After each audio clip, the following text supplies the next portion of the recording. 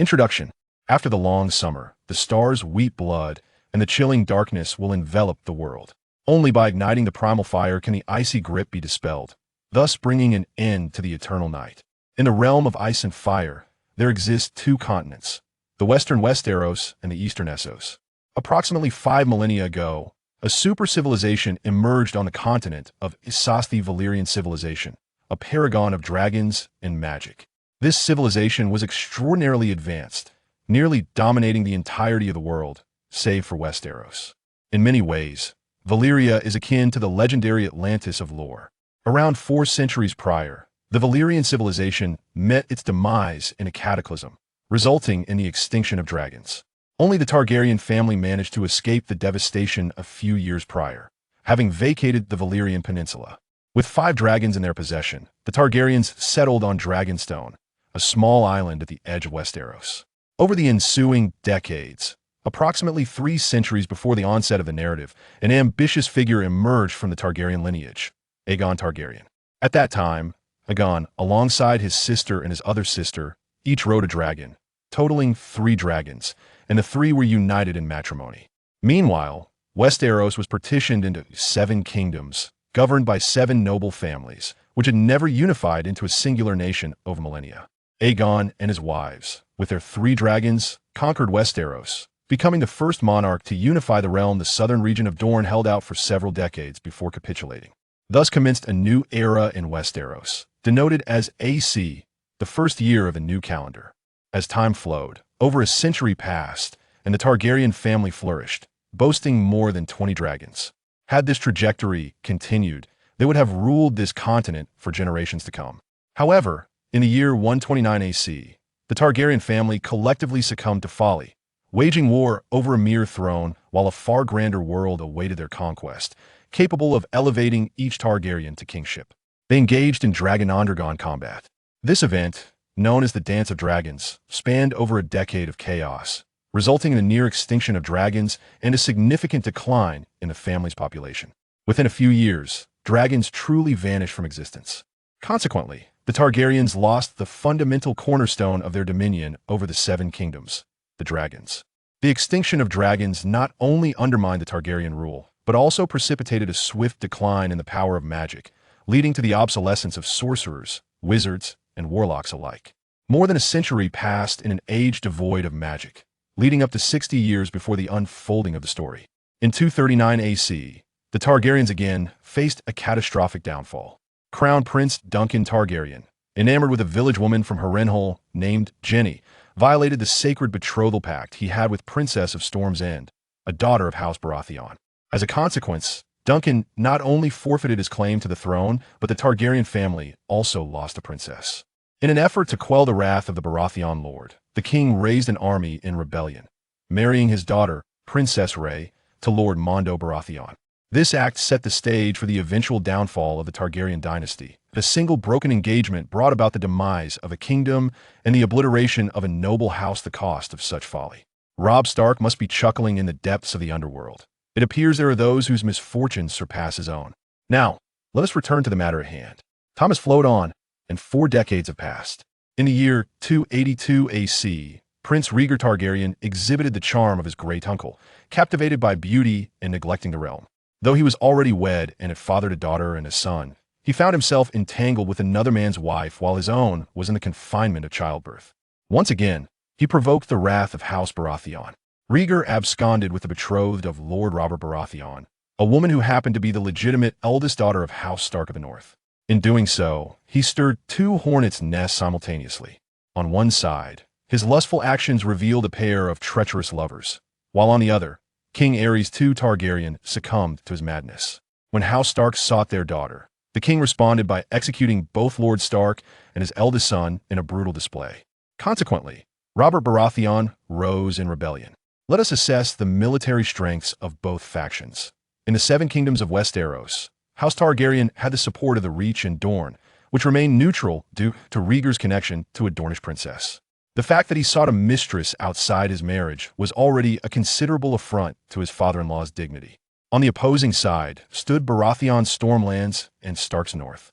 The crux of the matter lies in the bond between Robert and Eddard Stark, a friendship of the deepest loyalty, further strengthened by the formidable ally, the Duke of the Eyrie. Additionally, Stark was the son-in-law of the Lord of the Riverlands, thus intertwining the influence of four kingdoms. In such a crisis, Rhaegar should have swiftly quelled the rebellion. Eliminating Robert would have sufficed to pacify the rest, especially House Stark, as he had already compromised their daughter. However, after abducting Lyanna Stark, Prince Rhaegar retreated to the Summer Hall, indulging in romantic escapades with his beloved while neglecting his wife, children, father, and brother, as well as the insurrection brewing outside. It wasn't until Robert Baratheon and the united forces of the Four Kingdoms threatened the very existence of House Targaryen that he emerged only to meet his demise at Robert's hand, dying in a most undignified manner. Thus commenced the decline of House Targaryen. At that moment, the Lannisters, who had remained inactive until now, delivered another treacherous blow to the Targaryens. Tywin Lannister, under the guise of providing assistance, deceitfully opened the gates of King's Landing, a capital of the Seven Kingdoms, unleashing a massacre akin to Daenerys' fiery assault in the final season of A Song of Ice and Fire. King Aerys, too, was slain by the King's Guard Jaime Lannister, who, in a grave breach of his sacred oath to protect his sovereign, turned his blade upon his own liege. From this point onward, Westeros ushers in an era of moral decay and chaos. It is essential to recognize that Westeros possesses its own civilization, one steeped in chivalric tradition, where the knightly spirit is revered, sacred oaths are upheld, and honor is esteemed above life itself. However, the disgraceful actions of rulers such as Rhaegar, Robert, Tywin, and Jaime serve as a lamentable example, conveying to all inhabitants of Westeros that tradition is mere folly, honor is a sham, and only power and desire hold true significance. Thus begins the grand spectacle of A Game of Thrones, commencing with the fall of the Targaryen dynasty in 283 AC and the rise of House Baratheon, continuing until Daenerys' return, who ultimately becomes a sacrificial pawn in the game of power. I digress. One might ponder why Prince Duncan's broken vow is considered the catalyst for the Targaryen dynasty's downfall. Recall the Princess Rhaella, who went into House Baratheon. She was not only a legitimate Targaryen, but also the biological grandmother of Robert Baratheon. Robert Baratheon possessed the blood of the dragon, which became the foundation for support from several other lords. Theoretically, Robert had a claim to the Iron Throne, albeit a distant one. However, should the Targaryens be wiped out, he would ascend as the primary heir. In truth, the Targaryen line was nearly extinguished. Robert did not soil his hands. The Lannisters ensured that his hands remained clean. The Mad King fell to Jaime's sword. Rhaegar's wife met her demise by the sword of a brutal assailant. Their 3-year-old daughter was executed, and their infant son was bashed against a wall, reduced to a puddle of blood. It is worth mentioning that Rhaegar's father-in-law, in reality, his uncle, was utterly bewildered by such a tragic outcome, as it involved his own sister and nephew. He simply sought to assert his authority and teach his son-in-law a lesson about family responsibilities. But in misjudging the situation, he inadvertently led to the annihilation of his son-in-law's family. Thus, a blood feud emerged between House Martell of Dorne and the Lannisters. At this juncture, our protagonist is finally set to make an appearance. The Mad King, though deranged, was not foolish. Sensing the shifting tides, he sent his second son and pregnant wife to Dragonstone, the ancestral seat of House Targaryen. The reason he did not send his daughter-in-law and grandchildren away was that the old king was still awaiting support from his father-in-law to rescue him. Queen Rhaella, fleeing with the second son Viserys, was under the protection of a naval force, and across the sea, Robert could not reach her for the time being. In a fortunate turn of events, Rhaella gave birth to a daughter, Daenerys Targaryen. Tragically, she perished during childbirth, marking the first of many deaths that would follow Daenerys' arrival. On the night of her birth, Dragonstone experienced an unprecedented maritime storm, leading to the complete annihilation of her family's naval forces. With the loss of this final bastion of defense, even the most naive could comprehend that the Targaryen dynasty was in its twilight. The vassals of Dragonstone began to harbor treacherous thoughts.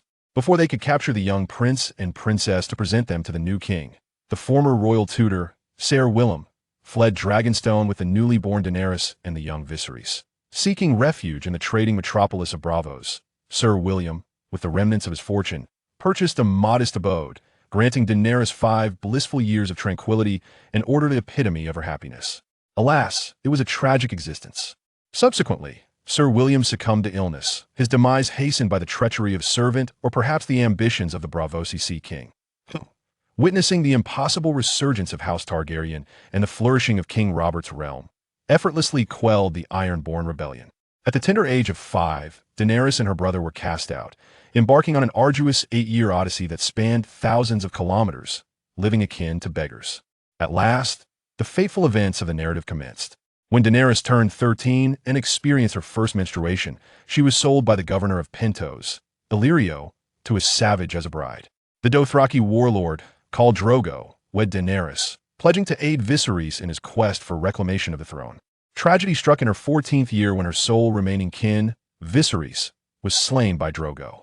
In the same year, Drogo met his demise indirectly at Daenerys' hands, manipulated by a sorceress who exploited her innocence and benevolence to offer Drogo's soul to a demon through dark magic. It was then that Daenerys' son was also sacrificed to the demon by the sorceress, a profound tragedy. Indeed, tragic, tragic, tragic. In her most desolate hour, Daenerys experienced a rebirth, hatching 3 dragon eggs and bringing forth 3 dragons. Thereafter, she embarked on a meteoric rise, navigating her existence as a mere pawn in the game of fate, bestowing dragons upon the world and freedom upon slaves. She aspired to transform the decayed and corrupt Westeros, only to be betrayed by her beloved. This is the conclusion of Game of Thrones. A colossal project. Surely the editors and directors consulted the original author, Martin, regarding the script, thus rendering any critique of the series finale unnecessary. Though I personally find it indeed lacking in merit. Even in A Song of Ice and Fire, Daenerys' fate is grim. Her naivete and unwavering trust in justice and truth blind her to the complexities and cunning of human nature. For instance, her desire to liberate slaves, the very foundation of global trade, positions her in opposition to the entire world. Despite possessing 3 dragons and the means to conquer, those around her lack her level of awareness, compelling her to fight not only alone, but also to guard against treachery from her allies. What a dismal predicament. Even upon her return to Westeros, she is accompanied only by the unsullied and Dothraki, deemed outsiders by the noble lords of the 7 kingdoms. While internecine strife within Westeros is not uncommon, they will not readily accept an invader.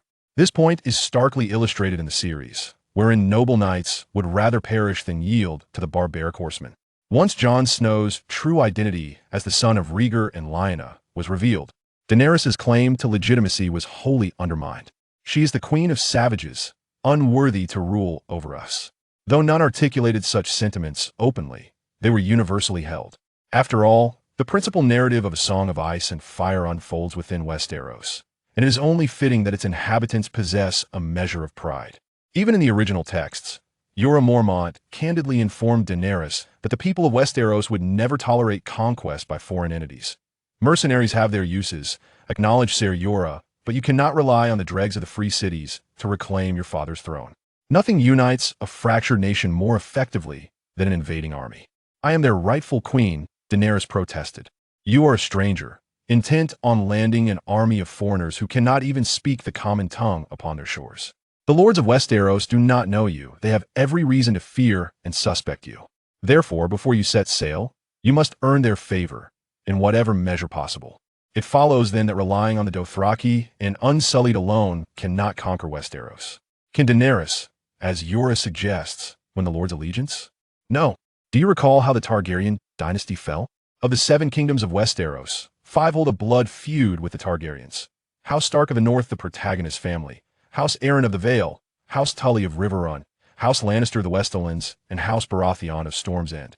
If you belong to one of those 5 houses, would you genuinely submit to the Targaryens? Remember, it must be genuine. If not, it is better not to submit at all. The remaining 2 kingdoms, House Tyrell of Highgarden, could be swayed, but they have allied with the Lannisters. The new queen is a Tyrell, and Daenerys cannot offer more. Lastly, there is Dorne. This is a deep pit, which will be explained in detail later in the text. Even if House Martell of Dorne were not a liability, they alone would be powerless. Lastly, not a kingdom, but still a significant force. The Ironborn, led by Euron Greyjoy, is arguably the most nefarious villain in the world of Ice and Fire. A true aberration, even the likes of Littlefinger pale in comparison. If Daenerys were to ally with him, it would be akin to courting disaster. Thus, Daenerys Targaryen cannot seamlessly ascend to the throne of the 7 kingdoms. More frustratingly, she is barely a protagonist. The true focal point remains the Stark family. Even a butcher of a writer like Martin would not entirely eradicate the main characters. In truth, while many in House Stark appear to perish, only two have truly died. Eddard and Robb, the rest, including Catelyn, remain alive. Daenerys, on the other hand, is the epitome of solitude. Upon reading the above, one might assume I favor Daenerys. However, that is mistaken. My foremost admiration lies with the unscrupulous Tyrion, followed by the endearingly foolish Cersei, and then Jon, who, apart from Daenerys, is the only noble concerned with the common folk. The others regard them as mere pawns. Only fourth do I favor Daenerys, primarily because her narrative is so oppressive that it evokes discomfort, hence the protagonist's reincarnation as her. A Song of Ice and Fire comprises three narrative threads. Firstly, Daenerys Targaryen on the continent of Essos, where she hatches dragons and liberates slaves, ultimately presenting a grand gift to the true prince. Secondly, the White Walkers beyond the wall, who threaten to extinguish life, with the prophesied hero Jon Snow showcasing his prowess. Thirdly, the power struggles within King's Landing. Much has been discussed regarding Daenerys' storyline. Now, let us delve into the remaining two threads. The origin of the army of the undead, the White Walkers, remains unclear. They first emerged 8,000 years ago and threatened to bring eternal winter to the world. Only the dragon can once again lead humanity into summer. The protagonist, Jon Snow, is a bastard, the offspring of Rhaegar and Lyanna, as those familiar with previous narratives would know. Eddard Stark cannot acknowledge him as Rhaegar's son. Otherwise, Robert's rebellion would lose its justification, would not be deemed a noble heir, but rather a product of infidelity. Due to Jon's precarious status, Eddard dispatches him to the Night's Watch at the Wall, where he cannot marry, cannot inherit lands, and is destined to spend his life in the frigid expanse of the Wall, consuming snow.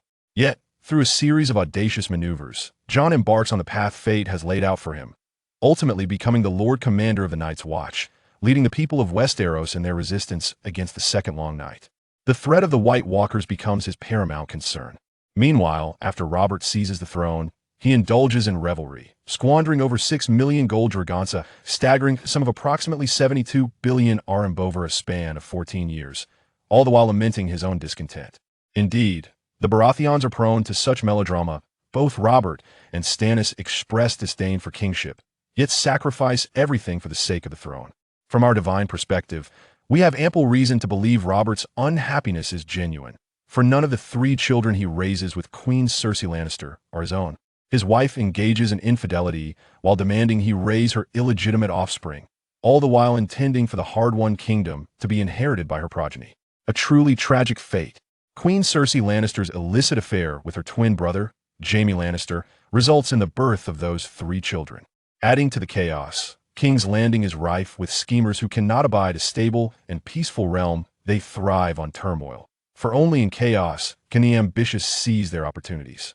This reflects the disintegration of societal norms, as interest in the throne eclipses notions of honor and tradition, which have become mere trifles. Under the machinations of these ambitious conspirators, Lord Arryn uncovers Cersei's infidelity. Do you remember? Lord Arryn, the guardian of both Robert and Eddard, is a father figure who is willing to rebel for the sake of his adopted sons. Upon Robert's ascension, Lord Arryn becomes his hand. When he discovers that Robert's legitimacy is in question, he prepares to take action against the Lannisters, for both Cersei and Jaime belong to that house. However, the ambitious Peter Baelish orchestrates the poisoning of Lord Arryn through his former lover. Let me clarify the intricate relationships at play here.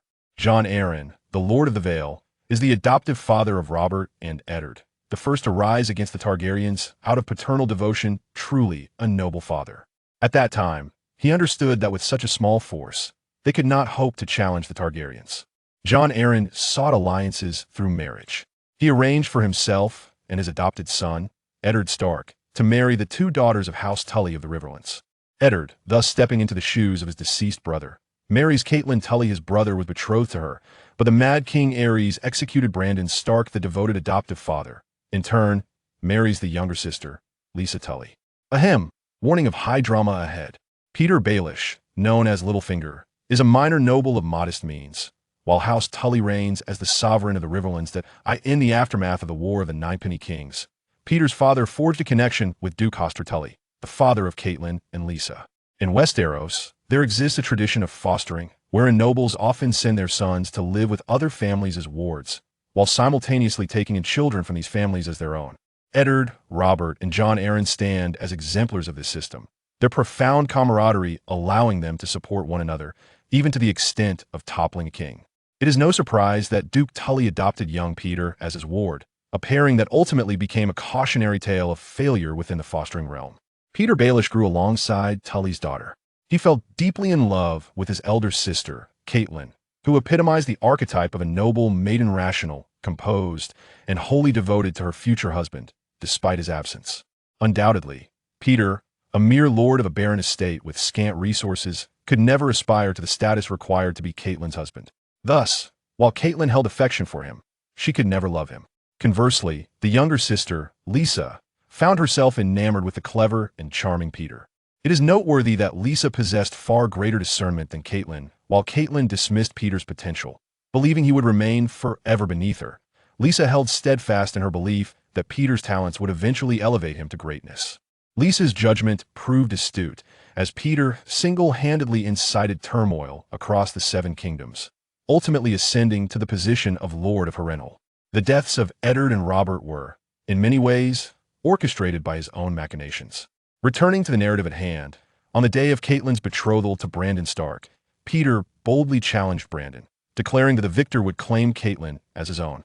Consider the irony of the moniker Littlefinger, a diminutive figure of limited prowess, standing against the formidable Brandon, heralded as the mightiest warrior of the North. It was only through Catelyn's intercession that Petyr's life was spared in their duel, a compromise that did not contravene the rules of honor. What could be more humiliating? There was nothing. As Petyr lay recuperating from his wounds, Lisa clandestinely joined him in his chamber. Under the impression of having claimed Catelyn's hand, he later convinced himself and others that he had deflowered Catelyn, a rumor that spread throughout the noble circles of King's Landing. Before Petyr could fully heal, Duke Tully expelled him from his household. Lisa became pregnant, leading to Duke Tully's enforced termination of her pregnancy. Due to Lisa's perceived infidelity, Jon Arryn stepped in as the suitor, thus aiding Tully significantly. In return, Tully agreed to ally with Arryn against the Targaryens. Yet, Lisa's heart remained with Petyr. Upon becoming the Duchess, she helped him gain favor, providing him with opportunities to showcase his abilities, eventually leading him to the position of Master of Coin in the Small Council. Returning to the earlier incident when Jon Arryn discovered Cersei's infidelity, Petyr's influence was woven throughout these events. His machinations extended far beyond mere observation. Petyr orchestrated Lisa's poisoning of Jon Arryn. Indeed, such was his cunning. Lisa bore a son for Petyr Baelish. After poisoning the Prime Minister, Petyr instructed Lisa to write a letter to her sister Catelyn, leading House Stark to believe that the Lannisters were responsible for the death of their foster father. Petyr's scheme was successful. With the demise of Prime Minister Arryn, King Robert was compelled to seek a new premier naturally. It was time for his close friend to ascend. Thus, Robert embarked on a long journey to the north, inviting Eddard Stark to serve as the new hand of the king, a pivotal moment depicted in the first episode of Game of Thrones. As the curtain rises, Eddard arrives in King's Landing. During his investigation into Jon Arryn's death, he finds himself manipulated by Petyr and Varys, the Master of Whispers. Eddard uncovers the truth about his friend's betrayal and realizes that his foster father, Prime Minister Arryn, was indeed murdered by the Lannisters. Consequently, he meets his end. Cersei, aware that he has discovered their secret, strikes first and orchestrates Robert's demise. With Robert, the cornerstone of Eddard's power, gone, his illegitimate son Joffrey ascends to the throne. What options does Eddard have? Joffrey beheads Eddard, prompting Eddard's son Robb Stark to rebel, resulting in a conflict between the Starks and the Lannisters. Interestingly, the Vale of Arryn refrains from involvement, as the instigator of the war is none other than Lisa Tully, the Lady of the Vale. Robert had two brothers, Stannis, the second, and Renly, the youngest, who also rise in rebellion following their brother's death, each declaring themselves king. Renly allies with House Tyrell of Highgarden, while House Martell of Dorne, harboring a grudge against the Lannisters, also enters the fray. This leads to a confrontation between the Starks and Tullis, Renly and Tyrell, Stannis and Martell, versus the Lannisters. Both Robb Stark and Stannis are military geniuses, whereas Tywin's military prowess is rather average. However, Tywin excels in the game of power, making him a formidable opponent. Ultimately, Robb meets a tragic end. The Tullis are vanquished, and the Baratheons are nearly obliterated, with the Tyrells becoming in-laws to the Lannisters. As for Dorne, they were a step behind, observing the unfolding situation and contemplating how best to strike at Tywin, only to watch as he swiftly dominated the battlefield. I must say, all of you present are a bunch of fools. Tywin roars all right. Him embellishing Tywin was quite serious. Dorne grudgingly accepted the Lannister marriage proposal, with Cersei and Jaime's daughter wed to Prince Martell. Regrettably, the Lannisters, despite their elite family members, were dragged down by a hindrance. This hindrance is none other than Cersei, a character I have come to appreciate, not for her beauty, but due to her portrayal in the books, as the television adaptation left me disenchanted. Cersei, though foolish, believes herself to be the most cunning. The Tyrells, dissatisfied with their son-in-law Joffrey, conspire with Peter to eliminate King Joffrey and frame Tyrion for the murder. Cersei, undeterred, insists on seeing Tyrion dead. Under the relentless pressure from his deranged sister, Tyrion succumbs to darkness and kills his father, the pillar of House Lannister, Duke Tywin. Alas, Tywin was somewhat innocent in this matter, as Varys had played a significant role in the events. Thus, the newly rising power of the Lannisters faltered once again. Tyrion, having slain his father, was compelled to depart from Westeros and seek refuge in Essos under the auspices of Queen Daenerys, all the while setting a treacherous trap for her. The Game of Thrones in Westeros persists, yet the White Walkers grow impatient. The world yearns for a savior, for one to mend the breaches. Thus, Tyrion, accompanied by Queen Daenerys and her warriors, returned to Westeros to fill the void. Daenerys met her demise, her dragons becoming the coveted inheritance of others, as the nobles of King's Landing continued their relentless pursuit of power. Chapter 1. Goodness, I have become the expectant mother of dragons. Oh dear, how has this maiden transformed into an expectant mother, bearing the weight of a dragon? A 26-year-old graduate of medical school awakens to find herself in the body of a 14-year-old pregnant girl, Daenerys Targaryen. Regardless of her previous identity or name, such distinctions hold little significance now. She has become the queen of the Undulls, the Rhoynar, and the First Men, the ruler of the Seven Kingdoms, the protector of the realm, the Khaleesi of the Great Grass Sea, the breaker of chains, the queen of Meereen, the princess of Dragonstone, the Unburnt, the mother of dragons, Mysa, the silver-haired queen. At this moment, she possesses but two titles, Stormborn and Khaleesi of the Great Grass Sea, alongside her late husband, called Drogo. The title of Mother of Dragons is premature. Her most pressing concern is survival, following Drogo's impending demise. He has fallen gravely ill, afflicted by black magic, and not even the most skilled surgeon could salvage his condition. With a renewed sense of purpose, Daenerys cradles her heavy belly, casting aside distracting thoughts to focus on the new world around her. The golden sun scorches the earth like a furnace, revealing a patchwork of uneven, unkempt fields, where half-green, half-yellow straw and elongated spikes of rye begin to swell, alongside sprawling soybeans and occasional patches of vegetables and fruits. A silvermaned mare trots through the landscape, the crisp sound of pods cracking underfoot echoing in the air. Daenerys tilts her head to shield her eyes from the blinding sun, murmuring softly, "What a cruel fate, to arrive at harvest time only to be surrounded by this horde of Dothraki." Khal Drogo's Khalasar boasts nearly 50,000 fierce warriors, the entire host exceeding 100,000 strong. Khalasar, a term in the Dothraki language denoting a collective group that moves together, each Khalasar led by a Khal. Khaleesi, the Dothraki term for the spouse of a Khal, and the identity Daenerys presently embodies. The Dothraki are quintessential horse-riding nomads, with each member possessing at least one steed, resulting in over 100,000 horses traversing this land. The resonant thud of hooves announces the grim reality. This year, the lands of the Lázarine will yield no harvest. In truth, the Lázarine, disparagingly referred to as sheepmen, have scarcely contemplated their own yields, their minds ensnared by the dread of life and death in the presence of the formidable Khalasar. Tilting her head, Daenerys beheld, for what felt like the umpteenth time, a dilapidated peasant courtyard, where the inhabitants, their faces etched with anxiety, peered at them through the earthen walls, their almond-shaped eyes mirroring profound fear and a deeply buried hatred.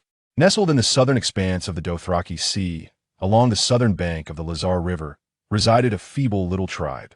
They bore some resemblance to Daenerys Kinbron's skin and almond-shaped eyes yet.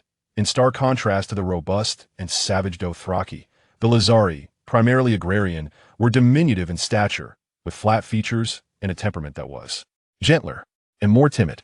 Glop, glop, glop. The sound of hooves resonated behind her. Daenerys tucked her flowing silver hair behind her ear and observed as 7 or 8 knights emerged from the rear of the procession.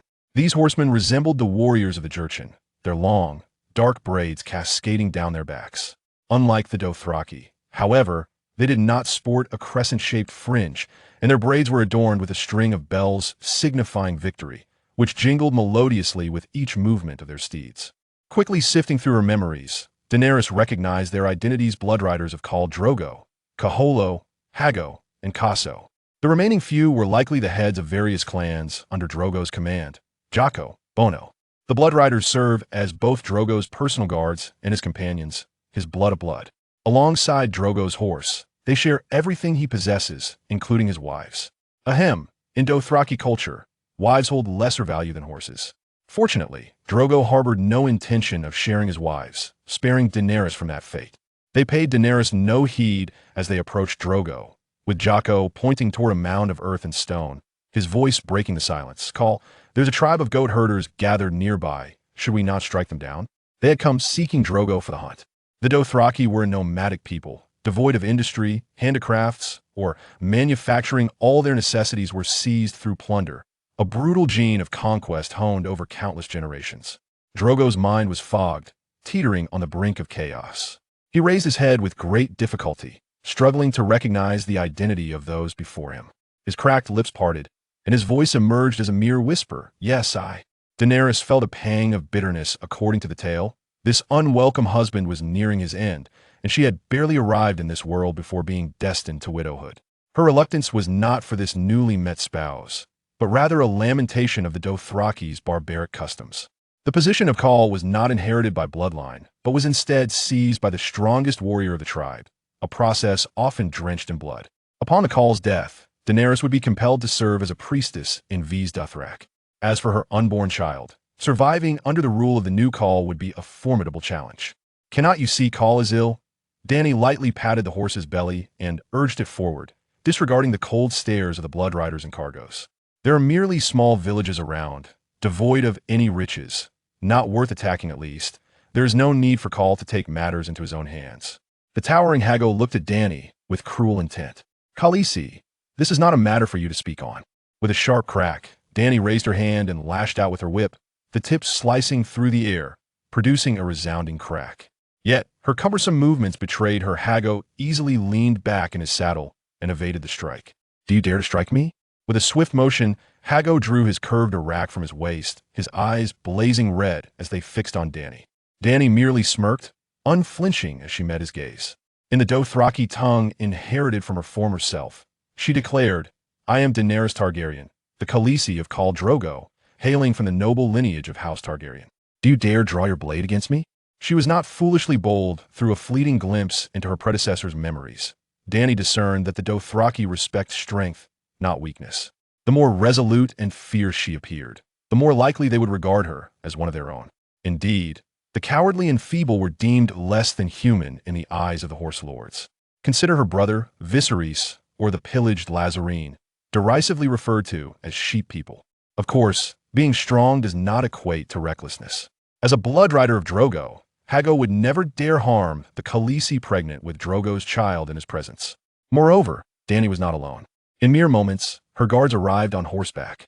The formidable Jorah Mormont expertly maneuvered his steed, swiftly reaching Dany's side, drawing his sword and casting a serious glance at Hago and his comrades. Behind Dany, her loyal followers, the remaining Khas, knocked their arrows with stoic expressions aimed at Hago. Khal Drogo commanded an entire Khalasar, which was composed of numerous Khas tribes. Fortuitously, the Khaleesi possessed her own dedicated Khas, making her not just a Khaleesi, but also a leader in her right. Admittedly, her Khas was small, numbering only a couple of hundred, primarily tasked with ensuring her safety and attending to her daily needs. The grizzled Kaholo, with a face marked by a myriad of severe scars, cast a cold glance at Daenerys. Sheath your weapons. Hago, you fight in the name of my blood. Remember, your task is to claim as many heads as possible. Khal Drogo was 30 years of age, and Hago and Kaso were of similar age, while Kaholo was the eldest, though he still bore the physique of a youth, having surpassed 50 years. In Drogo's youth, his father's enemies had once abducted the young Khal, and Kaholo risked his life to rescue the boy. Thus, Kaholo was akin to a father figure to Drogo. Drogo's Khalasar was managed with Kaholo's assistance, which meant Kaholo was also a leader among the Khas. Consequently, his status and influence among the Blood Riders were unparalleled. As Kaholo's words echoed, Hago's face flushed with rage. He spat on the ground in disdain and pivoted his horse, galloping away. Kaso and the other Khas cast wolf-like glances at Daenerys before following suit, departing on horseback. The echoes of the warhorse's neighs faded into the distance as Kaholo remarked, "As the leader of the Khalasar, Khal Drogo must lead the charge against the enemy and be the first to scale the walls of the Gomen. It is both his duty and his honor." Daenerys felt a surge of gratitude, understanding that the old Kaholo was imparting wisdom to her. Among Drogo's 3 blood riders, he alone was kind to Daenerys. Or rather, he was the only one who regarded her as Drogo's wife. The other Dothraki merely viewed her as a noble breeding tool purchased from Illyrio. The title of Princess of Dragonstone, the Targaryen born of Storm, held no significance for the Horse Lords.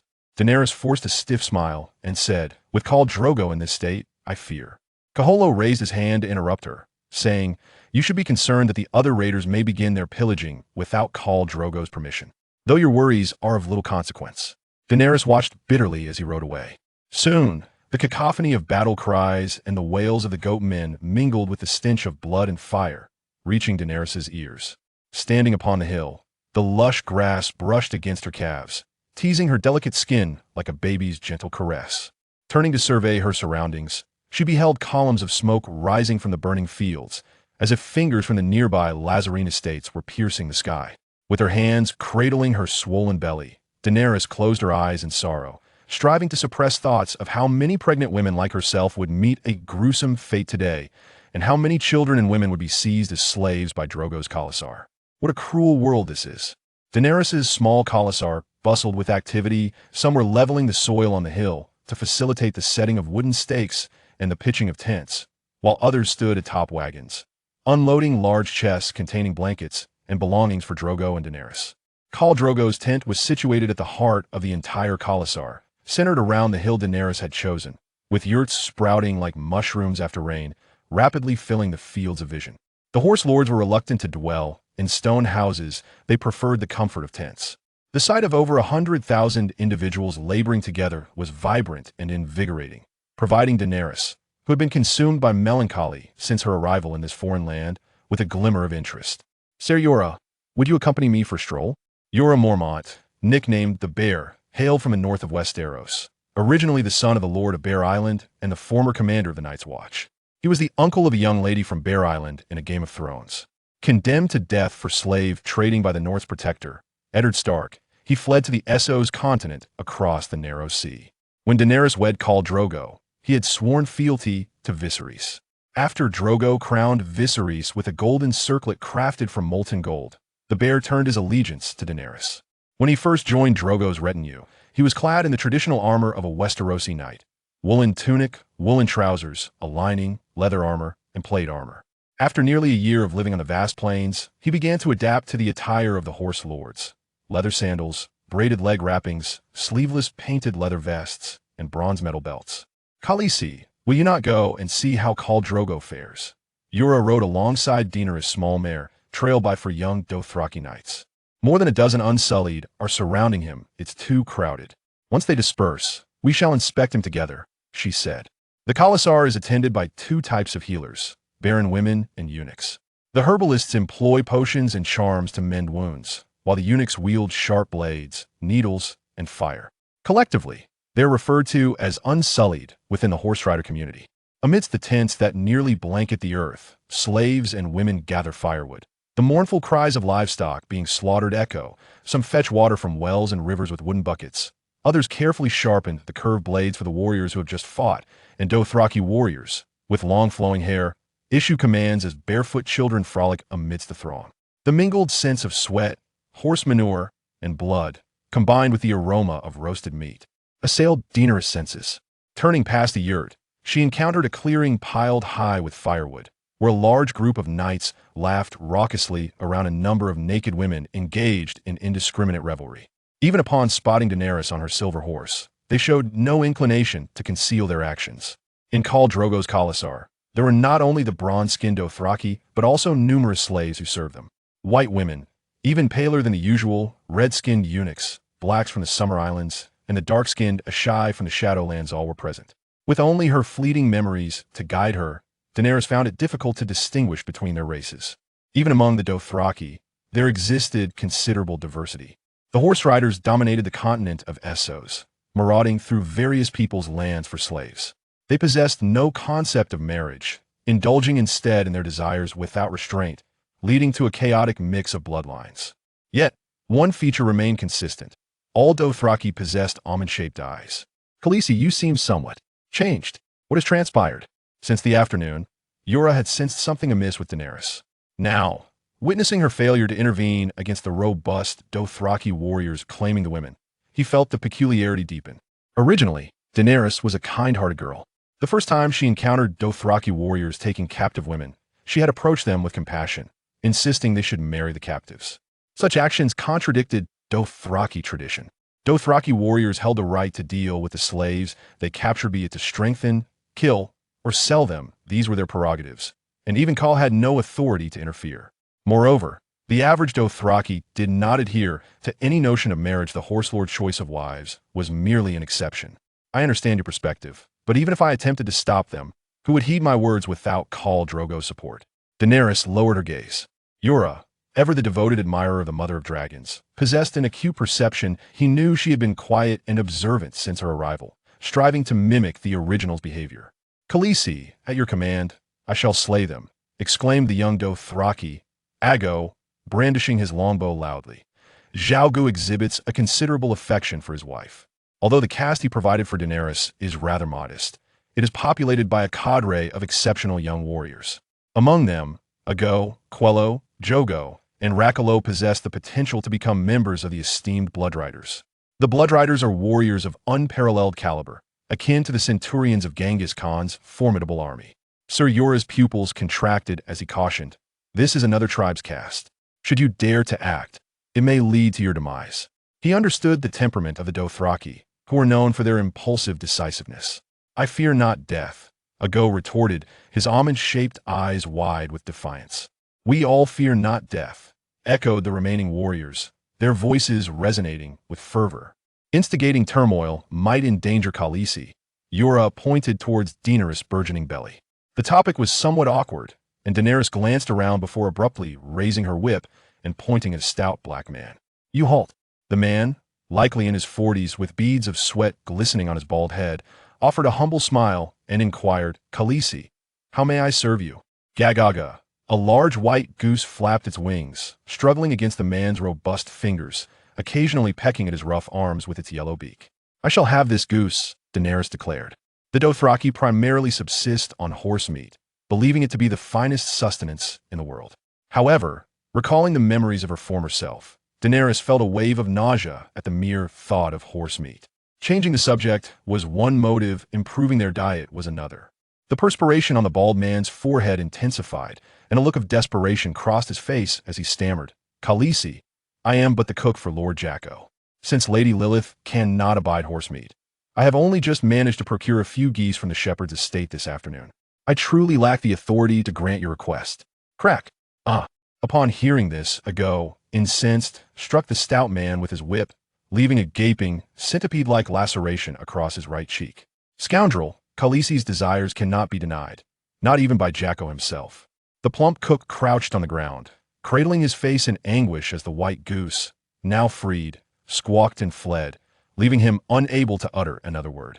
The entire episode unfolded swiftly as Daenerys opened her mouth. The whip had already been unleashed, leaving her no time to intervene. "Who dare seize my goose?" A furious voice boomed from a nearby azure tent. Chapter 2. The White Goose. The brown leather door flap of the yurt was lifted, releasing a mingled aroma of laurel perfume and a hint of urine. A woman, her belly prominently rounded, emerged with the assistance of two Dothraki maidens. Daenerys was momentarily taken aback upon a mere glance. Clad, not in the traditional Dothraki painted vest, but rather in a delicate lace gown from Meereen, the soft yellow hue accentuated her porcelain skin. Her silver hair cascaded over her shoulders, and her mystical violet eyes were captivating. Had it not been for the memories coursing through her mind, she might have believed she had encountered yet another descendant of House Targaryen. Before his demise, Jon Arryn exclaimed, "The seed is strong," alluding to the tragic life of King Robert Baratheon, marked by infidelity. Those of the same bloodline often share similar physical traits, such as the black hair of House Baratheon, the chestnut locks of House Tully, the golden tresses of House Lannister, and the nearly transparent silver blonde hair of House Targaryen. In truth, the silver hair and purple eyes are also defining features of the Valyrians. Since the cataclysmic eruption that obliterated Valyria 4 centuries ago, the ancient civilization of dragons has crumbled, and the bloodline of silver hair and purple eyes has begun to spread across the continent of Essos. Thus, encountering a woman with silver hair and violet eyes in the Dothraki city of Vis Dothrak is not particularly surprising. "Ah, it is Khaleesi," she mused. In contrast to the petite and delicate Daenerys, the silver-haired woman before her possesses a towering figure, ample bosom, and generous curves, with a large square face, embodying the quintessential Western beauty. Moreover, she is older than Daenerys, nearing 30. The gaze of the woman opposite her is peculiar, a blend of mockery, pity, envy, pride, and malice, which unsettles Daenerys. She furrows her brow and inquires, "Are you Lady Lilith, wife of Jacko?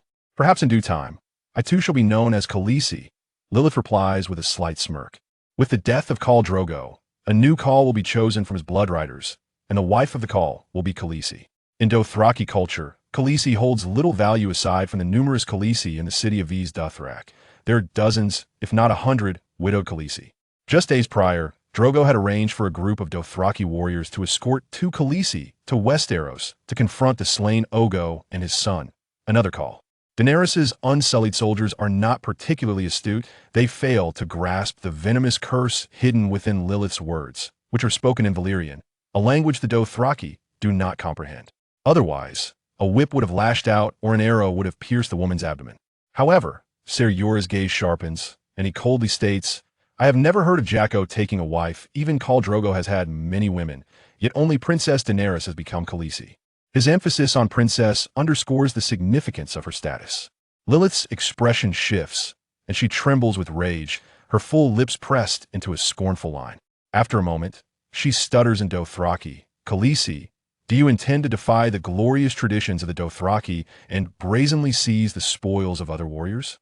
Previously, Daenerys, being exceptionally kind and brave, could not bear to witness the Dothraki's wanton abuse of captured women and forcibly rescue them from the warriors. The women she saved express little gratitude, while the Dothraki whose property was taken harbor a deep-seated animosity towards her. The act of seizing a warrior's spoils grossly contravenes Dothraki customs. It is merely a goose. Daenerys clumsily unfastens a silver medallion from her waist and tosses it to the ground, declaring, "You cannot refuse Khaleesi's gift as a return gift." The great white goose, which had just escaped from the corpulent cook, was pierced through the neck by a single arrow from Kylo. The arrow penetrated deeply into the muddy ground, embedding itself a full 10 centimeters. The goose emitted a mournful and feeble honk, its blood-stained, snow-white feathers weakly fluttering. Dany pointed at the white goose and declared, "It now belongs to me." The Dothraki people not only lack a system of marriage, but also have no concept of finance. No, let us not even broach the subject of finance, for they do not possess currency. Without a common medium of exchange, trade does not exist. One either takes what one desires by force or receives it as gifts from other nations and city-states. The multitude of Kara's soldiers, numbering in the tens of thousands, besieged the cities of Essos, and none dared refuse their offerings. The horse lords pillaged the entire continent, yet they were not devoid of precious metals like gold and silver. As currency, they fashioned gold, silver, and bronze into medallions, stringing them together to form belts that encircled their waists. In a manner akin to what Dany is doing now, they engaged in primitive trade through the mutual exchange of gifts. For instance, Daenerys herself was, in essence, a gift from her brother Viserys to Khal Drogo, the most formidable Khal of the Dothraki, facilitated by the governor of Pentos, Illyrio. Strictly speaking, Daenerys was sold to Khal Drogo as if she were a slave. Viserys presented gifts to Drogo, and according to Dothraki tradition, the Khal was obliged to reciprocate with gifts of equal value. Either 10,000 Dothraki warrior raiders or Drogo leading the Karas to sweep through Westeros to help restore the Targaryen dynasty, thereby crowning Viserys as king. However, the boorish Dothraki have a rather unsavory custom. While they expect gifts in return, the timing and manner of such reciprocation are dictated solely by them. Viserys was even more impatient to reclaim his throne than Murong Fu from the heavenly dragonate parts. And as he witnessed his sister's belly swell with child, it became evident that Drogo showed no inclination to assist him in his quest for restoration, nor offered any soldiers. Thus, he began to harass Drogo like a desperate debtor, employing various methods of intimidation, vandalizing property, seizing and selling assets, incessantly making threatening phone calls, endangering the safety of Drogo's family, shouting insults from his doorstep, and resorting to physical assaults. He even went so far as to verbally abuse Drogo's wife, his own sister, publicly berating Drogo for his perceived treachery. Well, the man who had taken advantage of his sister was not well versed in Dothraki, so he resorted to the common language of Westeros to hurl insults that Drogo could not understand. Others, out of respect for Daenerys Targaryen's status, refrained from translating for Drogo. The matter of selling dragon eggs for money is hardly worth mentioning. Daenerys had even contemplated gifting her 3 dragon eggs to him. Even more audaciously, Viserys entered a place akin to the Dothraki's White Tiger Hall armed, confronting Khal Drogo while he dined with several other Khals. In front of countless witnesses, he pointed a sword at Daenerys' swollen belly, threatening Drogo. If he did not assist in restoring Viserys' reign, he would kill his wife and child. Regrettably, Viserys possesses the ruthless nature of a usurer without the background and gang strength typical of a thug. On the other hand, Drogo is far from the submissive persona of an ordinary debtor. In truth, he never intended to be a debtor. It is merely the custom of the Dothraki to roam with the changing seasons across the Dothraki Sea, returning annually to V's Dothrak to consult the wise men, akin to priests, regarding the fortunes of the coming year. Viserys meets a tragic fate as Drogo fashions a belt of golden medallions that he carelessly tosses into a cauldron, melting them into liquid gold. You desire a crown, do you not? The molten gold would pour upon your head, almost melting it away. A truly pitiful sight indeed. The Dothraki's gift trade is as brutal as it is absurd. Thus, when faced with the silver medallion presented to Daenerys, Lilith finds herself unable to refuse. The white goose belongs to Dany now. Before departing from the Kono tribe, Daenerys halts her small mare, placing her right hand on her hip, and turns to the gritting teeth of Lilith, saying, "You have spent some time in Drogo's Khalasar, have you not? Since we are discussing tradition, you ought to understand that a Dothraki woman cannot be without a horse, even if she is with child." With that, she departs on her silver mare, the rhythmic clatter of hooves echoing behind her. Every Dothraki possesses a horse and must know how to ride. Daenerys, as Drogo's Khaleesi, prioritizes not learning the language of the horsemen, but rather adapting to life upon the saddle. The Grand Khalasar indeed has carriages, yet such vehicles are not for the able-bodied nor the nobility in Dothraki culture. Only eunuchs, the disabled, pregnant women, and the elderly ride in carriages. Daenerys, nearing 10 months of pregnancy, still rides, while Drogo, afflicted by an infected wound and dark sorcery, clings to his instincts to remain mounted. The higher one's status, the more one is bound to the horse. When Daenerys first beheld the Dothraki Sea, she was captivated by the undulating grasslands, commanding her Khalasar to halt for rest. However, Viserys, unable to tolerate being ordered about as a burden upon his sister's journey, awakened the wrath of the sleeping dragon, intending to lash out at her, as he had done on numerous occasions over the past decade. Though Daenerys was bartered like a commodity to Drogo, she immediately claimed her own Khalasar upon her marriage. Aegon and the others would never permit Khaleesi to be mistreated. That day, Viserys was stripped of his right to ride, and upon seeing him walk back to Khalasar, the Dothraki mocked him, bestowing upon him the derisive nickname King of the Sore Legs. The following day, Drogo suggested that Viserys ride in a carriage, to which he eagerly agreed, mistakenly believing Drogo was apologizing for Daenerys' perceived rudeness. Consequently, Viserys earned another humiliating moniker, King of the Carriage. This illustrates the profound discrimination faced in Khalasar for those unable to ride.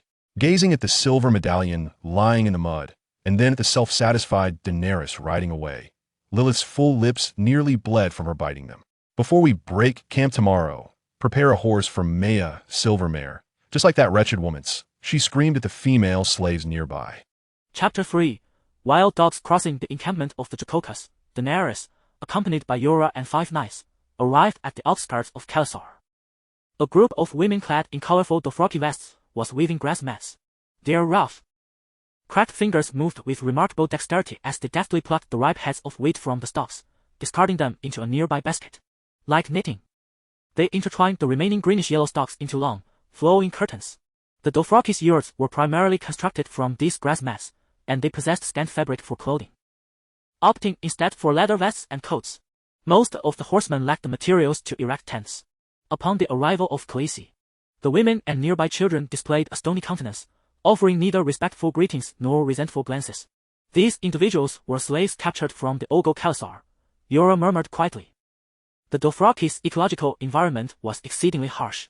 Approximately a month prior, in the city of Vis Dothrak, the aged Dosh Queen prophesied that Daenerys would bear the stallion who mounts the world. At that time, Ogo Khal and Drogo were reveling together in a tent, appearing as the closest of brothers. Around 9 days ago, thousands of miles away along the banks of the Lazar River, the two men encountered one another again. Ogo Khal was then leading his Khalasar in an assault on the town of the Lazars, while Drogo fortuitously passed by. Without hesitation, Drogo and his roaring warriors joined the fray. Yet, rather than assisting Ogo in the siege, he took advantage of Ogo's preoccupation to strike the rear of his forces. After sweeping through Ogo's tribe, Drogo seized the crumbling town of Lazar. In that battle, he personally slayed Ogo and his son, even severing the head of a blood-sworn guard from Ogo Khal, achieving a remarkable victory at minimal cost, suffering only a minor flesh wound on his pectoral muscle. Drogo's prowess is noteworthy, yet it is his actions that exemplify the merciless survival code of the Dothraki. In the opening of Kung Fu, there is a scene where the leader of the Crocodile Gang, facing the axe-wielding leader of the Axe Gang, implores, "Wait. Do you not recall that I once treated you to a meal?" Drogo and Ogo shared far more than a meal together. Regrettably, all amicability and peace existed solely within the confines of Vis Dothrak. Beneath the shadow of the Mother-S Mountain, every horseman of Vis Dothrak was considered a brother. With disputes set aside, beyond this sacred land, the Dothraki Sea was reduced to the stark reality of the survival of the fittest, the weak perish.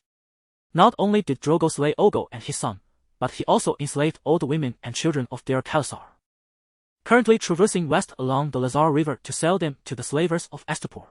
A cacophony of shouts and the crack of whips jolted Daenerys from her reverie. Unbeknownst to her, they had already ventured beyond the outermost fringes of Khalasar.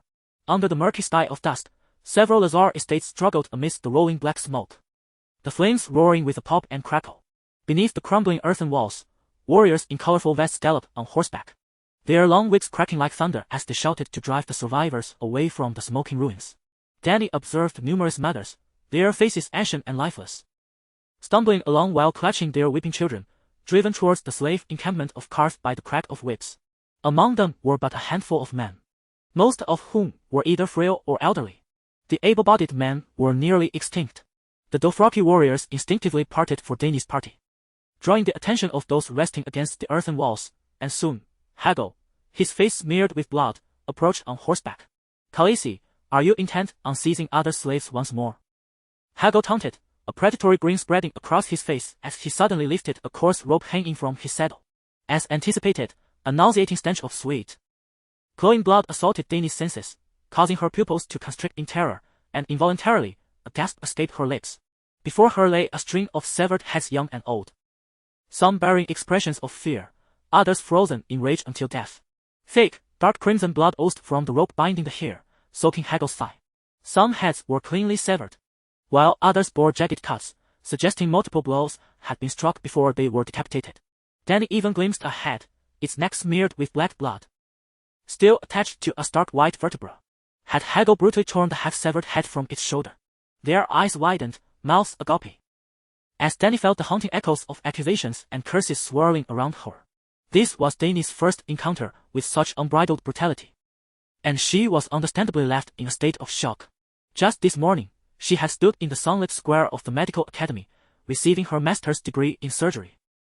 Sir Yora swiftly rode to her side, steadying her as she swayed, offering her water and support to regain her composure. Like a lifeless doll, Dany allowed Yora and Ago to fuss over her until she finally caught her breath and regained her senses. Striving to suppress her tears and fear, she attempted to imbue her gaze with a fierce determination, forcing herself to meet Hago's eyes, still triumphantly brandishing the grisly trophies. Gradually, the cruel smile faded from Hago's face as he disinterestedly lowered his gaze, rehanging the heads upon his saddle. Yet, as he bowed his head, the oppressive silence around them seemed to irritate him further. "Khaleesi, what do you see?" he bellowed at Dany, his voice laced with menace. At that moment, Dany's eyes reflected no fear or confusion. Her violet irises were clear and cold, like a pool of icy spring water. "I am counting to see if you have claimed the most heads. Regrettably, Bonero has 2 more than you." Hagel's veins bulged at his neck. And just as he was about to unleash his wrath upon Dany, he abruptly fell silent. Swiftly dismounting, he approached Bonero and began to quietly tally the heads hanging from his saddle, his brow furrowed in confusion as he counted on his fingers. Dany's icy demeanor began to falter. The Blood Riders are indeed formidable, yet the world of A Song of Ice and Fire is characterized by low magic and martial prowess, where the mightiest warrior can only vanquish a handful of foes before succumbing to fatigue. A powerful swordsman, after striking down 7 or 8 adversaries, begins to feel the strain. Whether it be Hagel or witnessing a dozen of the Khazar, none have claimed more than 20 heads. Hagel, however, meticulously counted on his characteristic fingers for almost a minute. Eventually, he returned to his saddle, comparing his string of severed heads with those of the others. Ah, the astute Daenerys was not mistaken. Hagel indeed was short 2 heads. With a thud, the bloodied heads rolled upon the ground, dusting themselves with a fine layer of earth, resembling battered chicken legs coated in breadcrumbs.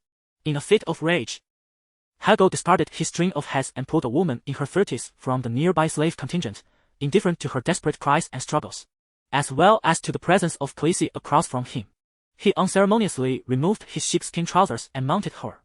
The woman as Wales appeared to him as a mark of honor, as he lifted his head and grinned maliciously at Daenerys, his smile a cruel and taunting provocation. Everyone was aware that Khaleesi had previously defied Dothraki tradition by forcibly rescuing a woman subjected to public humiliation. Daenerys understood all too well that this was a war between her and Hagel. She ought to leave nonchalantly, for it would be the best choice for herself and the unfortunate woman. "Giddy up!" She gently nudged her horse's belly, and the silver steed trotted gracefully away.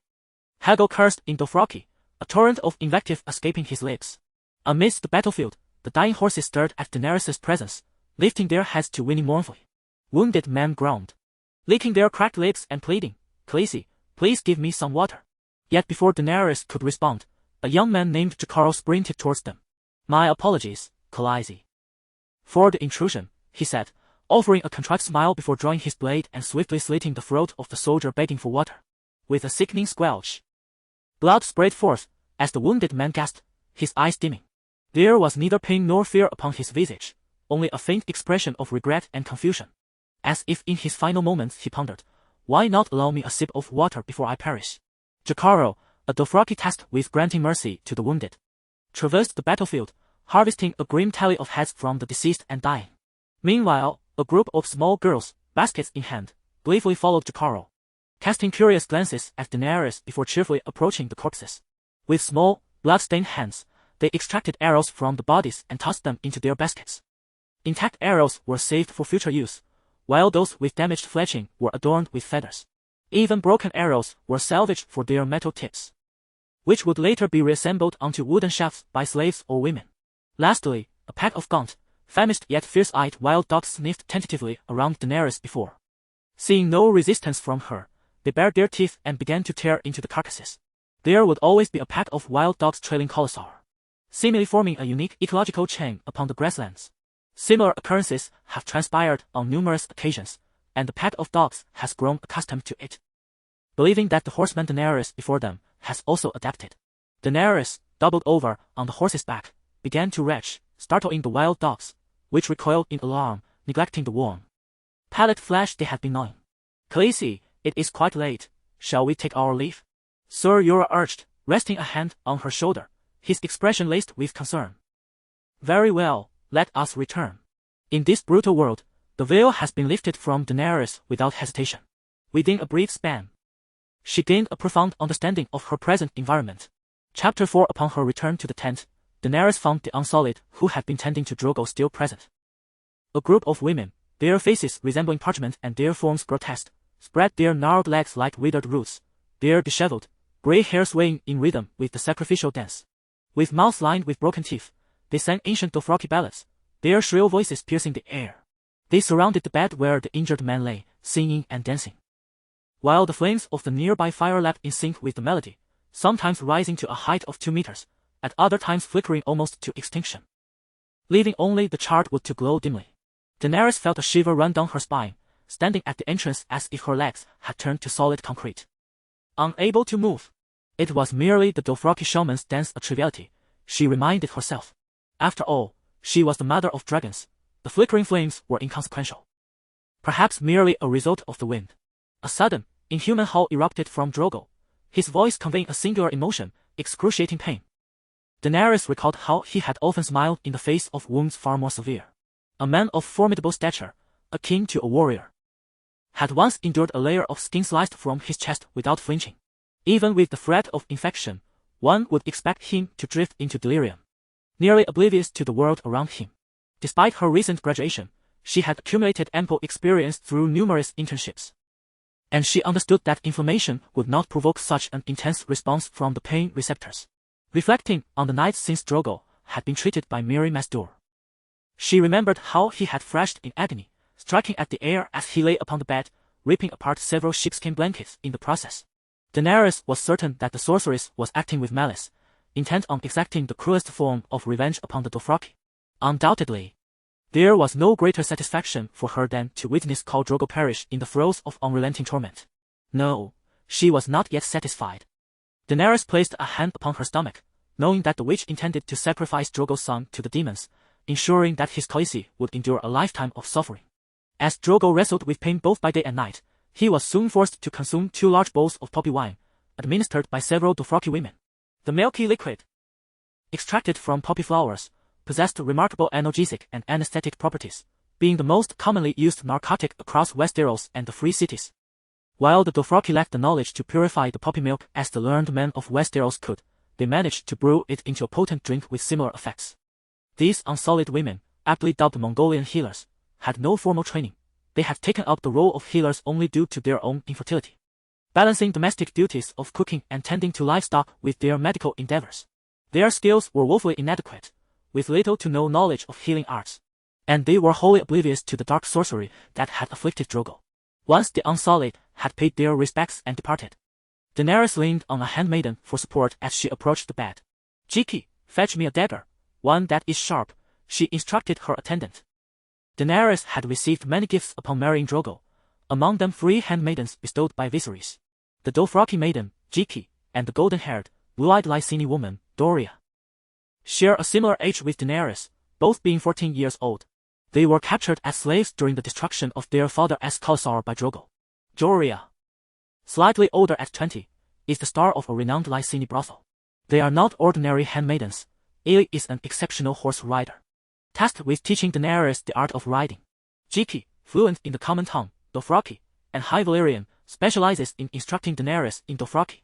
Doria, on the other hand, is responsible for transforming the inexperienced Daenerys into a skilled rider, colloquially known as an old hand.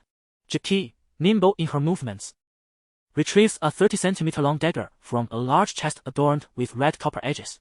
The handle, fashioned from yellowish-brown bone, is sheathed in brown leather, curving gracefully like an arak. This dagger, known as Khaleesi, once belonged to Drogo. With a swift motion, the blade is drawn, glistening under the dim light of the crimson torch. The razor-thin edge is devoid of any nicks, and Daenerys' lavender eyes gleam with satisfaction at the sight of such a fine weapon. As she leans forward to cut through the bandages on Drogo's chest, which Doria is holding with a tallow candlestick, Ser Jorah hastily approaches and gently offers, "Khaleesi, you are not in a suitable condition. Allow me to assist." "Am I incapable?" Daenerys retorts, casting a sidelong glance at the large man. She deftly runs the blade through the candle's flame, skillfully slicing through the filthy cloth that clings to the skin, revealing a layer of bluish mud and hardened fig leaves, accumulated over a week, with the unsightly Dothraki herbal poultice layered on top. To refer to them as Mongolian doctors would be an affront to the actual practitioners. Jorah observes Daenerys with a mix of astonishment and confusion as the bandages are expertly cut and peeled away. An unimaginable feat for a girl unversed in blades and bearing a child. The uppermost layer of dressings remains damp, while the deeper layers have dried like mud walls. With rhythmic precision, Daenerys breaks through the hardened layers as if they were mere clay, as she unveils the clumps of filth stuck to the flesh. Peeling away the dark purple fig leaves, an overpowering stench mingled with a sickly sweetness begins to pervade the spacious yurt, rendering it nearly unbearable for the others. Doria, one hand clasped over her mouth and her cheeks puffed, struggles to maintain her composure, while the other hand trembles with the heavy candlestick. Yura quickly takes the candle from her, prompting Doria to retreat a few steps, hastily pushing aside the leather curtain to vomit outside. Illy holds the wooden tray piled high with the shed mud and leaves, smeared with pus and bits of decayed flesh. At this moment, Drogo's injuries are laid bare before Daenerys. His left chest is a dark mess, the writing wound glistening in the candlelight. With each labored breath, his chest heaves, and streams of purple-black pus flow out, staining the pristine lamb's-wool blanket beneath him, intensifying the already pungent odor that even the stout-hearted Yura finds difficult to endure. Daenerys, Daenerys. Ser Yura glanced at the pallid figure of Daenerys, frozen in shock, then at the retching and turned backs of Irri and Jiki. He opened his mouth, uttering several incomplete phrases, yet failing to articulate a coherent thought. When Daenerys regained her composure and instructed Irri and Jiki to prepare warm water and strong spirits, Yura seized her arm, urgency lacing his voice. Daenerys, do you see? Your husband is on the brink of death. I can only surmise that his chest is filled with foul, purulent blood, and his heart is dipped in the blackened poison. Even if we were to dispel the dark sorcery, such wounds would be fatal in any era of advanced medicine. Daenerys contemplated silently. It could even be said that he was already dead, with the sorceress hoping to prolong his suffering through her twisted magic. What do you wish to convey, sir? She inquired. Child, while he still draws breath, we must flee. Yura urged. Flee? To where? Daenerys gazed vacantly at Drogo's chest, her voice hollow. To the shadowy land of Ashai. It lies far to the south, at the edge of the known world, rumored to be a bustling port. There. We should be able to secure passage back to Pentos.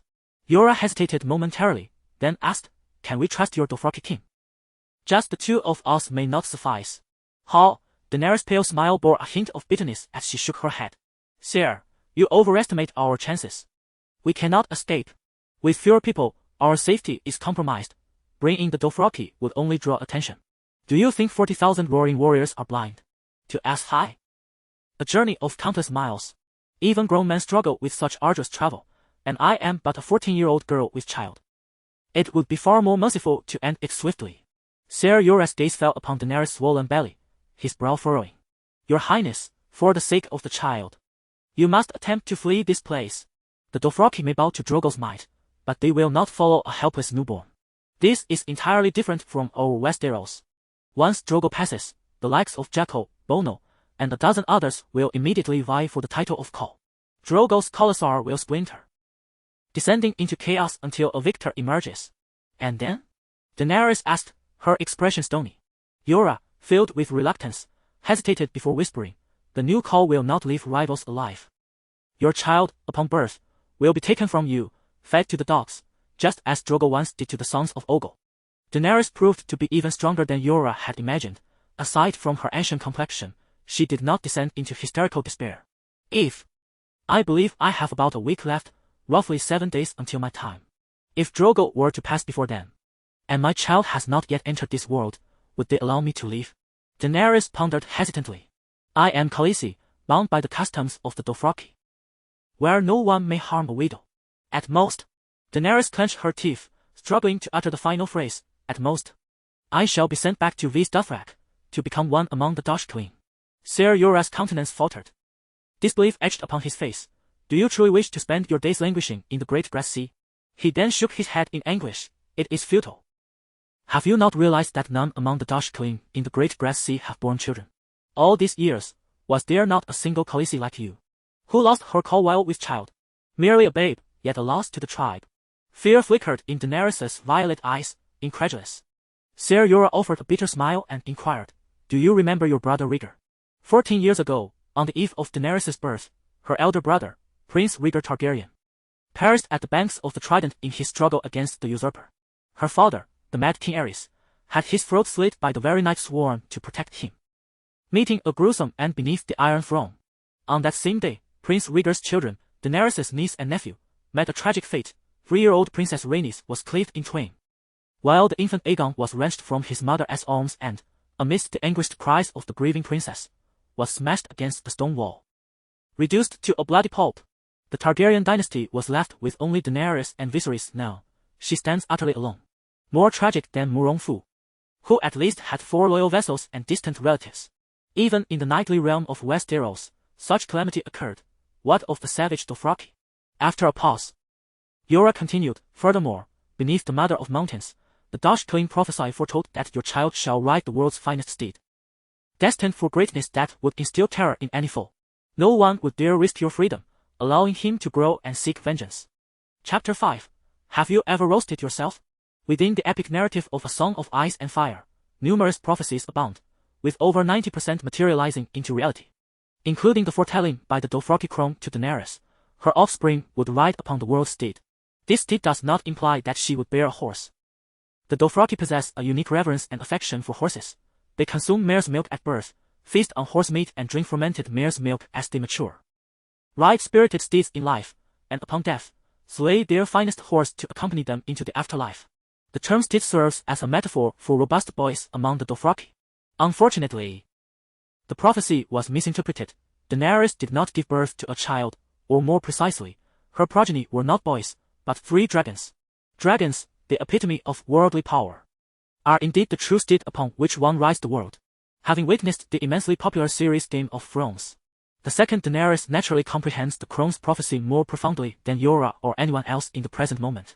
Yet, such thoughts cannot be voiced. To utter them could result in the coveting of her inconspicuous dragon eggs, or worse, jeopardize her own life. It is painfully evident that dragons are far more perilous than any formidable call. Such an accurate prophecy raises the question of why it could not foresee dark sorcery. The witch of these Dothraki seems to have an alarming lack of versatility. Nevertheless, the death of Drogo serves as a form of liberation for Daenerys. The dilemma lies in her ill-timed arrival, if only. Daenerys hastily dismisses these dark thoughts. Now that she is here and aware of the malignant schemes of the witch, she is resolute in ensuring that she will not allow the child to be miscarried. Nor will she sacrifice her offspring to the devil. Losing the infant might preserve the life of Khal Drogo, and yet that child is not merely an entity. At this moment, it is hers, and she has resolved to protect it. Daenerys silently makes a decision. To once again decline Yora's plan to elope with him would be a path to certain doom, likely keeping her far from the plains. When Eerie brings hot water, red wine, and other necessities, Daenerys employs the wine to cleanse Drogo's wounds, which proves nearly futile, as the dark, purulent blood continues to flow incessantly. After a half hour of fruitless efforts, Daenerys reluctantly resorts to soaking silk in poppy milk and boiling it, then wrapping it tightly around Drogo's chest. While it may not heal, it can numb the wound and alleviate his suffering. She instructs Eerie to assist Drogo in cleansing his body and directs Doria to move a chest. It is a bronze-adorned cedar chest, measuring 30 centimeters in width and height, and 1 meter in length. Doria, lay my bedding upon this, Daenerys commands, gesturing towards the center of the yurt where the campfire burns. The Khal's yurt is vast, spanning 200 square meters, with the apex open to the stars, while an iron plate surrounds a hearth at its base, where fierce flames dance, bringing warmth to the cool night. Isn't it too hot to be so close? Doria hesitates. I fear not the heat, Daenerys responds truthfully. Upon her arrival, she has indeed discovered that the Targaryen family's true dragon body is a reality. At least, Daenerys does not feel the scorching heat of the sun. While Doria prepares the bed, Daenerys opens the cedar chest. The space was filled with soft velvet, upon which 3 magnificent stone eggs lay. They were nearly the size of bird eggs, yet, in comparison to the monotonous hues of avian eggs, the stone eggs that Dany gently caressed exuded an unparalleled beauty. In her previous life, born into an ordinary family, she had never laid eyes on exquisite jewels. But she was unequivocally certain that the heart of the ocean from the Titanic and the sapphire adorning the Queen's crown paled in comparison to these 3 dragon eggs. These 3 dragon eggs were a wedding gift from Governor Illyrio of Pentos, fossilized dragon eggs from the Shadowlands, having existed for millennia, now petrified into crystal. They appeared as though crafted from fine ceramics, colorful glazes, or glass, especially with their resplendent patterns that made one believe they were adorned with jewels and diamonds. The surfaces of the fossilized dragon eggs were covered with minute scales, which shimmered with a metallic sheen as Dany's fingers brushed against them in the fading light of sunset. One egg was a deep green, adorned with bronze-like spots, nurturing a green dragon. Another was a pale milky white with golden stripes, housing a white dragon. The last was black, reminiscent of the midnight sea, with vibrant dark red waves and whirlpools. As Dany caressed the eggs, they emanated a warm vapor, the intense heat radiating from them almost eliciting a moan of comfort from her. Doria, come and feel if the dragon eggs are hot, she beckoned, retracting her hand and turning to her maid. Doria, puzzled, rubbed her hands over the 3 dragon eggs, inquiring, "They feel cool, just like before." Dany waved her hand, instructing her to prepare dinner. That large plump goose, weighing 4 or 5 pounds, Dany had consumed nearly half of it. Relishing a goose leg and half a breast. The goose was braised with turnips and apples, surprisingly delectable. Dany had mindlessly devoured nearly 3 pounds of food, dipping her dark bread into the broth. This little girl possesses an extraordinary constitution, robust and resilient. Could it be due to her true dragon blood? She mused. Then burped. Doria, send the remaining goose meat to Ser Jorah. Illyrio, Missy, help me wash up. With a satisfied burp, Dany expressed her fatigue.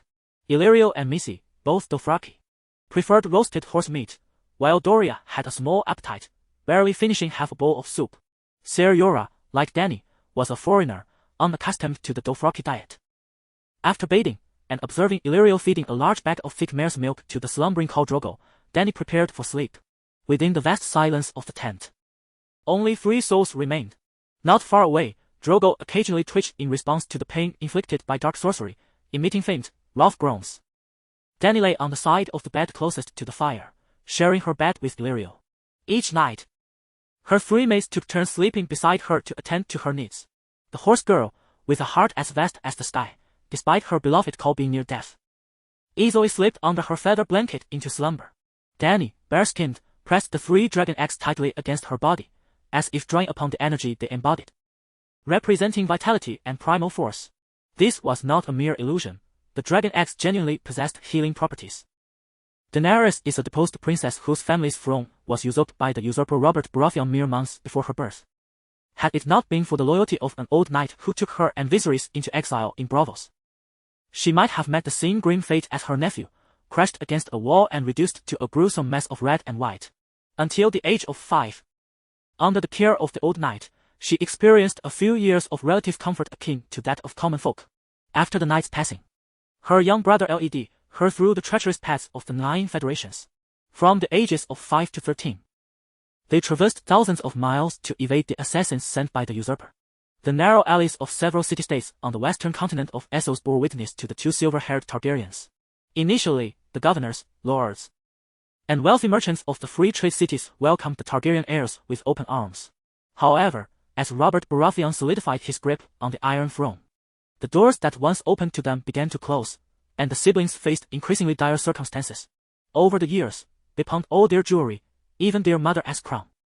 The coins they acquired quickly vanished, leaving them destitute and the subject of ridicule among those in the know. In the taverns and alleyways of Pentos, Viserys earned the derisive nickname the Beggar King, while Daenerys, timid and fearful, never dared to inquire about her own moniker. Consequently, the malnourished Daenerys grew up frail and diminutive, lacking both curves and confidence, often stooping like an old woman under the weight of Viserys' wrath. Were it not for her Targaryen lineage, which ensured her striking beauty, even Khal Drogo might have overlooked her. Initially, Viserys worried that his sister might remain unmarriageable. Indeed, every Targaryen is blessed with striking looks and poise, a legacy of their lineage. She did not experience her first menstruation until the age of 13 and had never ridden a horse before, which made her early days of arduous nomadic life nearly unbearable. Daenerys even contemplated the unthinkable, seeking escape through death. It can be said that in the realm of A Song of Ice and Fire, Daenerys bore the heaviest burdens. Compared to her, the Stark family suffered far less. Orphaned, bereaved of siblings, and stripped of her homeland, how could they claim to know true suffering? Daenerys had endured it all, starving throughout her childhood, finally finding solace in Khal Drogo as kindness, only to lose him, her protector, and her son within mere days. The future promised only more anguish. While the Starks still had a chance to reclaim their fortunes, Daenerys felt herself plummeting into an abyss from which there was no escape. On that fateful day, Daenerys, both physically and emotionally shattered, teetered on the edge of existence and nearly succumbed to despair. It was the dragon eggs that transformed her body and spirit. Through a dreamlike communion with the dragon within the egg, her wounds healed overnight, revitalizing her from body to soul, as if she had been reborn. This is a fantastical world, replete with dragons and magic, and Daenerys possesses a bloodline unlike any other. Little darling, grant your mother strength. Dragon baby, grant your mother strength. Dany cradled the black dragon egg, murmuring incantations softly, still in Chinese. Aside from the continuous waves of scorching heat, the dragon egg exhibited no other peculiarities. Dany placed the dragon egg beside her feather pillow, turning her body slightly as her gaze flickered towards the nearby flames. Having taken possession of this being, she felt compelled to protect its offspring with all her might. For the sake of survival, she had to attempt this. Gritting her teeth, Dany extended her palm towards the flickering flames. Back in modern society, she frequently encountered various extreme barbecue challenges on social media, such as grilling popsicles or roasting air. Today, she wished to boldly inquire, who among you has ever roasted yourselves? Dany intended to roast human flesh, yes. Her own flesh. Chapter 6. Mother of Dragon's Pain. Scalding pain. The sensation was akin to a blade scraping against her bones. Beads of sweat formed on Daenerys' forehead, and she nearly succumbed to the urge to cry out and withdraw her hand. Yet she restrained herself, resisting the subconscious impulse. As her palm continued to grasp the elusive flames, her motor nerves and muscles remained unscathed. Her slender, pale fingers were untouched, not charred like roasted chicken claws, nor dripping with grease. She had succeeded. She had successfully inherited the gift of the unburnt. Fire was power. Enduring the searing agony, Daenerys spoke softly to herself. She could now proceed with her plans. Once, Daenerys had always known her remarkable resistance to heat, yet she had never dared to use fire on herself. That singular instance of hatching dragons had been a desperate measure, a last resort. For although her body was fire-resistant, she still felt the pain of the flames as acutely as any ordinary person. I am not afraid of pain, Daenerys reassured herself. Thus, she buried her hand into the bright red embers, as if roasting sweet potatoes, murmuring to herself that she feared no pain. Attempting to hypnotize herself with the counting of sheep. Sweat soaked her hair, trickling down her strands onto the pillow and blanket below. After a hazy half-sleep, she licked her parched lips, withdrew her charred hand, and snatched the heavy blanket, which resembled a dead pig, off the bed and onto the ground. She moved closer to the campfire. The blanket was too warm and instinctively rolled away from the flames. Illyria? Illy was a deep sleeper but awoke easily, a promising mate indeed. Fetch me some water. Daenerys rasped. Shall I go to the river for water? Illy hesitated. Daenerys paused, realizing that the horse riders rarely stored water and had no habit of drinking raw water, let alone the absence of tea. Never mind, just bring me 2 bags of mare's milk, she said. The horse riders seldom drank water, as nomads. They lacked a fixed and secure water source, and each time they drank raw water, it was a gamble with their lives. If conditions allowed, they preferred to quench their thirst with milk and mare's milk wine. In medieval Europe, where nobility had yet to encounter tea, they often resorted to low-concentration wine to stave off thirst, as raw water harbored bacteria. For the Dothraki, mare's milk was not deemed less precious than safe raw water.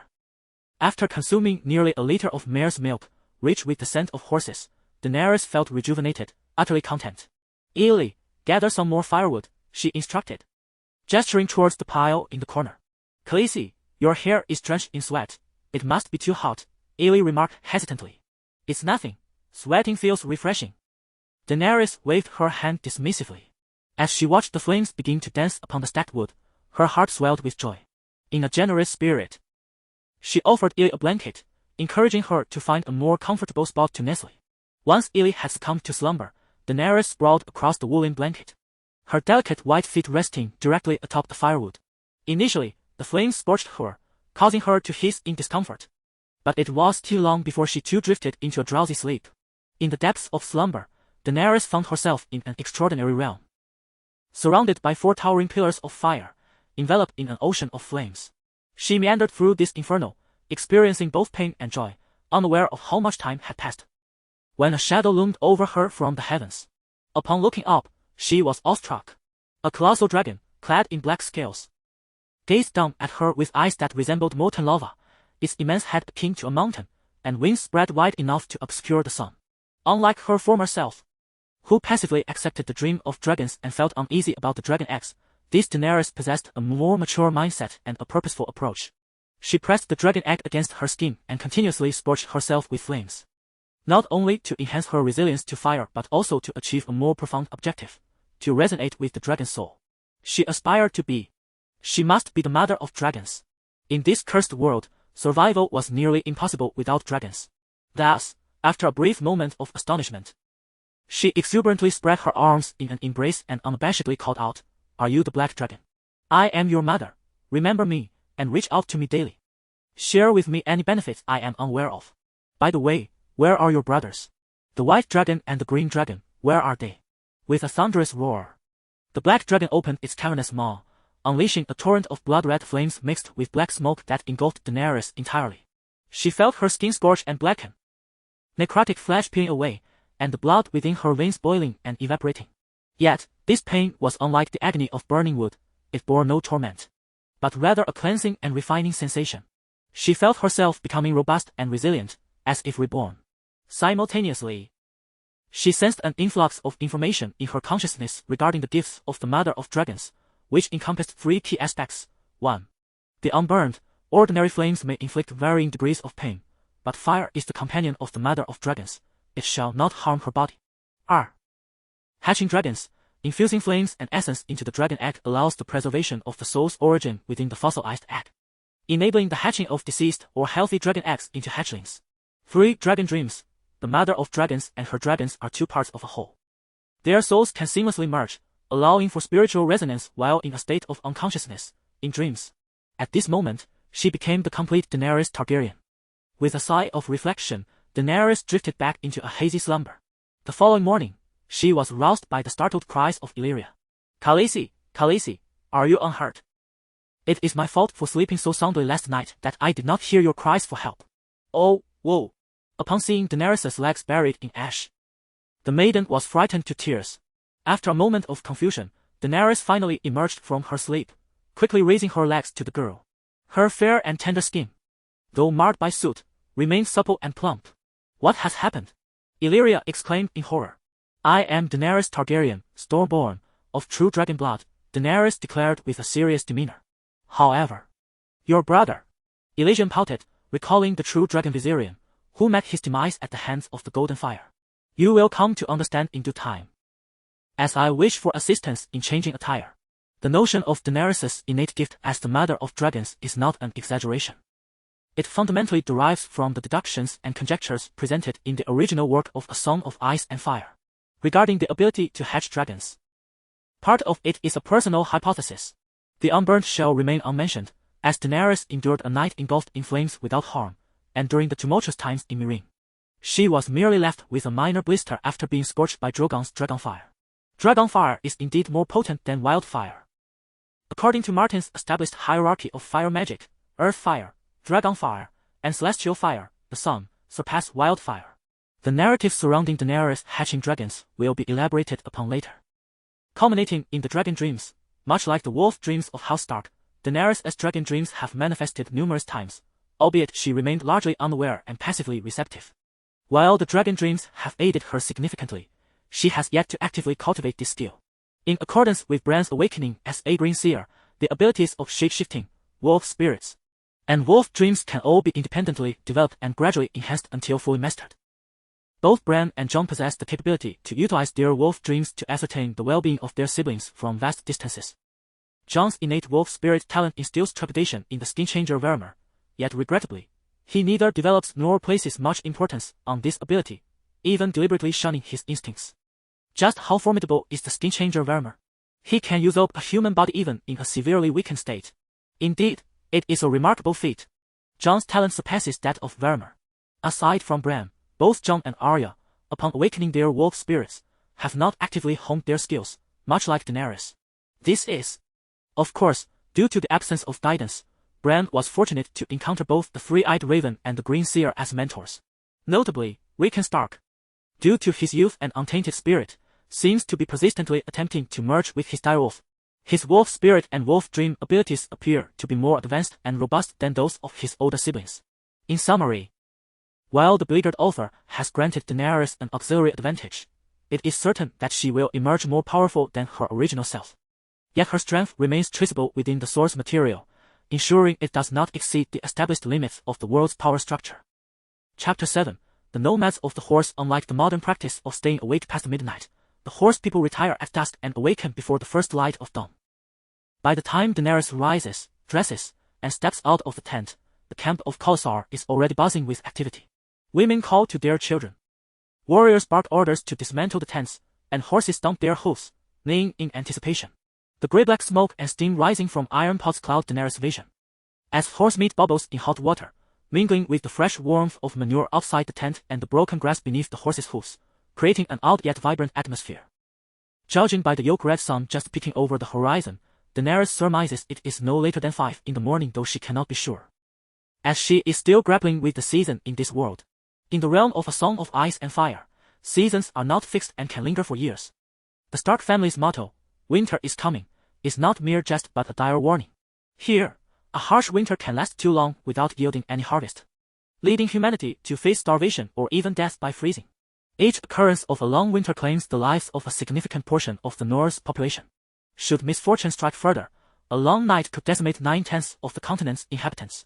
Breakfast consists of lamb stew, barley, onions, carrots, turnips, and seasoned lamb, simmered for over an hour before Daenerys rises, her maid already having commenced the cooking.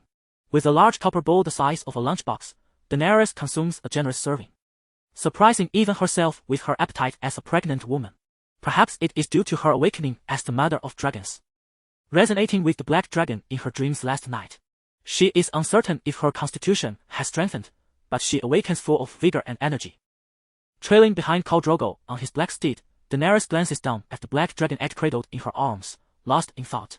Within half an hour of finishing breakfast, bathed in the golden red morning light, the vast Khalasar moves forward like a cloud, leaving behind a scene of chaos, as if a brown stain has been smeared across a green canvas. The direction indicated by the hooves of the horses is the path of Khalasar's advance. Drogo appears more lethargic than the day before. Upon waking, even Daenerys barely recognizes him. He has consumed little more than a few sips of mare's milk, and his once robust form is visibly emaciated, supported only by his gaunt skeletal frame. By midday, the lush green pastures and fields of grain become sparse, ultimately vanishing to be replaced by low hills and a parched, brownish terrain. The merciless sun beats down like an indulgent landowner, liberally radiating light and heat. The ground before them distorts in the heat, and beads of sweat trickle down Daenerys' chest like slender streams. In this vast expanse, the only sounds remaining are the rhythmic clatter of hoofs, the gentle chime of the bells woven into Drogo's hair, and the quiet murmurs of conversation behind them. With his mind clouded, Drogo has lost his way, veering from the banks of the Rishis River and gradually delving deeper into the southern red wasteland. The orientation of Khal's horse signifies the direction in which the horsemen advance. The horsemen partake only of breakfast and dinner, while at noon, hunger compels them to gnaw on jerky atop their steeds. The reddish-brown horse jerky is light and thin, with individual muscle fibers clearly visible. Entirely organic and exquisite delicacy that wealth in a past life could not procure, yet it is so tough that it nearly lacerates Dany's mouth. She resorts to holding a mouthful of mare's milk, puffing her cheeks as she waits for the meat strips to soften within. Ultimately, she savors a strange sweetness. The sound of hoofs, thundering from the distance, draws Dany's gaze upward. A ghost warhorse kicks up a plume of reddish-brown dust as it gallops towards Zoro. The expanse ahead is desolate, devoid of human presence or peril, yet the trajectory seems amiss. With a hesitant glance at Zoro, Ago addresses Dany. The Karasa do not charge blindly after Khal. At every moment, scouts disperse in all directions, both to survey the terrain and to avert ambushes from rival Karasa. Dany rides her horse beside Zoro, poised to advise him to alter their course, when suddenly her pupils constrict sharply. She tugs the reins, urging her small silver horse to pivot in place. During this brief interlude, Dany surveys her surroundings. The horsemen struggle through a dark red gravel plain. An idea quickly forms in her mind without question. They must press on in search of a suitable campsite ahead. Once Ago departs, Dany casts a worried glance at Zoro Khal beside her. Their previous conversation had not been hushed, yet he remains utterly unresponsive. Swarms of bloodflies orbit Zoro, their buzzing wings echoing at the periphery of Dany's hearing. These bloodflies, as large as bees and heavy in form, exhibit a slight purplish hue, emanating a damp and repulsive sheen. They inhabit marshes and stagnant waters, subsisting on the blood of both men and horses, laying their eggs upon decaying corpses or dying creatures. Zoro has loathed them deeply. Whenever a fly approached, he would strike with lightning speed, capturing it without fail. He would then hold the fly in his massive palm, allowing it to buzz frantically, before finally crushing it, revealing a red stain upon his hand. At this moment, a bloodfly crawls along the hindquarters of his steed, which angrily swishes its tail in an attempt to dislodge it. Other flies dart around Zoro, drawing ever closer, yet Khal remains oblivious. His gaze is fixed upon the distant brown hills, the reins slack in his grasp. Eventually, one bold bloodfly alights upon Khal's bare shoulder. while another hovers briefly before settling on his neck, inching toward his mouth. Zoro Kao sways slightly in the saddle, the bells in his hair tinkling softly, as his mount continues its steady pace. At last, a daring bloodline climbs along his lengthy mustache, traversing up his cheek until it pauses within the creases beside his nose. Zoro Kao shifts in his saddle, tilting slowly. All the while, Dany observes intently, her left hand darting forth like a serpent to swiftly pull him back. The swarm of bloodlines is startled, scattering for a heartbeat before returning to hover around him once more. In the next moment, the murmurs from the crowd behind erupted into a cacophony of fervent noise, leaving all the Dothraki in a state of shock. Kao nearly tumbled from his steed. As he almost fell, Kao, the chieftain of the Khalasar, became the focal point of everyone's gaze, his actions scrutinized as if under a magnifying glass. The Dothraki, who could not even ride, were unworthy of being considered true horsemen, let alone the leader of the tribe, Kao. Silence! Kao is still mounted, Dany admonished, turning her head to shout, and in that moment, she released her grip on Drogo's right hand, having been startled awake in a moment of terror. Drogo was now able to regain control of the reins. You are the moon of my life. For the first time in days, he consciously turned his gaze to Dany, calling her his beloved. Dany's face must have contorted in embarrassment as she searched her memory and replied, "My sun and stars, shall we pause for a respite?" However, no one lingered on her expression, for Drogo's blood riders were already galloping forth. Blood of my blood! Blood of my blood! How are you? Before Drogo could speak, Dany proclaimed loudly, "Kao has decreed that as the sun wanes, we shall make camp here." Here? Hago raised his eyes to the sun, which hung high in the sky, likely around 2 or 3 in the afternoon. He then surveyed the surroundings, noting the parched vegetation, a desolate brown expanse unfit for habitation. His triangular eyes glared fiercely. "We cannot camp here. The woman has no authority to command us to halt," Kaso added. "Not even Khaleesi is an exception." Dany, with a defiant lift of her chin, pretended to convey the command of Drogo and Kao.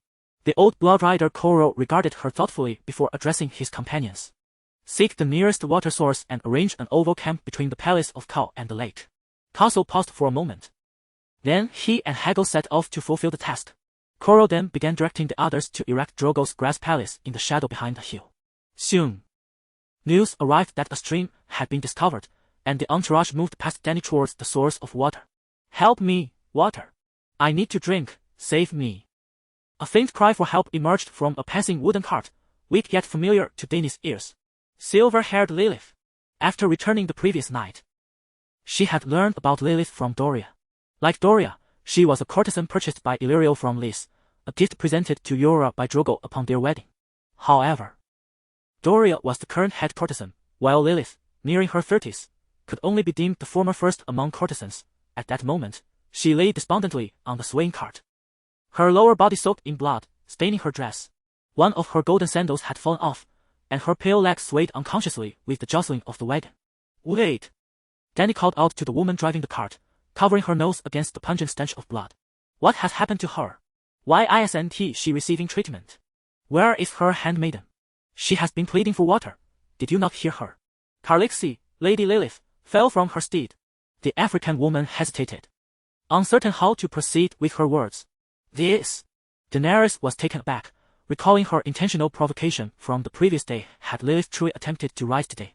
In truth, even the most valiant Dothraki women cannot endure long rides while nearing childbirth.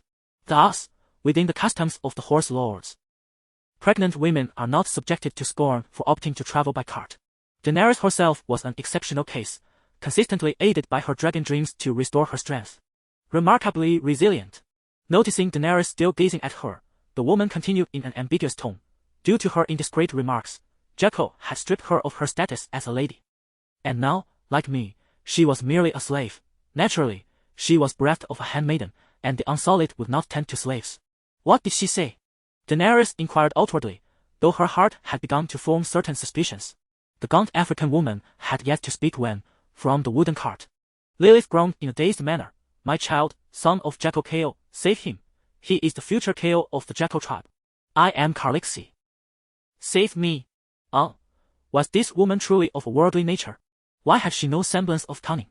The African slave immediately collapsed in terror, her face a mask of dread. "Spare me, Khaleesi. I shall drag her out to feed the dogs." "Feed the dogs?" Daenerys incredulously retorted. Jackal commanded me to take her to the outskirts of Kurasa to feed the wild dogs, the slave woman replied. Has Jackal lost his senses? She carried his child. She cannot give birth. The African slave pointed to Lilith's somewhat distorted belly, explaining. She fell from her horse this morning. Jackal had originally assigned the Unsullied to care for her, but she has been bleeding profusely, and the midwife declared her beyond salvation, yet she stubbornly clings to life, incessantly uttering blasphemous words. Chapter 8, Blood and Fire. Lilith fell from her horse, suffering only minor injuries. Like Dany, she rode a lowly mare. But the fall had caused her to risk premature labor. Premature delivery was not a dire concern, as the due date was merely days away. The critical issue was that the fall had positioned the fetus incorrectly, trapping it within the womb. The Dothraki, who relied on the horse god even for the most common knife wounds, were ill-equipped to assist with such a complex birth. They had condemned her to a grim fate. She was sent to my palace. Dany's violet eyes flashed with a deep light as she turned to a servant behind her, saying, Aili, prepare a secluded area in a corner of the palace. We must not disturb Khal Khal. Khal Drogo's grass-walled palace, spacious enough for the daily meetings of the Khalasar, was over 200 square meters, providing ample space for a pregnant woman. The actions of Khaleesi did not surprise the black slave woman or the Dothraki warriors. Daenerys had already offended a group of Dothraki warriors in her quest to save the violated ship women. Lilith, at least, was one of their own. Indeed, one must adapt to their circumstances. She had aired, spoken words she should not have, and was deserving of punishment. Yet she had also sown the seeds for the Khalasar's future. Inform Jackal that if this woman bears a healthy boy, her transgressions will be forgiven. If it is a girl, I shall administer 20 lashes and reduce her to slavery. The slave hurried to relay Khaleesi's orders to Jackal. Upon returning to the tent, Ser Jorah urged Daenerys to dismiss the attendants, his expression grave. Rumors are rampant. The entire Khalasar is abuzz with the news. Khal Khal has fallen from his horse. He did not, Dany protested. Because you supported him, I saw it, his blood riders saw it. And the caste tribe behind you witnessed it as well. Sweat beaded on his bear-like face, and he added, you know better than I the severity of his condition. Even if we manage to deceive them today, what of tomorrow, and the days that follow? Soon, he will be unable to mount a horse, and then, without the ability to ride, Khal would be unable to rule, and Khaleesi, vibrant and wise, would be of no use. I had made up my mind. The suggestion to flee was no longer on the table. Escape would only lead to death. Pausing, she fixed her gaze on Jorah. Sir, you are my sworn knight. I hope you will safeguard my safety amidst the impending turmoil. That is beyond doubt. No harm shall come to you before I lose my own life. Jorah Mormont assured her with a solemn nod. Yet he expressed concern, but the loss of Drogo will plunge his Khalasar into chaos. I fear I alone cannot. Do not worry, my caste tribe will support you. Dany scrutinized him, his bleached Dothraki-painted vest, sunburned skin exposed to the harsh rays. Loose patterned silk trousers tied at the knee, and riding sandals that revealed his toes, with a sword hung from a twisted main strap. Aside from lacking bells in his braids, he was entirely attired like a Dothraki warrior. From this moment forth, you must don knightly armor, she declared. Understood. He replied with a nod, the great bear acquiescing. In the innermost corner of the grass-curtained palace, the faint cries for help from Lilith echoed. Daenerys dispatched the great bear to procure new equipment and lifted the leather curtain to step outside. On the adjacent hill, Corral stood elevated, his expression grave as he bellowed commands to the tribe to set up camp. It was evident that he harbored deep concerns for Drogo's injuries, his mood decidedly bleak. Daenerys gestured for him to come down and said, Corral, please fetch Mirri Maz Duur. The witch. He spat. I will not do it. Khaleesi, you have no authority over me. Although Daenerys had saved Mirri Maz Duur, her status as a slave remained unchanged. She ought to be among the other ship people in the lengthy line of captives. For Lilith, our hairless ones cannot heal her. Perhaps Mirri Maz Duur could attempt it. She urged him. Corral glared at her from atop his horse, his eyes hard as flint. The witch is a woman who consorts with demons. They are wicked, cruel, and soulless, practicing the darkest and most terrifying sorcery. By night, they seek out men, draining their vitality until death ensues. To trust them is the most foolish act in the world. Respect the spirits and keep your distance. Though the Dothraki were not versed in dark magic, they had developed shrewd and practical traditions over millennia. Had it not been for Daenerys, it was uncertain whether Drogo would succumb to an infected wound. Daenerys placed a hand upon her belly and counseled, I do not trust her, but if she can save even the laboring Lilith, would not the safety of the child within me be more assured?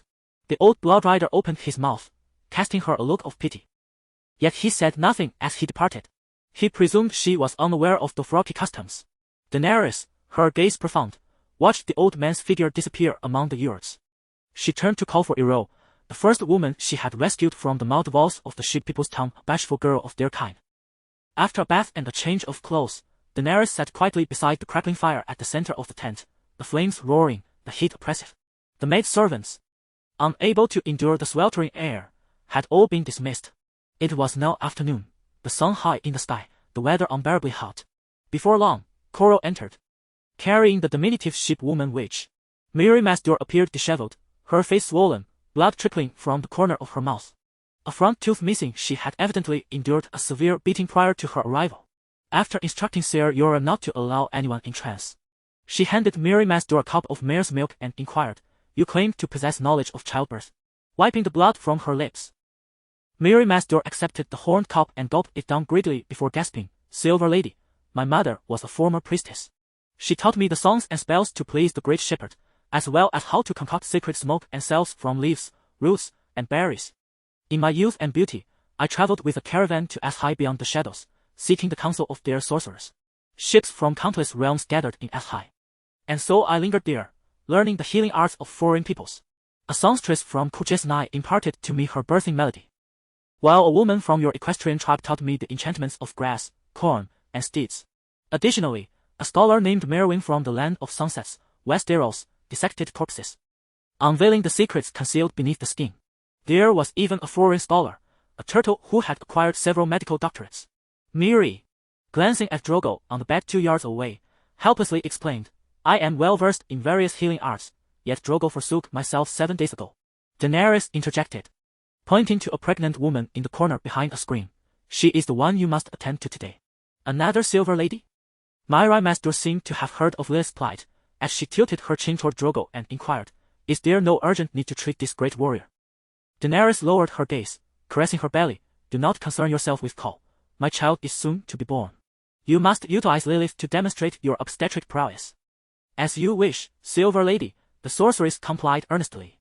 To avoid disturbing Drogo, Lilith was placed in a separate grassy alcove, adjacent to the main palace. In a small room draped with a simple curtain, away from Cole's sleeping quarters, separated by a thick grass curtain, there stood a wooden screen from the Summer Isles, adorned with intricate carvings of vibrant exotic creatures, a gift sent to Drogo by the Federation of Rare Beasts. Miri Masdur began to chant an unusual song in a language Daenerys had never heard before, her low and melodious tones reminiscent of a maiden song, yet also echoing the fervor of a passionate poem. Was it the birthing song taught by the songstress of Kujesnai? Or perhaps the incantations of the shadowy sorceress? As the melodic praise filled her ears, Daenerys inspected the instruments around her, a black dragon egg, a taut bowstring with a hand crossbow loaded with a metal-tipped arrow, Drogo's dragonbone dagger, sewing needles and thread from the unsullied opium wine, and large pieces of cotton cloth boiled in water and dried under the blazing sun. Applying the opium wine to her belly brought a cool sensation. As she bit down on a piece of cork, the dagger's incision seemed less painful. At least it was far easier than the previous night's fiery ordeal. "Dragon baby, you are the embodiment of the world's might. The essence of the earth and heaven revitalizes with your arrival. You are a deity of this realm. I need you to grant your mother strength." Thick crimson blood soaked the blanket beneath her. Daenerys' complexion turned ashen, her forehead beaded with perspiration, her expression dazed as the cork slid from her lips, which had opened in bewilderment. Suddenly, the warm dragon egg nestled between her knees became scalding hot, the intense heat jolting her into unprecedented clarity. In modern hospitals, a cesarean section typically requires about half an hour, including the anesthesia process. Daenerys momentarily lost her focus, but after approximately 20 minutes, she cradled a blooded male infant in her arms. Covering his blood-streaked mouth, Daenerys resolutely poured a small cup of poppy flower wine down his throat. "Riding the steed of the world, a mere trace of anesthetic shall not harm you," she whispered softly to him. The little one succumbed to slumber, his hands cradling the scorching white dragon egg. A quarter of an hour passed, and the witch in the adjacent room continued her incantations. With her left hand embracing the black dragon egg, Daenerys used her free right hand to wipe away the bloodstains on her body, casting aside the blood-soaked cloth and blanket into the roaring fire beside her. "Thank you, dragon baby." Daenerys tenderly caressed the delicate scales of the dragon egg, her heart overflowing with gratitude and affection. Just as Bran Stark could sense the emotions of Summer, his dire oath, she too, in her near-death state, forged an intimate bond of the soul with the Black Dragon. Daenerys Targaryen had gained the autonomy to navigate the realm of dragon dreams. Chapter 9. Drogo and the True Son. A cacophony of noise erupted outside the tent, rousing Daenerys, who was seated cross-legged in the flames, cradling the black dragon egg. With a mix of frustration and resolve, she opened her eyes. She was engaged in a ritual of purification. The searing heat, exceeding 1,000 degrees, proved more effective than any antibiotic or penicillin. Furthermore, it was remarkably clean, devoid of any side effects. Clenching her fists, Daenerys felt a renewed vigor coursing through her body, lighter and stronger than before. Stepping out of the fire, she rinsed away the impurities with scalding water, utilizing a down-filled package transformed into a dark feather pillow. Before long, Daenerys emerged, her appearance unchanged, albeit with a pronounced belly, laboriously lifting the leather curtain to step outside. The sun hung low in the western sky, casting elongated shadows across the hills. The oppressive heat lingered in the still air, while a group of Dothraki warriors sought refuge from the sun's relentless rays in the shadows of the hills. Surrounding Drogo's grass-mat palace stood a circle of guards, and Ser Jorah Mormont resembled a tin can, stationed 3 meters from the camp entrance. He was embroiled in a heated exchange with a Dothraki man, who brandished a curved blade and hurled insults. Coward! The feeble Andal has retreated back into his tin shell. The term Andal was the name given by the Horse Lords to Ser Jorah. The tale of a song of ice and fire unfolds across 3 distinct narratives: the chilling winds of the wall in the north of Westeros, the existential threat posed by the White Walkers to all humanity, the Game of Thrones in the capital of Westeros, King's Landing, and the journey of Daenerys towards the liberation of slaves in the free cities of Essos. Thus, the core of the plot resides in Westeros. Westeros is composed of 4 distinct races. 1. The indigenous peoples, including the children of the forest and giants, who have a history spanning millions of years, wielding magic and utilizing stone tools, predominantly residing north of the wall. 2. The first men, who migrated from Essos 12,000 years ago, possessing a Bronze Age civilization. They represent the first wave of invaders, with descendants primarily in the north and beyond the wall. 3. The Andals, who invaded from Essos 8,000 years ago, bringing with them iron technology and the worship of the Seven. 4. The Rhoynar, who fled across the sea 1,000 years ago to escape the dragons and magical civilization of Valyria, a super-civilization akin to Atlantis. Lacking the means to establish a higher civilization in Westeros, they chose to integrate into the relatively barren lands of Dorne, the southernmost region of Westeros, characterized by deserts and wastelands. Consequently, the title of the King of Westeros is King of the Andals, the Rhoynar, and the First Man. Jorah Mormont, as the Lord of Bear Island in the north, is considered to be of First Man lineage, rather than Andal. However, the chivalric order was established by the Andals, and knights are often perceived as the quintessential warriors of the Sunset Lands. Jorah, too, is clad in knightly garb. Yet, it is worth noting that Jorah may not be a knight in the truest sense, as knighthood stems from a belief system wherein the priests of the Seven anoint one with holy oil, followed by a formal oath of fealty from another knight. Jorah Mormont, Lord of the North, is of First Man descent, adhering to the old gods rather than the Seven. He has undergone comprehensive knightly training, complete with armor and a warhorse. Yet he does not necessarily fulfill the role of a knight. For instance, the Stark family of Winterfell, descending from Duke Ned, boasts no true knights among them. The primitive Dothraki tribesmen, mounted upon their steeds, perceive those clad in iron armor as cowardly and weak. This notion that those who don iron are fearful and timid seems to be their rationale. When one of the horsemen glimpses Daenerys emerging from the tent, instead of retreating, he only growls with increasing derision. Jorah, with his left hand resting on his sword and his right finger jabbing at the Dothraki warrior, retorts with unrestrained disdain, "You are the refuse of a primitive tribe, the spawn of horses, utterly ignorant. My armor could fetch 100 of your heads," alternating between curses in Dothraki aimed at the warrior and invective in the northern accent of the common tongue directed at the entire Dothraki race. He spews forth a torrent of foul language, much of which others find incomprehensible. Ever vigilant, the Dothraki warrior notices the shift in Jorah's focus, glancing back at Daenerys. Perhaps surmising that once his star duty is complete, he will charge forth with a swift draw of his knightly sword. The Dothraki warrior had long anticipated this, having refrained from attacking earlier due to the presence of the KO encampment, where intruders would be met with a volley of arrows. Initially dismissed by Daenerys as mere foot soldiers, the Dothraki move with a speed that renders her eyes unable to follow, their curved blades weaving a curtain of silvery light. Yora, encased in a full suit of deep gray steel armor, his massive helm lowered to reveal only a narrow slit for his eyes, is adorned with a throat guard, knee guards, gauntlets, and gleaming iron boots. Despite the weight of his formidable armor, his movements remain unimpeded. His great sword swings like a fan. The clash of their blades rings out like the torrential downpour against banana leaves outside the window. Sparks fly between the swords, flickering like fireflies around Sir Yora's armor. While the narrative may seem lengthy, in reality, within a mere few heartbeats, Yora retreats 3 steps, bracing himself upon his sword. Heavy breaths emanating from beneath his visor. The Dothraki warrior collapses onto the red sandy earth, struggling, howling in agony as dark crimson blood seeps from his chest, only to be greedily consumed by the parched ground, as if by a ravenous demon.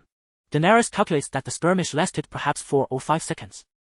Yora sustained at least 3 wounds yet remains unscathed, perhaps only bearing fresh dents upon his steel breastplate, though the Dothraki warrior held the advantage. He falters in the final moment, perhaps due to a miscalculated breath, and is struck in the chest. Khaleesi! Yora and her guards greet her. The Dothraki in the shadows gesture toward Daenerys, their expressions relaxed, having previously mocked the cowardice of the Undos. Now, witnessing their comrade writhing on the ground, bleeding unto death, they seem indifferent to his plight, viewing his fate as deserved, devoid of any sympathy. Khaleesi, have you left the witch alone in the Kael Palace? Kaholo rode in, angrily accusing. Absent from Kael, she was assisting Lilith in childbirth. Did you not hear her birthing song? As she spoke, she instructed a girl to lift the grass curtain outside the birthing chamber. The scene within was instantly revealed to all. As Mary Master sang the melodious ballad of the Moonshadow Lands while gently caressing Lilith's swollen, glistening belly, seemingly aiding her in positioning the child.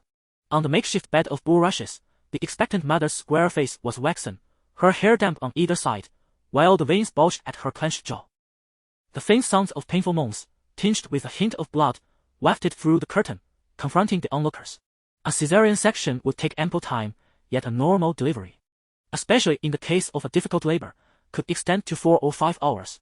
The sorceress had been singing for over an hour, her voice beginning to wane. Upon seeing the curtain lifted, all eyes turned toward her. She shook her head at Dany, who stood 3 paces away, her birthing song unwavering as she hurriedly pulled the curtain shut once more, having witnessed that the sorceress had not employed dark magic. The crowd quickly diverted their gaze and returned to their own concerns. Water, water, pleaded the Dothraki warrior lying on the ground, awaiting death. Dany approached, tossing a bag of mare's milk to the ground, and instructed her maid, Illy, to unfasten his painted vest. She was acutely aware of her own limitations as a pregnant woman, unable to bend down to give him water, nor to squat and assess his injuries. The sword had struck his sternum, sparing his vital organs. Dany examined him and commanded, Illy, apply that cloth to the wound and stop the bleeding. Quilo, summon the Unsullied to help stitch his wound. Quilo, speaking in Dothraki, remarked, Khaleesi, he challenged the Undos and failed. He must accept his fate. Do not move him, nor tend to his wounds. His survival is for the horse god to decide. This is known to all. Everyone knows, Illy replied. Everyone knows, agreed Jogo. Dany shot Quilo an exasperated glare, retorting, Do you wish for all to know you defied Khaleesi's command? Quilo widened his almond-shaped eyes in response. After seeing the determination in Dany's gaze, he muttered some unintelligible words and rode away. The sun, like a wounded beast, cast a blood-red hue over the desolate land, swaying before sinking below the horizon. Miri Masdur, having studied in various lands and earned multiple medical diplomas, truly impressed Daenerys as, before nightfall, the first child was born with a loud cry. A silver-haired boy, his skin the bronze of the Dothraki, with almond-shaped eyes, faintly violet irises. Dany crossed the wooden screen adorned with animal motifs, slicing through the thick grass curtain with her dagger, and received the naked infant from the hands of the sorceress. Khaleesi. It is a pair of twins. There is another. Miri Masdur rasped. Continue. Dany hesitated for nearly 2 minutes before turning around the screen. Use warm water to clean him. Upon entering the hall, she wrapped a layer of woolen blanket around the infant and handed him to Ji-Chi. When the second child was born, Jaiko also arrived at the Zul grass curtain palace. Ha ha ha! A boy and a girl, the boy robust and the girl delicate, symbolizing the sun and the stars, a portentous blessing bestowed upon me by the celestial steed deity. Jaiko's spirit soared as he raised an infant in each hand. The boy, cradled in his left arm, faced the sun sinking towards the western horizon, while the girl, held in his right, was directed towards the eastern twilight adorned with the star of the horse deity, the bells tied in his beard jingling with an ambitious chime. Observing the joyful departure of Jaiko and the children alongside Lilith, the witch who had just cleansed herself in a nearby tent murmured in confusion, how could he perceive the boy to be larger? Aren't they quite similar? These foolish horsemen are truly peculiar. Shaking her head, Millie turned and made her way back to the Zwogu grass curtain palace. Having perfectly demonstrated her abilities, she earned the right to become a close attendant of Kali Shi, destined to remain by the side of Kali Shi's little caste until the birth of Kali Shi's child, with no allowance for unsanctioned departures. Chapter 10. The oath Daenerys Targaryen's Khalasar had lingered in this desolate wasteland for 2 days, and the tribe was rife with the news of Khal Drogo's impending demise. It was no mere rumor. The tribe understood well that Khal Drogo was so gravely ill that he could not even mount his horse, rendering the Khalasar immobile without his leadership. That night, Mirri Maz Duur, her face ashen, announced that Drogo's wound had festered beyond the reach of any healer. What remained was merely to guide him along the dark path, allowing him to ride into the realm of night without suffering. Daenerys feigned profound grief, pleading for her son and stars to be saved.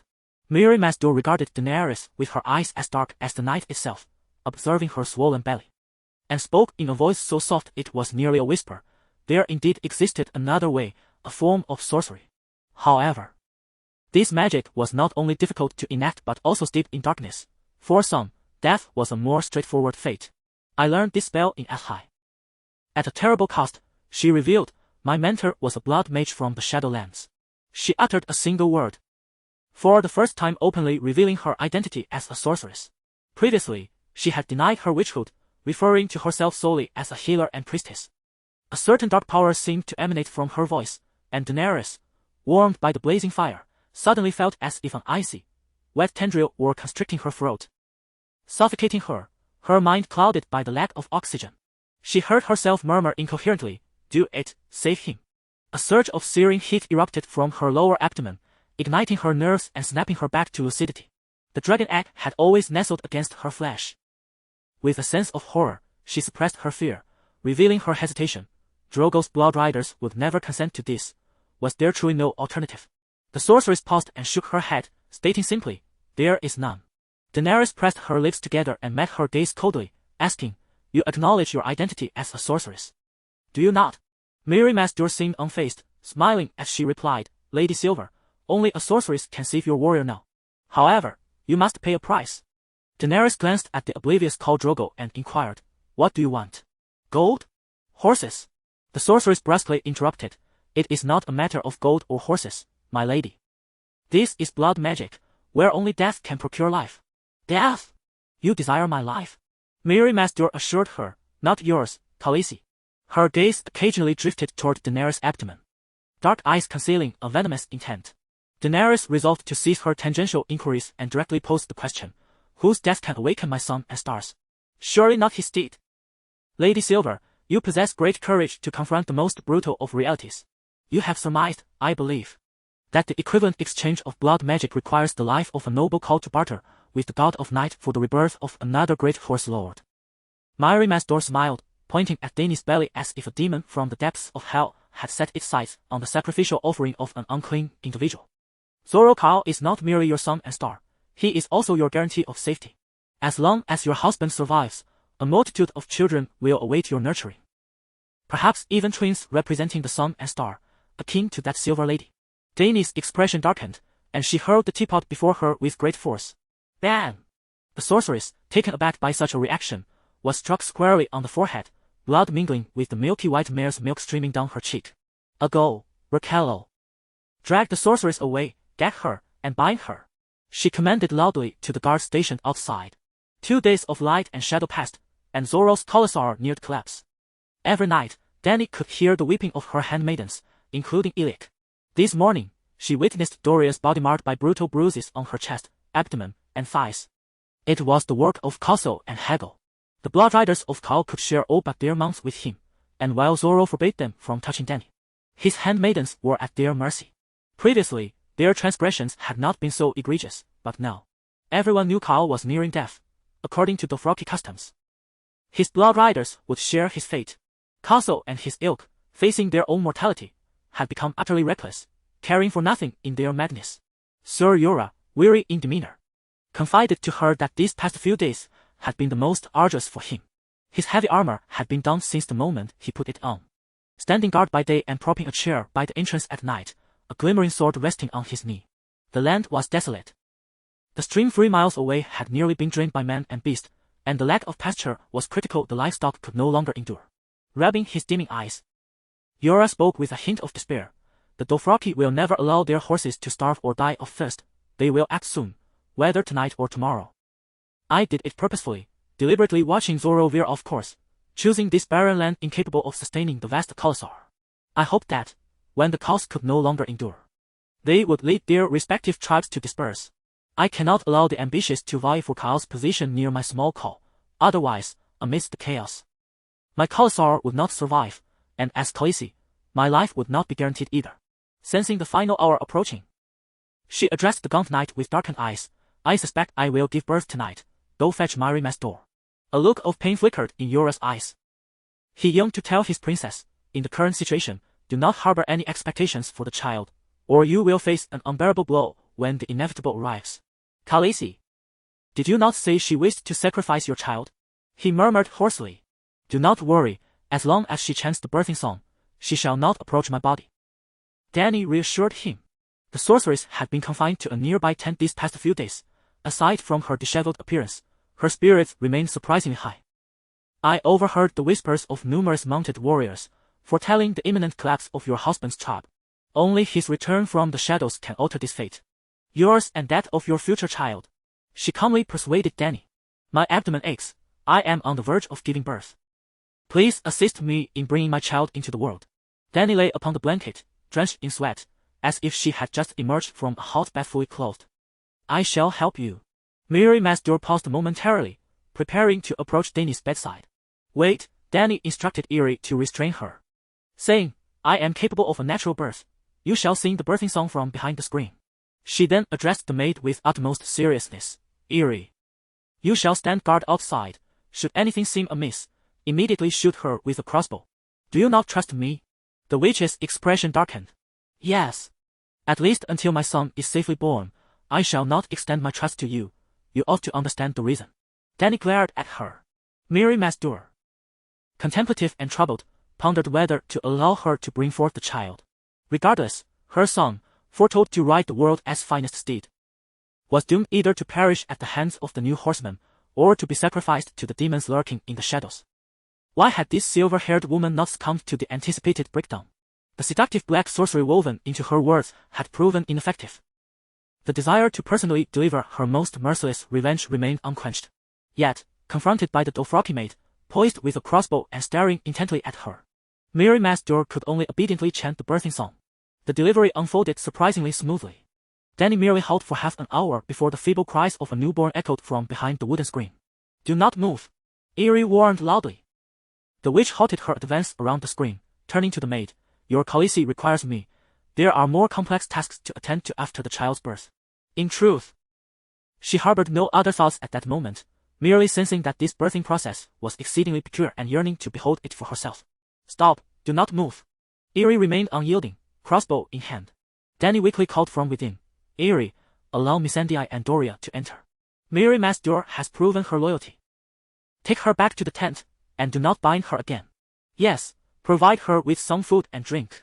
This is highly irregular. That silver-haired woman is up to something.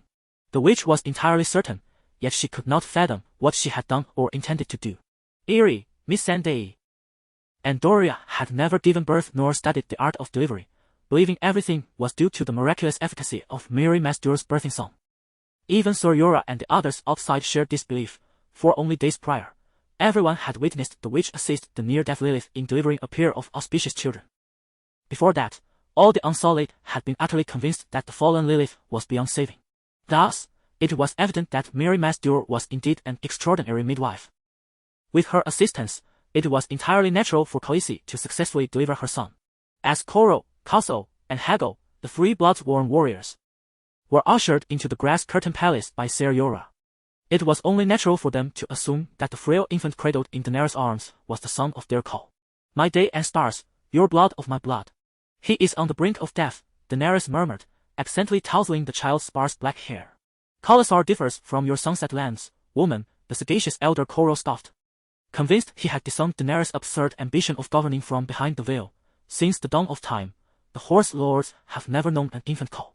In truth, had Khal's adult son not been the mightiest warrior of the Khalasar, he would scarcely inherit his father's position.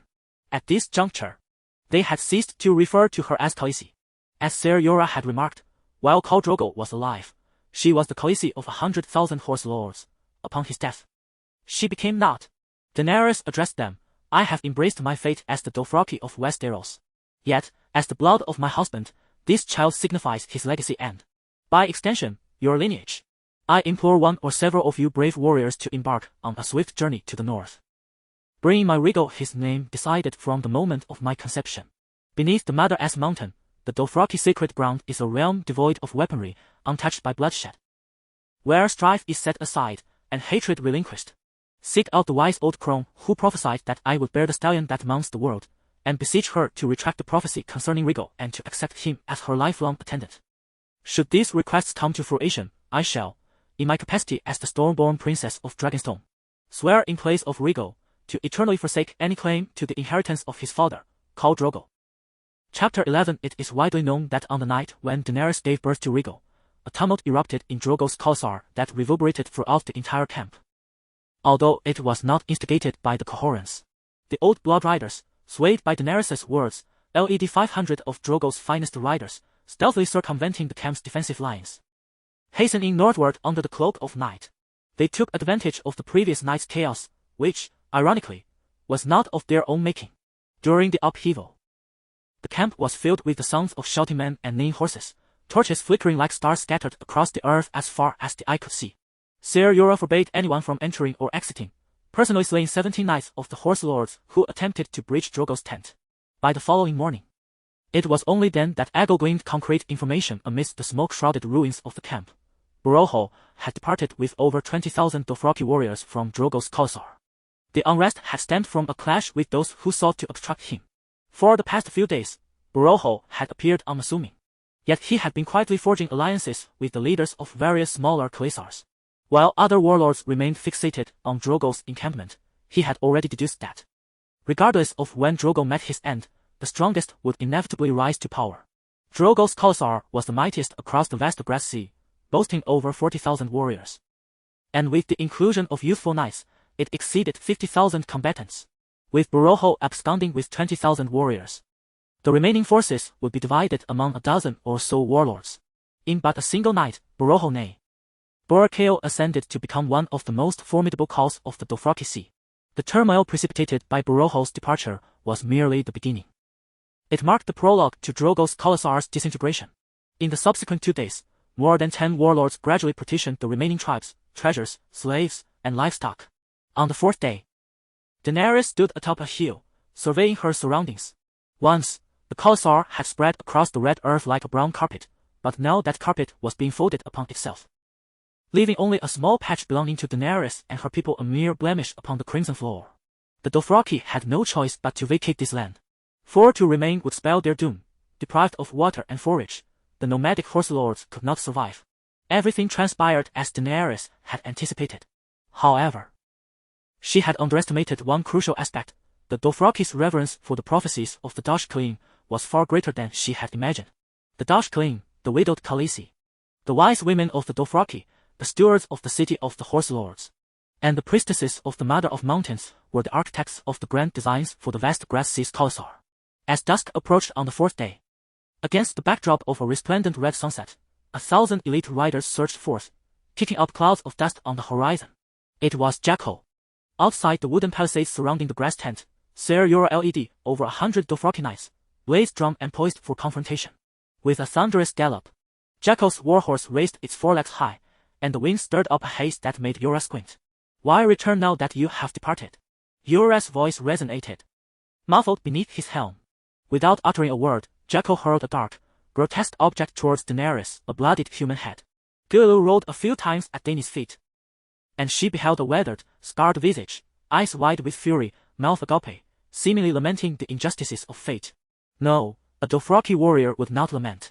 Even when confronted with the most brutal destiny, they would emit a battle cry. Thus, in his final moments, Corral continued to defiantly shout for bloodshed. Thud, thud, Thud. One by one, steeds galloped, knights circled in a grim arc, expressionless as they cast down a succession of blooded heads before the tent. Soon, the severed heads formed a small mound. 4 nights prior, Koro had departed with 500 elite riders, and 4 evenings later, under the sanguine sunset, Jackal Kaal returned bearing 500 mangled heads. Where is my son? Dany's gaze fell, her voice hoarse. Jackal Kaal beckoned to a knight behind him, who presented a 4-meter-long wooden pole. He raised it high for all to see. Ah, the maidens Ailey and Doria emitted desperate wails. The slender pole bore a small head at its pinnacle, melon-sized, with dothraki brown skin, hair as dark as Drogo's, and almond-shaped eyes set with pale violet irises. Why? Dany's complexion turned ashen, her body swaying. She coldly glared at Jackal. Did Koro not convey my vow to you? I only seek this child as lifelong safety. The Crone Dosh Kaelin will witness my pledge. He poses no threat to you. Jackal smirked, his grin sinister. It was the tradition of the Horse Lords to slay the sons of their predecessors, as all were aware. Everyone knows. His followers echoed in unison. Your vow. The agreement you shall reach with Dosh Kaelin. Koro informed us, but that is not our tradition. The great horse-riding people do not indulge in such customs. All are aware, Jackal boisterously proclaimed. Everyone knows. His retinue echoed yet again. We? Dany pondered for a moment and inquired. You lagged behind Koro by nearly a day's ride. At least 300 kilometers. It is impossible to have caught up with him. Did Bono intervene? All along. Koro's party had not evaded the cunning pursuit of that sly character, Bono. We all became involved thereafter. Yet I was more fortunate, as I chanced upon the remnants of Koro's forces. Ho ho ho. Jackal laughed triumphantly, the pole in his hand resembling a flag of victory, swaying proudly from side to side. Indeed, they are the mightiest of Drogo's guard. 500 charged fiercely, killing nearly 3,000 of us. In the end, I encountered only 13 riders. I personally severed the heads of a blood-worn and a minor cow. He swept his braid from the back of his head to his chest, pointing to the bells adorning it, frowning as he declared, though they were old, young, and frail, I still added 2 bells for myself. After all, I am cow now. And a cow ought to bear a long string of bells symbolizing victories. Much like the Manchus of Huashio, the Dothraki bind their hair in braids from a young age. And whenever they suffer defeat in battle, they sever their braids as a mark of disgrace. Thus, the entire world shall become aware of their disgrace. When attending a Dothraki feast, the hierarchy of seating is determined by the length of one's braid. Warriors with longer braids command greater respect, sitting closer to call, whereas those with shorter braids are relegated to the edges, perched upon tattered mats on the ground. A lengthy braid signifies the honor of a Dothraki, while the number of bells tied to it commemorates their victories. Khal Drogo has never tasted defeat in his lifetime. His khalasar is the largest, and his braid, thick and long, cascades down below his waist. His dark braid is adorned with jingling bells, and when space ran scarce, he even braided his beard, securing a string of bells to it. In this moment, Jackal Kaal considers the child he protects and Koro as 2 victories. You shall regret your actions today. Daenerys seethed with fury, silently condemning Jackal to death. Jackal, I hope you manage to survive at least for the next 5 years. What will you do now? Will you kill me? Or your former Kaal? She coldly inquired. Remarkably, she did not shed a tear. Jackal turned to Mogul, muttering that she was as cold and unyielding as a wolf. We have all lost. 4 days prior, when the khalasar fractured, Mogul had seized Daenerys' shipgirl handmaiden, Irri. Amidst the chaos, he had violated her for a second time, later gifting her to Jackal's new khalasar, allowing men to take turns with her, ultimately beheading the poor handmaiden and discarding her head near Daenerys' tent. Irri had been taken from Daenerys by force. He sought vengeance. More than half a month ago, during an assault on the shipman's town, the young Irri had been captured by Mogul and publicly violated by the Dothraki, while Daenerys Targaryen happened to pass by. She intervened, halting the Dothraki warriors defiling Irri, and claimed her as her own slave. This act was not in accordance with the customs of the Horse Lords. Even Khal could not arbitrarily seize the spoils of his followers, relying solely on Drogo's prestige and might to suppress the matter. Mogul is a formidable warrior, now a blood rider to Jackal Kaal. The suggestion to display the head of the infant boy upon a wooden pole was his. He even wagered with Jackal whether Daenerys would faint at the sight. Daenerys did not weep. Instead, she fixed her enchanting violet eyes upon them with a lifeless stare, a reaction they had not anticipated, and thus they all faltered. Woman, I vowed before the Mother of Mountains never to harm my Kaal. Everyone knows this. Jacko loudly proclaimed to Daenerys as Khalasar. Everyone knows, Margot echoed. Everyone knows, the men of Jacko's retinue chorused. Jacko continued, a Khaleesi who loses her call shall never again be touched by any Dothraki horseman. She will be sent to Westeros to become a slave. Everyone knows. Everyone knows, Margot shouted from the side. Among Daenerys as Khalasar, a voice arose. Once the call is laid to rest, we shall escort Khaleesi back to Westeros. Humph. My Khaleesi shall wait you on the northern bank of the Lazo River. Do not even think of escaping, Jacko declared coldly. This location lies at the boundary of the Red Wastes. Heading north would lead back to the scattered settlements of the She-Men, while crossing the Lazo River would bring one to the boundless Dothraki Sea. As for the south, it is an arid expanse of desolate wasteland stretching over 1,000 kilometers. He surveyed a small encampment, the whip in his right hand slicing through the air with an unsettling crack. Now, surrender what belongs to Chaol, yet no longer belongs to you. The slaves, warriors, and livestock had already been seized. Ser Jorah, he frowned, I demand this palace. Jacko's whip pointed towards the grass-walled palace behind Daenerys. Only Chaol is entitled to reside in Chaol's palace. Dash Kaelin has no need for it. Jorah turned to Daenerys, his right hand resting on the hilt of his sword, while his left subtly lowered the visor of his flat-topped iron helm. However, Daenerys shook her head at him and turned to Kylo, commanding, have the women dismantle the tent. Chapter 12. The Lady of Gold. Though Drogo's palace of grass has walls thickly woven with reeds, the roof and every are splendid amalgamation of silk and coarse cotton, layered and stitched together in intricate patterns, enough to fill 10 carts when dismantled. In contemporary society, such materials might scarcely hold value well. They still possess considerable worth, adorned as they are with numerous animal hides, resplendent sable furs, robust bison hides, and the fantastical pelts of white lions unique to this world. One could likely exchange them for several apartments within the third ring of Beijing, Shanghai, or Guangzhou. But let us return to the realm of ice and fire. The greatest call, of course, resides in the finest palace. And Drogo's grass palace undoubtedly stands as the pinnacle of the Dothraki Sea. Call, the hour grows late. It appears we must camp here for the night. Margot informed Jacko. Jacko pondered for a moment, then called out to Quarrel and the others to halt. You may depart. The palace shall remain with me. This evening, I intend to host a feast for the warriors of Khalasar. Furthermore, I am aware that Drogo possesses 10 chests of golden medals and 50 chests of silver insignias. Surrender them to me, for they shall all belong to me. The Dothraki do not adhere to a monetary system, nor do they engage in the trade of currency. Yet this world is not solely inhabited by the Horse Lords. The Horse Lords are not even the mightiest race. When they arrive at the fortified and towering walls of the 9 great free trade cities, they still must procure life as essentials through the exchange of gifts. Gold and silver serve as the hard currency in this world of ice and fire, and the Dothraki require them as well. They forge gold, silver, and bronze into metals, which can be interlinked to form belts. Occasionally, Khal would detach a medal from his waist, bestowing it as a reward upon those who have earned it. The formidable Drogo commands the most powerful Khalasar and possesses the greatest wealth. Within his opulent grass palace, spanning over 200 square meters, a significant portion is filled with heavy wooden chests. Alongside clothing and other daily necessities, gold and silver dominate the contents. You have arrived late. You are not the only one coveting Khal Drogo's riches. Jacko interjected rudely. It is not thief. I am Jacko, Khal, he asserted. Daenerys cast a scornful glance. Continuing, to prevent disorderly soldiers from breaching the camp, I have already instructed my people to discard those items. After all, the Dash Kaelin have the entirety of the Horse Lord city to sustain them. I have no need for gold or silver. Really? Jacko replied, his irritation mingled with disbelief. We lifted the chests together and cast them out 60 chests. Everyone is aware of this, Ser Jorah remarked. Everyone is aware, echoed Eggle. Everyone is aware, Daenerys Khalasar chimed in. Their voices a disordered chorus. Damn it, you must leave at once. Jacko exclaimed, furiously brandishing his whip. The bridal gifts for Khal, along with his weapons and steeds, are not to be seized by any man.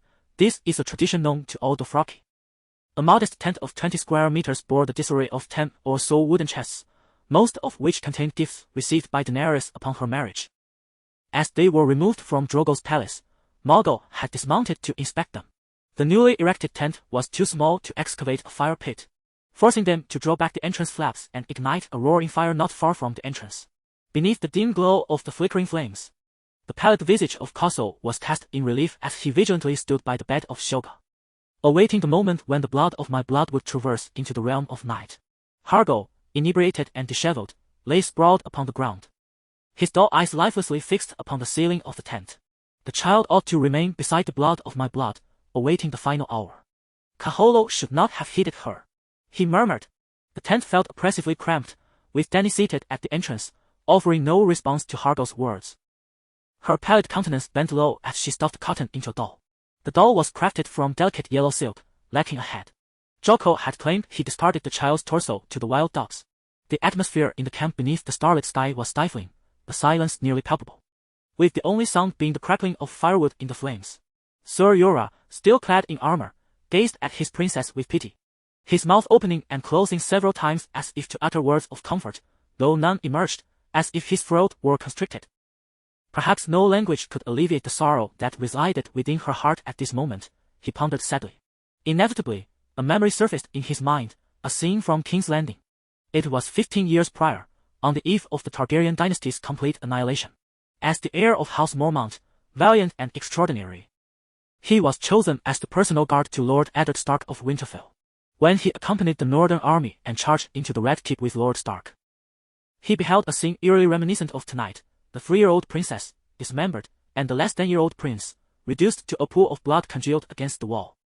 The distant sound of hoofs disrupted the silence, startling the gathered company. Crollo rode forth to investigate, returning swiftly to inform Daenerys. Khaleesi, it is Jaqos Khaleesi, Lady Lilith. She wishes to express her gratitude in person. Daenerys, seated cross-legged on the ground, with a woolen blanket folded before her, stared blankly at the infant corpse within the bundle for a long while before hoarsely replying, "Please have her come. I have arrived."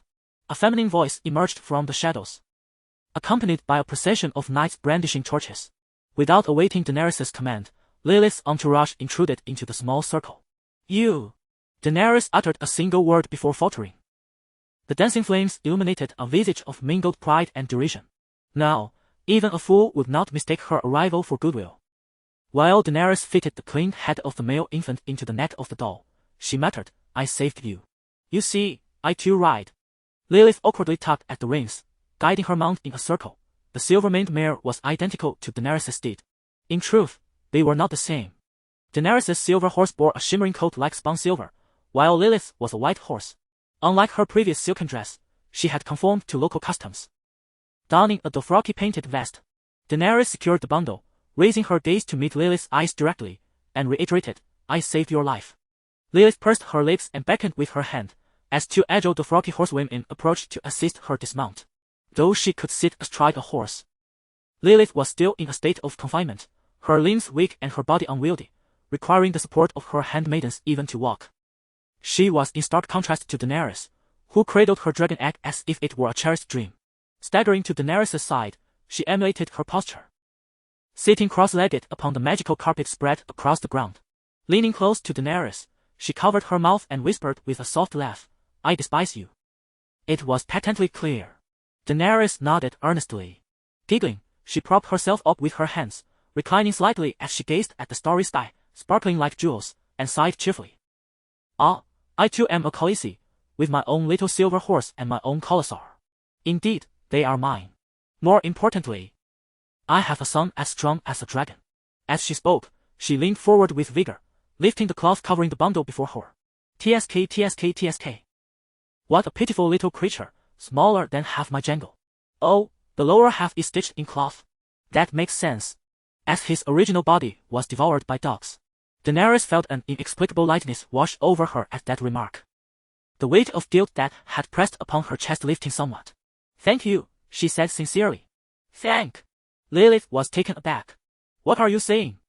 Have you lost your mind?" Daenerys grinned, her tone laced with venomous mockery. "Though you are a loathsome wretch, at least you've come to visit me, which exceeds my previous expectations of you." "Then what were your expectations of me?" Lilith stood in stunned silence before fully grasping her meaning, her face contorting in dismay. Before she could unleash her fury, Daenerys promptly warned, "The Dothraki cannot harm a Doshikalim, or they will incur the wrath of the horse god's curse. Everyone knows that." With that, she shifted her gaze to Lilith's attendant, who immediately echoed, "Everyone knows." "Everyone knows," chimed in Illy and Jiki as well. You. Lilith glared at Daenerys, and after a moment, she suddenly laughed. It's fine. I am a wretch by nature, and you are hardly better. I saved your life. Daenerys reminded her for the third time. I am grateful to you, but that is all, Lilith replied, scanning the crowd until she spotted the Witch Queen peering curiously from a distance. She pointed at her with a cold smile. You saved her too. Yet she still caused the demise of your call and children. I did not, the Witch Queen vehemently denied, waving her hands. Lady Silver, do you not recall? It was I who assisted you in childbirth with the Song of the Moon. Lilith had no desire to engage in discourse with her. Instead, she turned back to Daenerys with a mischievous grin. Drogo is your man, and you know better than anyone the scars he bears. Many of his injuries are far worse than the scrape upon his chest, yet he remains the mightiest call of the great grass sea. His name echoing through the brothels of Lys, stained with blood and death. I trust her, Daenerys stated simply. She then inquired, why do you harbor such hatred for me? Driven solely by envy, but what is there to envy in the identity of Carly? Lilith caressed the silver strands that fell before her chest. Her lavender eyes wide with anger as she gritted her teeth, exclaiming, because I utterly despise being someone else's substitute. What does that mean? Dany asked, perplexed. In the continent of Essos, how many women possess silver hair and purple eyes? Even among the slaves of Drogo, there are dozens of such women. I was originally from Illyrio, and he, desiring you yet unable to breach the barrier that belongs to the call of Drogo, purchased me from the brothel in Lys. Lilith leaned closer to Dany, whispering venomously, that fat pig called out your name loudly while he was with me. Is that all? Dany's brows furrowed slightly, seemingly unfazed. In modern society, which beautiful woman hasn't been the object of someone's fantasies? When men indulge themselves, do they not gaze at their own reflections? The Targaryen lineage is blessed with beauty, and all its members are striking, much like Dany's late brother, whose character was despicable, though his appearance well. Beauty and character are often at odds. Daenerys Targaryen herself is undeniably exquisite. Yet perhaps more significant is her status as the last princess of the ancient Valyrian dynasty, a thought that evokes excitement. Seeing that she had failed to provoke Dany, Lilith felt a tinge of disappointment. Gritting her teeth, she continued, my status is lowly. Illyrio treats me as insignificant, often using me to entertain others. On the very night before your marriage to Drogo, your beggar king brother, Viserys, attempted to sneak into your chamber. It was Illyrio who stopped him, warning that angering Drogo would not only thwart his ambitions to reclaim the throne with the aid of the Dothraki, but also jeopardize the lives of you and your brother. And then, the beggar king took me, once again calling out your name. Chapter 13. The eugenics of another world. Is consanguinity beneficial or detrimental?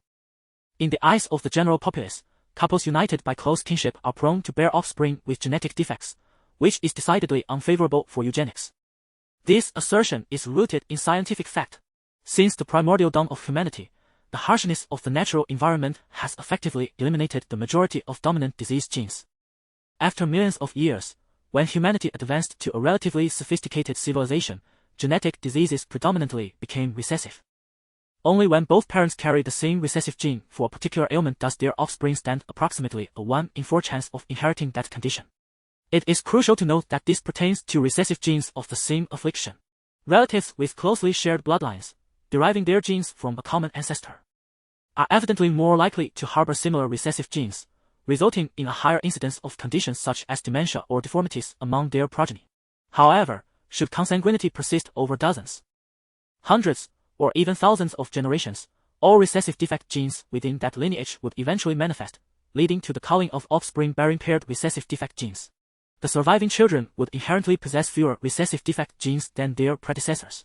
In essence, through the ruthless mechanism of natural selection, consanguinity can facilitate the reduction of defective genes, thereby achieving a form of genetic optimization. Of course, genetic optimization encompasses two dimensions, not only the reduction of inferior genes but also the enhancement of superior genes through practical hybridization. Here, we focus solely on the theme of reducing inferior genes through consanguinity. To attain optimized genes through close kinship requires the dedicated effort of several generations. Should new bloodlines be introduced midway, bringing with them fresh defective genes, all prior endeavors would be rendered null, necessitating a complete restart. Without a millennium of direct bloodline intermarriage, aspirations for noble lineage remain futile. In the grand expanse of the Celestial Empire, there are no families that have maintained an absolute aristocratic lineage capable of rejecting imperial unions. Thus, For the Huaxiao ethnicity, consanguineous marriages remain an eternal taboo to be avoided.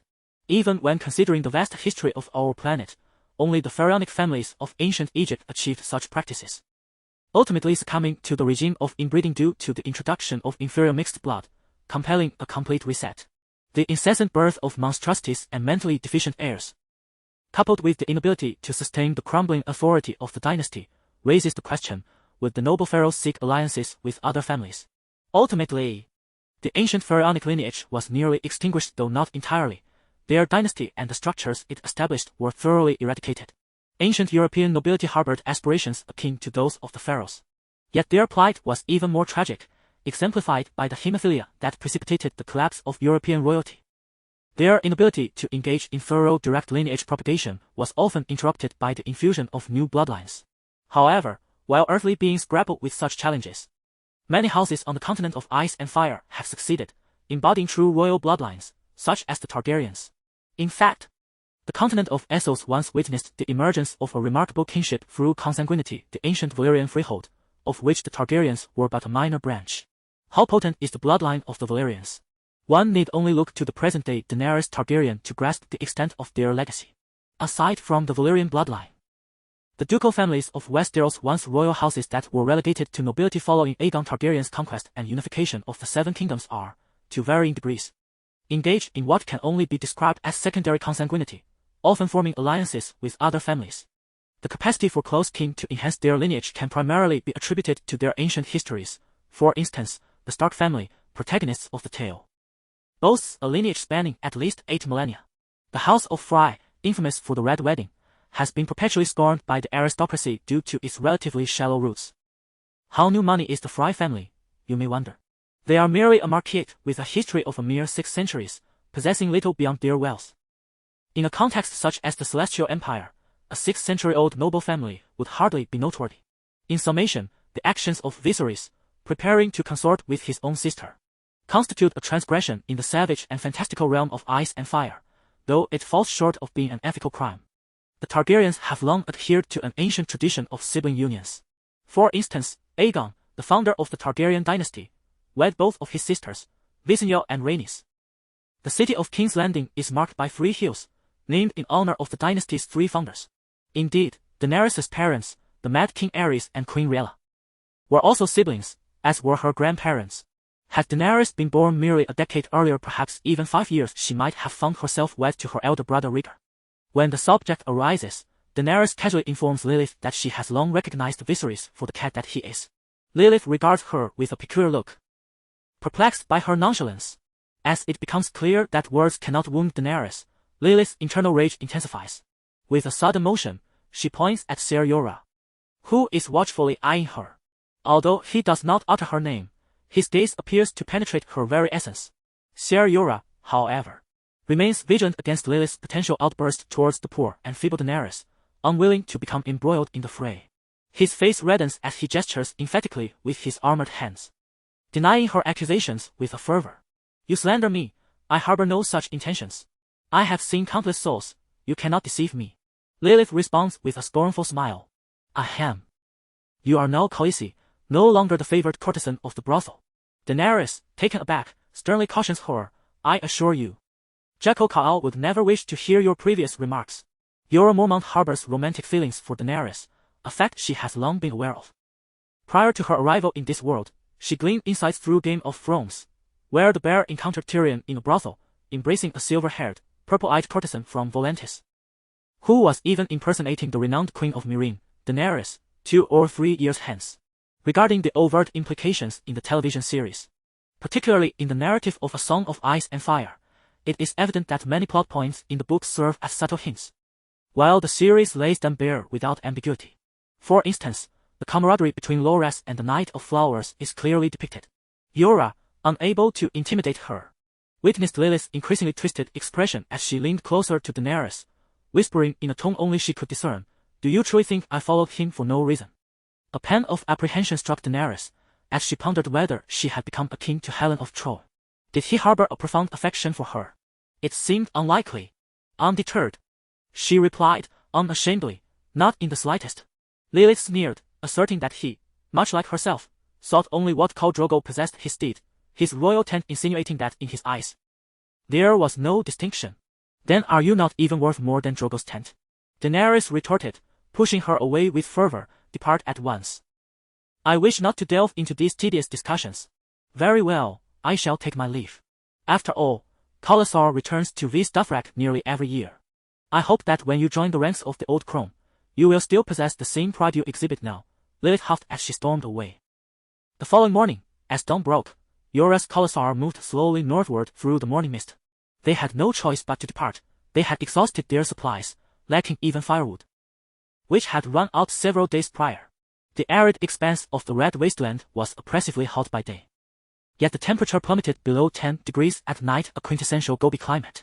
Emerging from the dim confines of her tent, Daenerys was startled by the brilliance of the world outside. The sun ascended at a slant, resembling a furnace dripping with molten gold, casting its fiery essence upon the ground, which cracked and hollowed under the intense heat. The small camp was far from silent. The cough of an elder resonated from a nearby grass hut, while a group of children frolicked in the sweltering heat, their laughter mingling with the mundane activities of women tending to daily chores in the distance. Beyond, over 100 unsaddled horses roamed, listlessly pacing the ground and occasionally emitting lethargic whinnies, as if lamenting the barren land devoid of even a single blade of grass. Upon seeing Daenerys, her handmaidens quickly presented water, wine, fruits, and roasted meat. After wiping her face, Daenerys consumed a modest meal before instructing Aegon and the others to relocate the tent back to its original position near the grass pavilion, though that area was equally desolate. At least the adjacent hills provided some shelter from the sun and the relentless sandstorms. Castle and Hago remained in the tent, tending to the ailing Drogo. Daenerys gathered Aegon, Coro, Jogo, Carolo, and Ser Jorah in the shade, forming a circle on the ground. Thus commenced the inaugural political assembly beneath the small hillock. Drogo's Khalasar had dispersed. She directly addressed them, whereupon Drogo asserted, "A Khal who cannot ride is unworthy of the title. Dothraki only follow the strong," added Ser Jorah, "Your Highness. I regret to inform you that we cannot retain our warriors." Since the beginning at Ponos, Drogo's warriors had been leaving in droves, day by day. "How many men and supplies do we have left?" Daenerys inquired. "Khaleesi, none of your Khalasar has departed," Aegon solemnly stated. "We are the guardians of Khaleesi, swearing allegiance to you rather than to Khal Drogo. Thus we have all remained." Daenerys felt a surge of joy, although the Dothraki were fierce. Their integrity was far superior to that of the so-called civilized nations, such as the Westerosi, who treated sacred oaths with disdain. "Who else?" Daenerys inquired cheerfully. "Our Khalasar numbers less than 100, yet I witnessed at least 200 tribesmen during the recent relocation of tents." For Daenerys Targaryen, the Dothraki constituted her foundational support. These Force Lords were loyal, courageous, and straightforward, embodying a sincerity that surpassed that of her distant homeland's denizens. Furthermore, in terms of identity, she was the wife of Khal Drogo, having long since adopted the Dothraki way of life. Hence, she referred to the Dothraki as her people. Others failed to perceive this subtle shift in her mindset, or perhaps the Horse Lords had always regarded her as one of their own. Jorah replied. The elderly, unable to travel, remained behind, along with the timid, the weak, and the ill. The departing Khalasar had little desire to shelter them. Chapter 14. The funeral of Drogo. Over 200 individuals gathered, yet no more than 100 were capable of combat. Among them, only 60 elite warriors belonged to the Kars tribe. Jorah hesitated, a pained expression crossing his face as he sighed, foreseeing that a significant portion of the elderly, infirm, and young would perish during the arduous journey ahead. "What of our provisions?" Daenerys inquired, her brow furrowing. "We can ensure that each person has a horse, however.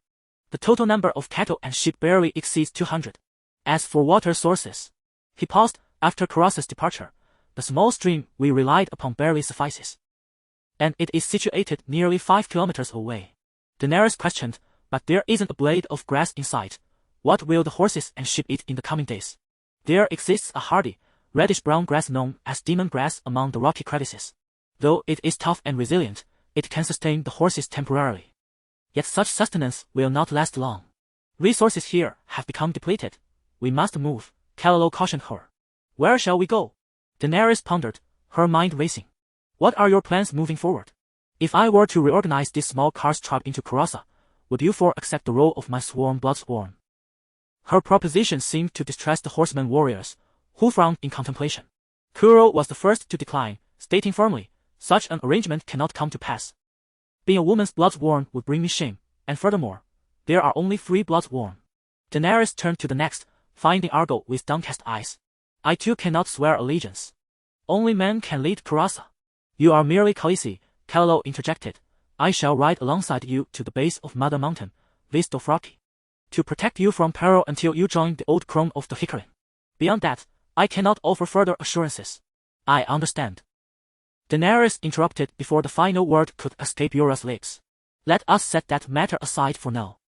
Our foremost obligation is to return the great Khal Drogo to the realm of night. Suddenly, Ser Yora rose from his seated position, drawing his sword with a swift motion that glinted in the light, momentarily blinding Daenerys. He then knelt on one knee, placing his sword at her feet. Your Grace, I pledge my service to you, to execute your every command, even at the cost of my life. He cast a glance at the 4 horsemen, resolutely declaring. With the sword in my hand and the sigil of my Bear clan, I swear that unless you willingly depart, no one shall take you back to Dothraki. There is no need for you to join the Hikarin. The 4 horsemen exchanged glances, their almond-shaped black eyes glimmering with confusion and unease. It appears that even in the disordered realm of Westeros, there exist noble and loyal souls. Though Ser Yora's intentions were not entirely pure. Stemming more from unrequited affection than true allegiance, Daenerys felt a surge of joy. According to Dothraki tradition, the call would return to the embrace of the horse god upon a steed amidst flames. Therefore, I command you to gather all that is combustible wood, dried grass, vines from the surrounding area. This is a harsh and inhospitable place, and Daenerys must depart at the earliest opportunity. It is said that Dany intends to cremate Drogo. The 2 despondent blood riders once again departed from Drogo's bedside to prepare their own belongings. You may leave first, I must bring an end to his suffering and humiliation. Dany instructed her maidens. Drogo had not awakened for 4 days, his chest marred by dark decay, yet he still drew faint breaths. For him, this was both a tormenting agony and a profound dishonor. A great warrior should not languish in bed. Dany spent 3 minutes using a feather pillow to grant him release. Slicing through his putrid flesh, clearing the pus, and filling his chest cavity with a viscous balm. Irri and Jiki assisted in cleansing Drogo's hair and body. After which Dany washed him, rebraided his long hair, and adorned it with a string of small bells. The bells gold, silver, and bronze would herald his approach to his enemies, instilling fear even in the realm of the dead. Next, Doria dressed him in a main skirt and high boots, fastening a heavy belt laden with gold and silver medals around his waist. Irri and Jiki, working in unison, lifted Drogo's broad yet emaciated form, helping him don a colorful vest that concealed the scars on his chest. Though worn and faded, this vest was his favorite. Dany had originally planned to conduct the cremation that very night, but as the sun dipped lower, they had yet to gather sufficient firewood. Yora had ridden farthest, galloping north for 20 kilometers, nearly reaching the realm of the Goatmen. They shot at me with arrows. The Goatmen do not welcome horse riders, Yora exclaimed in frustration. Is this not obvious? Every year, like harvesting chives, you descend from King S Landing to the Great Grass Sea, heading to the Lazo River Basin for fodder, treating the Goatmen as mere prey for the new year. This year seems particularly cursed. 2 Khaleesars have fallen in the novice village, Yora continued, soon regaining his excitement. However, I encountered a Khaleesar from the Aldo tribe. Upon learning that I was preparing firewood for Khal Drogo's cremation, they offered to help us conquer a village as a sacrifice. Aldo was once a raider of Drogo, and his splintered Khaleesar was not large. Having lost many warriors to Bono and Joko, over 40,000 roaring warriors, of which Bono took 20,000 and Joko took 10,000, leaving just over 1,000 to be divided among a dozen raiders. In the vast expanse of the Dothraki Sea, a Khaleesar of a few thousand was quite typical. While Drogo had been a rare dominator of the plains, Aldo's intentions were dubious. He was likely acting on the orders of Bono and his companions, waiting for Yora. Once Yora departed, Khal Yora's expression grew grave. Your Highness, what exactly are your intentions? You previously attempted to win over the Kuro. Yet it is clear you do not wish to reign in King S Landing as Dutch Queen. We seem ensnared. Furthermore, while your Khaleesar is loyal, it also possesses its own will, steeped in the traditions of the Dothraki for centuries. Dany offered him a reassuring glance. You will understand this matter in 2 days. The following day, as dawn broke, Castle rode alone northward to the rendezvous with Aldo, returning at noon with an impressive string of horses. 10 old Carissa knights escorted 200 enslaved shepherds, bound together by ropes, their faces marred by despair. Additionally, a dozen slaves drove a multitude of carts laden with neatly chopped firewood and, of course, castor oil. These captives would accompany us on our nocturnal journey. Castle remarked ominously. Dany wore loose silk trousers and knee-bound sandals, her upper body adorned with a colorful Dothraki vest reminiscent of Drogo. With you, Cal, and 500 of the most loyal warriors at your side, there is no need for those cowardly shepherd slaves. She unequivocally rejected the notion of others sacrificing themselves. Castle raised his whip, his face twisted with malice. Mind your words, I am in command here. Dany retorted coldly. Kulo and Yora stood beside her, and behind her. Argo and Reklo aimed their arrows at Castle.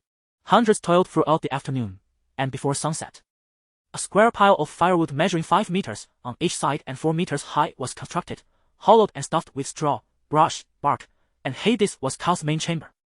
On the pyre lay Drogo Cal's treasures, his blanket, painted vest, saddle, and reins, the whip gifted by his father upon his coming of age, the curved blade that had slain the sons of Ogoko, and that magnificent dragonbone longbow. Yora intended to place the blood oath weapon meant for Dany as a bridal gift upon the pyre, but she stopped him. Those are mine, she asserted. I intend to keep them. After a moment's contemplation, Dany returned with 2 companions to a rugged corner in the hills, where they excavated a layer of red earth, revealing several cowhide bags the size of cement sacks. With a rustling sound, the bags were lifted, and a dazzling stream of gold poured forth. A brilliant cascade of palm-sized golden medals. In total, there were 10 chests of gold medals. Dany buried 3 chests of gold and discarded 10 chests, of which 30% were filled with brass medals. Thousands clamored for the treasure, unable to distinguish the lost chests, oblivious to Dany's clever ruse. The wild and straightforward horseman had yet to evolve such cunning. A layer of gold medals was spread across Cal's treasures, followed by several bundles of hay. Castle and Hagel, with solemn expressions, bore Drogo's body out of the tent, while the Dothraki silently observed. They laid him upon his own pillow and silk covering, his head facing the distant northeastern Mother Mountain. Reklo led forth Drogo's crimson steed, tall and fierce, its coat as red as burning coals, its fur as smooth as the finest silk, an unparalleled beast. Even the prairie lions dared not challenge it. The Dothraki, a harsh and unyielding people, never named their animals according to their customs. Otherwise, Drogo's mount would certainly have borne a name to echo through the ages, akin to the famed steeds of ancient China. Today, the horse was notably docile, obediently led to the east of Drogo's pyre. Seemingly aware of its fate, it raised its head to gently nuzzle Drogo, its onyx-like eyes shedding 2 glistening tears that moistened Drogo's hair and pillow. Subsequently, it consumed the shriveled apple handed to it by Dany, stamping its hoofs in place and letting out a series of whinnies before settling down. Unfazed by the axe blade descending from the corral, it did not flinch, and with a swift motion, it was brought down to the ground. The horseman piled firewood upon the carcass, constructing a platform with the trunk of a sapling and the branches of a great tree, the wood arranged from east to west, symbolizing the journey from dawn to dusk. Kiso and Hagel each erected a slightly lower platform to the north and south of Jaga, laden with treasures and weapons, and they brought forth their steeds, which, akin to Jaga's crimson horse, were fed an apple before meeting their end by an axe. This pyre belonged to the 2 Blood Alliance warriors, who, having cleansed and prepared themselves, reclined upon it, gripping their Yarick curved blades. Extending from the warrior's platform, the horsemen constructed a long, field-level platform with branches. Jaga stood at 4 meters, the Blood Alliance warriors at 3, and this one at 2, adorned with dry leaves and withered twigs, stretching from north to south, symbolizing the transition from glacial ice to blazing fire. The field-level pyre sequentially housed 500 severed heads, those of the warriors who fell in battle alongside Kaholo. Finally, soft pillows and silk blankets were piled high atop, creating an impressive mound. Indeed, Kaholo's own head was placed beside Jaga. Chapter 15. The High Priestess and the Blood Witch. As dusk descended, Daenerys instructed Argo, secure the captive from Odo, and provide some sustenance to the shipmen slaves, allowing them to depart freely. Argo cast a wary glance at the cowering shipmen and replied, Khaleesi, the shipmen harbor animosity towards us. Now that they are aware of our whereabouts, they may rally a large force to besiege us. Though timid, the shipmen are not foolish. They comprehend our vulnerabilities and will not relinquish this rare opportunity. It was surprising to Daenerys how astutely Argo, despite his youth, assessed the situation. She regarded him with astonishment and elaborated, how far can they travel by night? If they reach the banks of the Raza River by tomorrow afternoon, it would be a remarkable feat, yet we shall surely depart by tomorrow morning. It would be more prudent to eliminate them outright. Argo muttered to himself as he departed. As the blood-red sun sank below the horizon, the shipmen were astonished to receive word of their newfound freedom. Timidly, they tested the waters before hastily fleeing en masse. However, the cremation did not commence immediately. A group of horsemen, their almond-shaped eyes wide with anticipation, searched the night sky for omens. When a great horse lord passed away, his steed was sacrificed to accompany him in death, symbolizing his gallant ascent into the realm of night astride a noble steed. As their remains were cremated beneath the vast sky, Cal would ride forth on a fiery steed, transforming into a constellation. The more fervently the body burned, the more brilliantly he would shine among the stars in the darkness. Thus, before igniting the pyre, they must identify a celestial body representing their Cal, one that is not a commonly visible star, but rather an extraordinary celestial phenomenon that appeared today. As Cal was to be interred this very day, this proved to be a considerable challenge. Such anomalous celestial bodies were not easily discovered. The horsemen sat upon the ground, scanning the heavens, and Daenerys felt a twinge of embarrassment. Having lived in this world for only a short time, she was ill-equipped to identify a discrete star to appease them. The nomadic people, accustomed to gazing at the stars daily, would see through her ruse. Is it the case that every cow can find their own star? She inquired of an elderly horseman. Indeed, the great Drogo is the 12th cow I have served. I have witnessed the 11 preceding cows transform into radiant stars, including the father of cow. The old man, visibly moved by Daenerys' direct engagement, blushed like a drunken man. 12. How many generations have you served? Daenerys silently marveled, reflecting on the many heroes of the grasslands who had fallen like shooting stars. How long does one typically wait? She asked once more. Khaleesi, it is still early. We must wait until at least the latter half of the night, the elder chuckled, his weathered lips cracking like dried orange peels to reveal a few jagged teeth. Though his visage was unappealing, a warmth emanated from his expression. Once, we had just found our star and lit the fire when the sun emerged. We waited the entire night. Daenerys understood then. This was a test of endurance. As everyone grew weary and famished, their vision blurred and spirits dulled. Even the sight of the moon might be mistaken for an alien world. Found it! Over there! Came an excited voice, belonging to Lacarro. Dany turned her gaze in the direction he indicated and was astonished to discover a red comet on the low eastern horizon. A crimson hue reminiscent of blood, fiery as a dragon exhaling flames. This was undoubtedly an omen from another realm, a sign of unparalleled significance. Ha ha, the 12th! The old man chuckled. Pour the oil, Dany commanded loudly. Jars of fragrant oil, castor oil, and vegetable oil cascaded over the body of Drogo, while Hagel and Castle were equally drenched. The oil soaked into the silks, branches, and bundles of hay, permeating the air with a sweet aroma. Bind the witch and toss her into the pyre, Dany instructed once more. Emilia Masdur had been lurking within the crowd, silently observing the construction of the funeral pyre, believing the matter had reached its conclusion with the return of the infant's head by Jackal. Although she felt a twinge of regret for not achieving personal vengeance, the sight of that tiny head had brought her a semblance of satisfaction. However, she could not have anticipated the silver-haired woman's sudden decree to sacrifice herself. No, no. No, Lady Silver, Carissa, please listen to me. The witch evaded the grasp of Agol, struggling frantically as she cried out, I saved Lady Lilith. You promised to reward me. I even sang the birthing song for you, helping you bring forth a healthy little prince. You cannot treat me this way, it is unreasonable. Utterly insane. The witch was no match for Agol, and within moments, she was pinned to the sandy ground, unable to move. Bring my dragon egg. Dany commanded her maidservants, the implication in her words prompting them to flee. Yora, pale-faced, stepped forward to grasp her arm. Your Highness, Drogo does not need the dragon egg in the land of night. It would be better to sell it in Essos. Just one sale could purchase a grand ship, allowing us to return to the free trading city-states. The wealth from selling free would sustain you for a lifetime. Do you think I lack money? Dany replied with a hint of amusement. Yora, however, was unable to share in the levity. He choked back his words, gripping her hand more tightly, as if attempting to snatch his princess back from the clutches of death. Princess, I know that the death of Prince Regal has struck you deeply. Even if you maintain a facade of composure before others, I am aware that your heart is on the verge of drowning in tears, and the weight of your sorrow threatens to crush your spirit. Yet you still. He flushed deeply, nearly uttering words that transcended the bounds of loyalty, only to be reminded by the round, astonished eyes surrounding them.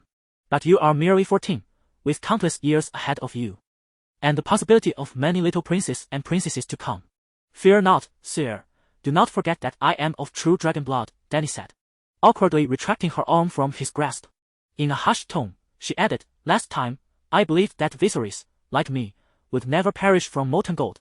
Originally, he is not a true dragon. Yora, bewildered, released Dany, pondering the meaning of her words while observing her cradling three dragon eggs handed over by her mate. With the assistance of Aegon and Rhaegar, she ascended step by step to Drogo's pyre. Dany gestured for the horsemen to leave, placing the white dragon egg upon Drogo's chest. Securing it with his hands, she herself lay beside Drogo with the black dragon egg, while the green dragon egg rested between them. Indeed, you have gone mad. The sorceress, bound and helpless, cackled as she witnessed Dany's actions. Endless agony has driven you to insanity. Ha ha ha, so this is how it is. You should have heeded my counsel earlier, to trade life for life, death for death. If blood sorcery could resurrect that butcher, you might have at least reclaimed your husband's life. Ha ha ha. Now you regret it, don't you? Ha ha ha. I shall slay you first. Corso, filled with righteous fury, turned to strike down the cackling goat woman priestess. Stop. I want her to burn alive, Dany commanded Corso. The defiant blood-sworn warrior surprisingly complied this time. Refraining from cursing her, his gaze now filled with a respect he had never shown before, as if moved by her noble act of mourning. Perhaps he believed they were destined to return to the realm of night, that his care would still choose her as Khaleesi. Dany turned to the sorceress. Have you forgotten? In your temple, when Care was first healed, Coro once proclaimed that if Care were to perish, you would meet the same fate. I am fulfilling that promise made that day. Regardless of your connection to Care's demise, he is dead, and you shall undoubtedly die. Ha ha, indeed, Care is dead. And the sorceress who healed him must perish. Hagel guffawed heartily, then slit his own throat, mumbling indistinctly, we should all go to a company call. With a swift sound, blood arrows shot from Corso's throat in a chilling echo. They have all departed. Dany gazed at the crimson comet at the horizon, her tone laden with complexity. Now it is your turn. The moment Drogo fell from his steed, I had envisioned this day as conclusion for you. Do not deny it. You are the cause of his death and intended to offer his son as a sacrifice to the devil more cruelly. You orchestrated it through the hands of a wife and a mother. How? You are even more cunning than I anticipated. The priestess, now unabashed, replied with a triumphant smirk. But your son is still dead, and that is sufficient for me. I have fulfilled my vengeance. Indeed, you seek revenge, and rightly so, Dany acknowledged her claim. The priestess had just cause to eradicate the villains who invaded her home. But how will you repay me for saving your life? Repay? Dany's words seemed to ignite a long-simmering fury within her. The priestess spat, her voice a rapid-fire barrage of accusations. I was dragged from the temple of the god I worshipped by horsemen, a throng of men waiting to violate me. That is not a posture befitting a proper union between man and woman. It resembles the mating of a dog. As you trod past, the fourth man was within me. How do you propose to rescue me? I witnessed the temple of my god engulfed in flames, a place where I had healed countless devout souls. In those days, I was a pure healer, a devoted priestess, not some witch or blood sorceress. My homeland was laid to waste by the horsemen, and the streets were littered with the heads of the fallen, including the baker who once made bread for me and a young boy whom I had painstakingly cured of a dire illness. I can still hear the horsemen cracking their whips, driving the children away, their cries echoing like thunder. Pray tell, what have you saved? Daenerys fell silent for a moment before responding. I did all that I could, Ero and those women. I saved your life. Khaleesi is not Khal, and even Khal cannot alter the well-known traditions of the horsemen. The true Daenerys could confidently declare to anyone, I have no regrets. My life? Melisandre chuckled coldly. Look at yourself. When all that is beautiful is stripped away, what meaning does life hold? Ah, it seems everyone believes Daenerys is in deep mourning. Her expression a mask of despair. They think she has lost all sense of purpose. If it holds no meaning, why did you beg me before? Daenerys scoffed. You shall never hear my wails, Melisandre replied. Chapter 16, The Hatching of the Young Dragon. The priestess of the fire, Olazara, wailed amidst the flames. Her voice piercing and shrill, laden with anguish. She was not as strong as she had envisioned. Daenerys sat cross-legged beside Drogo, personally casting the torch into the pyre. Whoosh! Whoosh, whoosh. Delicate azure flames started from the oil-soaked wood, akin to swift serpents slithering across the pile. The oil ignited the twigs and hay first, and after a few seconds, the wood began to crackle, a wave of heat rising from the fire, enveloping the gathered crowd. Initially, it felt like a lover's gentle caress, soft and warm, but soon the flickering flames transformed from serpents into a dragon, twisting and soaring, baring its fangs and claws, lavishly expanding its light and heat. Sir Jorah and the others watched the flames, hearing only the crackling of burning wood and the priestess's lament. In the beginning, Miri used her loud singing to mask her fear and vent her suffering, but as the flames rose higher and the fire intensified, her voice became more resonant and piercing. Then, as thick smoke rolled in, she gasped for breath, her song faltering into trembling sobs. The scent wafted through the crowd, indistinguishable from the aroma of horse meat roasting over the bonfire, yet Jorah felt a wave of nausea wash over him. Could there be a trace of his princess's essence within? At the thought, he retched violently. The cruciform pyre blazed fully, resembling a roaring dragon, its voice booming and overpowering the priestess's cries, which were fading into the background.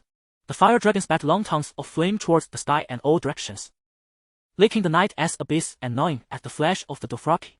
Amidst the thickening smoke, the horse lords could hardly bear the suffocating heat, retreating away from the fire with coughs. The fire dragon roared in fury, stirring a tempestuous wind that snapped the nearby banners and caused the wood to crackle ominously. Glowing embers rising from the smoke, drifting into the boundless night like countless newborn fireflies. In the midst of the inferno, Daenerys seemed to enter a strange realm. As her colorful vestments and silk trousers smoldered, she internally mocked Miri's attempts to veil her cries with song. Yet soon, her attention was drawn to the black dragon egg in her grasp. The egg radiated a warmth surpassing that of the flames, nearly compelling her to cast it aside. Daenerys forced herself into a dragon dream state. The essence of the dragon dream lies in the merging of her soul with that of the dragon. Her own soul was a complete entity, while the black dragon's soul combined with hers formed an even more complete whole. In this dragon dream state, she could perceive the world through the black dragon's eyes. At that moment, she found herself engulfed in a crimson inferno, with her black dragon before her. As imposing as ever, the dragon opened its maw wide, letting out a mighty roar, as countless tiny, colorful lights, akin to fireflies, converged from the heavens, flowing into its throat. Golden, silver, green, purple, bright red, the hues of the lights were too numerous for Daenerys to count. This was... A sudden realization struck her, hatching the dragon. She promptly contacted her treasured artifact and located the character panel, excluding the Undying and the Dragon Dream. The bloodline talent of the Dragon Mother endowed her with the extraordinary ability to hatch dragons. Hatching dragons, this ability allows one to imbue dragon eggs with flames and essence, thereby enabling the fossilized dragon eggs, which retain their soul's origin, the deceased dragon eggs, and the healthy dragon eggs to hatch into young dragons. What is essence? As the thought arose, a stream of information flowed into her consciousness, granting Daenerys a deeper understanding of the Dragon Mother's hatching talent. Essence embodies the vital essence of life, existing within the realm of the living and within the souls of life forms. In a world devoid of reincarnation and the underworld, it is the confluence of essence that births the miracle of life from organic matter. For instance, a newborn infant is composed of both soul and body. The corporeal form is inherited from the parents, while the soul originates from the gathering of essence from the heavens and earth within the physical form. The 3 dragon eggs gifted to Daenerys by Governor Pentos, after millennia of historical change, had become fossils. Theoretically, these eggs were akin to diamonds and gemstones, merely beautiful lifeless entities. Yet, by a twist of fate, these fossilized dragon eggs encountered Daenerys Targaryen, whose bloodline was so rare that it represented the pinnacle of Valyrian dragon magic civilization. Not only the Targaryen family, but perhaps even Valyria itself, had scarcely seen a dragon mother of her caliber in its millennia-long history. Perhaps, Daenerys was an anomaly. Her dragon mother talent enabled her to impart the essence of the world to the dragon eggs even in an unconscious state. The revival of fossilized dragon eggs was indeed a miracle, yet dragons themselves epitomized miraculous magical life, defying conventional judgment. Originally, Daenerys had subconsciously wished for her dragon eggs to hatch, having seldom actively explored her dragon dream and hatching talents. However, this new iteration of Daenerys understood that at this pivotal moment, she should take action. Big Black, I am here to assist you, she called out to the black dragon above her. In the next instant, her position shifted from the blazing ground to the majestic head adorned with ebony scales. She found herself riding atop the dragon's neck. It felt as though she had arrived at a place destined for her, in that moment. Daenerys experienced a profound realization. She had become one with the dragon, and together they would be reborn amidst the flames. In an instant, the essence points atop the black dragon's head became increasingly dense, gradually forming a vibrant whirlpool above its gaping maw, causing one to wonder if this was akin to awakening a tailed beast. After an indeterminate period, Daenerys sensed the presence of dragons beyond the black dragon specifically. The white dragon and the green dragon. Previously, even while cradling the dragon egg, she had been unable to forge a connection through dragon dream with the white and green dragons as she had with the black dragon. In this moment, she clearly perceived the white and green dragons approaching her. Riding on the black dragon, the white and green dragons swirled around her like companions, the four of them reveling freely in a sea of colors. They were filled with joy and pride, the sky beneath their feet. She was the Dragon Mother, a colossal maternal figure destined by bloodline. Perhaps fate had orchestrated her birth, but her talent was independent of any deity or entity. Only through death can one exchange for life, uttered from the lips of the witch, who spoke as a servant to the devil lurking in the shadows. The Lord of Shadows is an evil deity, a demon, and simultaneously another incarnation of Rowlek, together with the King of Light forming the complete divinity known as Rowlek. Targaryens belong to the ancient Valyrian race, who possess their own deities, Valyrian, Mirageous, and Vhagar. There is no King of Light Rowlek among them. During the Valyrian era, the civilization of dragons and magic reached its zenith, entirely unconnected to Rowlek. The King of Light may have coveted dragons, yet he had no ties to them. Daenerys, born of dragons, is also unrelated to the King of Light. Her draconic lineage stems from Valyria's remarkable blood magic. As the flames diminished to the point where they were no longer visible by midnight, the fiery coals, smothered in ashes, continued to sear the earth and air, until the cold mist of night was dispelled by the morning light. Jorah Mormont, who had endured the night's torment, could finally withstand the scalding ground, finding Daenerys at the center of the cruciform ashes. She half squatted on the ground, surrounded by charred coals, glowing embers, and the scorched bones of men and horses. Her body was bare, the lower half cloaked in nearly half a meter of ash, exposing her naked arms and back. Were it not for her striking silver hair, he would scarcely recognize her figure, blending seamlessly with the charcoal. "Seven gods protect us!" he exclaimed with overwhelming joy, bending down to support her shoulder. A hissing, bright-eyed serpent emerged from her hair, exhaling wisps of white smoke from its mouth and nostrils. The look of surprise on Jorah's face instantly morphed into horror as he instinctively withdrew his hand, locking eyes with the serpent's fiery gaze for a fleeting moment. "A dragon?" he stammered. Although reluctant to believe, behind the long neck of the serpent, the wings that stirred a cloud of ash were unmistakable. It was not a mere snake but a dragon, miraculously born from the flames. The knight fell silent, retreating a few steps, and knelt on one knee with a newfound reverence. Daenerys awakened from her peculiar state, slowly lifting her head to glance at Mormont before sweeping her gaze toward the Khalasar behind him. Those Dothraki, regardless of age or gender, even the 10 captured warriors of the Order, one and all, laid down their weapons, pressing their faces to the smoldering ground in reverence, kneeling on the sandy earth. Daenerys understood that from this moment forth, they were entirely subservient to her, today, tomorrow, and forevermore, not out of fear of Drogo's might, but from a genuine allegiance born from the heart. She stood boldly amidst the ashes, wholly exposed, as everyone bowed their heads in respect. "Illyria, fetch my garments. Doria, Missandei, prepare warm water for my bath," she commanded her handmaidens. The black dragon perched upon her shoulder, its serpent-like neck coiling around her neck, while the other two hung against her chest as she embraced them with both arms. Aili sprinted to fetch a silk robe, carefully draping it over Daenerys. As she observed the two suckling dragons, a sudden change swept over her face, and she murmured, "Riding the steed of the world, indeed. You have given birth to the steed of the world, Khaleesi. The old woman's prophecy has come to fruition." "You speak too much," Daenerys replied coolly. The black dragon, hissing and spitting, immediately turned its head and roared at Aili, while its two brothers simultaneously released their grip on Daenerys and joined in the cacophony of screeches. Alas! The poor horse-riding girl covered her mouth, nearly brought to tears by the fright. Chapter 17. My Khalasar after her grooming. Daenerys summoned her followers at the foot of the hills. Mounted upon her silver steed, cradling a young dragon in her arms, with another perched on each shoulder, she strode through the parched red sand, calling out, "From this moment forth, my Khalasar shall be reformed into Khalasar, and I shall not journey to the city of the Horse Lords to join with the Dothraki. Will you follow me into the unknown future?" "I will. We will. We all will," A cacophony of enthusiastic responses erupted from her colossus. Good. Daenerys nodded with satisfaction and addressed the crowd once more. Yora, Aegon, and Recaro. The three men seemed to anticipate what was to come. Their faces radiated excitement and uncontainable joy, absent of hesitation or reluctance. However, the uncalled Colo found himself despondent. His countenance ashen, harboring a profound resentment for the tradition of blood riders that all were aware of. As expected, Daenerys dismounted and approached the trio of horsemen, presenting the silver-handled whip that hung from her saddle to Yora. This silver whip is my wedding gift, which I now bestow upon you, appointing you as my blood rider. I require you to swear an oath to become my blood of my blood, to live and die by my side, to fight alongside me, and to protect me from peril.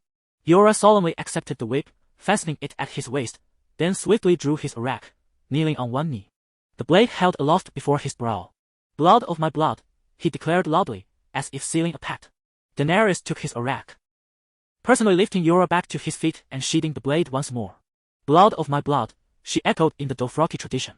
Next, she honored Aegon and Recaro in succession, bestowing upon them a pair of curved dragonbone bows and gilded araks. Each weapon was a wedding gift from her blood riders. With the whip from Yora, the arak from Coro, and the towering bow from Castle. Just a year prior, these items were fresh with meaning. Yet now they felt like remnants of a bygone era. The three newly sworn blood riders stepped away from the crowd, standing behind Daenerys, who then turned her gaze to Colo. Meeting his dimmed eyes that flickered with hope, she said, Colo, I have an important mission for you. Do you see my dragon? She lifted the white dragonfire in her hands, which flapped its translucent wings awkwardly. In the future, they will be powerful enough to command the world. Yet now they are too fragile even to fly. I require a loyal and valiant dragon guardian to protect them. Will you accept this charge? It is my honor, Khaleesi. Colo declared fervently, drawing his arak and swearing his loyalty. Sire, you have already pledged your fealty to me. Daenerys finally addressed the knight clad once again in Dothraki attire. One day, you shall receive from my hand a sword unparalleled in the world, forged by true dragons, tempered with Valyrian steel.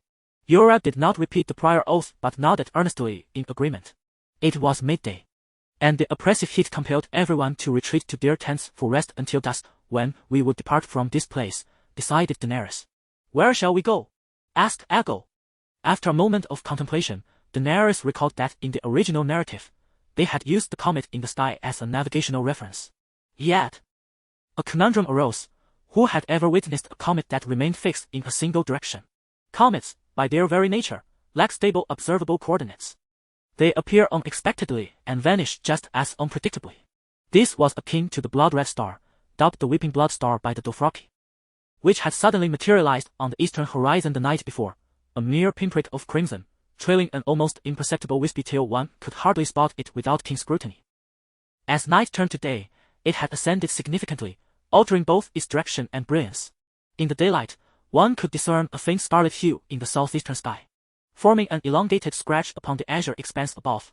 Following this celestial body would be akin to tracing circles upon the earth. This was a red wasteland, and such a course was tantamount to courting death. In truth, in the original plot, Daenerys' caravan suffered grievously, with the elderly and infants nearly extinguished, leaving behind a trail of corpses, as they traversed a path littered with blood and death, a journey from which only the strong emerged unscathed. Even her handmaiden, Doria, had perished. Remarkably, Daenerys, having just lost her husband and with her 10-month-old son sacrificed to the devil by a sorceress, did not observe the customary period of mourning, crossing thousands of miles of desolate wasteland, and yet, she emerged intact. Ah, the effects of the dragon dream were indeed remarkable. Snapping back to reality, Daenerys smiled at her followers and inquired, let us first discuss where we cannot go. Sir Yora was the first to respond, we cannot head north. Let us not forget that Khalasar of Odo awaits us, even if we manage to evade them. The first Khalasar we encounter upon entering the Dothraki Sea would utterly devour your beleaguered company, slaying the warriors and reducing the rest to slavery. The lands south of the river, inhabited by the sheepmen, are equally unviable. Your forces are far too weak to withstand even that non-confrontational tribe. The Lazarine harbor a deep-seated animosity towards the horsemen, and they have no reason to treat us kindly. We could avoid the villages of the sheepmen and proceed downstream towards the southeast, aiming for ports such as Meereen, Yunkai, and Astapor. At this juncture, Recaro interjected with a warning. Martin informed me that Bonos Khalasar is driving thousands of slaves towards that direction. intending to sell them at the slave markets along the coast of Slaver's Bay. Martin, a newly joined Dothraki warrior, well, not entirely new, as he was originally a roaring warrior of the Khalasar of Drogo, who had departed with Odo amidst the chaos. Now he had returned to his rightful place, subdued under Daenerys, the Unburnt, Mother of Dragons. Indeed, the Dothraki had begun to secretly refer to her as the Unburnt and Mother of Dragons. Those slaves had been seized from the Khalasar of Drogo, and Bono deemed the golden medallions left by Drogo to be of lesser value. 4 slaves commanded a higher price. Aegon added, then our only path lies south, across the Red Wasteland. Dany gazed at their solemn expressions and sighed, upon reaching the coastline. Whether to trade in the city-states or to seek a bountiful land for cultivation. Cultivation? Yura interjected, perplexed. My dragon is still too small. Dany replied vaguely. As a formidable late-game hero, it is essential to develop cautiously and not squander opportunities. Regardless of the early hardships, once my 3 dragons mature, will I not be free to roam the world at will? By then, not only reclaiming my kingdom, but perhaps even becoming a figure akin to Genghis Khan or Alexander. Whatever pleases me. However, Doria, standing behind Dany, wore a face of dread and remarked, Khaleesi, that is the Red Waste, a desolate and terrifying land of demons. Even the horse-riding tribes speak of it. I have heard its dreadful reputation from seafaring merchants. In least few dare traverse that realm inhabited by devils and hellish creatures. I fear not demons, and you need not fear any spectre while you accompany me, Dany reassured her, taking her hand and caressing the dragon nestled in her embrace. As if it were a piece of metal scorched under the relentless sun, searing hot. Once Doria's spirits were lifted, Dany commanded her subordinates, though our Khalasar is small, I have resolved to restructure it. What is the most vital element of a troop? She surveyed the group. Courage, the valor to face death without fear, Aegon asserted. The mightiest KO, Carlo immediately echoed, under the leadership of the strongest KO, our company shall be invincible, just as Drogo KO conquered the entire vast grasslands. Moreover, with steeds and tribes, numbers and strength matter, Drogo added. The insights that the horsemen could master were articulated by the free blood sworn. Kuoro, furrowing his brow in deep thought, remained silent. The tactics and coordination of the soldiers and various units are of utmost importance, Sir Yura emphasized. In Westeros, every knight is trained from a young age. Martial instructors teach them swordsmanship, horsemanship, spear techniques, and archery. Scholars instruct the young noble science in arithmetic, literature, astronomy, geography, and the genealogies of prominent houses. The art of troop deployment is taught by their fathers or lords. Undoubtedly, this dialogue revealed the stark contrast between the barbaric horsemen and the civilized knights. Do you possess the command skills for large-scale warfare? She inquired curiously. There is an ancient saying in Huaxia, 1,000 troops are easy to find, but a commander is hard to come by. Dany's small Khalasar consists of merely dozens of warriors, needing not an exceptional leader now, but what of the future? I have commanded a force of up to 2,000 men. That was during. His expression shifted, and his words faltered. That was during the time I aided the Norse Lord Eddard Stark in overthrowing my father's dynasty. Dany stated matter-of-factly. My apologies, Your Highness, Yura murmured, lowering his head. There is no need for apologies. You serve your lord, and that is no fault. Dany waved her hand dismissively, returning to the topic at hand. I believe the most essential aspect of an army is a well-structured system. What kind of system? Aegon queried, perplexed. First, establish the system of sergeants, and then refine it step by step. Daenerys, noticing the puzzled expressions of her riders, smiled and declared, from this day forth, the Dothraki warriors under my command shall abandon all previous Celtic banners and unite under the standard of the dragon. All males aged 14 and above shall automatically be enrolled in the ranks of warriors. This cannot be attributed to Daenerys' cruelty. She herself is merely 14. Her handmaidens and the members of the Blood Riders are all youths of similar age, purposefully chosen by Drogo. Were the age of enlistment set at 18, she would find herself devoid of followers. Of course, this is merely a temporary measure. In the future, once her strength has significantly increased, she intends to raise the age of recruitment considerably. 10 warriors shall form a small unit, selecting the strongest among them as captain. 5 such units shall combine to create a larger battalion, from which one leader shall be chosen based on merit from the 5 captains. 5 battalions. Daenerys paused, observing the bewildered expressions of her 4 Dothraki companions. Their looks suggested they were grappling with an incomprehensible text. Is there a problem? She inquired. Khaleesi, I can understand 10 warriors forming a small unit, but how many warriors would there be in 5 units and 5 battalions? Aegon puzzled, counting on his fingers. Chapter 18. My great King. The Dothraki seemed bewildered by numbers exceeding 10 and the intricate management system. Daenerys furrowed her brow. The 40,000 roaring warriors of Drogo operated in groups known as Khars, which represented the smallest unit beneath the Khalasar, led by a Khal. Each Khal only needed to manage a handful of Khalasars. Thus, the Dothraki had only 3 ranks among the roaring warriors: Khal, Khalasar, and roaring warrior. In essence, Khal and Khalasar belonged to the same tier, and Khalasar and roaring warrior were also of equivalent standing. The Dothraki were primitive, almost achieving a genuine form of democracy. However, she did not desire such democracy. Had the Dothraki been a tad more feudal, Khal Drogo's fate might not have been so tragic. At the very least, she could have served as a regent. Daenerys' intent in reorganizing the Khalasar was to establish a hierarchy. With a hierarchy in place, a swift transition to a feudal, centralized society could occur. As feudalism had been present among other nations for millennia, it merely required adaptation, not innovation.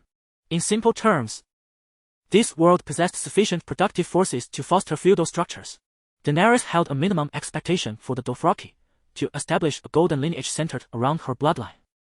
Before the rise of Genghis Khan, anyone could claim the title of Khan, equivalent to a Dothraki Khal, across the steppes, irrespective of lineage, based solely on personal valor and power. At that time, the Mongols lacked a refined system linking bloodlines and surnames. This situation mirrored that of the current Dothraki. However, after Genghis Khan unified the northern steppes and founded the Mongol Empire, only those of the Borjigin clan could bear the title of Khan. If one did not belong to the Borjigin lineage, they were required to marry a woman from that family to ensure their offspring retained the Borjigin bloodline. The Borjigins held a resounding and illustrious title, the Golden Family. The prospect of world domination was not yet on Daenerys' mind, but possessing 3 dragons. If she could not establish her own Golden Family, it would be a squandered opportunity and resource. The currently fragmented Dothraki presented a divine opportunity for an imperial foundation. The chance to create a Golden Family was singular and fleeting. Originally, Daenerys had been somewhat naive, or perhaps akin to Murongfu, fixating on the notion of returning to Westeros as its queen. Alas, she was thousands of kilometers away from Westeros. Moreover, the nobles there were well. Their skills in court intrigue and combat were unparalleled, and their ambition and ruthlessness were boundless. Loyalty? It was negative. They were all treacherous wolves. Additionally, the environment was harsh, with White Walkers emerging periodically to bring devastation. That wretched place, even if offered to her for free, she would not desire. Thus, no matter the obstacles, reform among the Dothraki must persist. Ago, what is 5/10? She inquired of her blood riders. Ago pondered for a moment and replied, "Is it 50?" Daenerys nodded and further asked, "What is 5/50 combined?" This time, he spent more time calculating. His face contorted in concentration as he counted his fingers for quite a while, finally uncertainly stating, 250. Isn't that correct? Dany encouraged him with an open hand. But didn't you say there are also the captain and the commander? If we exclude them, how many knights remain? He inquired. Why should we exclude them? If you are the commander, all 249 others are your warriors, Dany explained. But Aegon's expression was troubled. Isn't the captain a warrior of the commander? Isn't he a brigand? The brigand serves KO, yet he is not counted. Aegon's words stumbled. His thoughts too complex to articulate, his excitement causing him to gesture wildly yet fail to form coherent sentences. Dany, however, understood his dilemma. It was the same old adage. The Dothraki were unaccustomed to multi-tiered hierarchies. This was a new regulation, one that everyone would gradually become familiar with. She could only wield her authority to compel them to adapt. Yora grasped Dany's intent and offered his counsel. Khaleesi, refrain from using terms like squad and detachment.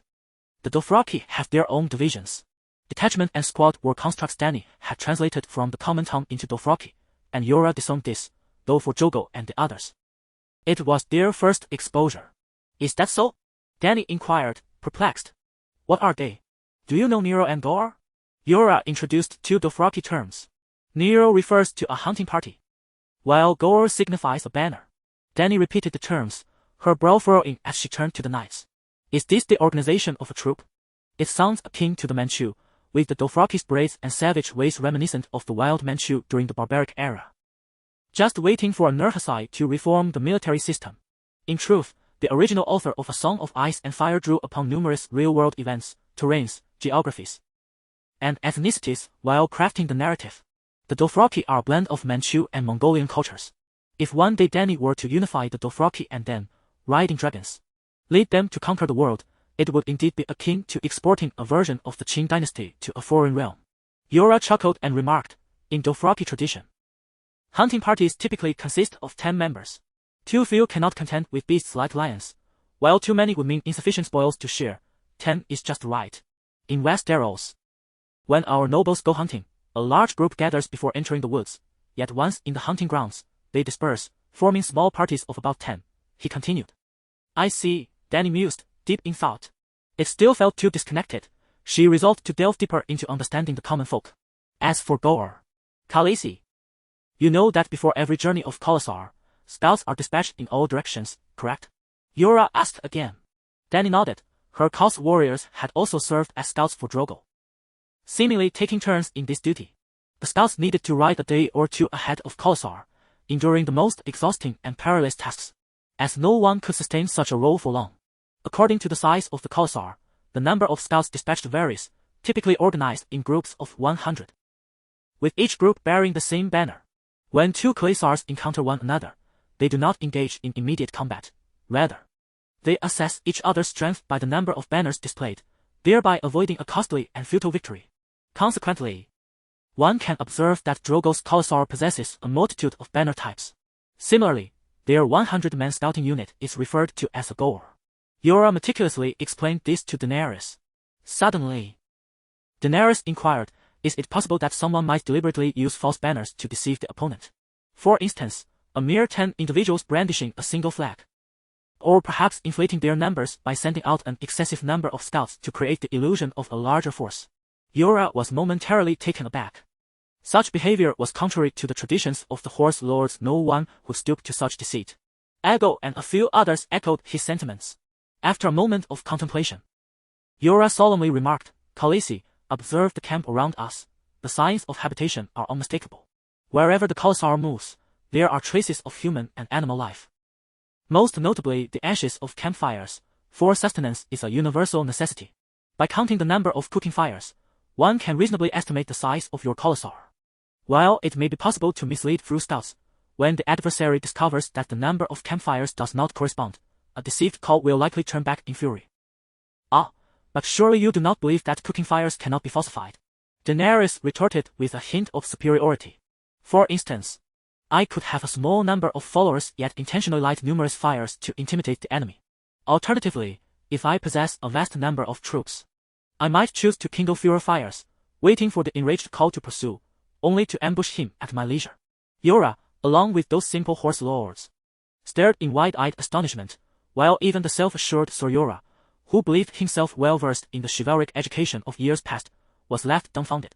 By the seven hells, can such a tactic truly be employed? He mused. Yet, it appeared theoretically plausible. Yora regarded his seemingly innocent princess with an odd expression. Could she be a born military genius? However, he felt a tinge of discomfort, as such scheming hardly aligned with the ideals of knighthood. Alas, it seemed that her upbringing, devoid of the noble education typical of Westeros, had led her astray under the influence of cunning merchants.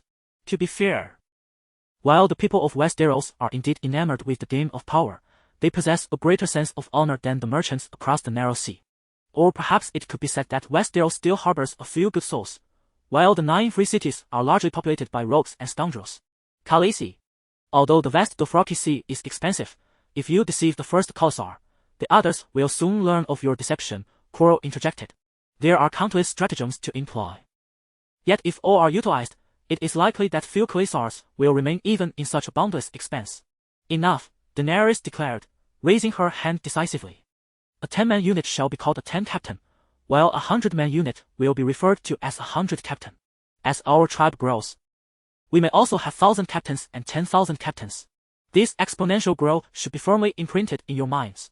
The titles of the centurion, captain, and general are equally clear in Dothraki, easily comprehensible to any individual of sound mind. Aegon extended his hands, nodding. I possess 10 fingers. If I count slowly, I should be able to tally them accurately.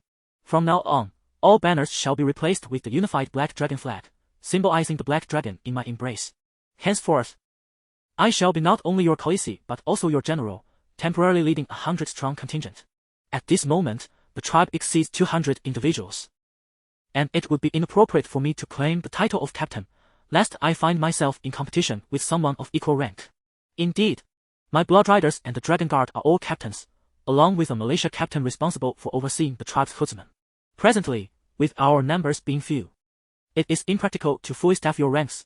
Thus, we shall commence by establishing a framework with the title of captain held by those who are effectively centurions. After several hours of deliberation within the tent, once the system was established by Daenerys, immediate implementation ensued. First, the delineation between military and civilian was made. Males aged 15 and under 50 were designated as roaring warriors, evenly distributed among the 5 captains, including her own. Next, the populace was functionally categorized into groups: horse caretakers, cooks, healers, and craftsmen. While Daenerys was reorganizing the households of the elderly, women, and children, a commotion erupted among the horse-riding warriors in the nearby open space.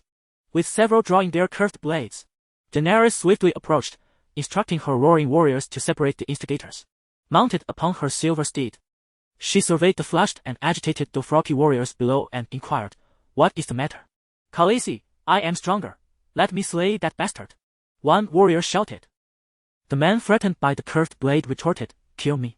Do not interfere. I shall flay his skin."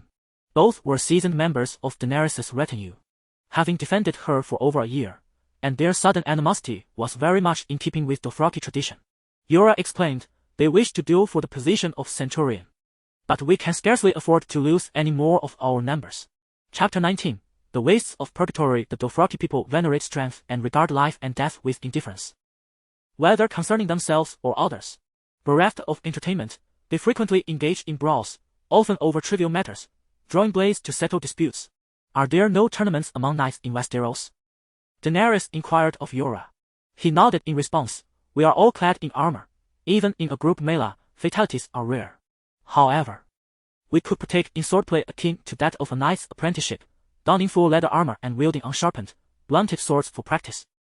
While such contests may lack the fairness of true weapons, as many horsemen favor agility and seek a swift kill, the use of blunted swords and leather armor demands greater strength and stamina. Yet, to prevent loss of life, I must concede to your suggestion." As dusk fell, the newly unfurled black banner billowed in the wind, and her Khalasar began its slow journey southward, guided by the sun and stars. Before their departure, Daenerys instructed her followers to excavate the remnants of melted gold from the pyre. "This is what Drogo left behind. He took what he needed to the land of night, and the remainder shall be our reward," she assured the hesitant horsemen. Drogo's dragonbone bow was also retrieved. The term dragonbone is not merely metaphorical. It is indeed made from the bones of dragons. Not to mention the numerous dragon corpses of House Targaryen, the ancient Valyrian civilization had only perished 3 centuries prior. At its zenith capable of deploying 300 dragons as a conquering force, dragons, too, have a lifespan and eventually succumb to death, leaving behind indelible dragon bones that have persisted through the ages. Rich in iron, these bones deepen in hue, ultimately becoming jet black. Ordinary flames cannot harm them. Even a young dragon can withstand the intense heat of burning wood, let alone that of an adult dragon skeleton. In addition to gold and dragon bone, a few horsemen uncovered a cache of cracked stones amidst the ashes dragon egg fossils. Upon piecing these fragments together, they astonishingly reconstructed 3 complete stone eggs. Dragons do not emerge from stone eggs, and the horsemen exchanged bewildered glances before a realization dawned upon them, leading to terrified exclamations. "Khaleesi has birthed 3 dragons. The prophecy of the Dothraki has come to fruition. Khaleesi has given birth to steeds that will ride the world."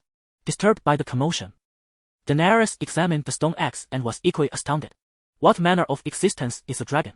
Doubts began to take root in her mind. Regardless of how the dragons might come into being, they had to depart. The charred remains of the pyre were gathered and interred in a deep pit before the caravan set forth. On the first night, Daenerys' Khalasar traversed only 10 kilometers. After departing the encampment for 5 kilometers, they encountered a stream where Drogo's Khalasar had fetched water. After being disturbed by over 100,000 people and countless livestock for several days, the once clear stream had dwindled to a mere layer of silt. Daenerys altered their course, opting to follow this wetland. After another 5 kilometers, they came upon a new shell pool, and Daenerys ordered the khalasar to halt. They would rest here for a day or two. All 87 cattle and sheep must be slaughtered. Dany informed her people that the deeper they ventured into the wasteland, the scarcer the water sources and forage became, and they could not afford to compete with their horses for dwindling resources. After Dany's restructuring, the manpower allocation in khalasar became significantly more efficient. Mutton was transformed into jerky, and sheepskins, with the wool left unprocessed, were dried by the women of the horse clans and fashioned into hooded cloaks. The wasteland was sweltering. Donning a cloak during the day provided respite from the sun, minimizing the evaporation of bodily moisture, while at night it offered warmth. Though the Dothraki were indeed a nomadic people, not every nomad could guarantee that they possessed leather coats or cloaks. Dany's original 100 or so followers from the Karth tribe were certainly not lacking in garments. However, with her current addition of nearly 200 individuals, most being the abandoned elderly and infirm, many lacked even a change of traditional Dothraki vests.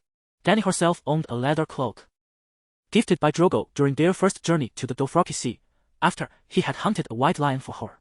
The formidable lion, towering over her silver horse, yielded a hood that dripped over her head, while its pelt cascaded down her back like a natural mantle. On the evening of the third day, the khalasar resumed its march, traveling through the night until the sun rose above the horizon on the following day, covering approximately 100 kilometers in 10 hours. At this juncture, Dany encountered a predicament. Over a dozen scouts scoured the surrounding 5 kilometers yet found no clean water source. Following the dry riverbed, they occasionally glimpsed shallow, stagnant pools of bitter water, exposed to the relentless sun.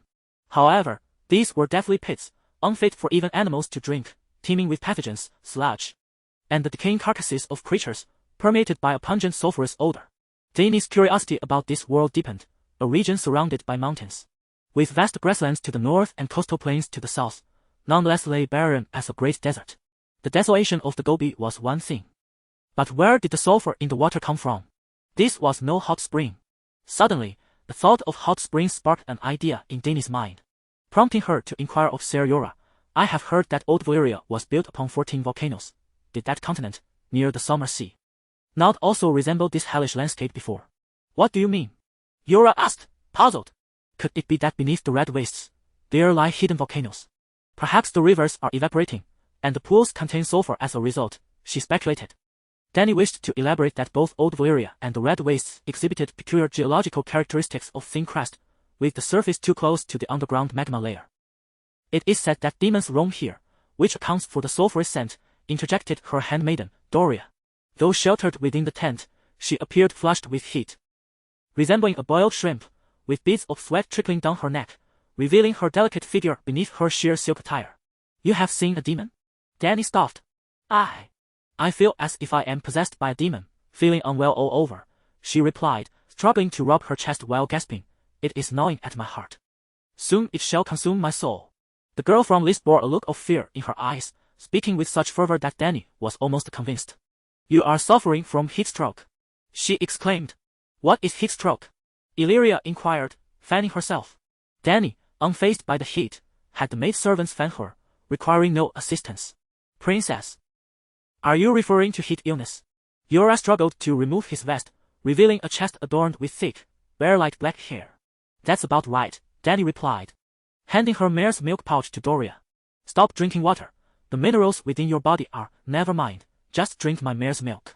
But that as your ration, Doria said, appearing dazed. She reached for the pouch but quickly recoiled as if shocked, shaking her head. I can endure. I can drink water. Dany did not attempt to persuade her, instead pressing the pouch into her hands. Due to the scarcity of resources and an uncertain future, Dany had established a rationing system before their departure. Water could be consumed freely, as they had been traveling along a river and could always find more. Horse meat was also available to eat without restraint. The tough, dry jerky could even be used to cut wood, and even with open supplies, they could not consume much. The main items requiring limited distribution were mare's milk, salt, wine, and fruit. Given the circumstances, even water. No, that won't do. Water must be abundant, otherwise, even if they managed to escape the wasteland, half of them would perish. Realizing this, she could no longer sit idly. I will separate the men and women into different camps, she instructed her maidservants. Everyone can undress in their tents. You should remove your clothes now. It feels like a furnace in here. Shedding our garments would be futile, Illyria sighed. Previously, on the grasslands, even with 2 layers of sheepskin bedding, we would wake frozen at night. Now, the ground burns our feet. Dany teased, you could scrape away the top layer of sand. Suddenly, inspiration struck her, and she burst into laughter. How did I not think of such a simple solution until now? What solution? Yura asked curiously. Dany waved her hand. Let's go outside and see. As the tent flap was lifted, Dany was momentarily blinded. The sun seemed to press its face close to hers, the beams of light creating a blinding white world. Lowering her head to rub her eyes, she struggled to regain her vision, only to feel as though she had indeed entered a purgatory. The dazzling white light shimmered upon the flat red sandstone ground, reflecting an equally intense crimson glow. Resembling the fire's red light, the concentrated red radiance formed a sea of flames. Those traversing this desolate expanse appeared as if strolling through hell itself. Heavenly stars. The scent of sulfur lingered in the air. Indeed, there are no misnamed things, only misnamed reputations. This place is a red purgatory. Hastily donning her white lion hood, Dany surveyed her camp.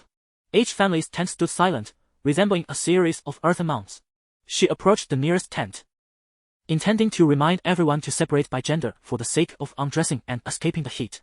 However, as she neared the entrance of the large tent, stitched together from cowhide, sheepskin, and horsehide patches, she was met with a subdued sound of gasping of mixed company. Dany's mouth fell agape, her expression one of disbelief. It was not until she quietly approached and lifted a corner of the curtain that she realized her assumptions were misguided. The horsemen seemed indifferent to the distinctions between genders. Furthermore, they were not like Doria. They appeared remarkably adaptable and robust. Stepping back cautiously, Dany chose not to disturb those passionate horsemen. Instead, walking along the scorching gravel surface to the riverbed's edge, 50 or so well-built horses, stripped of their saddles, with drooping ears, stood scattered across the open ground, struggling to chew the tough, brown, demon grass that grew beneath the rocks and among the dead trees, all under the blazing sun. Khaleesi, is that you? A small old man, whose origin was a mystery, suddenly appeared before Dany. Avanti, will the horses regain their strength before nightfall? Dany asked, her own doubt evident in her voice. This elderly man, who tended to Karas's herds, was a former servant to 12 cows, and now Dany was the 13th. Ah! A rather ominous number. Avanti was short and slender, with a slight hunch, his bald head crowned with a tuft of white hair barely tied back, resembling a braid that had yet to reach the length of his second son. His ruddy face was edged with the deep, dry lines of age, reminiscent of a desiccated orange. Only his pair of misshapen eyes, no longer resembling almonds, still sparkled with the essence of life. He opened his toothless mouth and offered Dany a disconcertingly unattractive smile. Khaleesi, if there is sufficient fresh water, combined with the unique demon grass of this barren land, they could last at least half a month. Dany exhaled with relief. If her party did not take any detours, they ought to traverse this desolate expanse in that time. However, Avanti, with a furrowed brow, informed Dany, all the horses here are strong, but aside from 100 or so riders on robust steeds, the majority are merely old, frail, sickly, limping, and ill-tempered creatures. Even in the vast grassland, brimming with forage, they cannot endure for long. It is common knowledge that such horses should have been called for meat long ago. Our prior Karasa survived on such provisions. I understand. There will be other arrangements when the time comes, Dany replied, her expression calm. Chapter 20. The shaving Dany understood that she was now the leader among the people, and she must exhibit confidence and strength, unyielding and fearless. Just as a chief surgeon must never reveal doubt or concern to a patient before entering the operating room. Do the horses hesitate to drink from the water hole? Dany inquired again. Yes, they even shy away from it, replied Avanti, his face betraying fear as he trembled. That is poisoned water. Any water unfit for livestock is cursed by demons, as everyone knows. Everyone knows, echoed a voice from behind Dany. It was a go. Dany's blood oath warriors emerged, bare-chested and clad in silk trousers. Despite their ignorance, the horsemen's survival instincts were commendable. Allow me to share a small trick to resolve this issue, Dany said, soon becoming quite busy. She instructed her men to bring out her large red copper basin from the tent. It was a basin larger than a modern bathtub, towering 2 meters high and weighing over 100 kilograms, typically used by Torgal for bathing. Next, a trench was dug beside the water hole to accommodate the basin, which was too elevated to conveniently pour water into from the ground. Then, a sheepskin blanket was spread over the basin's surface, with a hole the size of a bowl cut in the center to prevent the water from evaporating under the heat. The next step involved erecting a 2-meter-high triangular frame above the basin, divided into 4 tiers, with each tier holding a cotton bag. The first bag contained a thick layer of coarse sand, the second held fine sand, the third was stuffed with half a bag of cotton fluff, and the fourth was filled with charcoal. Finally, due to the oppressive heat, Dany arranged for a tent to be constructed atop the triangular frame. Now, go fetch the stagnant water from that pit and pour it into the topmost wide-mouthed bag, but do it slowly and carefully. Before long, water began to seep through layer by layer, the rhythmic dripping evolving from mere droplets to a steady stream, as the contents of the bag became saturated. Eventually, clear droplets began to form a silvery ribbon flowing into the basin below. A gull, crouched at the base of the wooden frame, exclaimed in astonishment. The water has become so clean, even purer than what we collected from the Shiman River. This left Ser Jorah, well versed in the world, speechless, as he had never witnessed such a rudimentary yet ingenious method of water extraction. Could it be that the princess was indeed a prodigious talent, untouched by the world? He was aware that this brilliant idea had merely been sparked by a single remark from a maid. The Red Wastes were not merely a vast desert. Numerous shallow muddy pits existed, yet they lacked a clean water source. If this filtration technique could indeed dispel the demon's curse, they might successfully traverse the majority of the Kurasa across the wasteland. With this thought, Jorah became increasingly excited. Your Highness, we should melt down the basin and create large water vessels. The wasteland was dotted with numerous shallow puddles and wet mud, but no single waterhole could fill such a large basin. The distances between the waterholes were too great, abandoning them would be a pity. Yet fetching from each one would squander both time and effort. Instead of opting for a mere handful of elite cavalry, why not select dozens, grouped in trios? With one rider per 2 horses, each trio equipped with a large water container and several empty water bags, spreading out in reconnaissance. This would allow for the exploration of the terrain, while simultaneously gathering water sources from the wilderness. Dany scrutinized the stout, bear-like figure of the middle-aged, bald man before her, surprised to discover such astute intelligence within him. Very well, she nodded in affirmation of his proposal. Khaleesi, the water isn't flowing, Lacklow exclaimed in panic. As he continued to pour water from the upper cloth bag, Dany stepped forward, leaning beside the wooden frame, and tugged at the corner of the bag. What a foul stench! Caught off guard, she recoiled 3 steps. The once vibrant red gravel was now obscured by a layer of unsightly sludge. The filtration system had collapsed. The sand, charcoal, and cotton inside needed to be replaced periodically, and the supply of cotton was limited. If it ran out, they could substitute it with weeds. Dany recalled the resilient demon grass that even the strongest horses struggled to chew and added, first, we should crumble the grass into a ball and break it into fibrous pieces. Alternatively, we could stuff it into the horse's mouth, allowing it to chew for a while before extracting it. Will it be possible to extract it, Avanti? She inquired of the old man. It can be done. The horse won't swallow it unless thoroughly chewed, but...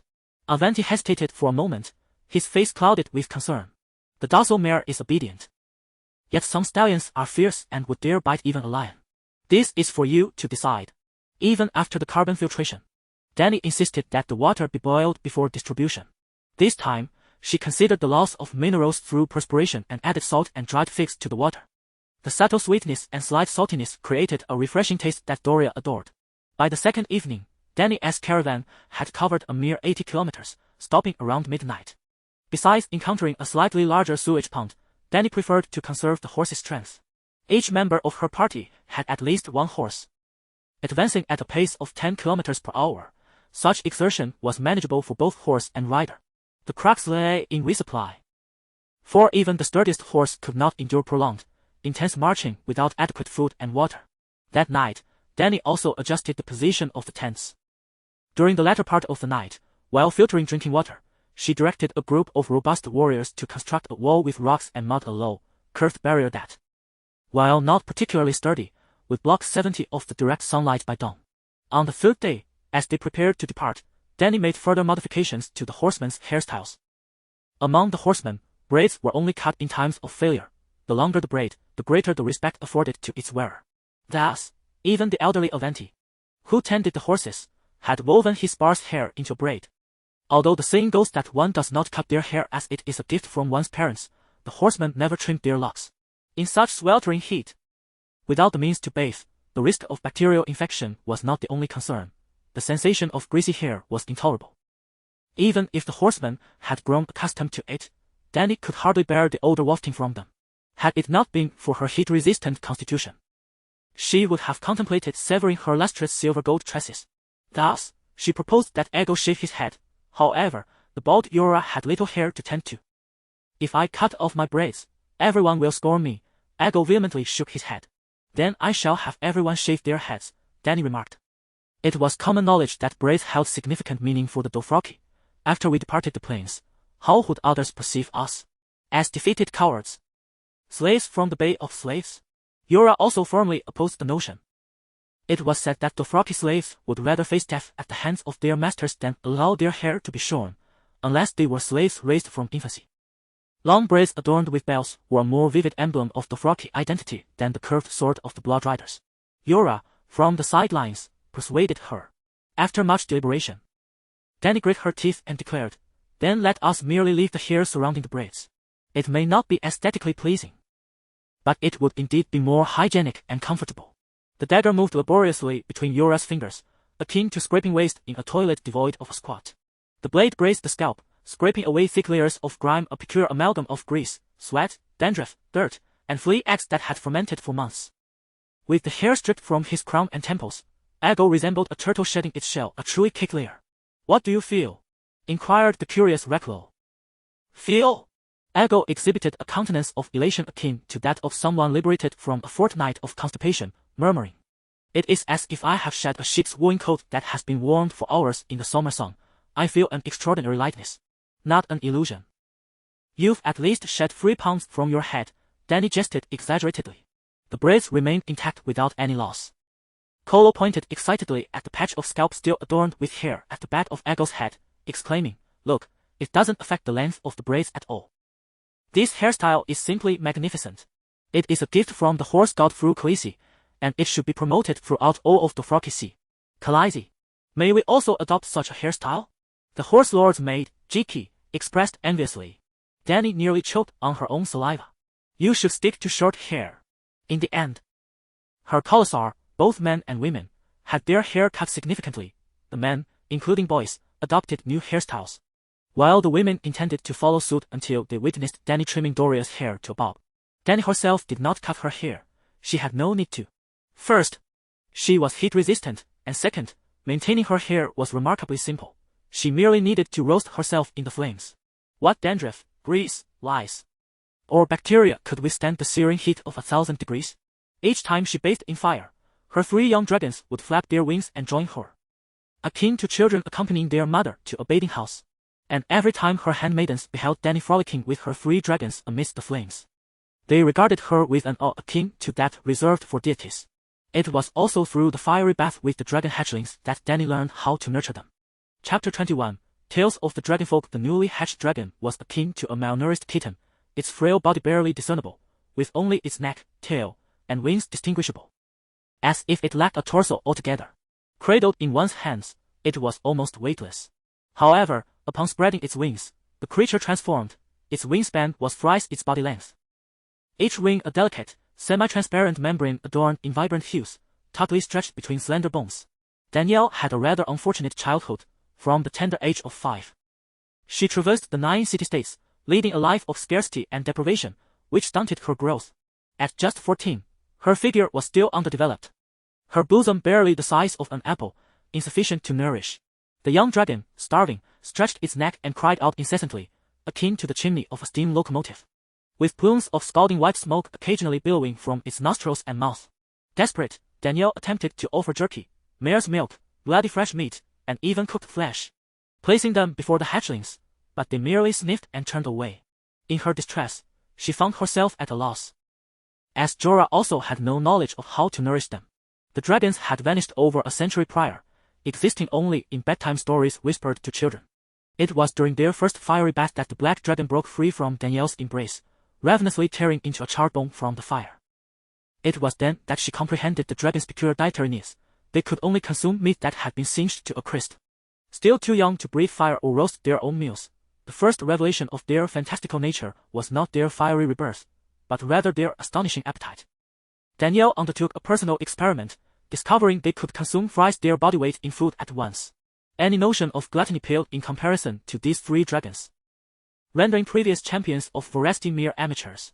This contradicted her scientific worldview, leaving her bewildered as to where all the sustenance vanished. On one occasion, she deliberately pressed against the black dragon's belly, attempting to feel the movement of its meal, only to find that it continued to eat, its belly undulating endlessly. A cycle of consumption without end. Due to their prodigious intake, the dragons visibly grew day by day. Danielle delighted in the thought that she might soon ride a dragon. However, for that to happen, the dragons must first learn to fly. Each time her gluttonous dragon attempted to take flight, it barely lifted a couple of feet off the ground before tumbling down in a rather undignified manner.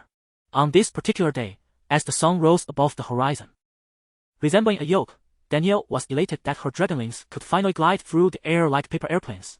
After each feeding, she would carry her dragon in a bamboo basket to an open space to practice flying. The golden-red morning light spilled across the earth as Danielle tossed her dragonling upward with all her might.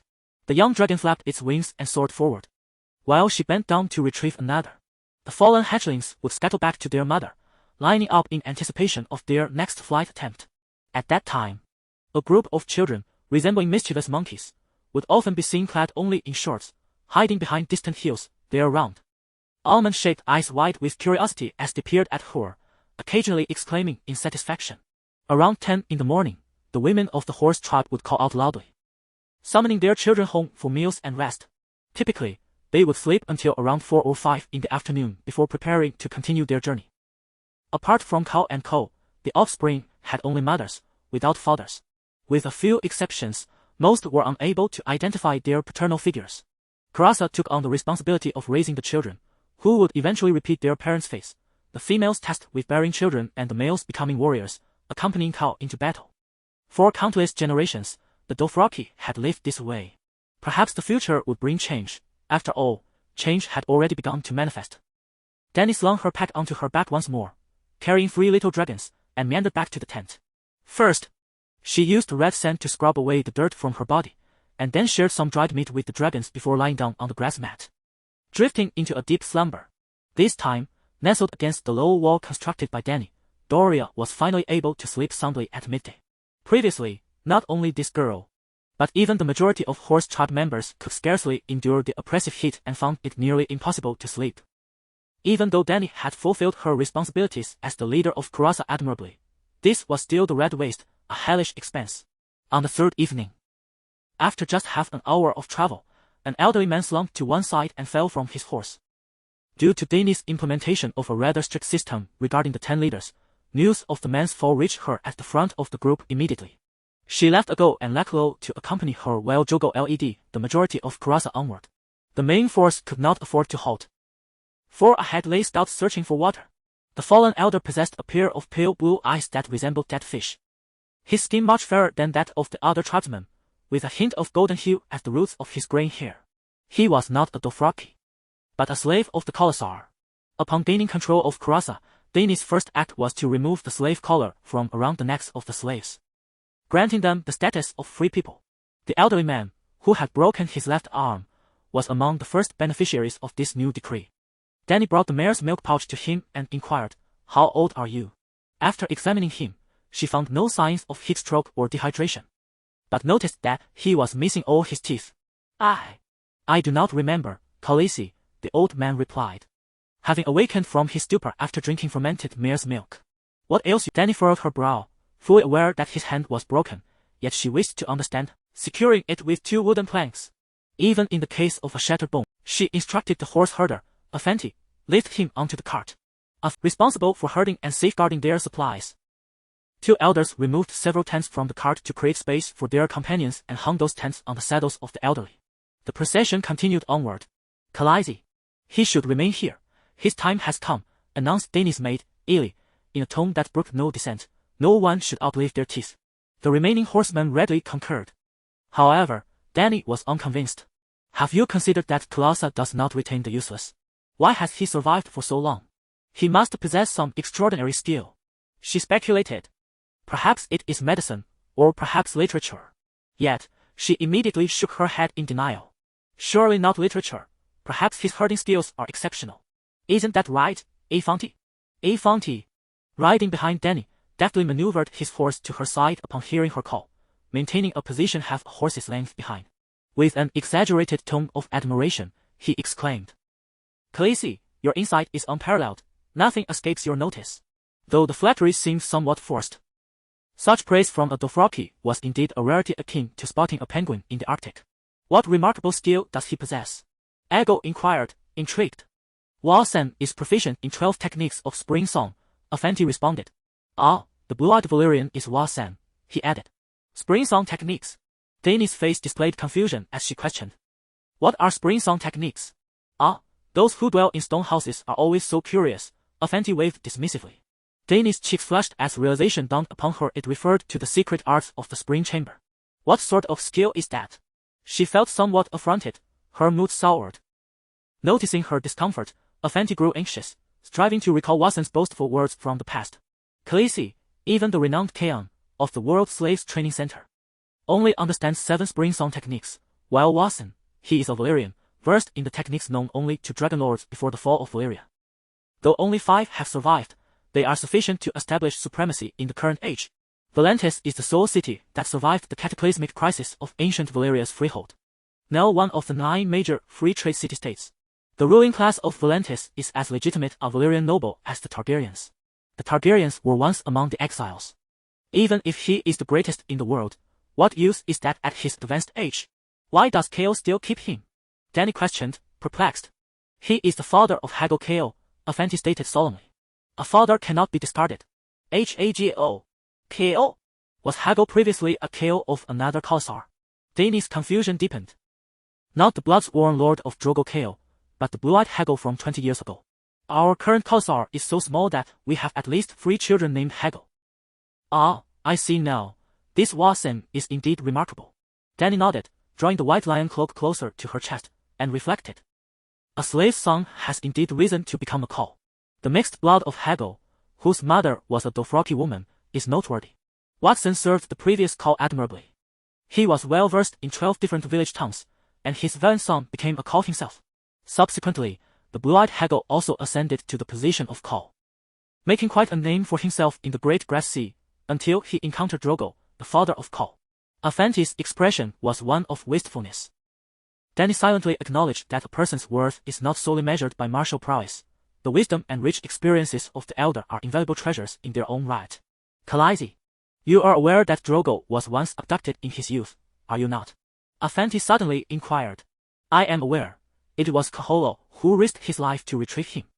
In that encounter, Kaholo bore 2 deep scars on his face, which also earned him the trust of Khal as his most reliable companion and later made him Drogo's blood rider." At this, Dany felt a sudden spark of realization and exclaimed, "Could it have been the blue-eyed Hago who orchestrated that?" Chapter 22. The Blood-Soaked Star and the Prophesied Child. The blue-eyed Hago, though possessing martial skills that rivaled any great Kael, lacked the courage that defined them. Not being one of the pure horsemen blessed by the old crone beneath the Holy Mother Mountain. Much like those who dwell in stone houses and excel in poison and deceit, he was tainted by the bloodline of Huashin, accustomed to employing unscrupulous tactics against his foes.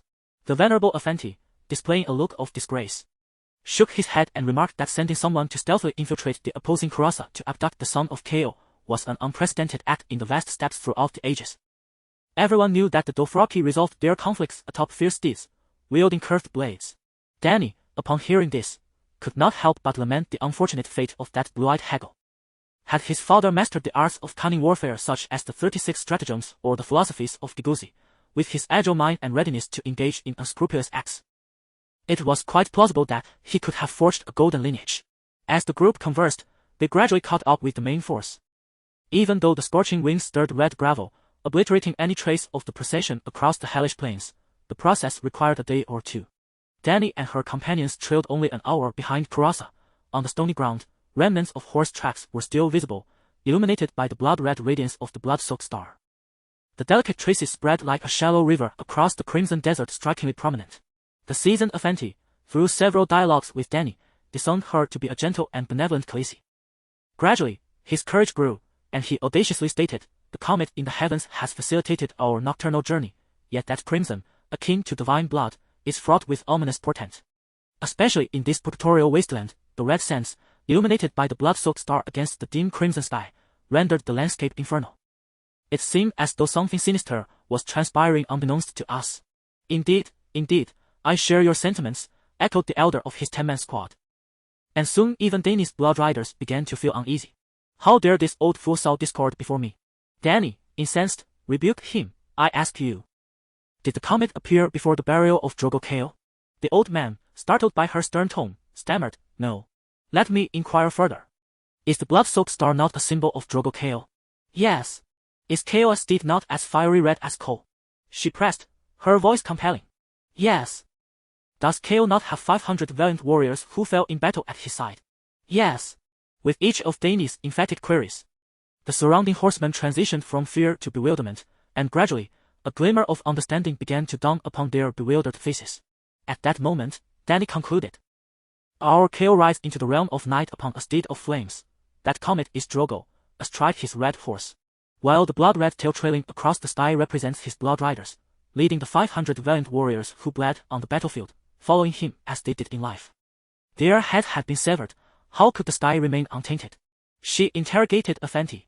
Zorgo, aware of our nocturnal endeavors and our arduous journey through the Crimson Wasteland, hesitated to depart, steadfastly leading his men to safeguard us. Once we are entirely secure, Zorgo shall truly enter the realm of night. Dany's assertion was flawless. The comet would inevitably depart, yet the timing of our complete safety was not for her, the formidable boss, to determine. Indeed, the horsemen were swayed by her words, each revealing a look of epiphany, their gazes towards her filled with reverence and admiration. The elder horseman Afanti, too, found himself genuinely convinced. After all, it was common knowledge that Cal ascended to the stars on his noble steed amidst the blazing inferno, and Dany's words bore no flaws.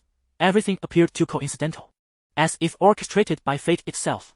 Khaleesi, you possess wisdom akin to the matriarch of Horse King City, he marveled. The matriarch referred to was the leader of the Dothraki. Dany was not pleased to hear this. She did not wish to be likened to the Dothraki, despite the fact that she theoretically was one. Afanti, Huashim is ill and cannot drink water. Please allocate your share of mare's milk to him, Dany stated, departing on her horse without awaiting his response. Afanti's mouth fell agape, a visage of confusion and grievance etched upon his face. I too am an elder in need of mare's milk. Upon returning to the main body of the Khalasar, Dany's explanation of the blood star swiftly spread among the horsemen. They furtively observed Khaleesi at the forefront of the group while engaging in hushed whispers. Though some embellishments were added, the essence of the narrative remained intact. Alas! With the death of his son, could Khal refrain from weeping blood? Surely Khaleesi mourns in secret as well? Indeed, hundreds of warriors perished alongside the young lord on the battlefield. How tragic! The blood has stained the very sky. Now we can find solace. I was quite alarmed earlier when a vivid bloodstain marked the azure heavens in broad daylight, fearing it a portent of doom. To a large extent, the superstitious horsemen alleviated their worries, bolstering their confidence. In truth, it was not solely Dany and her Khalasar who were influenced by the blood star. As it became increasingly prominent, it dyed the night sky crimson. Its brightness akin to twilight. By day, it shone in harmony with the sun, as if a gash had been inflicted upon the visage of the sky god. The entire realm of ice and fire was engulfed in panic, striving to interpret the phenomenon as a favorable omen, much like Dany. For instance, the court in King's Landing dubbed it the Red Harbinger, announcing the arrival of a new king to the world. Indeed, Robert Baratheon, who usurped Dany's throne, met his demise at the hands of his own wife, while his true son, Joffrey, ascended to the throne. However, due to the rebellions of the four great lords Stark, Tully, Tyrell, and Baratheon, prices surged in King's Landing, leading to widespread hunger among the populace. Furthermore, Queen Cersei Lannister and Jaime Lannister's secrets were unveiled by Stannis Baratheon, compounded by Joffrey's brutality surpassing that of the Mad King. A confluence of these factors incited public outrage in King's Landing, where the common folk referred to the comet as the Red Sword. The crimson sword of blood and fire signifies the impending retribution from the heavens upon Cersei and her offspring. Following a resounding victory in the Whispering Woods, Jon, pointing at the red streak traversing the azure sky, laughed heartily to his lord, Robb Stark, proclaiming it to be the vengeful fire banner of the old gods for Ned. Admiral Tully, the young lord of House Tully, mistakenly believed it to be the family crest, a white fish leaping from the water against a blue background. Indeed, Admiral perceived a fish with a long tail, set against the blue sky, glowing with fiery red. In the Iron Islands, Balon Greyjoy, brimming with confidence, declared to his vassals that it was an omen of good fortune for the iron-born burning torch, akin to that wielded by their ancestors. The torch, brought forth by the drowned god from the sea, foretold the rising tides. At this moment, we must rally our fleet, allowing swords and flames to descend upon the world, just as it has been done in ages past. In the ancestral lands of House Targaryen, on Dragonstone, the birthplace of Daenerys, the Red Priestess Melisandre informed the current Duke of Dragonstone, Stannis Baratheon, that this was the breath of dragons, the bleeding star, and the ancient prophecy was about to unfold upon him. She then spoke of the prophecy that encapsulates the core essence of a song of ice and fire. After a long summer, the stars will bleed, and a chilling darkness will envelop the world. In this harrowing moment, a warrior will draw forth a burning sword from the flames. This sword, the Lightbringer, the red sword of heroes, will signify the reincarnation of Azor Ahai, who shall drive away the darkness. Now, as the long summer draws to a close and the bleeding star has appeared, Azor Ahai shall be reborn in the land of smoke and salt, awakening the dragons from the stones. Your Grace, you are the one foretold in the prophecy, the reincarnation of Azor Ahai, destined by the heavens to save the world. Alas, why must it be me? Stannis exclaimed, his teeth grinding in frustration. I merely wish to be a good brother, a loyal subject. Why must I bear the burden of kingship, such a heavy responsibility? From the Eyrie, the banners of House Arryn, the Martells of Dawn, and the Night's Watch upon the wall all beheld the red comet in the sky, each interpreting this unprecedented phenomenon in their own manner. In that moment, in the distant realm of Westeros, none were aware that amidst the stars bleeding, someone had already been reborn and awakened the dragons from the stones. It seems, well, Daenerys is certainly not the reincarnation of Azor Ahai. She is merely the final layer of a nested doll. On the third day of their southward journey across the Red Wasteland, Daenerys' caravan had traversed approximately 130 kilometers, summing up to over 300 kilometers in total. The consumption of food was minimal, with each person riding at least one horse. They lacked for horse meat. The critical concern lay in their water supply and the harsh survival conditions. Khaleesi, today we encountered fewer brackish water pits than yesterday. Many of our water bags are empty, Khal Drogo remarked with a grimace. Daenerys wiped her face, steeling her resolve, having now set up camp for the third time, constructing a low, arched stone wall akin to the previous day. As the affairs of the camp were meticulously arranged, a pale light began to illuminate the eastern horizon. After a moment of serious contemplation, Dany solemnly stated, "The water supply for our centaur king must not be compromised, Quillo. I shall teach you a novel method for sourcing water." She led Quillo and a dozen other centaur warriors to an elevated area and pointed towards the plains below. Have you noticed? In certain areas, weeds flourish abundantly, while in others, not a single plant can be found. Gazing into the distance, one could discern that the regions where the demon grass thrived most densely seemed to form a nearly continuous line. Perhaps there lies an underground river. Or it may have once been a flowing stream. Now, the once visible creek bed had long since vanished, leaving behind only clusters of reddish-brown demon grass, persistently hinting at deeper mysteries and conjectures. Dany's method was straightforward. She divided the group and instructed the strongest warriors to ride forth for dozens, even hundreds of kilometers, following the path of the most flourishing demon grass. As they journeyed, they dug deep pits deep enough to yield subterranean water. Even in the absence of water, the moist soil could be kneaded into a paste capable of extracting water. Subsequently, the second batch of water-gathering riders would filter this damp earth through cloth. Compared to filtering from waterholes, this approach was slower and less efficient. The pits could not be too large, lest they failed to find stones or tree trunks to block the openings. Thus, they had to dig multiple holes, delving deep. Dany demonstrated the process publicly, scooping water from a brackish pit and placing the excavated sludge into a cloth pouch supported by a tent. Droplets of murky water dripped from the bottom of the pouch, while the pit from which the foul mud was removed began visibly seeping water. The centaurs, witnessing this, erupted into jubilant cheers, as if they had triumphed over the daunting Crimson Wasteland. However, Jorah pulled Dany aside, expressing his concern with a furrowed brow. "Your Highness, you are sacrificing the strength and lives of our robust warriors to sustain the frail and the aged." Chapter 23. The Dying Grandfather bestows the divine skill manual. Jorah was correct. To accomplish Dany's three-tiered water retrieval task, the knights undertaking the first and second rounds of water collection would face an exponential increase in physical labor.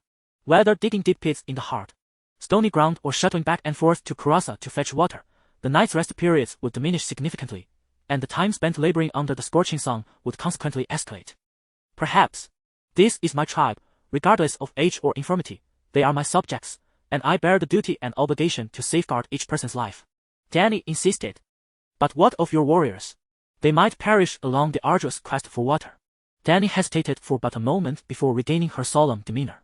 The warriors dying in service to the people is the most honorable and noble fate. In service to the people? Jorah was taken aback. For it was the first time he had encountered such a notion. It seemed somewhat reasonable, at least more meaningful than two fools bickering and ultimately perishing.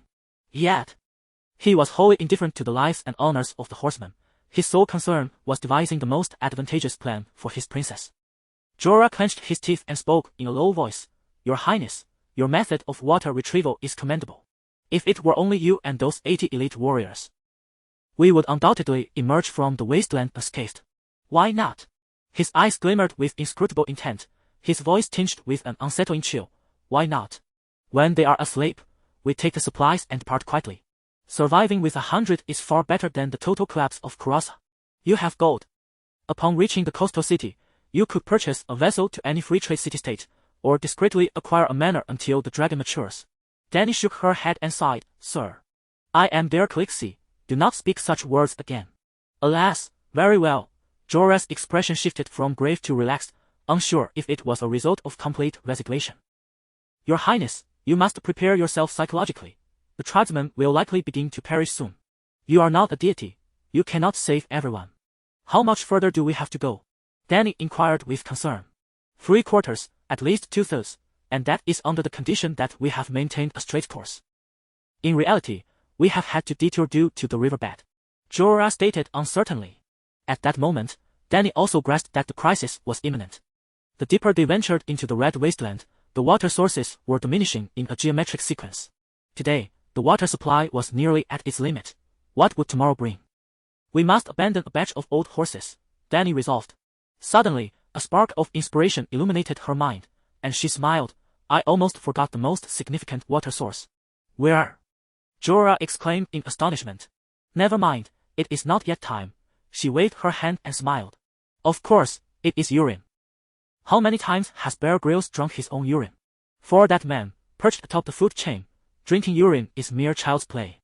I recall one particularly outrageous occasion when he even drank sea turtle blood, causing him to wail. The stench of sea turtle blood is so overwhelming that one would vomit upon consumption. However, the large intestine can absorb moisture from the blood, though somewhat repugnant. It pales in comparison to the value of life itself. In times of dire crisis, one would undoubtedly resort to desperate measures. After all, Daenerys is Khaleesi, and she shall never find herself in want of water. With this thought, Daenerys cast a peculiar glance towards Jorah. What is it? A chill crept down the back of the great bear's neck. No, Daenerys turned her gaze away and headed towards her tent, saying, I shall train the dragons. As soon as she lifted the leather flap of her tent, she spotted Aventi on an old horse, halting before her. Khaleesi, Varys is at death's door, he exclaimed, panic-stricken. Alas, I am aware, Daenerys sighed, preparing to depart. Aventi hastily inquired, Khaleesi, how shall we arrange for Varys' final rites? Daenerys paused, perplexed. He is from Volantis. I am unfamiliar with their customs. You should inquire with him. He wishes for cremation and desires companions in his burial. I cannot decide such matters alone and have come to seek your guidance, Aventi explained swiftly. At this, Daenerys understood. In this resource-scarce plain, charcoal was primarily used to filter wastewater, and even the cooking of horse meat was done in large pots to conserve fuel. As for companions in burial, reluctantly, Daenerys shouldered the weight of 3 dragons and followed Aventi to his 10-man team. Although the horseman's tent was small, it accommodated 3 or 4 individuals without the need for excessive furnishings. A blanket, a mat, and a sleeping bag sufficed. Upon her arrival, the other 2 elders greeted her and discreetly stepped outside to grant them privacy. Hearing Khaleesi's confusion regarding the funeral rites, the elder with no teeth spoke laboriously. The nobility of Volantis stems from the ancient freehold of Valyria, much like your Targaryen lineage, which favors cremation. I was born a slave by the banks of the Rhine and should traditionally opt for a river or earth burial, yet cough. The elder coughed for a moment, a wistful expression crossing his weathered face. However, my haggle was Ko, a valiant horseman warrior, who, like Drogo Ko, rode forth upon a fiery steed into the night realm of the horse god. I wish cough. Daenerys, filled with compassion, interjected. There is no need for further words. I comprehend your wishes. Previously, I removed your slave collar. You are no longer a slave but a horseman. I shall honor the customs of your people in your burial, and the horse god shall embrace you. The elder, upon hearing this, was filled with a mix of excitement and trepidation. His spine arched in anticipation, and he gazed at Daenerys with hopeful blue eyes, repeatedly asking, "Is it true? Can it truly be so? Will the horse god allow me into the night realm?" But Daenerys, with a serious demeanor, replied, "You have seen the comet in the sky. Its significance is clear to you, is it not?" The elder, confused, nodded hesitantly. "I have heard that it signifies Drogo Kale and his blood oath warriors leading 500 brave souls. Oh, and your little Kale, staining the heavens with blood." Curse the blood that stains the heavens. Daenerys' mood soured in an instant, yet the dying elder before her was not a source of envy. Thus, she shot a fierce glare at Aventi, mentally noting his name for future reference. Indeed, it must be he who is spreading deceitful words to mislead the masses. Thus, you shall ride the fiery steed and rendezvous with Kale in the heavens. Once we have extricated ourselves from peril, Kale will lead the valiant warriors into the realm of night and will surely escort you along the way. Zargo is the most illustrious Kale, and the god of horses will never impede his followers. Dany consoled with whimsical assurances. How splendid! The elder seemed to shed a 1,000-pound burden, his taut frame collapsing heavily back onto the grass curtain. Just as Dany exhaled in relief, old Huosheng sprang up as if resurrected, gripping Dany's wrist with uncertainty, inquiring, "But what if Zargo Kale does not recognize me? Will he accept me?" "This," Dany grimaced, pondering for a moment before cheerfully responding, "Fear not. For when the time comes for your cremation, I shall shout towards the heavens to Kale, beseeching him to take you in. He has been watching us. He will surely hear." "Oh, how splendid!" The elder released Dany's hand and lay back down, his form rigid. Dany braced her hands on her knees, attempting to rise. Yet she could not. The elder seemed utterly devoid of strength, clutching tightly to the fabric of Dany's trousers, his grip firm. "What troubles you?" Dany squatted down, grasping his frail hand. "Khaleesi, you are a good soul. I must depart, unable to serve you further in gratitude for your kindness. Only the fruits of my lifelong toil remain, inscribed in." Old Huosheng tilted his head around, and after a pause, tremulously raised his right hand to indicate a tattered brown horsehide pouch in the corner of the tent, where a manuscript bound in sheepskin recorded the essence of my existence. "I present it to you, Khaleesi. A lifetime of toil." Dany recalled the elder's profession. Though the 5 ancient arts of Valyrian springtime were indeed a cultural heritage of medieval Europe, exquisite spring images could serve as heirlooms for generations. Yet, she was the mother of dragons, with a bright future ahead, and had no desire to propagate such peculiar skills. Ethan, having been inexplicably chastised by Khaleesi earlier, felt a gnawing anxiety, pondering where he had erred or faltered. Now, seeing an opportunity to prove himself, he hastily approached the corner, unfastening the leather pouch and extracting a grey sheepskin book, the size of a 4-paper and as thick as a dictionary, presenting the tome before Dany. She shot a sharp glare at the inconspicuous Ethan. Startled, he trembled, causing the hefty volume to clatter to the ground. His eyes widened in despair as the book fell at Dany's feet, its pages flipping open. She leaned in to look and, indeed, her gaze was immediately drawn to an evocative illustration. It was vividly colored, a charcoal sketch depicting a difficult gymnastic pose, accompanied by an abundance of Valyrian text, meticulously detailed. She hastily closed the book with a snap, cleared her throat, and declared, "I accept your gift, thank you." Old Huosheng nodded, catching sight of the white dragon crawling up to Dany's ear from the bamboo basket. A flicker of brilliance ignited in his dimming eyes as he gasped, "Khaleesi, this tome embodies over 60 years of my dedication. I intended. At this moment, I realize it was crafted for you alone, and only you can truly harness its potential." Dany felt a mix of embarrassment and indignation. Had the circumstances been different, she would have unleashed a flurry of punches. This wretched old man, how dare he regard me in such a manner? She had no desire to linger any longer, mumbling a few vague replies before rising to leave. The hefty sheepskin book clutched in her arms. "Wait a moment," the blue-eyed elder's gnarled fingers gripped the strap of Dany's sandal. "Khaleesi, I nearly forgot the offering." "I haven't forgotten. Your horse is unruly and threw you from its back. Allow me to procure a more docile steed to accompany you in your final journey. If you wish, I shall also prepare a satchel of golden medals, along with a warrior's curved dagger and bow." Dany hastened to assure him. Before she could utter a word of gratitude, his head tilted, his grip slackened, and he departed from this world. The joy and anticipation etched upon his parched, potato-like visage remained suspended in time. Chapter 24. The Shapeshifter and the Wolf Spirit. Dany misinterpreted Watson's intentions. He had indeed gifted her a tome of arcane techniques.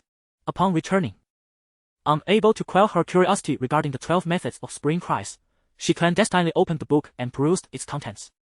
Initially intending to delve into the pinnacle techniques from another world, she was instead met with a dense compilation of data and maps. Indeed, Watson's diary contained the 12 spring cry techniques, yet the intricate gymnastics only occupied 12 pages. The book had fallen open to that particular page, revealing a wealth of information beyond mere techniques. The majority of the content comprised numerical data and rudimentary sketches of maps. Not only did it detail the Dothraki Sea, but it also encompassed almost the entirety of Essos, meticulously describing its terrain, the demographics of various city-states, their economic distributions, military deployments, and the specifications of walls and watchtowers. It seemed as though this was crafted explicitly for her son, Kaer, in his endeavors of conquest. Moreover, Watson had recorded, as an observer, the conditions of the grazing fields of the Horse Lords, documenting the growth of grass, rainfall, temperature, humidity, and the susceptibility of certain regions to epidemics. He incorporated herbal knowledge acquired from shamans, the duration of summers, and the varying winter temperatures and agricultural conditions across regions. Though seemingly chaotic, this compilation embodied the survival wisdom of the nomadic Horse Lords. In summary, while Watson's diary proved nearly useless to an individual, it served as a tome of mastery for Kaer, provided he possessed the discernment to appreciate it. It meticulously chronicled the cultural customs, agricultural practices, geographical environments, and seasonal shifts of Essos. Had the blue-eyed haggle lived on, he might have emerged as the greatest Kaer, potentially unifying the Dothraki before Dany herself. This diary would be invaluable for Dany's future conquests of the Dothraki Sea. Thus, she resolved to give Watson a grand send-off. Indeed, she would personally oversee the ceremony of his cremation. The tail of the blood comet had indeed elongated somewhat. Watson had joined the ranks of the Kaer. Argo pointed to the crimson streak in the sky, exclaiming in awe. For the ordinary Horse Lords, there was no need to seek omens in the night sky during cremation. Yet Dany, true to her word, raised her voice to the heavens after placing the elder-ass body on the modest pyre. To the astonishment of the Horse Lords, they noticed the comet's tail had indeed lengthened slightly. The comet, drawing ever closer to the planet, would theoretically grow brighter and its tail clearer. Yet such a conspicuous change could not occur in the brief span of mere words. It was an illusion. Everything was but an illusion. However, Dany chose not to correct them, instead donning a solemn and enigmatic expression as she commanded, "Kill the horse." A stubborn steed was brought forth, undeniably more robust than Watson's previous mount. 2 warriors restrained the horse's head, while a third Horse Lord brandished a gleaming curved blade, a white line reflecting the red glow of the torch, cutting through the dimness of dawn. The horse whinnied and struggled, only to exacerbate the flow of blood from its neck. A cascade of dark red horse blood poured into the copper basin below. "Bring forth the docile grass horse," Dany instructed. An aged Dothraki warrior stepped forward, shouldering a grass horse fashioned from sticks and demon grass. The soul departed. She pointed her right hand at the struggling steed, uttering incantations in Mandarin, English, her native Sichuan dialect, and Dothraki in a continuous stream. To her Khalasar, it appeared as though Daenerys had recited a mysterious spell in one breath. After chanting a few more phrases, the meanings of which even she did not comprehend, she abruptly thrust her left arm forward, her sword-like finger aimed directly at the grass horse, proclaiming, "Return to your essence." Under the awestruck gaze of the horseman and the bewildered Yora, Daenerys took a moment to catch her breath before surveying the crowd and declaring, "The noble spirit of the steed has now entered the grass horse. This will be a rare and magnificent creature, embodying the gentleness of the grass horse and the strength of a wild stallion. Old Hwasong need no longer worry about keeping pace with Kaer, nor fear falling from his mount. Prepare to ignite the pyre. Dawn approaches," she commanded with a wave of her hand. "What about this one?" asked the warrior, pointing to the tear-streaked corpse of the horse, his voice tinged with anxiety. "The mother of dragons and the unburned not only wields fire but also understands the rites of sacrifice, which is truly awe-inspiring." "Are you foolish?" "Of course. We roast it over the flames," Daenerys replied, rolling her eyes with impatience. Her relentless efforts were merely aimed at preserving sustenance while adhering to the traditions of the horsemen. As the body of Hwasong roasted over the flames, a fervent bustle enveloped the camp. Some prepared horse meat, while others brewed a hearty soup of horse blood, bones, barley, dried apples, and turnip, seasoned perfectly without the need for salt, filling the air with an enticing aroma. Whether it was the fragrance of the food or the charred scent of Hwasong's flesh, or perhaps a delightful amalgamation of both, the peculiar aroma heightened appetites. And the horsemen, along with Yora, feasted heartily. Daenerys, however, could not bear it. Grabbing a bamboo basket filled with roasted meat, she excused herself under the pretense of tending to her dragons. On the fourth day, as with the previous days, the Khalasar set off at dusk. The journey marked by waterholes indicated by rocks and wooden stakes. The situation proved slightly better than Daenerys had anticipated. Most waterholes, even after being visited by the second batch of knights, still revealed shallow traces of water when the stones were moved aside, not letting a single drop go to waste. Daenerys filled her emptied water bags with the muddy seepage as they traveled, planning to filter it once they camped. However, despite a temporary reprieve in water resources, tragedy struck about 3 hours into their journey with the death of a 1.5-year-old infant. The mother's wails echoed through the ranks, her sorrow piercing the hearts of all, including Daenerys, who felt helpless. The cause of the child's demise remained a mystery. There was no heat stroke, no lack of food or drink, as the infant had simply succumbed after an extended bout of diarrhea in her mother's arms. According to Dothraki tradition, the poor child, still too young to ride, could not enter the eternal darkness of the Nightlands and was destined to be reborn. The child was buried in the sand where she fell. The caravan moved on, scarcely pausing, just as they had the previous day with Hwasong's unfortunate fall, leaving only Daenerys and the mother's small contingent of 10 to attend to the aftermath. Perhaps after the darkest hour comes the dawn. In the morning light of the following day, Dany joyfully waved and applauded the sky, celebrating her dragon baby's inaugural flight. Yet, as the black dragon soared high, vanishing into a mere speck, an unexpected urgency surged within Dany, propelling her into a state akin to a dragon dream. For the first time, she experienced this phenomenon from a distance without physical contact with the black dragon. However, to label this state as merely a dragon dream would be somewhat misleading. A more fitting analogy would be to compare it to the wolf spirits of the Stark siblings. In this context, Dany could be regarded as a secondary dragon spirit. Wolf spirits, also known as skin changers or a variant thereof, refer to individuals capable of invading the consciousness of animals or others, thereby exerting control over their actions. For skin changers, the existence of an emotional bond between human and animal facilitates this connection. Consequently, wolves, being closely related to dogs and possessing a lineage of loyalty, frequently serve as companions for skin changers. The individuals who control wolves are termed wolf spirits, although their communication is not limited solely to wolves. Bran, Rickon, Arya Stark, and the nominal protagonist of A Song of Ice and Fire, Jon Snow, each embodied the essence of wolf spirits, endowed with enviable skin-changing talents. Yet, due to a lack of systematic training and a subconscious denial of their abilities, their full potential remains unmanifested. Bran's prowess is well documented. Once he transcends from a skin changer to a green seer, he will possess the ability to traverse the timelines of Westeros, altering the past and observing the future. The old gods perceive the world through the weirwood trees, which are confined to the continent of Westeros, suggesting that their power does not extend to Essos. Jon's innate gifts incite trepidation in the most formidable skin changer, Varamir Six Skins. Just how powerful is Varamir? Strong enough to attempt to seize control of another healthy human even after being grievously wounded by the Red Priestess. Even when fate dealt him a poor hand and his possession failed, Varamir did not perish. Instead, he found refuge within the body of his pet wolf. Alas, his misfortune culminated in an encounter with Bran, the premier skin changer of Westeros, as if the heavens themselves conspired against him. As for Arya, her direwolf Nymeria had long been set free, embarking on a journey to Braavos to train as a faceless man. Despite the vast expanse of the sea and thousands of kilometers separating them, they continued to communicate through their wolf dreams. Remarkably, the mere 3-year-old Rickon is capable of limited foresight through his wolf dreams. Sansa's untimely demise has robbed her of the opportunity to explore her potential as a wolf spirit. Her experiences and worldview starkly divergent from that of the North. However, Robb Stark undoubtedly possessed formidable abilities. His direwolf could foresee threats to its master, alerting him to danger or untrustworthy individuals with a supernatural intuition. Yet, as Robb found love, he distanced himself from the wolf, subconsciously rejecting the warnings he received through their connection. Wolf spirits are widely recognized as malevolent beings, on par with the White Walkers and other ethereal entities. The discovery of a wolf spirit often incites a deadly response from society. This prevailing sentiment is deeply intertwined with the historical fabric of the continent of Westeros. It has been previously stated that, apart from the fantastical beings such as the children of the forest and giants, all of humanity in Westeros are descendants of invaders and refugees from the continent of Essos.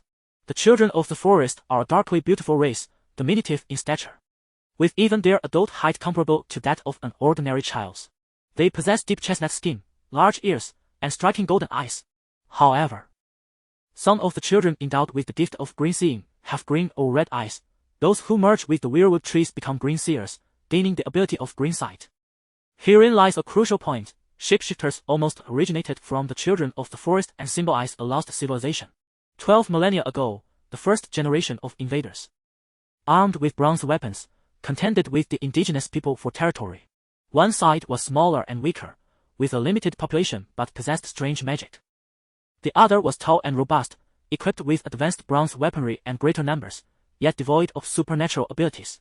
Both sides engaged in a stalemate, culminating in a pact at the island of the Isle of Faces in the center of the Lake of the Eye, delineating their spheres of influence. This process endured for 4 millennia. As the first generation of invaders, the forebears, had witnessed the magic of the children of the forest, and due to their own loosely held beliefs, they gradually began to venerate the enigmatic deities of the children, becoming adherents of the old gods. Perhaps it was faith, perhaps bloodline intermingling. Do not doubt, do not speak of the diminutive children of the forest, for the people of Westeros have even mingled with giants, their appetites astonishing. Shapeshifters began to emerge among the forebears. Among 1,000, one would be a shapeshifter. Among 1,000 shapeshifters, one would be a green seer. This ratio may appear low, yet considering that nearly every generation yields 1 or 2 green seers, it is indeed somewhat daunting to contemplate. Imagine 1 or 2 figures akin to Bran in each generation, truly a chilling thought. Chapter 25. The White City. In the years following the oath between the ancestors and the children of the forest, the shapeshifters were not regarded as heretics or monsters. Rather, they were esteemed as prophets and priests. Yet, 4 millennia later, the fair-haired, blue-eyed Undos descended upon the land, armed with weapons forged from steel and emblazoned with the 7-pointed star symbolizing their new god, fortified by unwavering faith as they crossed the sea to wage war.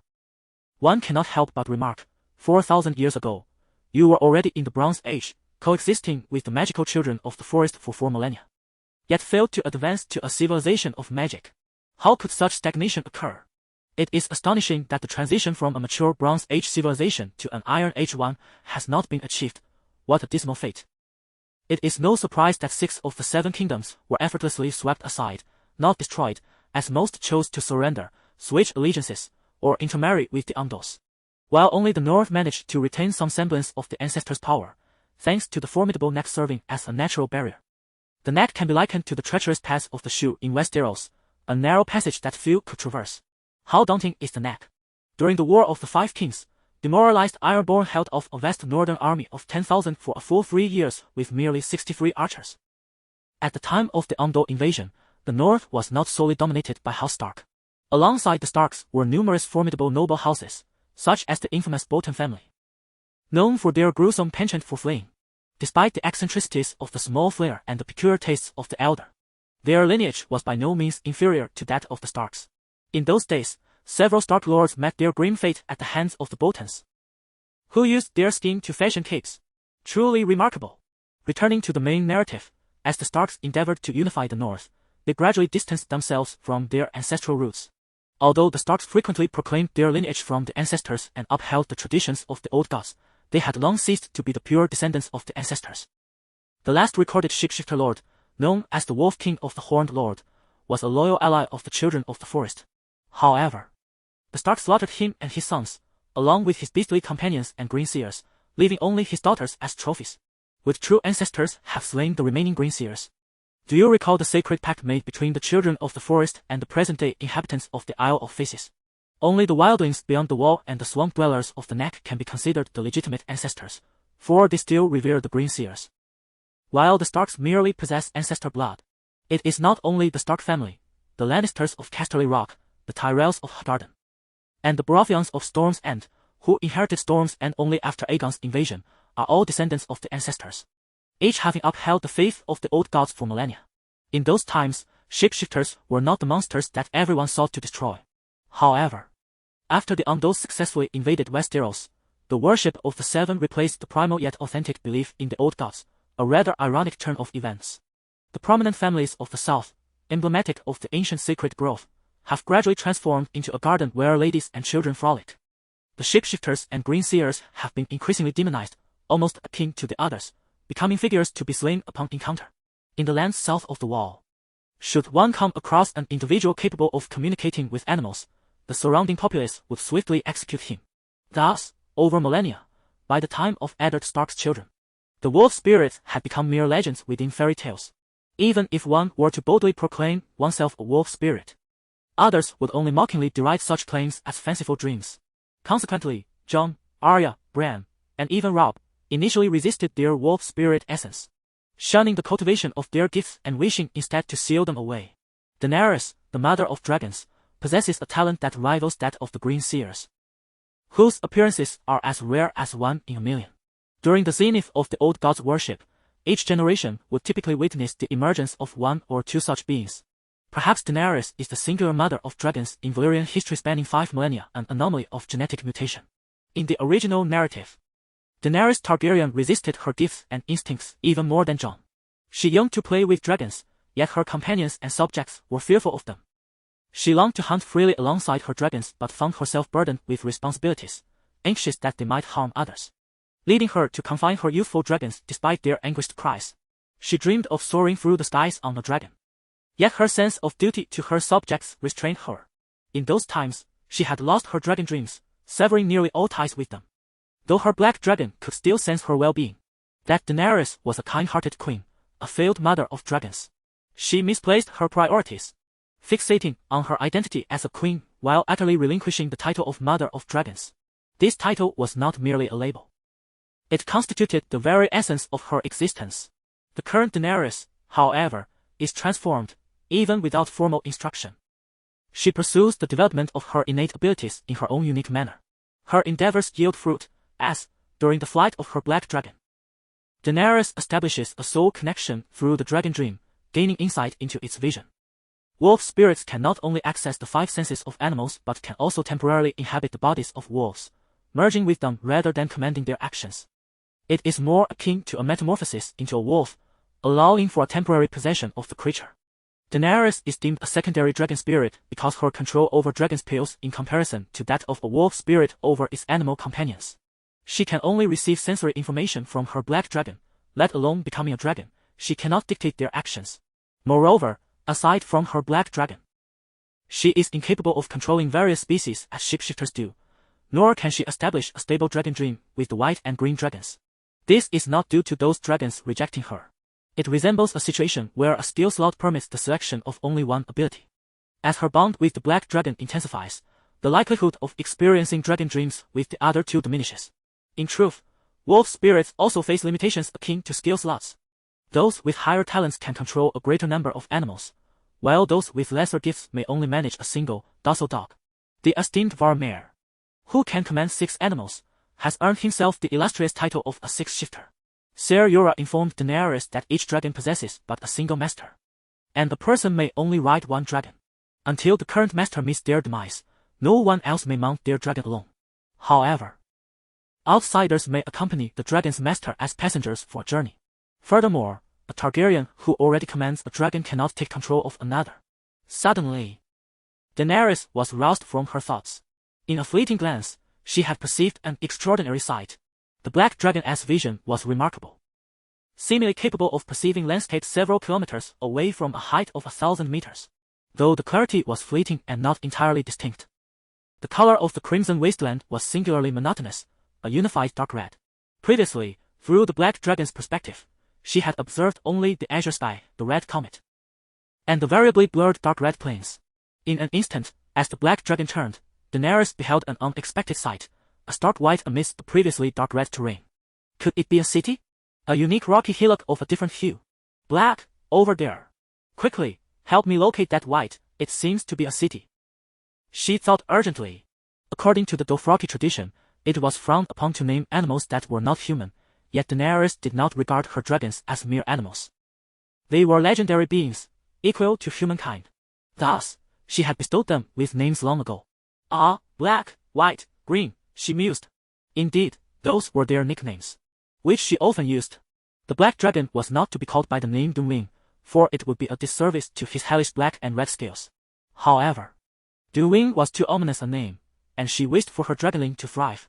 When he became invincible, he could proclaim, "I am Dunwing, the harbinger of destruction. The end of all things, the great catastrophe." Ah, how thrilling that would sound. The other two were far less grandiose, emerald and white jade. The green dragon shimmered like the finest jade, embodying a vibrant vitality. The white dragon bore a lustrous hue reminiscent of white jade, yet along its skeletal ridges. It glimmered like sunlight upon platinum, exuding a reverent aura of sanctity. Should others inquire, she would share that the black dragon's scales gleamed like obsidian. Hence the name Black Diamond. Emerald, white jade, black diamond, each was a beautiful, harmless gem, endearing to all. The names bore no aggression, cleverly concealing the fact that they were among the most ferocious creatures in existence. With a sudden rush, the black dragon located the desired white expanse, reflecting like a mirror. Its pupils contracted as the white gleam on the dark red earth grew ever larger. "It truly is a city," Daenerys exclaimed with delight. It was situated approximately 30 kilometers southwest of Karth, beyond the reach of her scouting party. What a close call, she thought, patting her chest in relief. Yet, being but a young dragon, the black one could not maintain its altitude for long before it flapped its wings and returned to the harness behind Daenerys. Without delay, she sought out Yura to share the news of her discovery. The knight's visage was edged with surprise, both at the unexpected emergence of the city and in awe of the young dragon's remarkable vision, which seemed to extend far beyond the ordinary.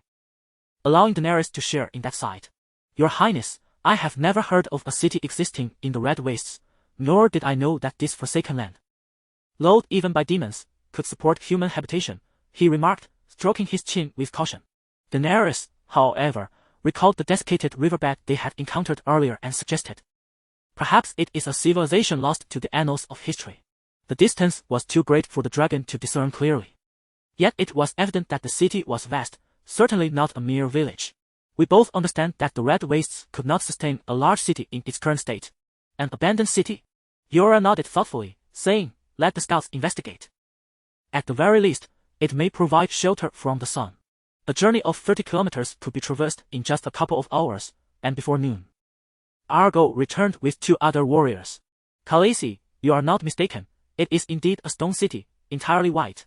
However, it is devoid of inhabitants. The city gates are in ruins, and the houses have collapsed, with only the wind and flies traversing the streets.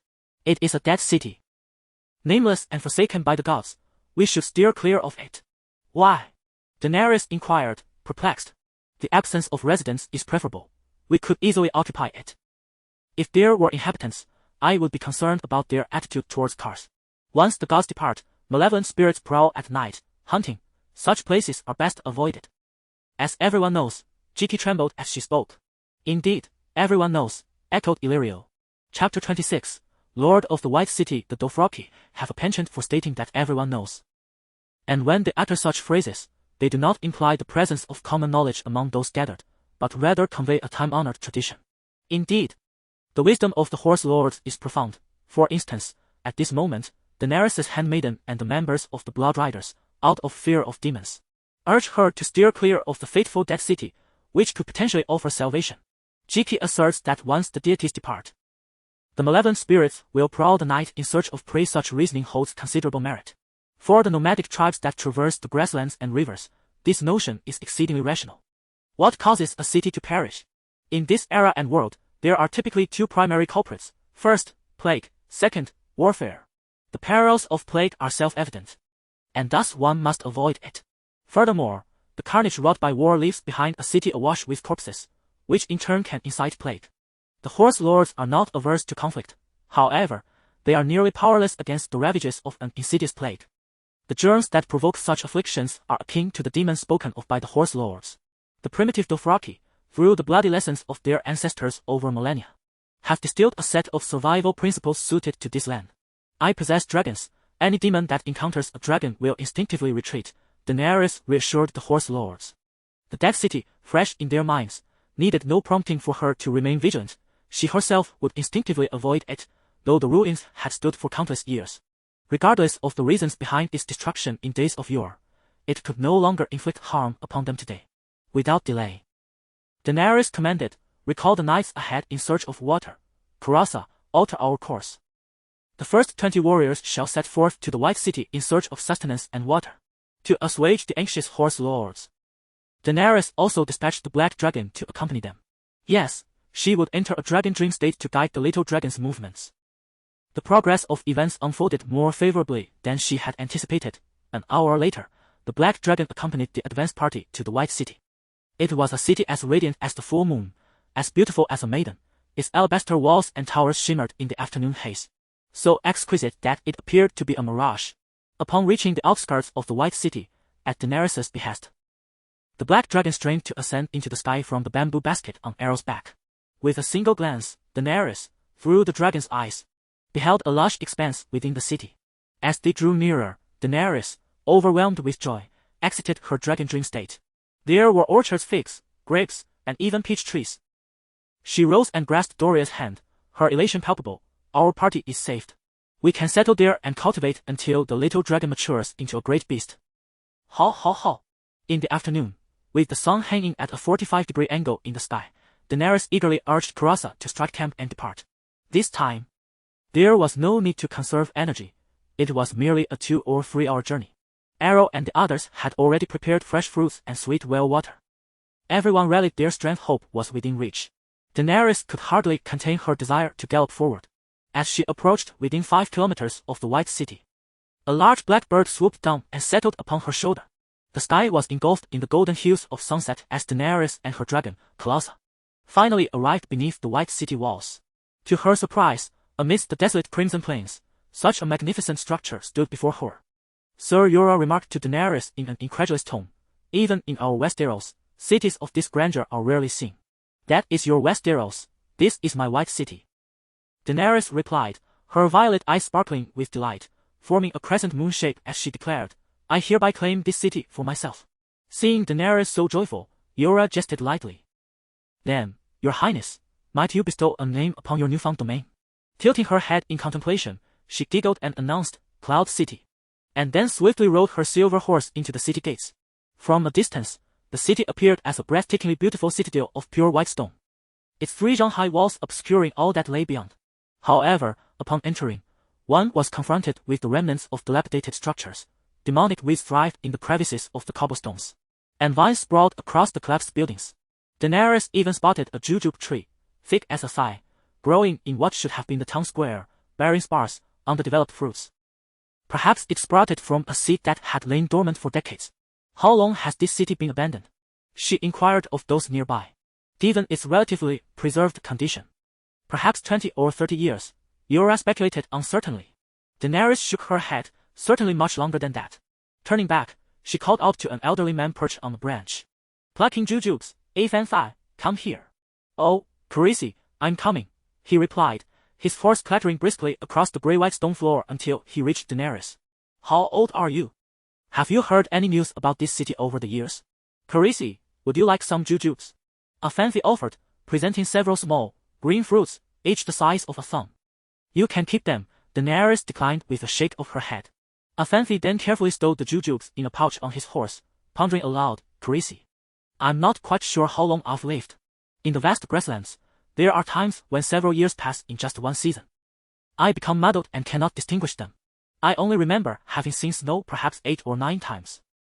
It was not just the nomadic horse lords who lacked the means to create a calendar. Even the nobles of Westeros often lost track of the seasons and years, relying on the learned scholars of the citadels to send out ravens for reminders.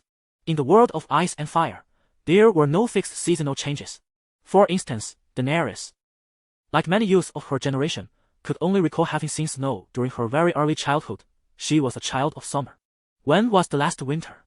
She turned to ask the most erudite knight present. A bit awkwardly. The rugged man from Bear Island found himself in the role of the wise sage under Daenerys' command. Jorah Mormont scratched his sunburned scalp, thinking hard for a moment before responding. "I believe when I was still the Lord of Bear Island, I heard a scholar mention that this summer has been particularly prolonged. That was about 6 years ago. By now, it should still be summer, perhaps for a decade." He gazed upon the stifling, dark red sky, unable to deny that it was still summer.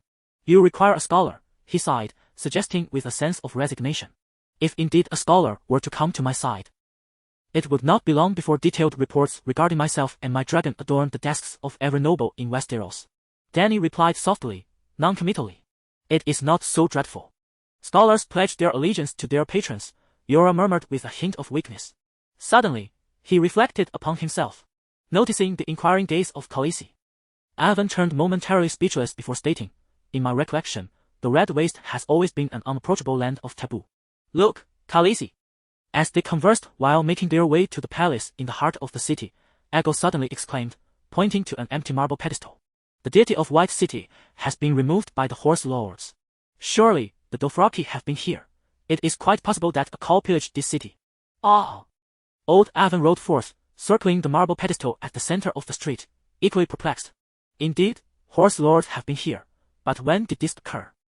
How do you know? Dany inquired, puzzled. Khaleesi, have you noticed? Avon gestured with his whip around the surrounding blocks, indicating the convergence of 6 streets, which, being the city center, should have housed the deities revered by White City upon the pedestal. Dany acknowledged this assertion with a nod, and then, have you forgotten? Only the Dothraki have a penchant for seizing the idols of other peoples, Yora interjected. His reminder sparked a sudden recollection in Dany's mind, after the Dothraki ravaged cities. They delighted in pilfering the statues of their gods or heroes. The Dothraki's sacred lands commenced at the Horse Lord's realm, with a principal thoroughfare known as the Avenue of the Gods traversing the city of Vestafrak. Countless statues lined the sides of this road, some of stone, others of bronze, iron, or wood, even those forged from Valyrian steel. Statues of deities, as well as those of kings and heroes, adorned its length, including those of the malevolent gods and demons from the Shadowlands. It appears that the history here stretches back far further than we imagine. At least a century or more. The vast Dothraki horde could only have arrived when the waterways had not yet dried. A mere few hundred Horse Lords could never conquer such a formidable city. As they spoke, Dany and her Colossaur traversed the district. Arriving at the ruins of the central palace, the Horse Lords were reluctant to dwell within the stone houses haunted by spirits. Dany, with a sense of helplessness, could only permit them to erect tents against the towering palace walls, which provided shelter from the sun. Once everything was settled, the Karasa gathered in the square before the palace. The warriors sent ahead had collected an abundance of fruits, figs, grapes, peaches, apples, though these fruits were generally underdeveloped, small in size, and lacking in flavor. Nevertheless, her subjects greedily reached out to snatch them, pushing and shoving one another as they stuffed the fruits into their mouths, producing satisfying sounds of chewing. The city walls were white, the towering structures were white, the buildings lining the streets were also white, and the palace remained a monotonous shade of white. The streets bore the presence of white skeletons, and as one gazed around, a scene of stark pallor unfolded. Aptly named the City of Withered Bones, Jorla caressed her furry arms, speaking in an odd tone. In truth, the city bore marks of burning everywhere. Yet the charred remnants of the inferno had become mottled with the passage of time. In the darkness, illuminated by the crimson glow of a comet, only the eerie sound of wind howling like wailing spirits echoed through the city as Alice, indeed somewhat unsettling, Dany's 2 centaur handmaidens, already somewhat apprehensive, trembled in fear upon hearing the knight's words. Chi-Chi, with a quivering voice, exclaimed, Khaleesi, we cannot remain here.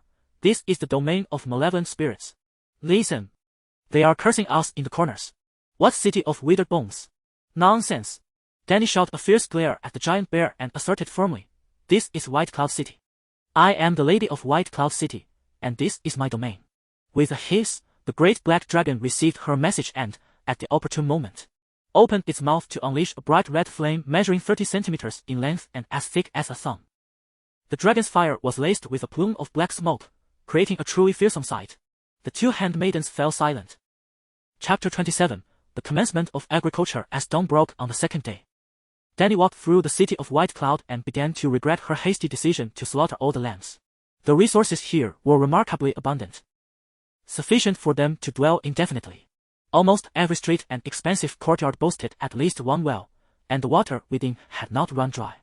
It was no wonder that Dany's water retrieval team could extract water from shallow pits of 1 or 2 meters, while the deeper stone wells, plunging over 10 meters, were naturally brimming with water. In the courtyards, tufts of devil's grass flourished between the stone slabs, ample enough for the breeding of horses and lambs. Unfortunately, all the lambs had been slaughtered. Horses were not particularly favorable for consumption. Their meat yielded too little value for the effort involved. After surveying the city, Dany promptly initiated extensive construction. The elderly women were tasked with clearing the weeds from the orchards while gathering fruits for Karassa's daily needs. The robust women, under the guidance of Ser Jorah, began to organize the abandoned palaces. The palatial structures were spacious enough to accommodate all the horsemen. The elders took on the responsibility of feeding the horses and mending the saddles, stirrups, and horseshoes. Dany personally led the blood riders and the horsemen warriors to demolish the dilapidated houses in the slums, utilizing the surplus bricks and stones to restore the palace. The vacated ground was stripped of its stone foundation, and together with the exposed soil, was plowed by the noble steeds. Subsequently, Dany, accompanied by Karassa, collectively ventured outside the city to gather a substantial amount of firewood and weeds, which they spread over the freshly turned soil, igniting a great fire that burned day and night. They then plowed a second time, mixing the ash from the burnt vegetation with the earth, and carefully scattered the selected large grains of wheat into the soil. Indeed, in this world where summers could last for over a decade, the notion of spring planting and autumn harvesting was utterly nonsensical. If one were to adhere to such a seasonal cycle, humanity would have perished from hunger long ago. As long as the land lay fallow and winter had not yet arrived, one could sow any crop at any time. The seasonal fruits of earth, such as spring peaches and autumn pears, simply did not exist here. Instead, one could witness an abundance of fruits on different branches of trees simultaneously. Rutabaga was also a staple in this realm, and Karassa had always carried it. At this moment, the shriveled rutabagas were cut into pieces and placed on the damp cloths to sprout seedlings, which were then separated for planting. Beyond the staple rutabaga and barley, they discovered beets, onions, garlic, blackberries, mint, and peppers in the gardens of White Cloud. The inedible flowers and grasses were uprooted to feed the horses, and every available space was devoted to planting grains. The children, too, were not idle. They roamed the intricate alleys, weaving between the window sills of houses in search of ancient bronze artifacts, rusted iron pots, and weapons. Among the Karassa, there were elders skilled in the art of blacksmithing, once slaves of the Targaryens until age rendered them unable to wield a hammer, leaving them abandoned by the likes of Bono and Joko. Dany selected 4 of the least formidable horsemen warriors and proposed they transition into blacksmiths. "We are great mounted warriors, born to kill and be killed. We cannot engage in the toil of servitude," the horsemen protested vehemently, their faces flushed with indignation. Dany yearned to mock them. "You do not kill. You are merely fodder for others. With your skills, what purpose do you serve, aside from sharpening another's blade? Who says a blacksmith cannot take a life?" Dany's expression hardened as she began to speak with righteous fervor. "Do you know who I am? I am the princess of Dragonstone, born of the storm. I was once the daughter of the king of the Sunset Lands. My brother Rhaegar was no less formidable than any call outside of Drogo. Yet he fell to the hands of a usurper. That man, Robert Baratheon, murdered my brother and seized the throne that belonged to my father and brother. He was nearly as powerful as the greatest Khal Drogo." The 4 horsemen listened in a daze. They were aware of their own Daenerys' lineage, understanding she was the last princess, which was why the former Khal was willing to wed her. "Daenerys, I do not comprehend," one horseman murmured. "Ah, that usurper, Robert Baratheon. A man as strong as Khal Drogo." Dany gazed skyward at a 45-degree angle, her voice laden with melancholy. "He is but a blacksmith." Coughing, Ser Jorah choked on his own saliva. "What I wish to convey is that even mastering the craft of blacksmithing can lead one to become a great warrior," Dany concluded. "But that usurper, is he truly a blacksmith from the Sunset Lands?" the horseman questioned skeptically. Dany's countenance grew serious as she turned to Jorah. "Sir, in the names of the 7 gods and the old gods, tell them, what weapon did the usurper wield?" "A hammer," the great bear replied tersely. "Did you hear that?" Dany's sharp gaze swept over the horsemen. "Consider for yourselves, can a hammer not crush a skull? The usurper struck your brother's chest. The red dragon, adorned with rubies, was shattered, the gems scattering upon the river bank. Later, the place where Prince Rhaegar was defeated became known as Ruby Beach," the great bear added with difficulty. "You have witnessed Ser Jorah's iron armor. The Valyrian steel blade could not cut through it, yet even the mightiest red dragon armor was shattered by a hammer." Dany spread her hands, surveying the dumbfounded expressions of the horsemen, and rhetorically asked, "What does this signify?" "It illustrates the bright future of the blacksmith. Now, are you willing to learn from the master blacksmith?" she inquired at last. "I am willing, Daenerys. I too wish to be a blacksmith," declared her blood rider, Jogo, with excitement. Dany looked at him with a glimmer of approval.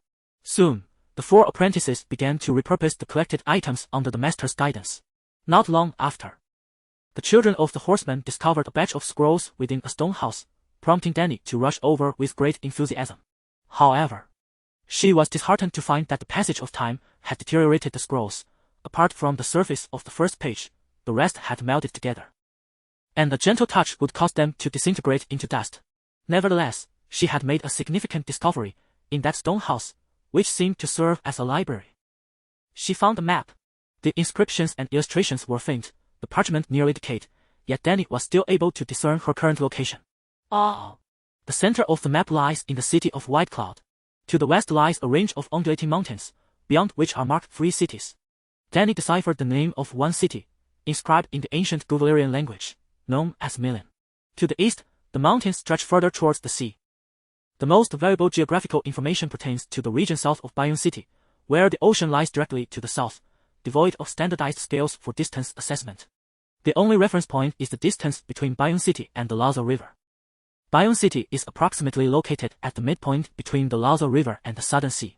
Dany and her companions journeyed for 5 days, covering an estimated distance of 500 to 600 kilometers, though their path was not a straight line, and their starting point was not the Lazo River. Estimating further south, they believed they could reach the coastline within another 600 kilometers, which is promising news. The second piece of good news is that within 100 kilometers southwest of Bayonne City, 2 additional cities exist, akin to Bayonne City, situated in the Red Wasteland.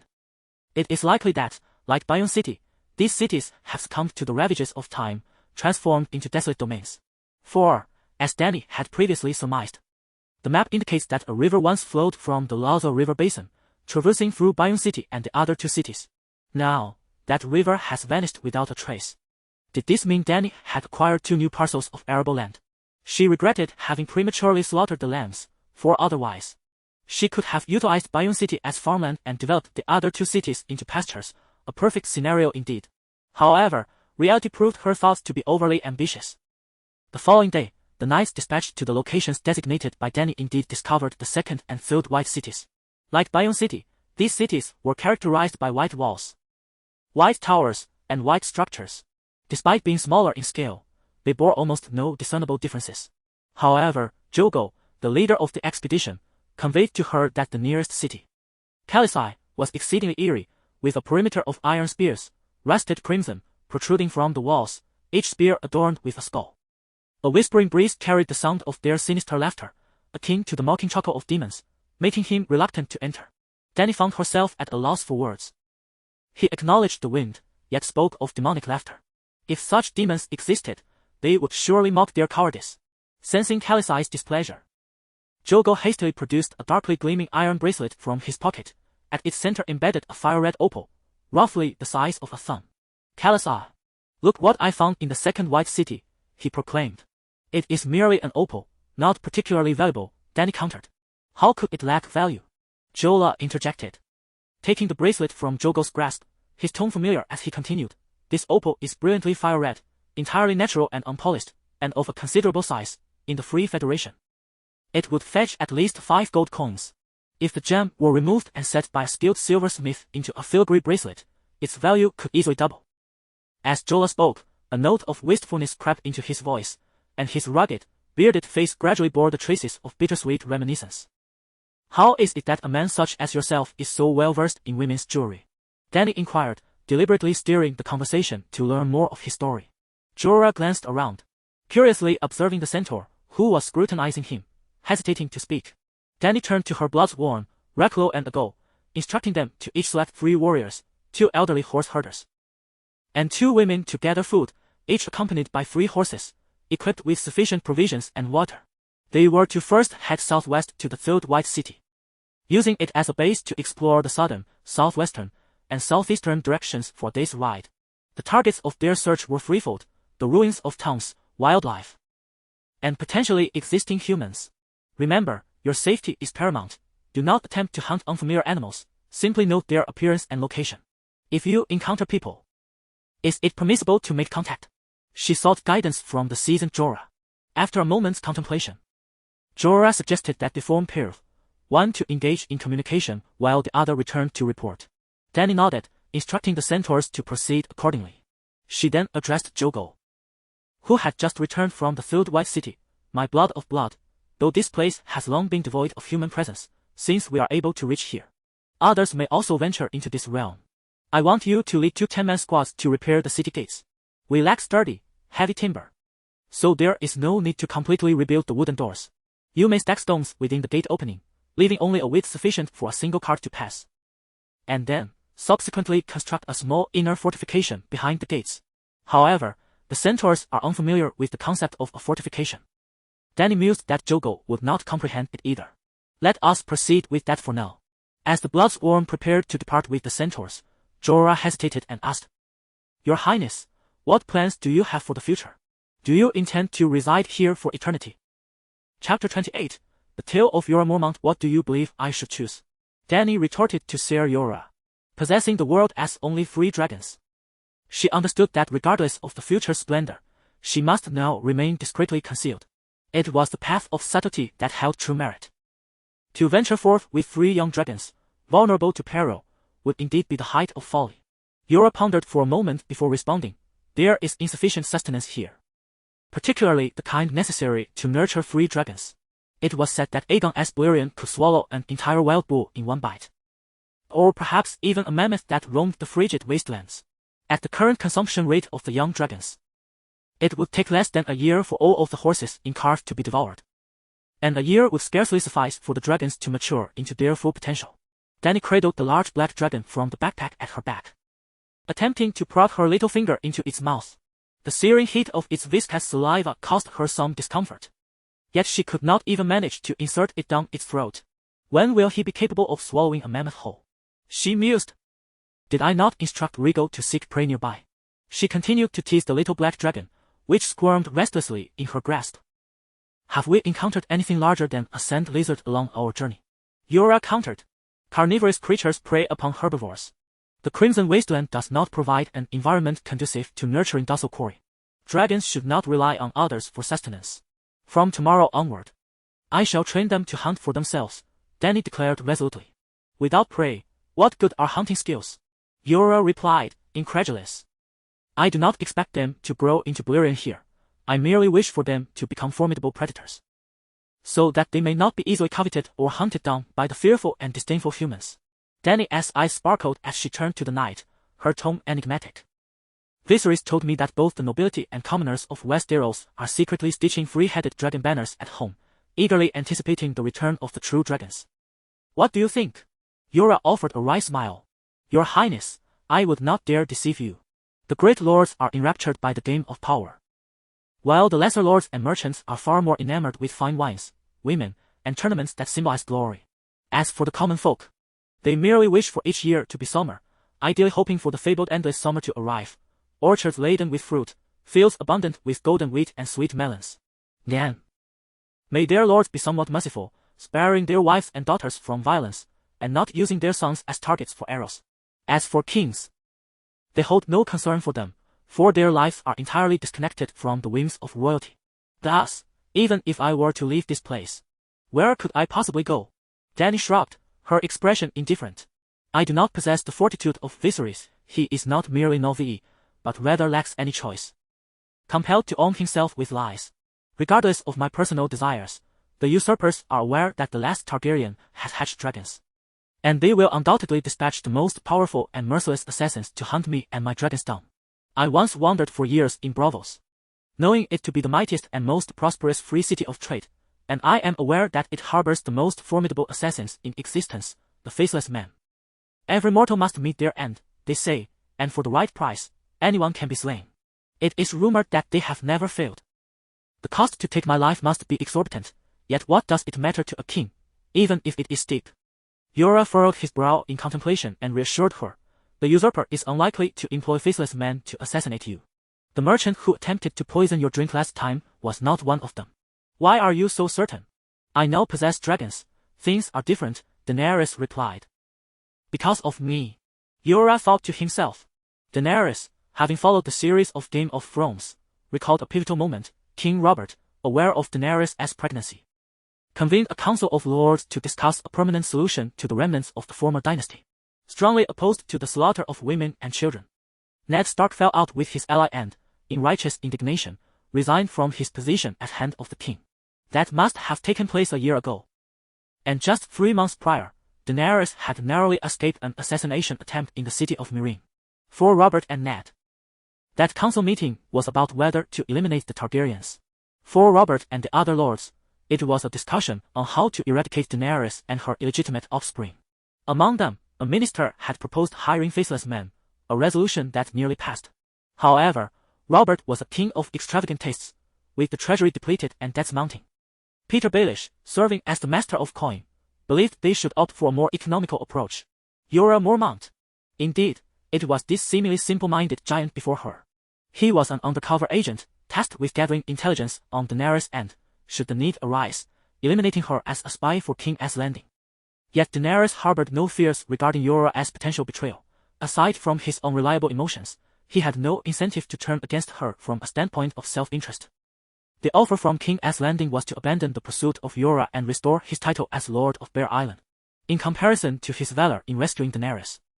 What was that worth? The title of Lord of Bear Island held little value, and Jorah had not lost the lands of House Mormont. His aunt had taken his place as Count. It was merely a matter of meat stewing in a pot. In truth, had Jorah not provided protection or had he truly wished for her demise, Daenerys would have perished long ago. The crux of the matter lay in whether the schemers of King S Landing would recognize Jorah's unreliability and subsequently send faceless men after her. The original narrative had been fraught with political turmoil, new kings emerging and falling one after another, leading the denizens of King S Landing to seemingly forget Daenerys. But should she entrust her safety to the unreliability of that original narrative? Faceless men were not invincible assassins. The Targaryen kings of old had not lacked enemies. Yet none had met their demise at the hands of faceless men. To ordinary folk, faceless men were the stuff of legend, but before the legendary Kingsguard, their tricks would lose their efficacy. Jorah gently reassured her, his expression steadfast as he vowed, "Have you forgotten?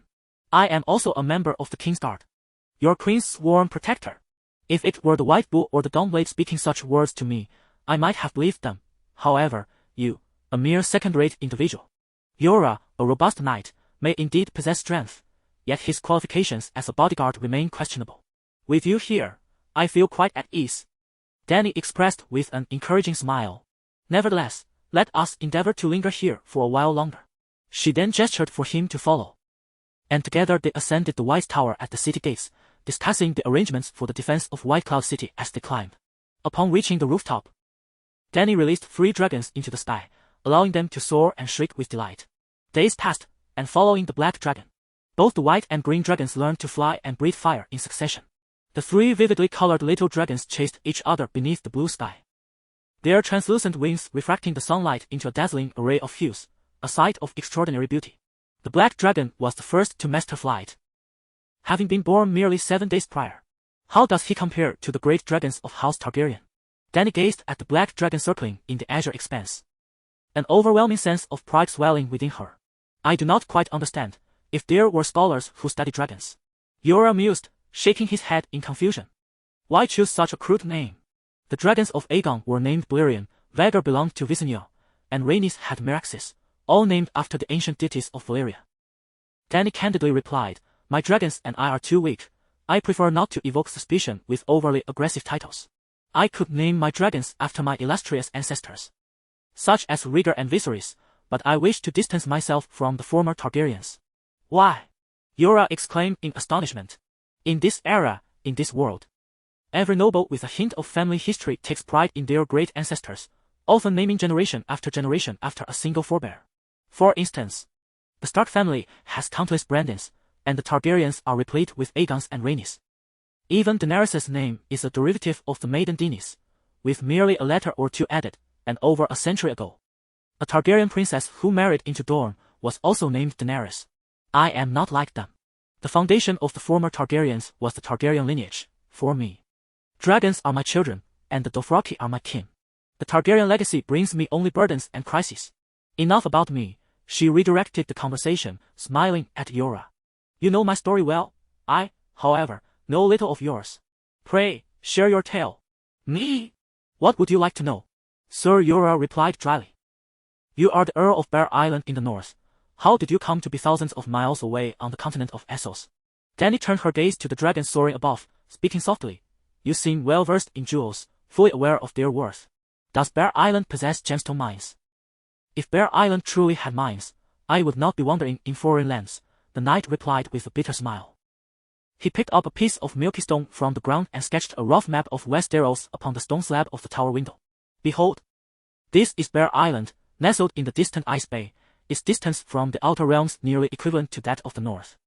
It is a place of enchanting yet untamed beauty, an island stretching 100 kilometers into the depths, adorned with gnarled ancient oaks and towering pines, and in spring, a delightful expanse of sweet and sour hawthorn blossoms. Yet, it is exceedingly remote, and quite impoverished, unlike the stone castles of other nobles.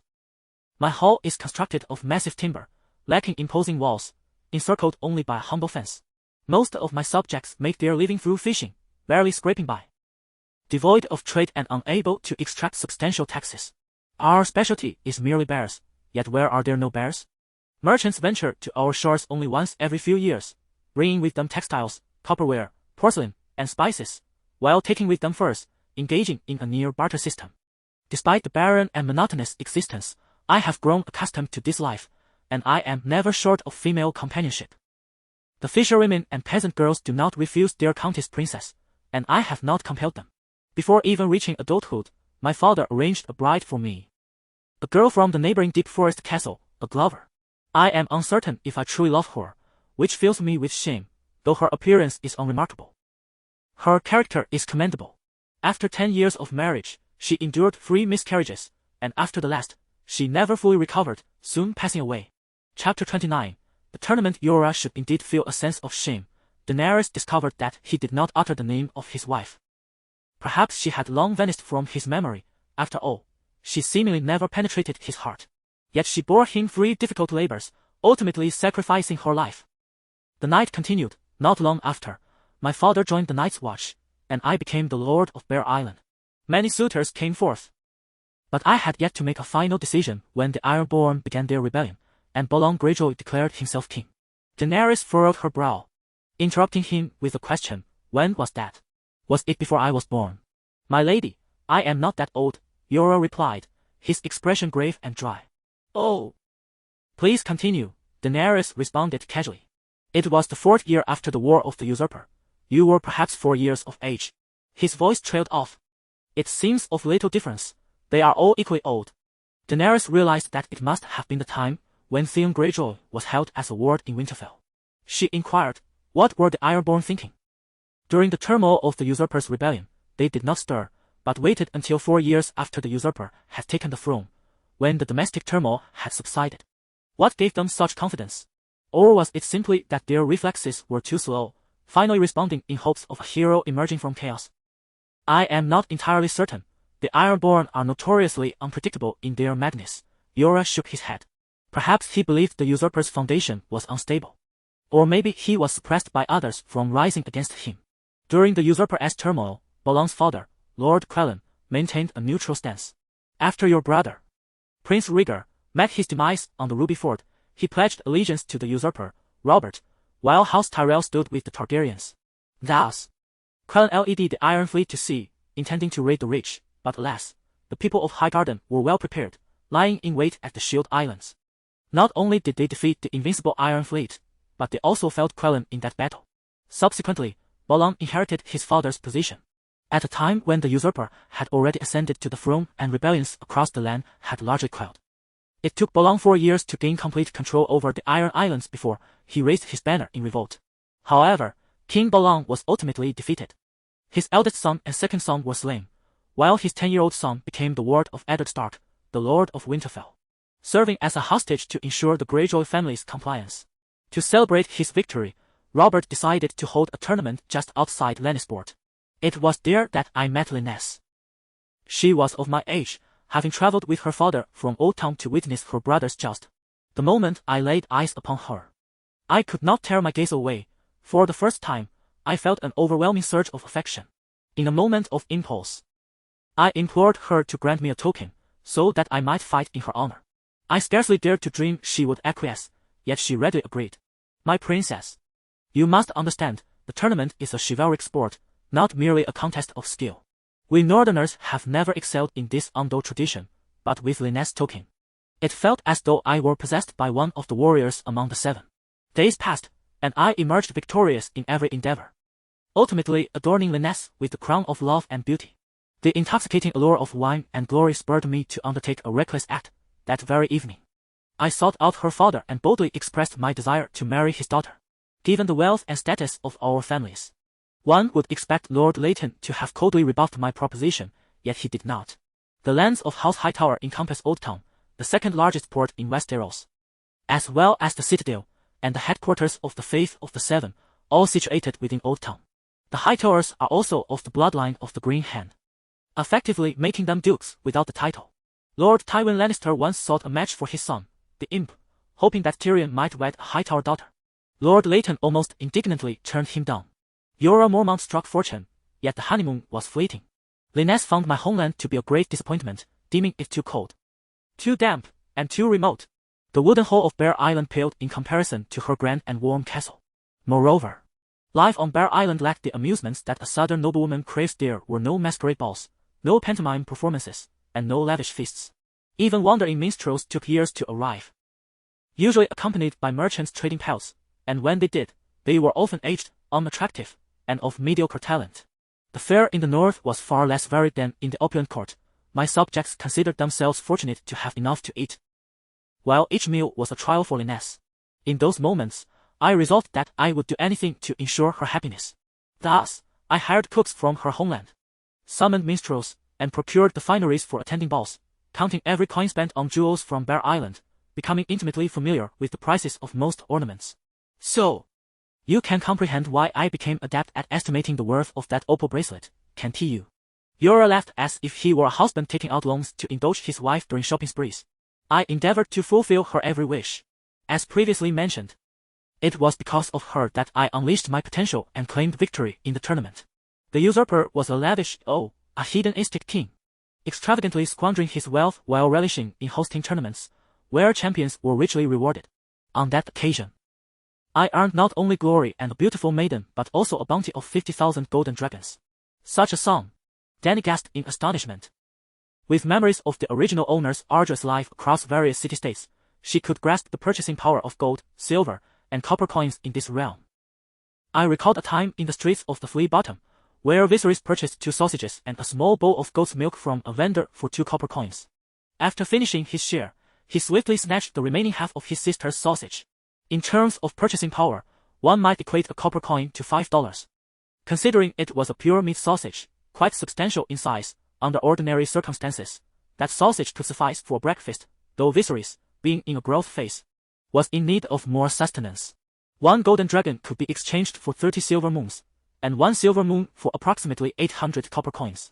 In other words, a gold dragon, valued at 24,000 copper coins, equates to a purchasing power of 120,000 renminbi.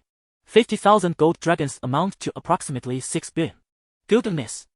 Daenerys recalls that in the original narrative, Robert accumulated a debt of 6 million gold dragons during his 14-year reign. 720 billion. Of that, 3 million belonged to House Lannister. This! Upon hearing Daenerys' exclamation, Jorah lamented, indeed, Bear Island has not been able to generate 5,000 gold dragons in a century. When it comes to spending, the usurper resembles your father even more than the Mad King. I apologize, I meant.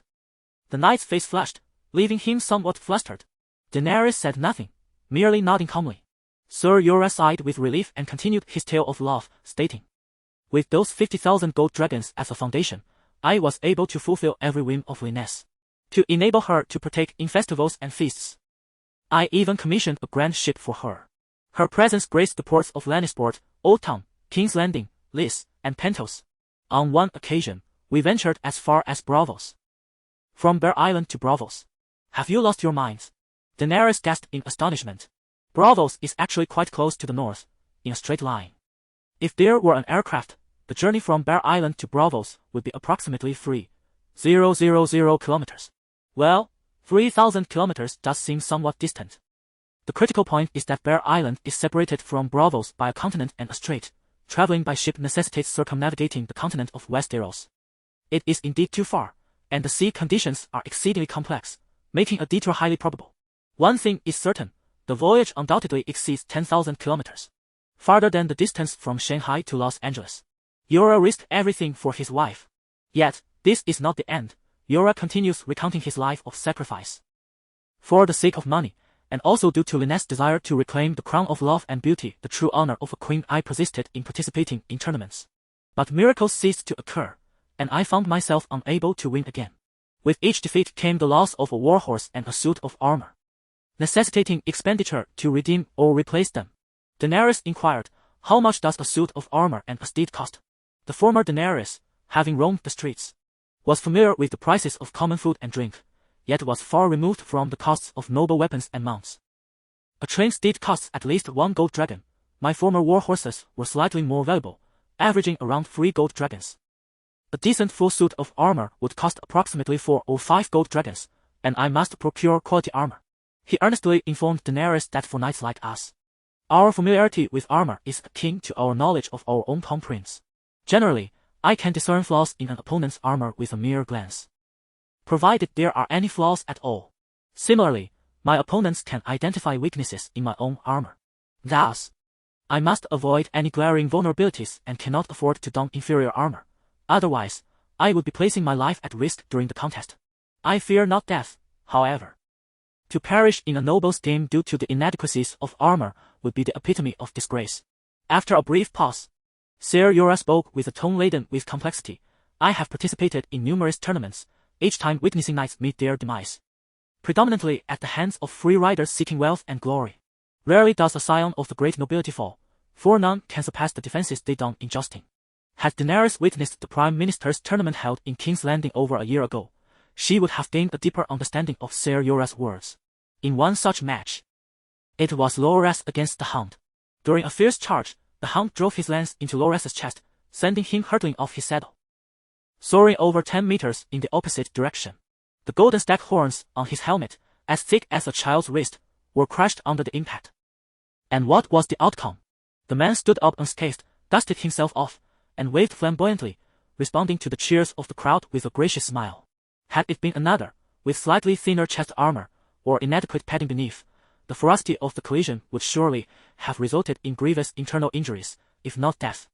In this world, if one's organs are harmed, one is rendered virtually incapacitated. What distinguishes a free rider from a knight?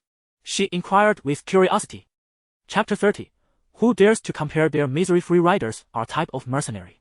They lack the title of knight but possess steeds and a modicum of equestrian combat skills.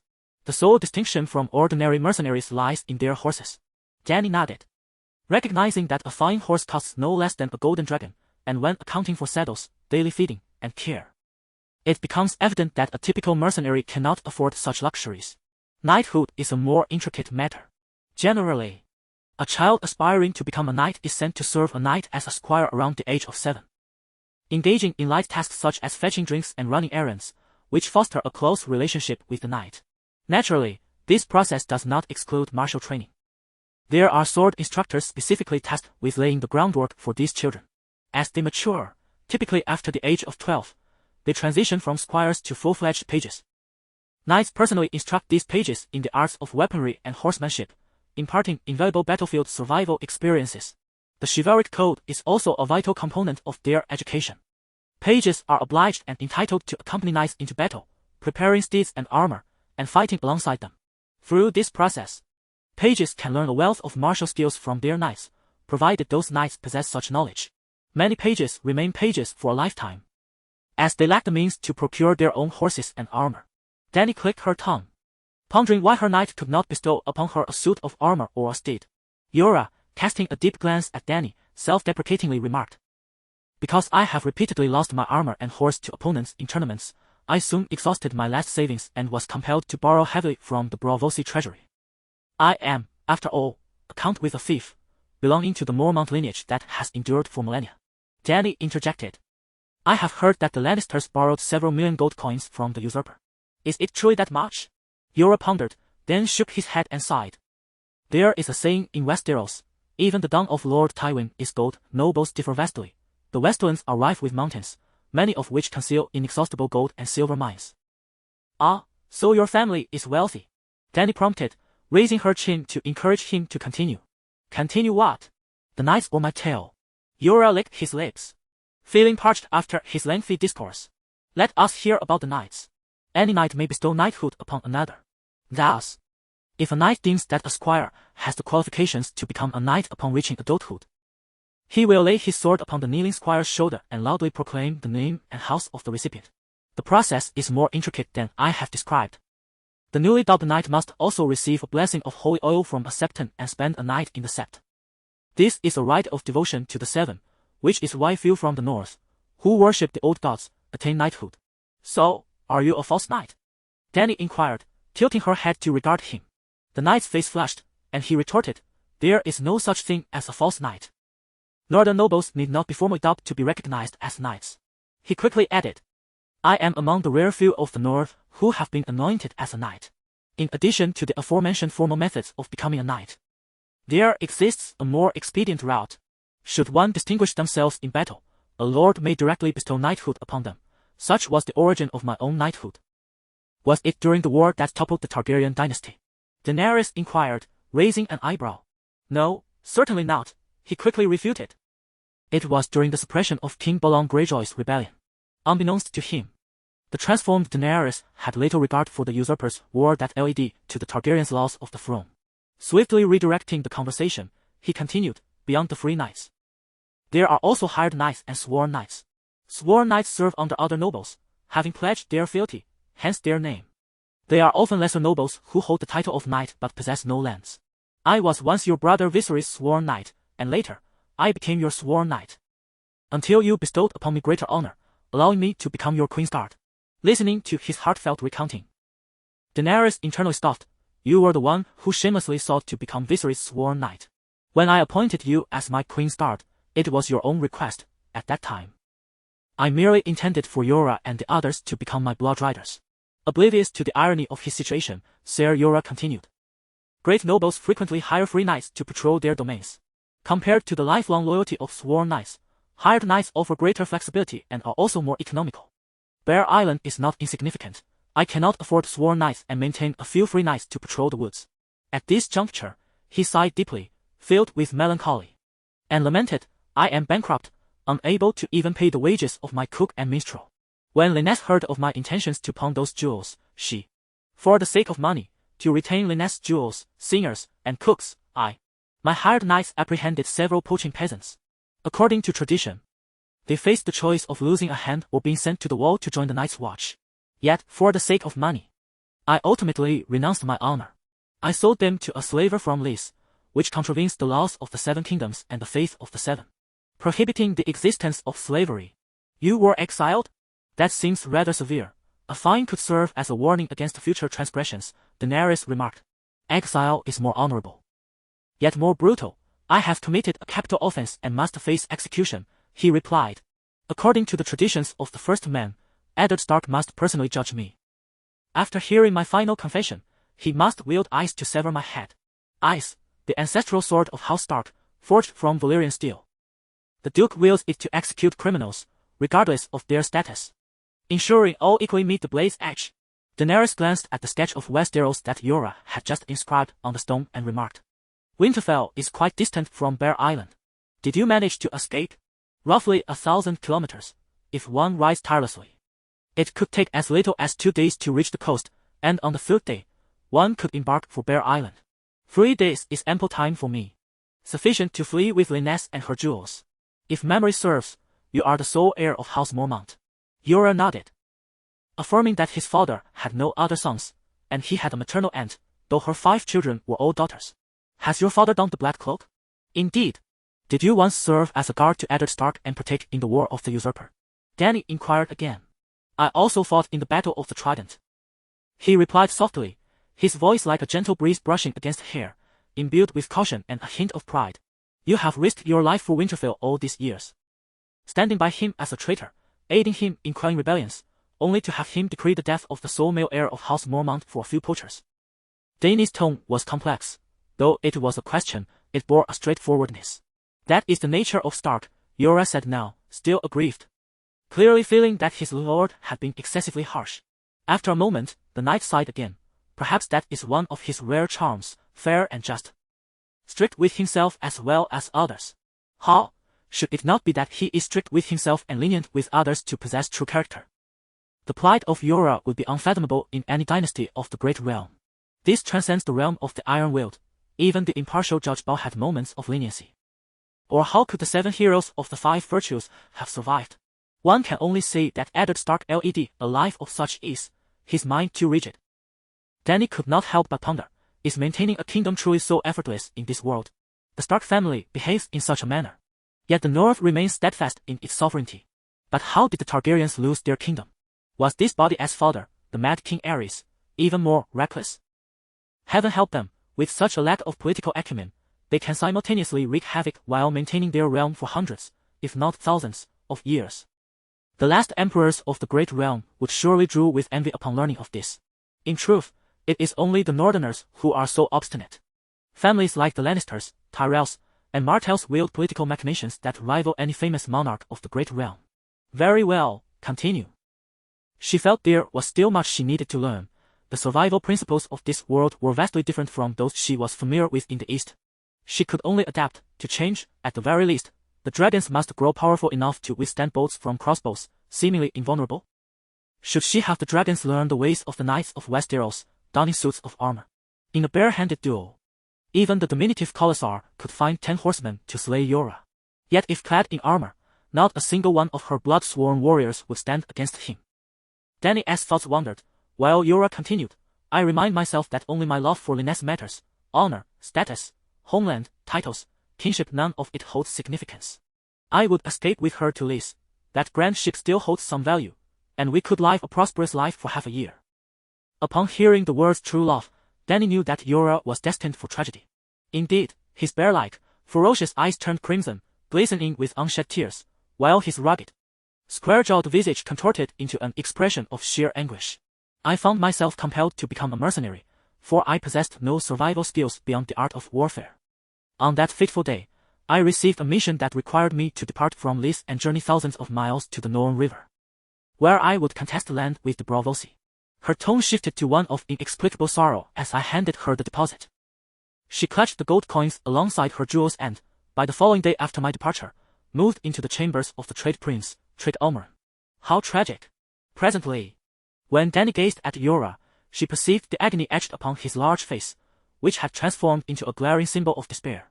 In the original narrative, the beloved Dany, who had devoted the latter half of her life to him, had consistently bestowed upon him tokens of goodwill. If only Yora Mormont were to rise and loudly proclaim, who dares to claim a more woeful fate than mine?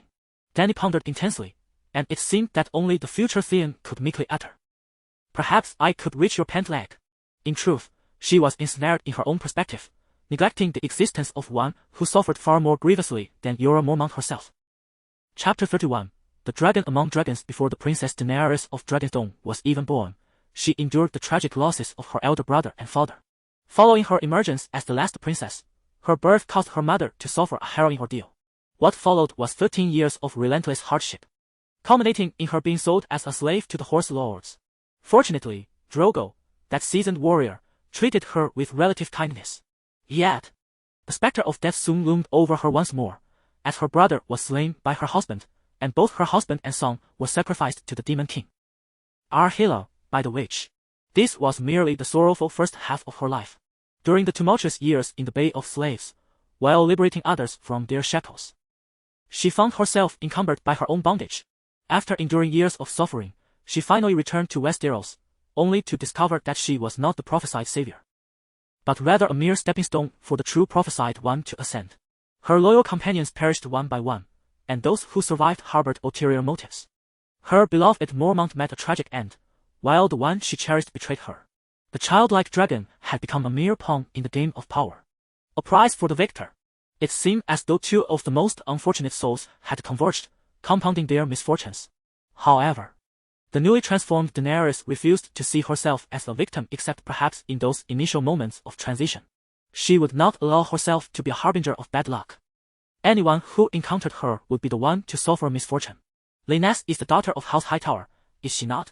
Daenerys mused, recalling.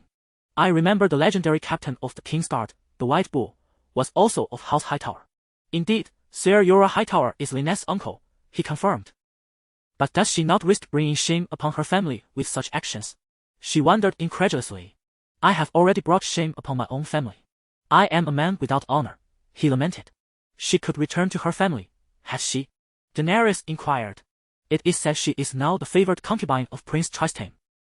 Even the legitimate wife regards her with trepidation, Jorah struggled to convey, as if a great weight lodged in his throat made speech laborious.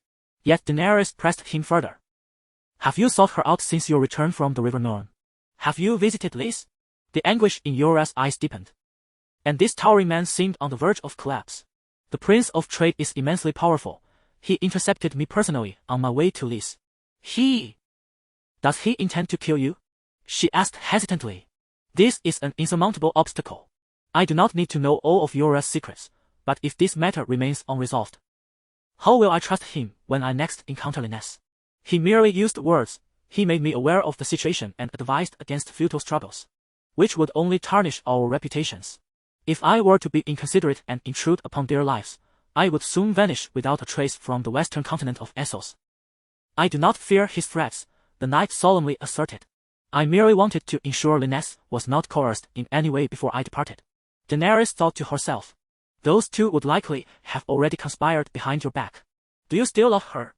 She seemingly inquired casually. Love? Love! A tumult of love and hate. Sir Jorah replied. Appearing to falter, Your Highness, permit me to take my leave. I find myself somewhat fatigued. Wait, she called out to him, directly posing the question. Do you harbor feelings for me that transcend the bounds of our sovereign-subject relationship? Like the original Daenerys, she too could not reciprocate his affections. Yet she did not wish to utilize him as a mere fallback option. They spoke candidly. If they could gather, they would, and if not, they would part ways. Without Jorah and the ties to Westeros, she relied entirely on the Horse Lords, integrating herself with the nomads. Sir Jorah's expression was complex, marked by the embarrassment of being unmasked, yet he felt joy that she could perceive his emotions. He paused, a smile tugging at the corners of his mouth. From the moment I laid eyes on you, I felt a striking resemblance between you and her, Daenerys. In truth, Jorah had only sincerely yet subtly expressed his feelings, a fervent love for Daenerys akin to what he had once felt upon first encountering Lyanna. However, for Daenerys, this response was utterly inadequate. You have completely miscalculated, do you not realize? I am nothing like her. Even with Drogo's death, I shall never wed another man. She expressed her rejection with decisive clarity. Drogo was a total stranger to her, yet that deceased man served as the perfect shield, an excuse for rebuffing suitors. One could only speculate whether the Seven would take note of this affair and, in imitation of the old Saint Baelor precedent, grant Daenerys the title of Saint Daenerys. Jorah disowned her rejection as well and stated, Your Highness, I am your King's Guard, your Queen's Guard. With that, he bowed deeply and departed with heavy steps. The King's Guard relinquished their rights to inheritance, vowing to remain unmarried and childless for the entirety of their lives, their sole duty and honor being loyalty to the crown. The following morning, as dawn broke, Daenerys mounted her small silver horse, her modified wicker basket slung across her back, while 3 dragons extended their serpentine necks around her waist and shoulders, occasionally emitting coarse, jagged calls. The hoofs clicked crisply against the cobblestones of the street, and a thin veil of mist enveloped the eerily silent city, as if she had entered a dreamlike realm. Khaleesi, are you departing the city? Near the city gates, 2 Horse Lord warriors emerged, yawning as they greeted Daenerys. I intend to tame dragons, the plains beyond are vast. She instructed the Horse Lords to clear the gate, which resembled a wooden raft made from several tree trunks bound together. Although the 3 dragons were already capable of flight, Daenerys imposed stricter demands. Recalling the clumsy, lumbering dragons from the television series, she grew anxious about her future. Their turns were difficult, movements sluggish, lower limbs weak, unable to maintain balance. Once grounded, they became ineffective. Their wings as fragile as tattered cloth, their scales insufficient to withstand a crossbow bolt, and their long, delicate necks. A myriad of weaknesses. How could one conquer the world with such vulnerabilities? Last night, she melted down all of Thwaga's golden medals, transforming them into resplendent chains. At this moment, she cradled the dragon in her arms, fastening a chain, as thick as her little finger, around his two small legs only 3 lengths long, less than 10 centimeters, adding approximately a pound of weight to each leg. Come, Big Black, as the elder brother, set an example for your siblings, she said, just as before, tossing the dragon into the air. With a clatter and a thud, Big Black flapped his wings vigorously but barely flew 10 meters before crashing into the sandy ground. The black dragon turned its head, casting a reproachful glare at Dany and emitted a pitiful hiss, struggling to crawl back. Without lifting her head, she continued to bind the white dragon in shackles. With a crash and a thud, the white dragon fared worse than Big Black, nearly tracing a parabolic arc before plummeting to the earth. In a fit of anger, the white dragon expelled a thin stream of red flame toward the sky. Do not waste your energy. Return and continue, Dany admonished loudly. The white dragon, disregarding her command, spun around aimlessly, flapping its wings and wildly spewing dragonfire. Frustrated, Dany approached and flicked its small head sharply. The white dragon roared in response, seeming equally incensed. Unlike Big Black, Dany found it impossible to connect with the white and green dragons through her consciousness to soothe them. Her words and actions were met with resistance, complicating the training process. Left with no choice, Dany bent down to support the white dragon, helping it stand upright and walk step by step back to the basket of vines. She could not carry him, for once she did, it would set a precedent for future demands. Her insistence on having them walk back was primarily to strengthen their hind limbs and enhance their balance on land. Through their interactions over the past few days, Dany observed that while dragons possessed an innate spatial awareness, they were less stable on the ground than ducks. Ducks, with their 2 feet, manage better than dragons, who, in addition to their feet, had wings serving as forelegs. If walking was a challenge, how could they hope to run swiftly? Dany did not expect them to outrun a galloping horse, but lacking agility and speed meant that once they landed, the momentum lost would leave them vulnerable to being encircled, trapped, or harmed. The dragon's wings could never be trained to withstand a dragon-slaying crossbow, and given their expansive wingspan, it was conceivable that while their bodies could evade arrow attacks, their wings were far too susceptible. If they were forced to land within enemy lines under duress, their incapacity for rapid escape would spell disaster. After a morning of weighted flight training, Dany did not remove the chains at noon. Instead, she carried them as she sought food. Local horsemen helped the dragons in their hunt, with Afanti and his fellow horsemen watching over the small creatures inhabiting the sandy ground and hills. Truly diminutive, Big Black's first prey was a scorpion no larger than a palm. With a crackle, a thin stream of dragonfire ignited the scorpion, causing it to sizzle, leaving only a pile of black ash on the sand. Do not incinerate it, it is so small, it is hardly worth the effort, she said, patting Big Black's head. Maintaining a constant state of dragon spirit, Big Black was almost telepathically attuned to her. Khaleesi, there is another poisonous scorpion here, Afanti shouted from atop a sand dune. This time, the large black chick pecked at the grains with the precision of a hawk, its elongated neck resembling a streak of black lightning. Dany instinctively blinked, and before she knew it, the scorpion was clutched in its beak. The scorpion's tail thrashed wildly at the corners of the black beak, emitting a dull thud with each impact. Dany observed, with mounting dread, as several glistening, violet-hued venomous stingers pierced the soft flesh of its maw. Are you poisoned? Do you feel unwell? Dany inquired hastily, recalling the tales from the horsemen that a single sting from this crimson scorpion could paralyze a horse. The horsemen had been too fearful to consume the meat of that unfortunate steed, prompting Dany to have it cured into jerky for the dragon. For Yora had informed her that throughout the centuries of Targaryen dragons, there had never been a recorded instance of a dragon succumbing to poison. Dragons are made of fire. Beneath their skin lies magma, Yora had explained. While it is true that dragons possess muscle and bone, their inner temperatures must be extraordinarily high. At that moment, as she caressed the scales of the young dragon, it felt akin to a heated hand warmer. Their blood must surely be even warmer. After a considerable interval, the black dragon showed no signs of discomfort, allowing Dany to finally breathe easy. Chapter 32. Dany's beautiful dream. 5 leisurely days have passed since the knights dispatched by Dany to the third White City returned. Although Argo appeared fatigued, he was exceptionally exhilarated. Khaleesi, he exclaimed, I journeyed westward for half a day and beheld the distant undulating mountains. As you instructed us not to stray beyond the plains, I merely circled the periphery. There, sparse woodlands mingled with the endless mountains, where antelopes and elk roamed freely. I managed to hunt a deer with my bow, intending to bring it back for you, but the heat was so intense that it began to rot after just half a day's ride into the red sand plains. Half a day's ride, Dany contemplated, realizing that a rider on horseback could cover approximately 100 kilometers in that time. This distance was rather awkward, not too far, yet not particularly close. However, the issue of the dragon's sustenance was largely resolved. She could ride with the dragon to hunt in the western mountains. Did you encounter any signs of human presence? She inquired. Argo, uncertain in estimating time, pondered for a moment before responding vaguely. We set off before sunrise, and encountered crumbling stone houses while the sun was still rising but not yet at its zenith. The homes were low in stature and sparse in number, now half buried in sand and dust. Dany nodded, recognizing that these must be the villages of the White City, devoid of walls that could shield them from the relentless winds and the passage of time, which threatened to erase their existence. Yura interjected, Your Highness. If I am not mistaken, beyond the mountains to the west lies the Slaver's Bay. My lord, Dany replied with a serious gaze. I will not depart from here until our means of survival are utterly exhausted. Indeed, Yura affirmed. She then turned her attention to Reklo. There were no signs of human life, nor did we encounter any large animals. As we ventured further south, even the demon grass grew increasingly sparse, Reklo reported. His lips cracked and skin darkened, revealing the toll of the harsh days he had endured. At least we now understand the severity of the southern environment. We can focus our efforts on developing the western mountains, Dany consoled. Khaleesi, the south is not without its value, Reklo insisted, as he unveiled a long strip of charcoal hanging from his saddle.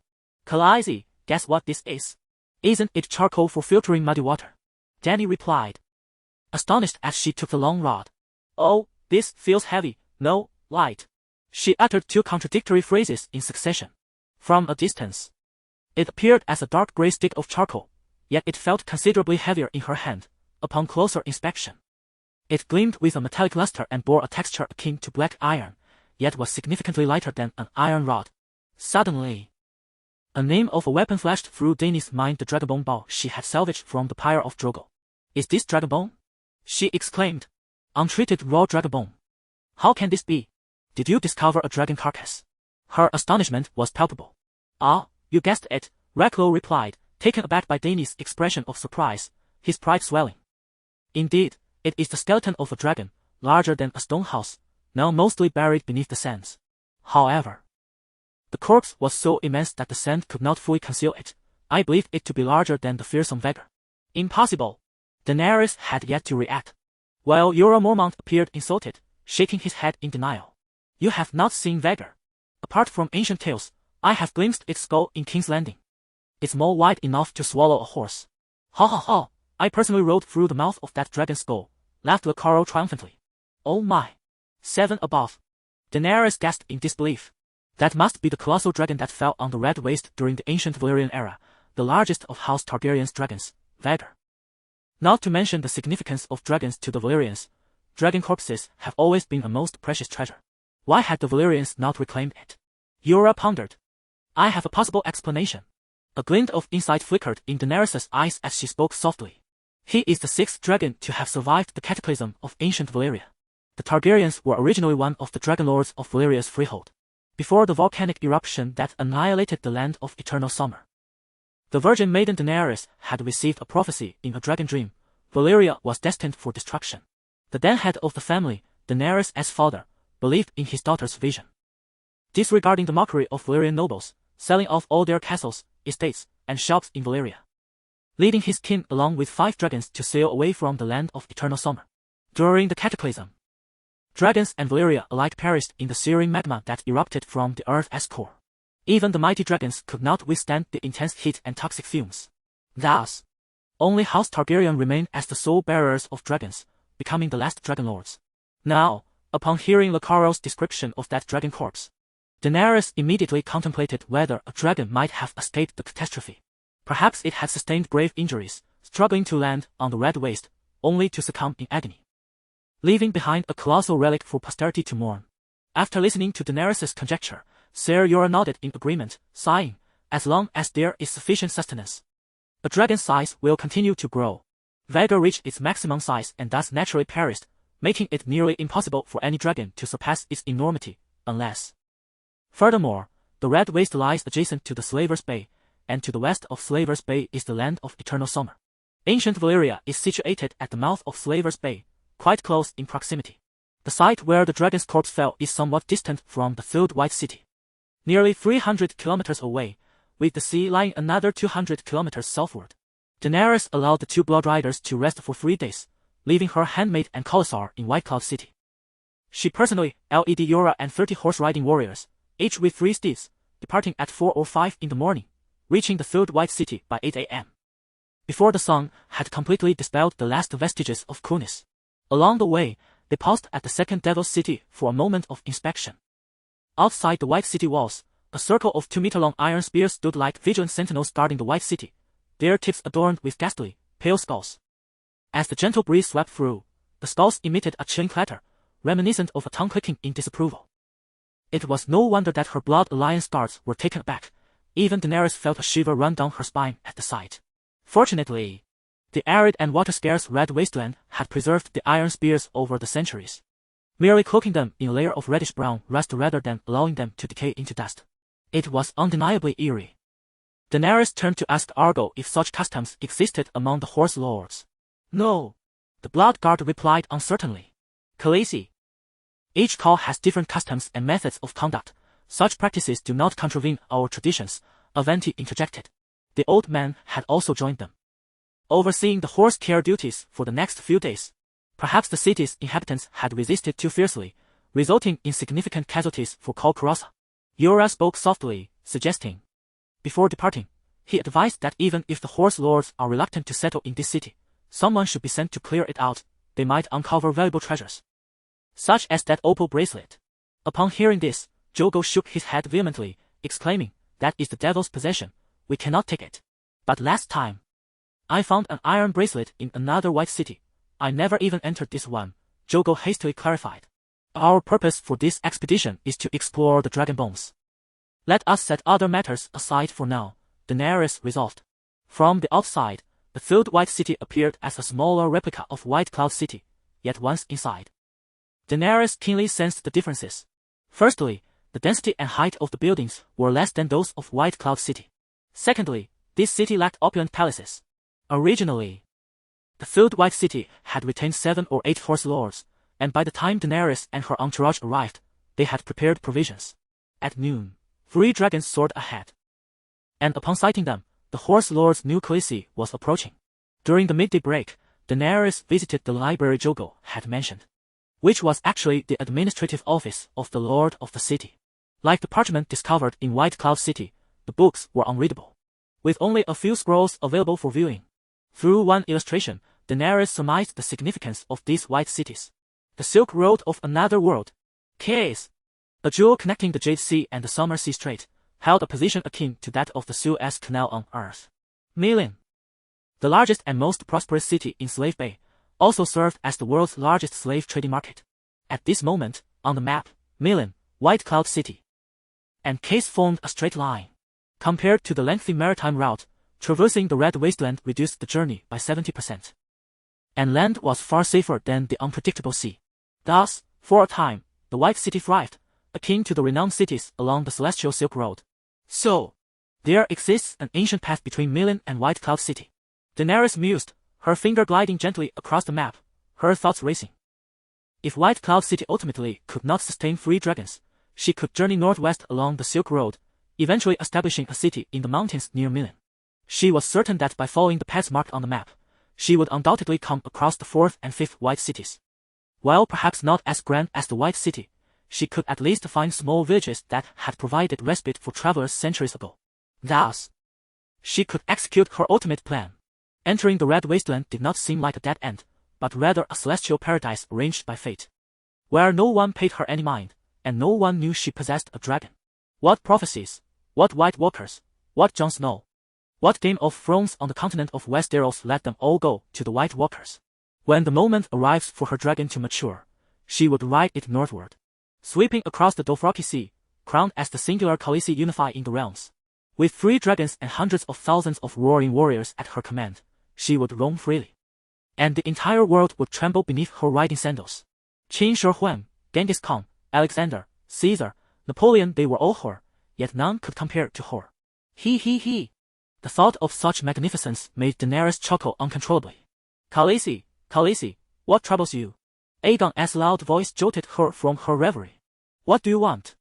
She retorted sharply. Aegon paid no heed to her tone, his almond-shaped black eyes wide with urgency as he exclaimed, It's almost dark. So what if it's dark? Oh, we must set off. Daenerys finally grasped the situation. Their expedition this time would mirror their previous journey across the wasteland, traveling by night and resting by day. Chapter 33.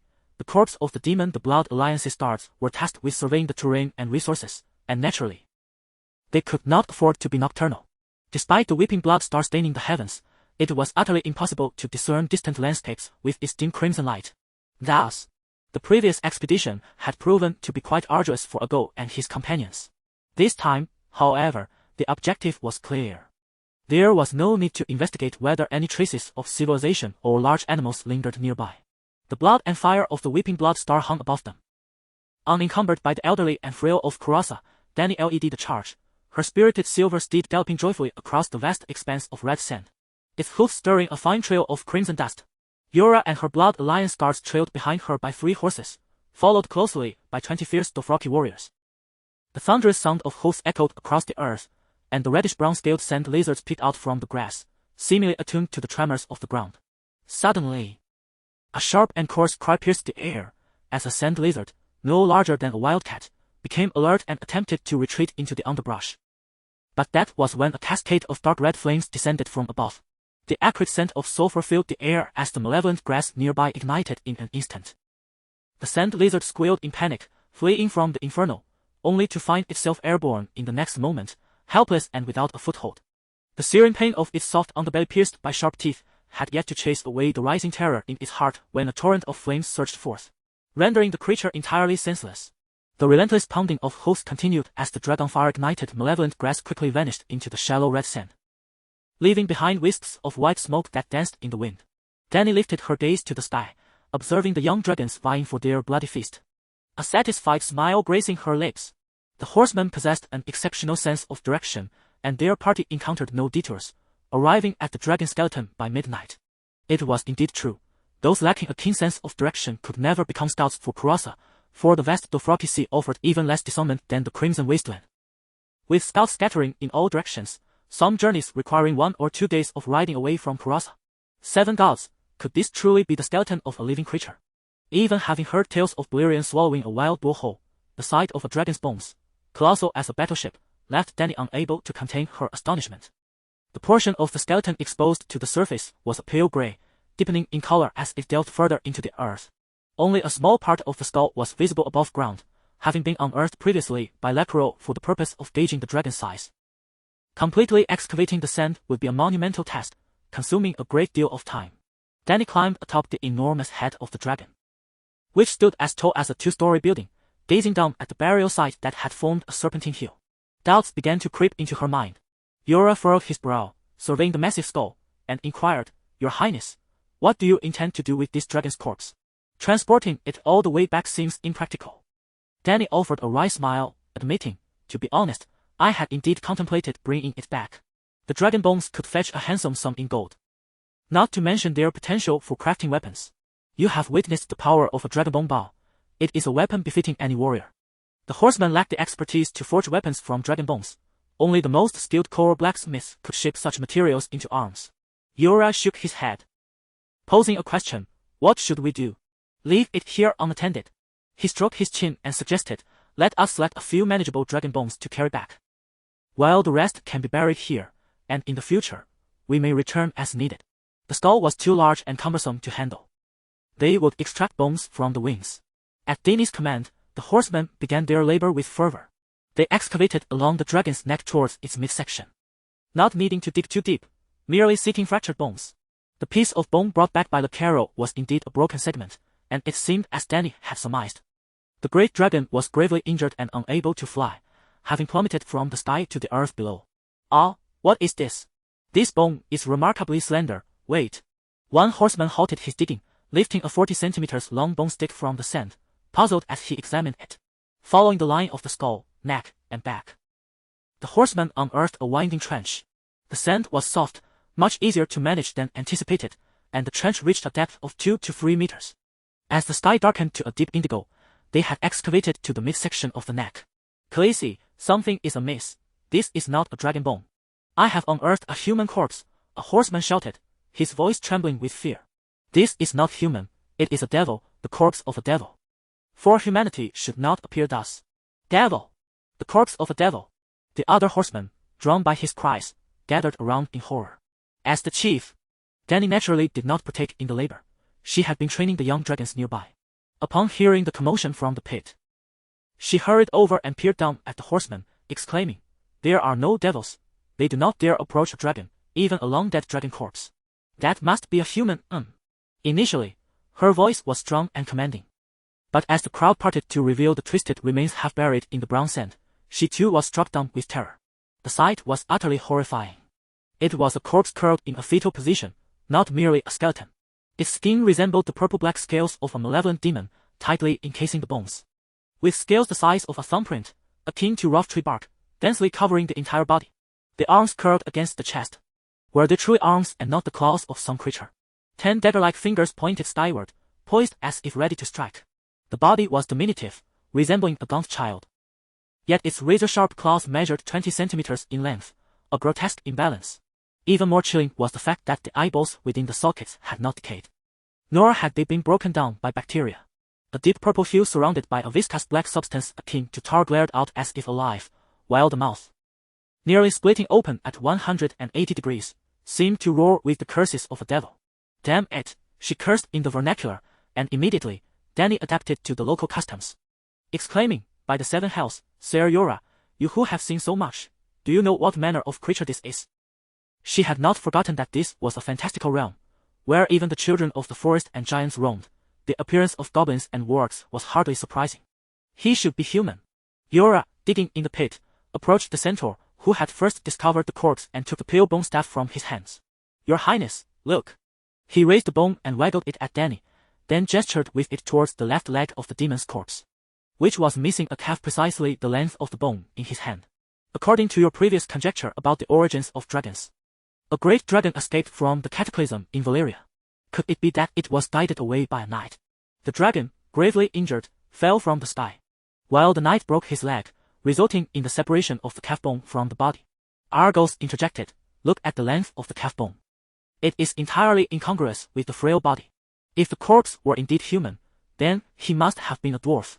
A calf bone without a foot is over 40 centimeters long, indicating its owner must have been a robust man in life.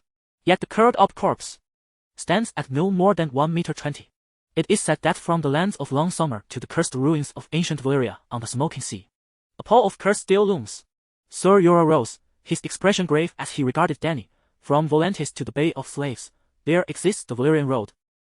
A remnant of the time of the freehold, yet they prefer to sail around the ruins, increasing their journey severalfold.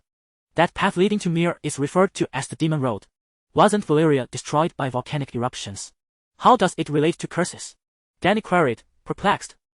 "I do not know," Jorah mused, furrowing his brow. "Perhaps it is the vengeful spirit of the Dragon King from ancient Valyria.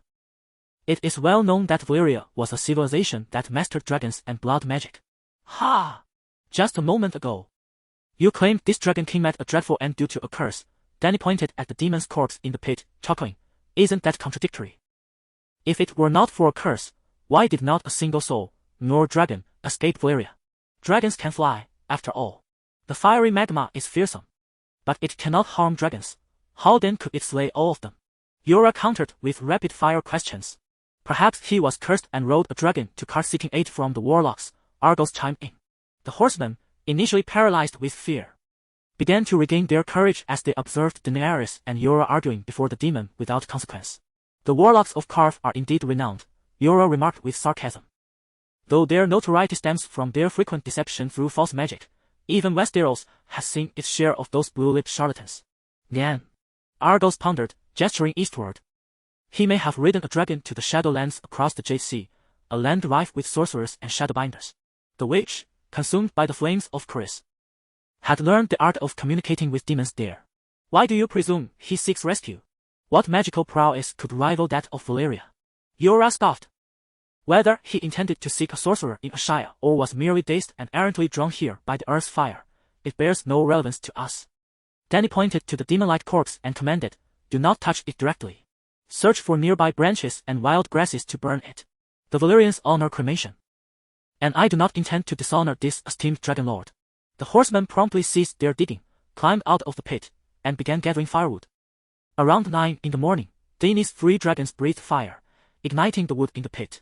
Then, dozens of people sheltered against the giant's bones from the sun, waiting until evening to resume their labor.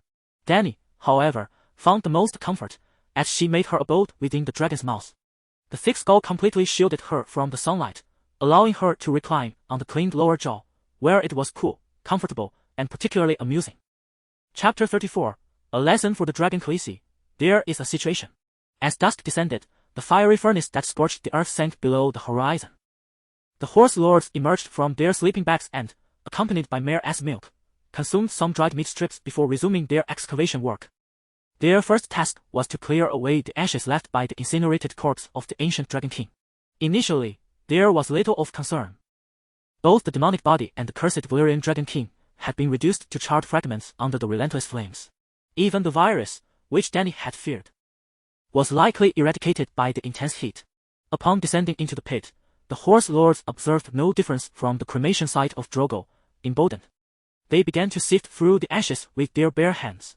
Before long, one of the horse lords raised an arm caked in dark, sooty residue, clutching a palm-sized, pitch-black iron plate, and called out to Dany, "Khaleesi, I have discovered a piece of iron.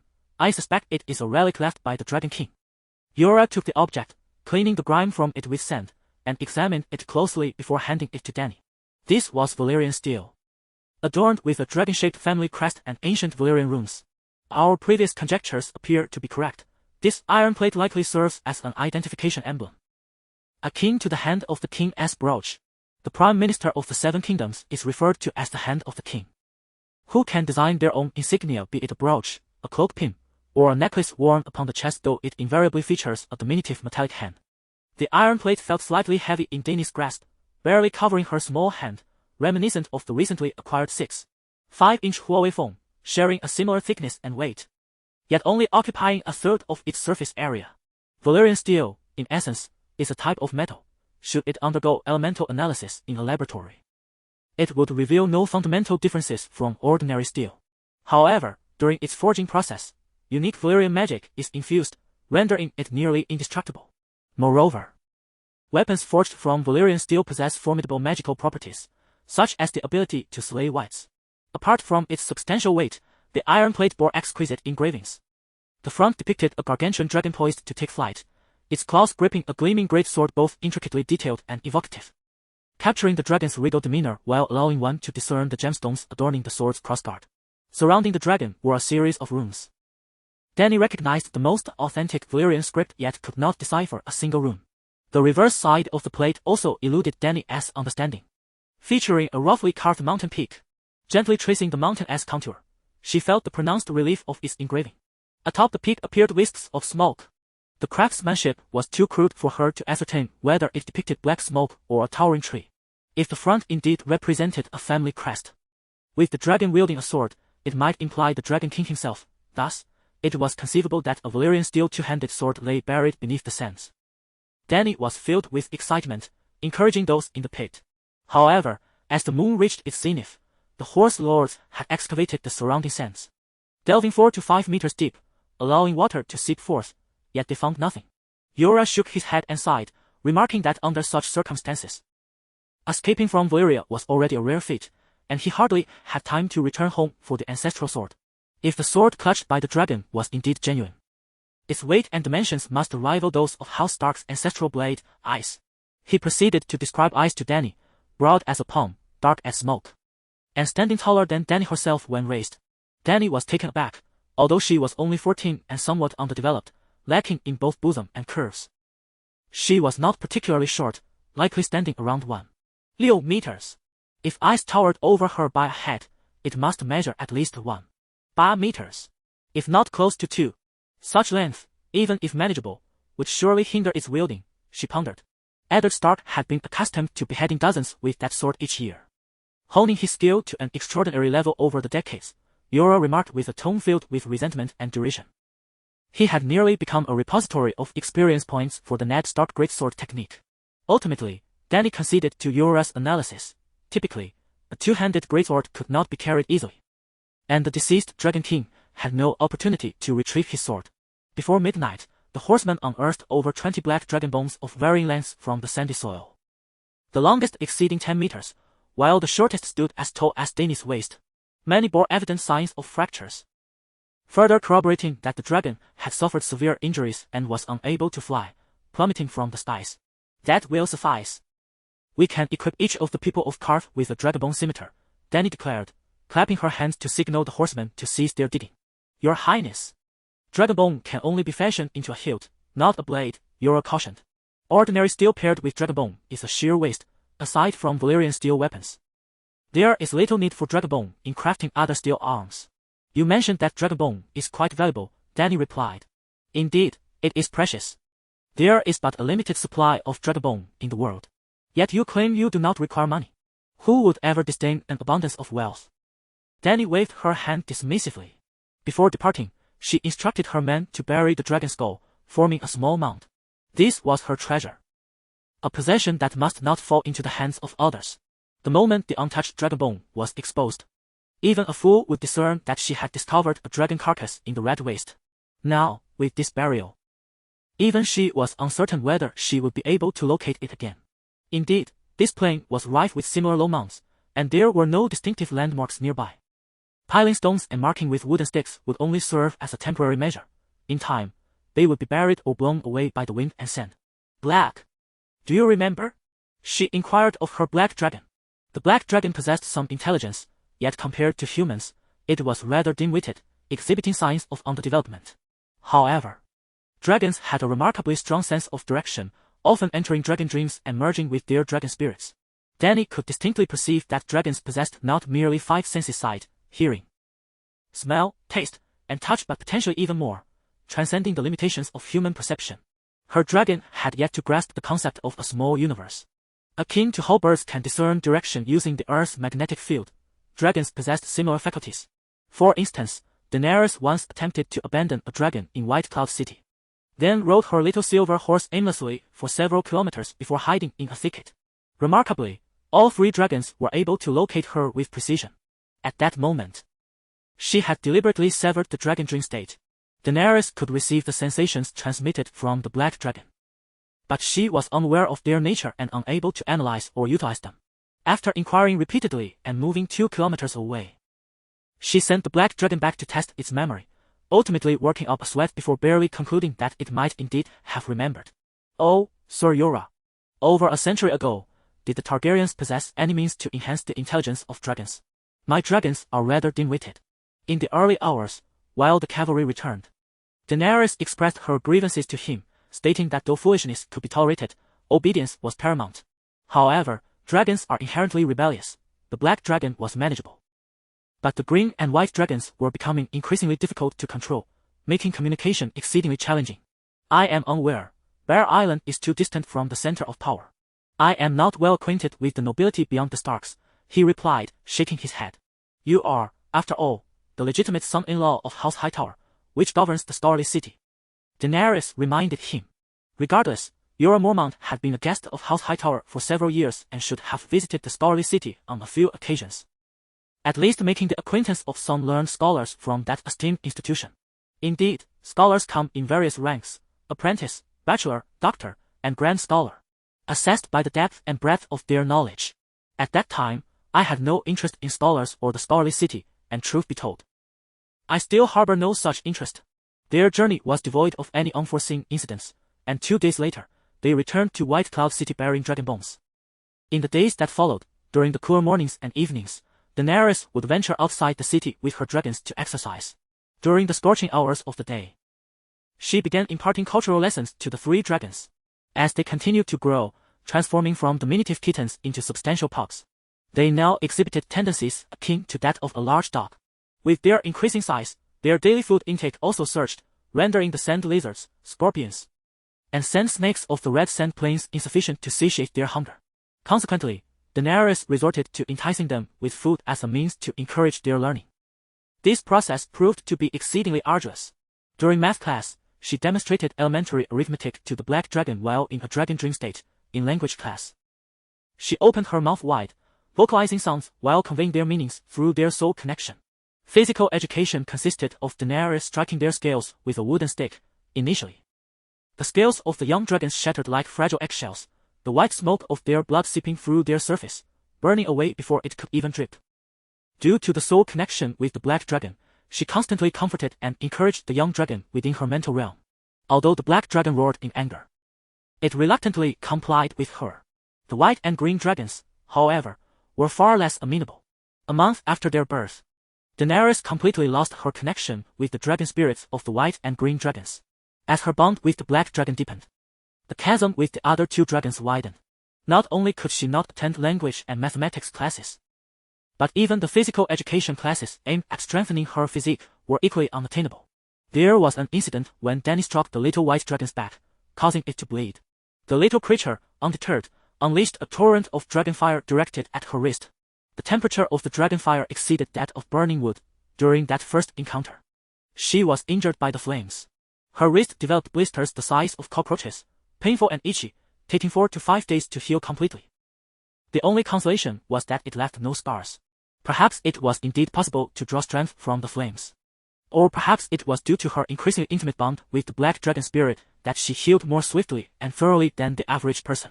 Take, for instance, the star on her abdomen. To conceal her plans from others, Dany refrained from allowing her maidservants to assist her with bathing for the subsequent 2 weeks. She explained that water resources were scarce and that everyone would henceforth use fine sand to cleanse their skin.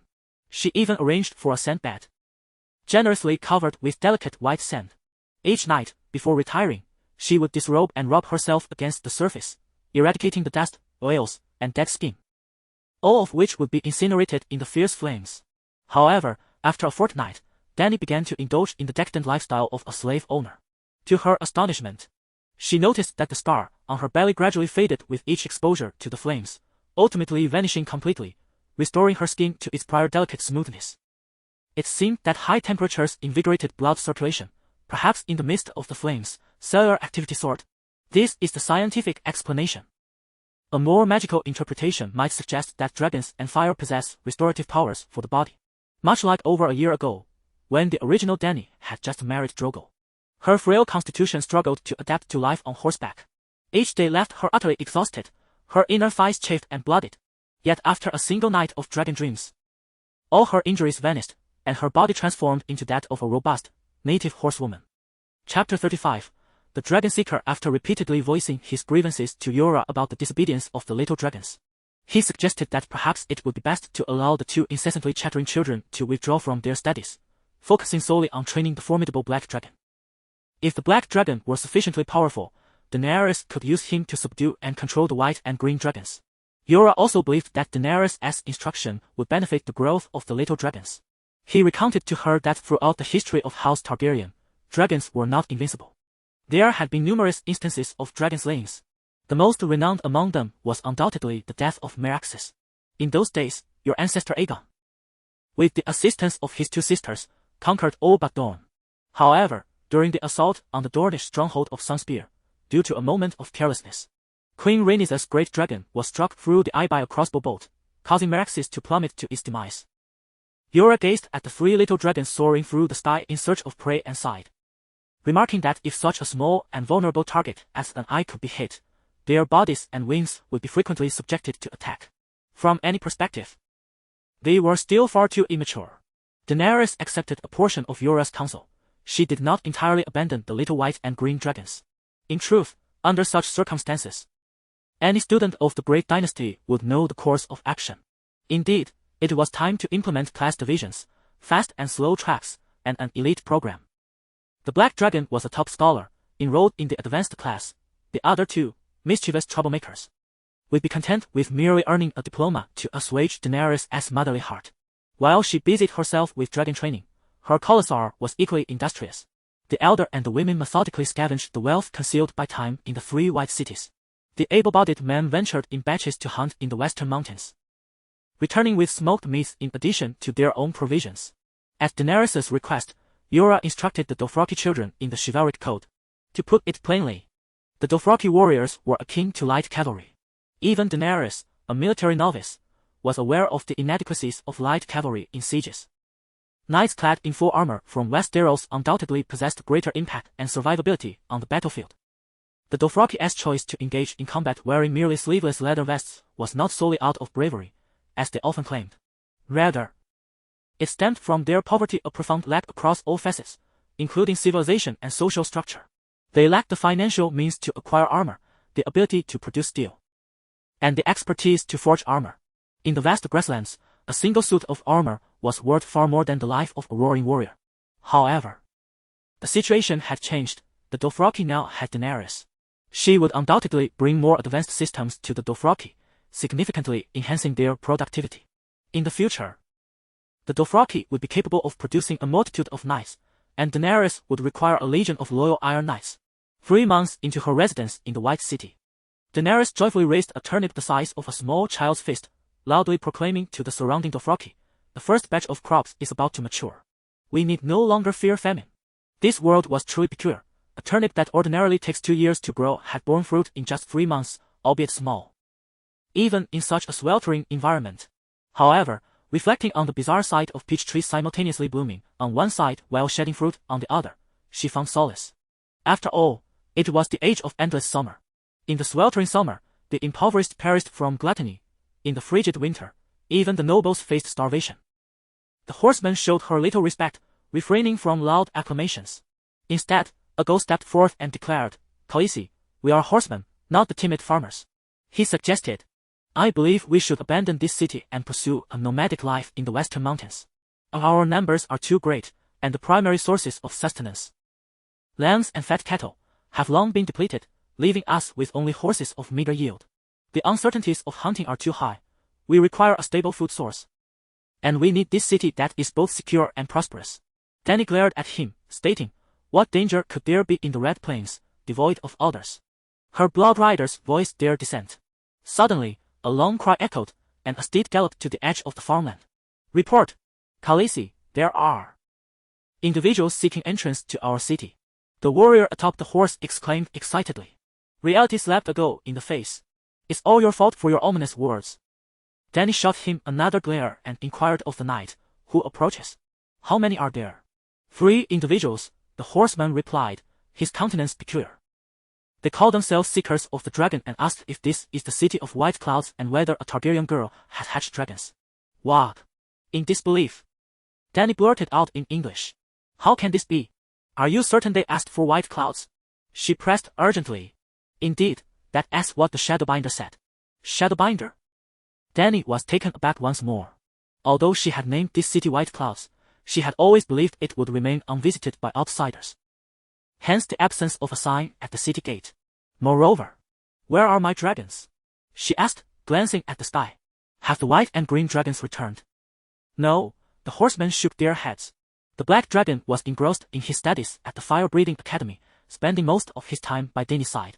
At that moment, he perched on the saddle of the little silver horse, flapping his wings and surveying the surroundings with his profound crimson eyes. The mischievous little white and green dragons, lacking in academic prowess, were relegated to excelling in physical activities. Dany had reduced their training regimen, allowing them time to hunt independently. If they're not diligent in their studies, they might as well earn their keep early on. Dany pondered, stroking her chin. Could they have encountered my dragons outside? Yet, even if they did see a dragon, how could they know it was a Targaryen? "Khaleesi, they not only know you are a Targaryen, but they also called out the name Daenerys. It must be the Shadowbinder. The sorcerer from the Shadowlands can foretell with magic, as everyone knows," the horseman exclaimed. "Yes, everyone knows," a ghoul replied earnestly. "Everyone knows," echoed Jiki, a horsewoman. "Here we go again." Dany rolled her eyes discreetly in her mind and instructed a ghoul. "Go summon Rakaro and Yora. Oh, and bring Sir Yora as well." At that moment, Yora was in the square, instructing children in the art of swordsmanship. During this period, Daenerys occasionally dedicated time to her studies. Over the course of several months, her focus on mastering the fundamentals of swordsmanship remarkably enhanced both her strength and technique. "Call Drogo. Accompany me to meet our guests." She turned her gaze towards the messenger knight and inquired, "You did not allow them entry into the city, did you?" "No, Khaleesi. You instructed that only with your permission may outsiders enter the city," the horseman promptly replied. Daenerys paused, momentarily perplexed. had she indeed issued such a command. Yet, upon reflection, it seemed she had just the day after her arrival in the White City, when she ordered stones to be wedged into the city gates. It had been so long that she had forgotten, surprised to find that the horseman had been diligently adhering to her directive. Though the horseman was often blunt and unrestrained in his challenges to her authority, one could hardly fault him for his loyalty and execution of orders. As she rode through the streets, lost in thought, Daenerys and her entourage soon found themselves at the city gates. The wooden gates loomed high above, and she led Khal Drogo and a dozen roaring warriors through the narrow opening, stepping beyond the city limits. The moment they exited the gates, Daenerys felt a jolt in her heart.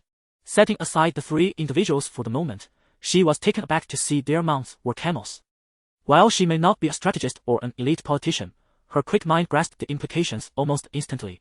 For the horsemen, the red wastes represented a daunting challenge, while for others, it was merely a rougher path.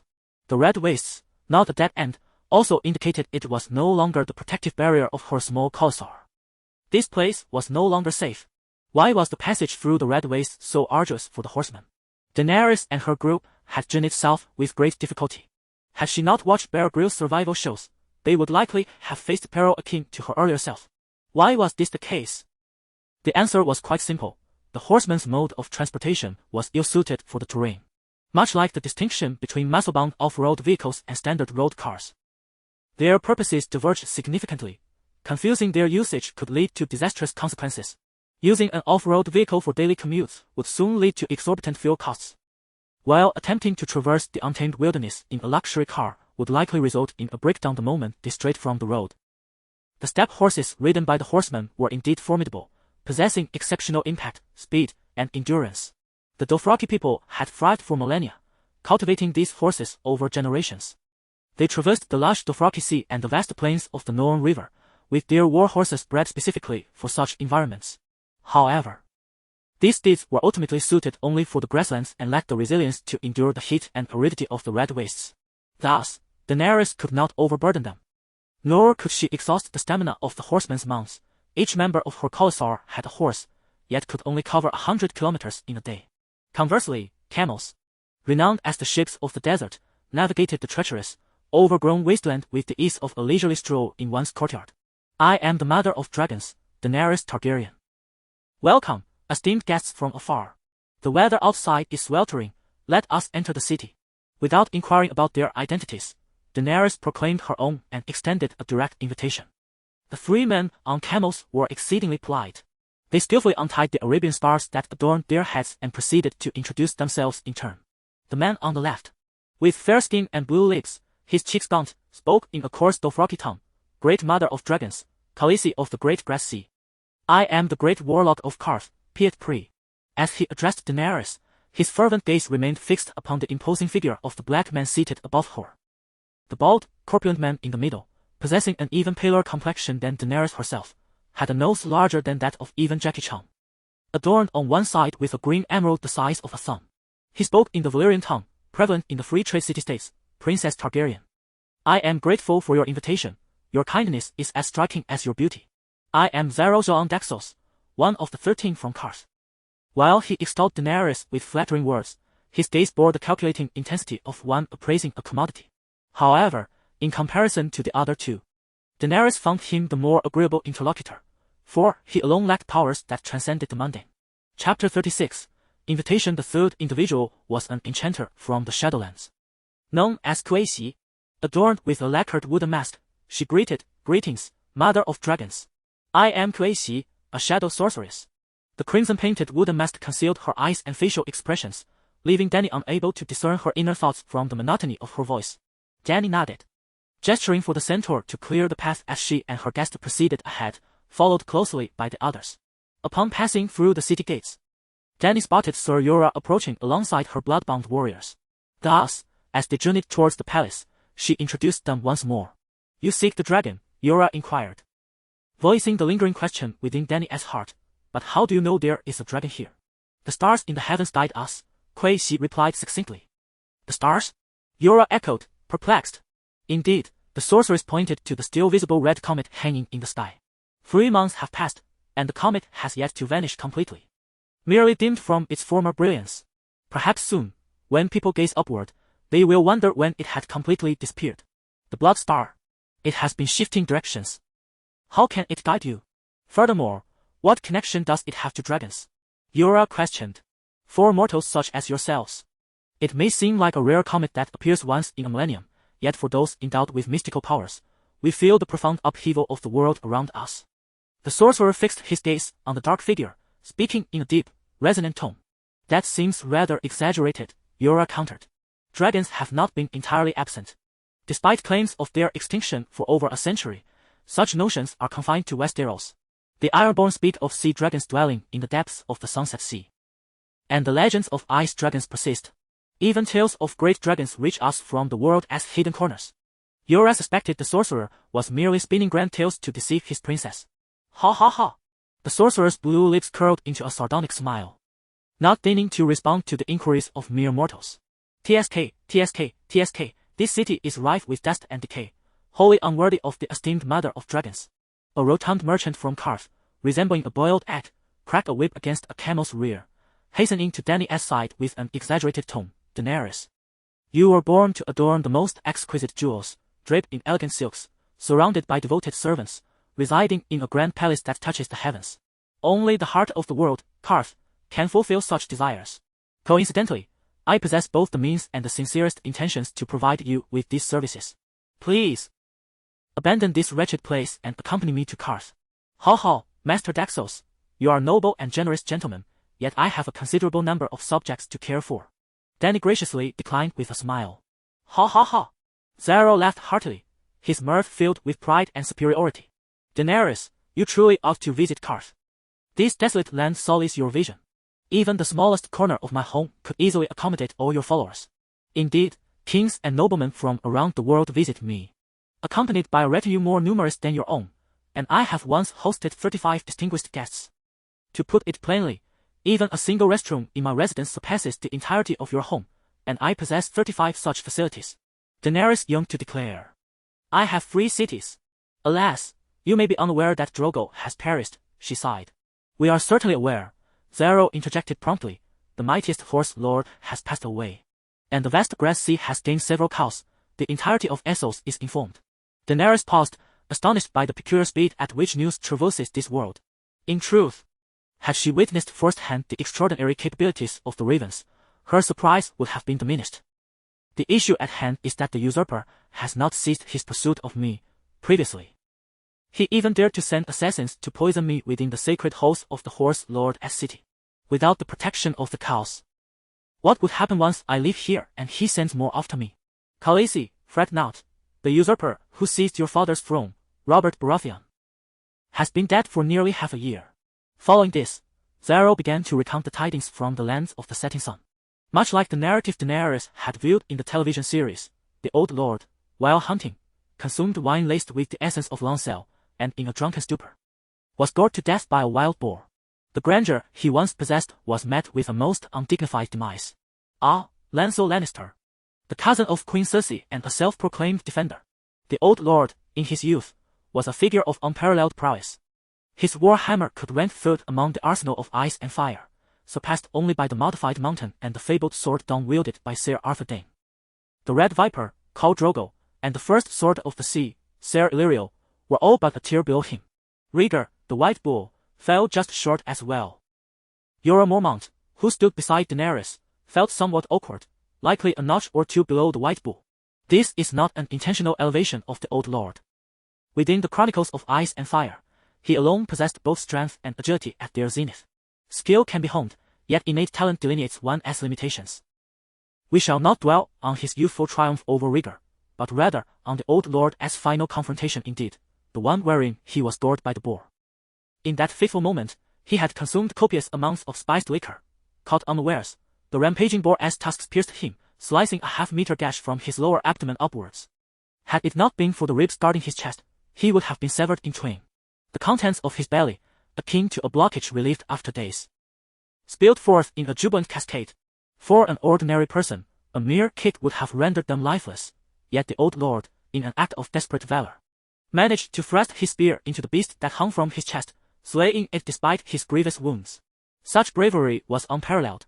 Remarkably, he lingered for several days thereafter, leaving behind a testament, reminiscing with his dear companion, Ned, about the glories of yore, before succumbing with the aid of poppy milk.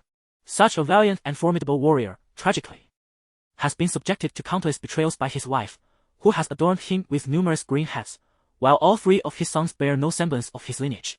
Indeed, they are the progeny of Cersei and her brother. Cersei, disinterested in bearing children for her husband, has even refrained from engaging in intimate relations. Each time the old man sought her out inebriated, she deliberately crafted the illusion of their union, when in truth, not a single touch transpired. After Cersei's first pregnancy with the old man's child, she seemingly orchestrated its demise. Following Eddard's ascension to the position of Hand of the King, he swiftly disowned the treachery at play, spurred on by the insinuations of those with ulterior motives, realizing that his friend was unwittingly raising another's offspring. Subsequently, he made it known to Cersei that he was aware of her duplicity. Upon understanding that he was privy to her secret, she preemptively acted, instructing one of her lovers, her cousin Lancel, to poison the old man as wine. As described, he met a gruesome fate beneath the tusks of a wild boar. Of course, Zero did not recount the tale with such detail to Daenerys. He merely mentioned the rumors surrounding Robert's demise at the hands of Cersei. Thus, there is no need for you to fret over the usurper's intentions towards you. He reassured Daenerys that in Karth, under his protection, no harm would befall her. Daenerys nodded and, following his lead, inquired, "How far is it from here to Karth? How many days did it take to ride here on camels?" "Approximately 10 kilometers. We spent nearly a week making this journey," he replied. Daenerys calculated in her mind, noting that their pace seemed comparable to her own southward trek from Khalasar. The sole distinction lay in the fact that camels could endure another 1,000 kilometers in such conditions, while her Khalasar had faltered after merely 500 kilometers. As they conversed, they arrived at the palace gates, where a gathering of elderly individuals and children gazed in wonder at the three guests upon their camels. Daenerys had prepared fresh water and mare-ass milk to quench their thirst and had set aside 3 bedrooms near the garden for their repose. That evening, she hosted a bonfire feast in the square, featuring roasted horse meat glazed with plum jam, mushroom and smoked venison stew, buttered beets, turnip stew, and the finest wine she could procure from her Khalasar. The 3 guests from Karth also produced red wine, sausage, and caviar from their saddlebags. Daenerys showcased her 3 dragons to them, allowing them to touch the smaller one. She and Yora attentively observed their reactions to the dragons. Keith's caress of the black dragon was filled with reverence, while the warlock's eyes betrayed an unmistakable longing. The wealthy merchant Zero's eyes sparkled with astonishment at the dragon's heated scales. Overall, the guests were exceedingly pleased with Daenerys' hospitality that evening.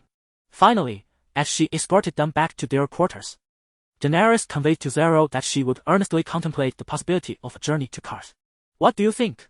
Daenerys did not retire to bed immediately. Instead, she summoned Yora, the members of the Blood Riders, several elders, and 3 handmaidens to convene a council to reach a consensus regarding the proposed expedition to Karth. Unlike other Khalisars who deemed the elderly as burdensome, Daenerys placed great value on those who had survived into their 60s amidst the brutal environment of the Dothraki Sea. Aside from the minor misjudgment of Watson, both the horseman Afenti and the blacksmith Solomon brought her immense delight. For instance, Afenti is truly a master of equestrian care. In the desolate expanse of the Red Wasteland, not only did the number of horses remain stable, but over the course of several months, he also welcomed the birth of numerous foals. In the contemporary world, renowned racing clubs would likely vie fiercely for his expertise. Solomon, a foreign tribesman with green hair and green eyes, stands out among the Dothraki, who have no blacksmiths and rely on foreign slaves for weapon repairs. When Drogo's father requested gifts from Kor, the trading prince of the city-state presented the imprisoned Solomon as a gift to the horseman. Following the cataclysm that obliterated Valyria, Kor's blacksmithing techniques have become unparalleled in the world. The courtesans of Lys, the crafts of Myr, the fabrics and metallurgy of Kor, the spices and dairy products of Pentos, the iron vaults of Bravos, and the slaves of Volantis. The 9 free cities naturally engage in diverse trade, each possessing its own unique characteristics. Chapter 37. The Second General Assembly. Whether to journey to Kurs is akin to the decision of whether to lead Kharasan southward. It appears fraught with uncertainty and demands careful consideration, yet ultimately offers no alternatives. It is evident, Your Highness, that they have come in search of dragons, harboring concerns that extend beyond mere curiosity regarding your own. Should any among them contemplate seizing what is yours, remaining here could prove far more perilous. Yora mused after a moment's reflection. "Ah, In the realm of trade city-states, regardless of whether one is an ordinary merchant or a trading prince, they prioritize profit over principles. Devoid of any sense of honor, yet there exists one unwavering truth that commands universal trust. A glint of insight flashed in Yora's eyes, this foundation of their existence. Indeed, the very essence of trade city-states is credit. To encapsulate, upon the vast ocean or along the open roads, any merchant may transform into a brigand, resorting to force to seize what they covet. However, within the confines of trading cities, they adeptly employ deception, extortion, and seduction to procure gains, yet would never resort to outright theft of one another's possessions. Noticing the contemplative expression on Dany's face, he chuckled softly, stating, "The greater the merchant, the more insidious their methods, yet they remain congenial. This world is expensive, but information flows freely. Should Zaro and his companions extend an invitation to you, they inherently bear the responsibility of ensuring your safety. It is not out of nobility, but rather the esteem in which they are held by fellow merchants that outweighs any immediate gain. Your Highness, having wandered through the great city-states of the Western continent, you should possess a deeper understanding of this." Dany nodded, recalling that the bounties placed upon the Targaryen siblings had never ceased. Yet not a single trading prince or governor who had entertained them had sought to behead them for profit. The disparity in interests was evident. However, the existence of the free dragons could compel anyone to willingly forsake honor and credit. Even the guest rights, revered throughout the Seven Kingdoms, could be trampled upon. Could they not? She inquired. Yora appeared momentarily astounded by her words, his eyes widening in disbelief. Who, aside from the fabled Red Cook, has ever violated the sacred guest right? Even the most foolish, the most deranged, the most ignorant person would not willingly destroy such rights. In a couple of years, when the news of Robb Stark's demise reaches you, you shall not be so astonished, he remarked. Who is the Red Cook? She asked. The Red Cook is a member of the Night's Watch, serving as a cook at the wall. He bore a deep grudge against the king of Casterly Rock. During the time when that undoubled king led his son and vassals on a tour of the wall, the Night's Watchman hosted them. One fateful night, seizing his chance, the Red Cook assassinated the king's son, preparing a grand pie with the prince's flesh, onions, carrots, mushrooms, and various seasonings, topped with pepper and salt, accompanied by bacon and a rich Dornish wine. He presented the pie to the king, who savored the dish, extolling its exquisite taste and requesting another slice. This egregious act did not escape the notice of the gods. They transformed the cook into an enormous white rat, akin to a sow, condemned to consume only his own offspring henceforth. The mouse chef has been wandering through the night fort, driven by an insatiable hunger, incessantly devouring its own progeny. In the dim light, Yora's indistinct visage exudes an inexplicable eeriness, while Daenerys' two centaur handmaidens huddle together, their almond-shaped eyes wide with panic, scanning their surroundings as if searching for the elusive white mouse that might spring forth from the shadows. Cough, what a splendid bedtime tale. Yet it lacks any semblance of intimidation, Daenerys remarked with a light cough. Indeed, even the children in the north are aware of it, Yora retorted with dissatisfaction. The first half of the story might be based on reality, but the latter half, with its divine retribution. Daenerys shook her head and inquired. Which deity do you believe punished the mouse chef? Yora promptly replied, the gods are the gods. All deities abhor the mouse chef's brazen violation of the rights of guests. The north, particularly the region beyond the wall, belongs to the old gods, while the Undos worship the seven. Perhaps for reasons of political harmony, humanity acknowledges the coexistence of the seven and the old gods. However, the doctrine of the seven recognizes only itself as the singular deity, if it were indeed true. How could it collaborate with the old gods to punish a mortal? Yora sighed, his expression one of resignation. Your Highness, the purpose of this tale is to serve as a warning to humanity. While one may possess the power to seek vengeance, to harm a guest beneath one's own roof and trample upon their rights will never be forgiven by the gods. Whether the gods exist or which deity punished the mouse chef is of little consequence. What truly matters is that we comprehend the imperative of respecting the sacred rights of guests through this narrative, he concluded in a tone befitting a teacher addressing unruly children. Alas, it is you who fails to comprehend, Great Bear. The overtly didactic nature of this tale undermines its authenticity, Daenerys countered. It imparts a clear lesson to the astute. One can effortlessly exact revenge by exploiting another's trust in guest rights, and yet the gods shall not punish them for it. The mouse chef's fate may be dire, but only the sorrowful king will exact his retribution, not the gods. For the mouse chef, a mere commoner exiled to the wall, the chance for vengeance is nearly lost forever, especially against a king.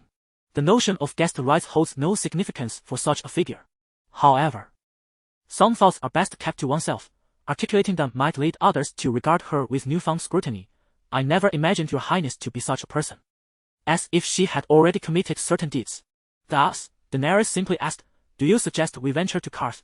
Yora nodded gravely, stating, Karth is a grand city that bridges the eastern and western worlds, a place where you may find what you seek, such as ships and sailors. Should we discern any ill intentions from the Karthian, we can swiftly depart by boat. Robert Baratheon is dead. Do you truly harbor no thoughts on the matter? He gazed intently at her, as if attempting to pierce through the violet mist before him and delve into the depths of her heart. Let the others claim the crown of the Seven Kingdoms. Dany silently scoffed inwardly, yet her face betrayed a glimmer of longing as she inquired, do I have a chance? Westeros was the homeland of Yora, who willingly acted as a spy for Robert in hopes of returning home. Undoubtedly, the scales of his heart had significantly tipped in favor of Dany rather than the Baratheons. However, if he were to learn that Dany had no intention of reclaiming the Seven Kingdoms, the balance would shift once more. With the allure of home outweighing his loyalty to the current king in King's Landing, the pangs of nostalgia and love held equal weight in his heart. Moreover, someone had long since issued a good guy card to the poor knight. Here, he received no information, rendering him unable to assess the current state of the Seven Kingdoms. One thing was clear, even if the usurper were to perish, he still had two sons, and the queen was a Lannister. The Baratheons and Lannisters would undoubtedly obstruct her return. Eddard Stark regarded Robert as a brother and would not support her. Furthermore, in the Vale, Lysa Arryn and the Tallest of the Trident were kin to the Starks, and they too. Yora expressed his turmoil. He remained oblivious to the fact that none of the queen's sons were true Baratheons and that Eddard had been imprisoned by her, possibly already executed by the new king. Joffrey. The political landscape of Westeros had grown more unpredictable than a tempest at sea. Court was still too distant from King's Landing, with high information latency and considerable margin for error. Alas, your highness, we should avoid Westeros for now and wait for the dragons to mature. Yora suggested with a tone of prudence. Dany nodded, acknowledging that Yora had always been cautious and pragmatic. What are your thoughts? She asked the horsemen, who had been silent observers. Khaleesi, you are my blood of my blood. Wherever you choose to go, we shall follow. Drogo remarked, fidgeting with his bald head. His expression fraught with impatience. The horsemen were reluctant to stray far from the plains, viewing the sea as poisonous and something to be avoided. Yet their simple minds could conjure no better alternatives, leaving them both anxious and helpless. Noticing the other two blood riders shared a similar disposition, Dany turned to the elder representatives. Avanti, Solomon, do you have any ideas? What if we depart secretly this evening and head towards the mountains to the west? Avanti proposed a rather simplistic notion. The elder from Kor immediately shook his head, advising, if we deceive the Quarthy, we shall no longer be their friends and honored guests but rather foes. Have you considered how they discovered our presence here? Prophecy, the Shadowbinders prophesy, Jiki exclaimed in terror. No, it is the stars that guide them, Illyrio corrected her. Having heard the blue-mouthed sorcerer speak of it earlier that afternoon. Even in the west, they will be able to find us, Doria affirmed. Call Drogo, starting tomorrow. You must guard my dragons without fail, Dany resolved, addressing her dragon's protector. Khaleesi, as long as I draw breath, no one shall steal your dragons. Khal Drogo declared with unwavering resolve. By the end of the meeting, consensus was reached, and the following morning, Dany conveyed her decision to her three guests. Though the visage of the enigmatic figure remained concealed, the male witch and the merchant openly expressed their warm welcome and delight. Both solemnly vowed that in Quails, Dany and her Khalasar would be under their protection. In the morning, Dany dispatched knights to inform the shepherds of the two white cities, instructing them to lead the Khalasar's horsemen to Cloud City. Hunters in the western mountains were also alerted. Thus, 4 days hence, Dany's Khalasar set forth once more. Their destination, the southwestern Quails. Naturally, during those 4 days, Dany was not idle. She tasked Ago with 3 horses, ensuring he was well equipped with provisions and fresh water. To journey ahead to Quails, Zaro penned a letter for Ago, who, upon arrival in Quails, was to deliver it to the steward, who would then dispatch a retinue of servants to guide a caravan toward the Red Waste. This caravan would be laden with ample sustenance and water, and more crucially, the Khalasar would no longer need to conserve their steed strength. Upon the caravan's arrival, the horsemen could transfer to the more comfortable camels. Chapter 38, mysterious powers. Argo spared no effort, and after 3 days, he encountered a subsidiary settlement of Curse City. Dany and her companions had yet to set forth, as a caravan of 300 camels laden with supplies was already en route to White Cloud City. Karassa had traveled for a full 4 days, during which time 70 or 80 horses perished, and the group had nearly exhausted their water and mare's milk, finally encountering the stouts of the camel caravan. Thus, this arduous relay race of 1,000 kilometers had reached its handover stage. Dany felt a sense of relief and began to contemplate her own concerns. The enigmatic sorceress Miri and the prophecy concerning the dragon seekers had made Dany acutely aware that, beyond dragons, magic and witchcraft indeed existed in this world. She yearned to seek counsel from Keith. As for why she did not consult a male sorcerer, well, over the past few days, the merchant Zero had been by Dany's side, berating male sorcerers. Indeed, there was a time when male sorcerers held considerable power. A time when even the Dragon King of Valyria regarded them with respect. Zero had discreetly confided to Dany, in the absence of the other 2 guests, that times had changed. Those blue-lipped fellows are akin to frail old veterans in a dockside tavern, boasting of past glories while entirely oblivious to the fact that strength and skill have long since abandoned them. They hide in the hole of dust, poring over decayed scrolls, sipping from the waters of shadow until their lips turn blue, convincing themselves of their formidable power. Yet compared to their predecessors, they are but hollow shells. And Cuff? Dany inquired. A flicker of awe crossed the merchant's eyes as he hesitated before responding. She hails from the shadowy lands of Ahai. As the saying goes, better to swallow a poisonous scorpion than to trust the children of the shadows. Her power only renders her more perilous. And you must not be deceived by her, Daenerys. In this manner, Dany discerned the identity of the person foretold in the prophecy concerning her existence. It was not the male sorcerer Piet, who had incessantly regaled her with tales of arcane arts, but rather the understated and easily overlooked Keith. That woman was anything but simple. Seizing an opportunity, Dany guided her camel closer to the woman adorned with a lacquered wooden mask and whispered, "Mistress Keith, do you possess knowledge of prophecy?" With the camels available for riding, Dany was eager to liberate her little silver horse. Keith, not only wearing a wooden mask but also wrapped in a veil of Arab cloth, turned her head toward Dany, obscuring her gaze and expression entirely. Daenerys Targaryen. People from Ahai do not commonly use the term mistress, she replied in a clear voice. Very well, Keith the enchantress, Dany retorted. Can you foresee whether I shall bear another child? A sigh escaped her lips as she lamented, alas, my poor Regal, that sorceress, Miri, cursed me, declaring that my womb can no longer nurture life. As she spoke, tears glistened in her eyes, and her head tilted sorrowfully away. Keith paused for a moment before uttering a phrase that made Dany's heart swell with quiet joy. Cast aside the sorrows of the past. More significant matters await you in the future. As for children, alas, I cannot predict such things. Why not? You have not even met me. Yet you know I hatched a dragon and still linger in White Cloud City. Dany seemed reluctant to reveal her tear-stained eyes. Wrapping the scarf around her neck a few times around her head, Quixis remarked, prophecy is an elusive form of magic.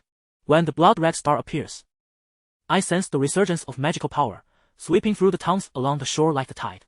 Thus, I opened my eyes, striving to perceive this world in its essence. In my vision, I beheld you taming dragons upon the desolate plains. Do you understand now? Not quite, Dany replied candidly. Mortals fear and deride magic and sorcery. Yet it embodies a wisdom beyond the grasp of ordinary people. Essentially, it is as simple and clear as witnessing the eastern horizon blush crimson, signaling the imminent rise of the sun. Quixis gazed at Dany, seemingly inquiring whether she comprehended this notion. Perhaps I am merely an ordinary person unworthy of such wisdom, Dany said with a bitter smile, still unable to grasp the concept.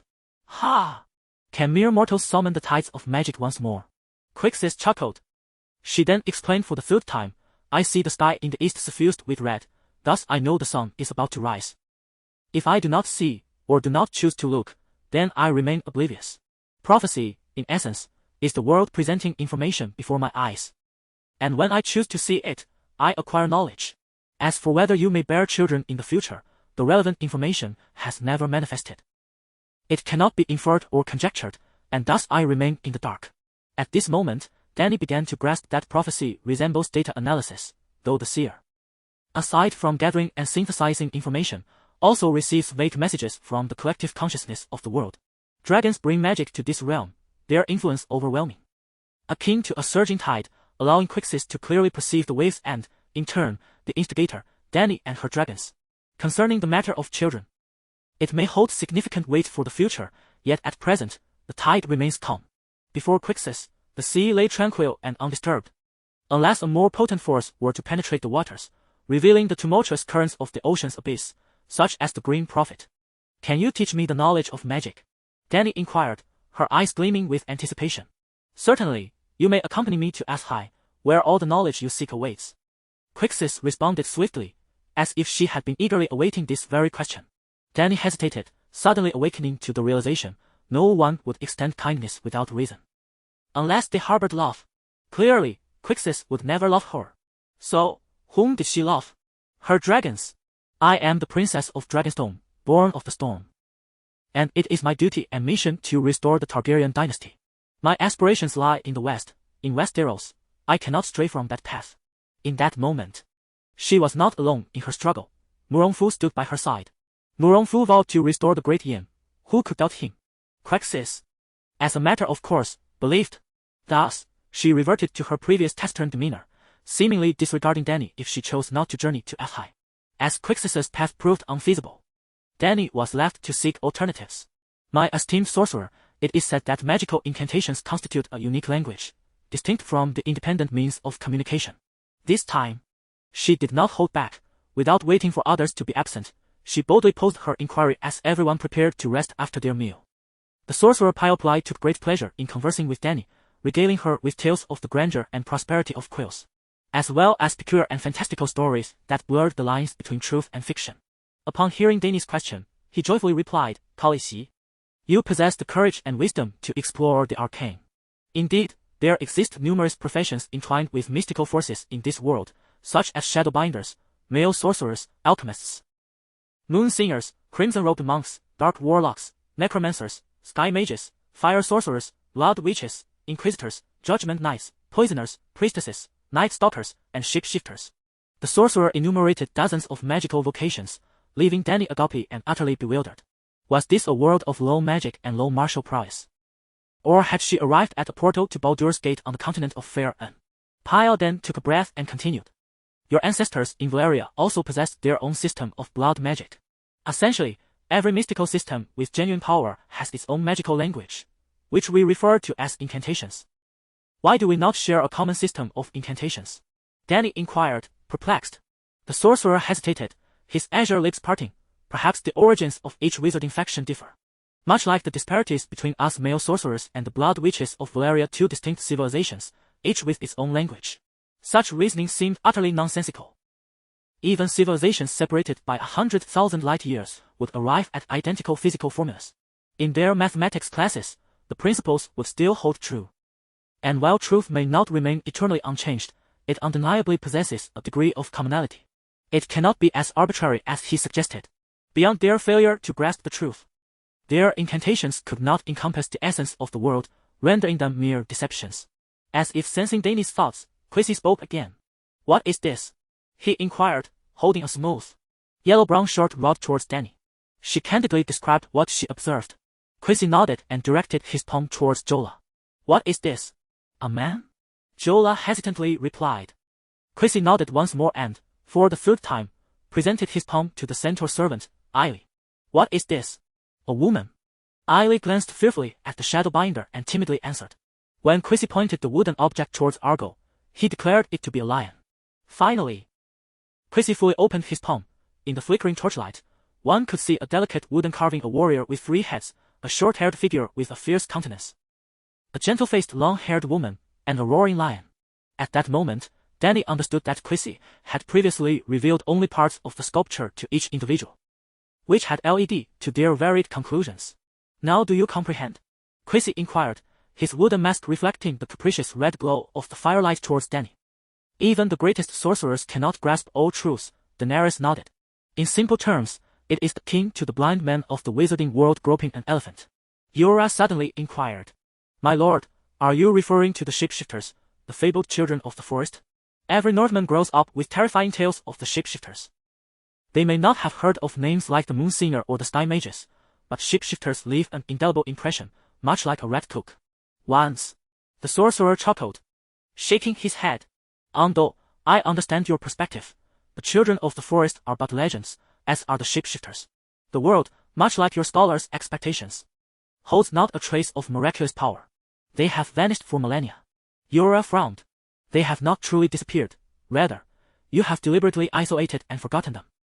When I departed from Ashai to seek my fate in the west, I procured potion ingredients from a shapeshifter.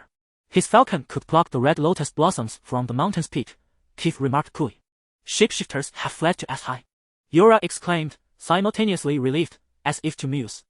It is a blessing that all monsters have departed. However, Daenerys was unsettled. She distinctly remembered that in A Game of Thrones, it was explicitly stated that shapeshifters belonged solely to the old gods. How could there be shapeshifters beyond the continent of Westeros? Chapter 39. Karth. I have heard it said that only the followers of the old gods in the north of Westeros have the potential to become skin changers. Is it possible that Ashai also possesses weirwood trees and venerates the old gods? Daenerys inquired. Daenerys, do you understand the essence of the old gods and the nature of skin changers? Kaisar retorted. Daenerys turned to Yura. The old gods are represented by a tree carved with human faces, correct? That is a heart tree. The old gods encompass a multitude of ancient deities, Yura replied slowly. The old gods embody a belief in the animism of all things, where the awakened skin changers commune with the spirits of nature and merge with sentient creatures. Kaisar spoke to Daenerys. This wisdom was imparted to me by an elder skin changer who sought knowledge. He hails from beyond the wall of the Sunset Lands. Wildlings!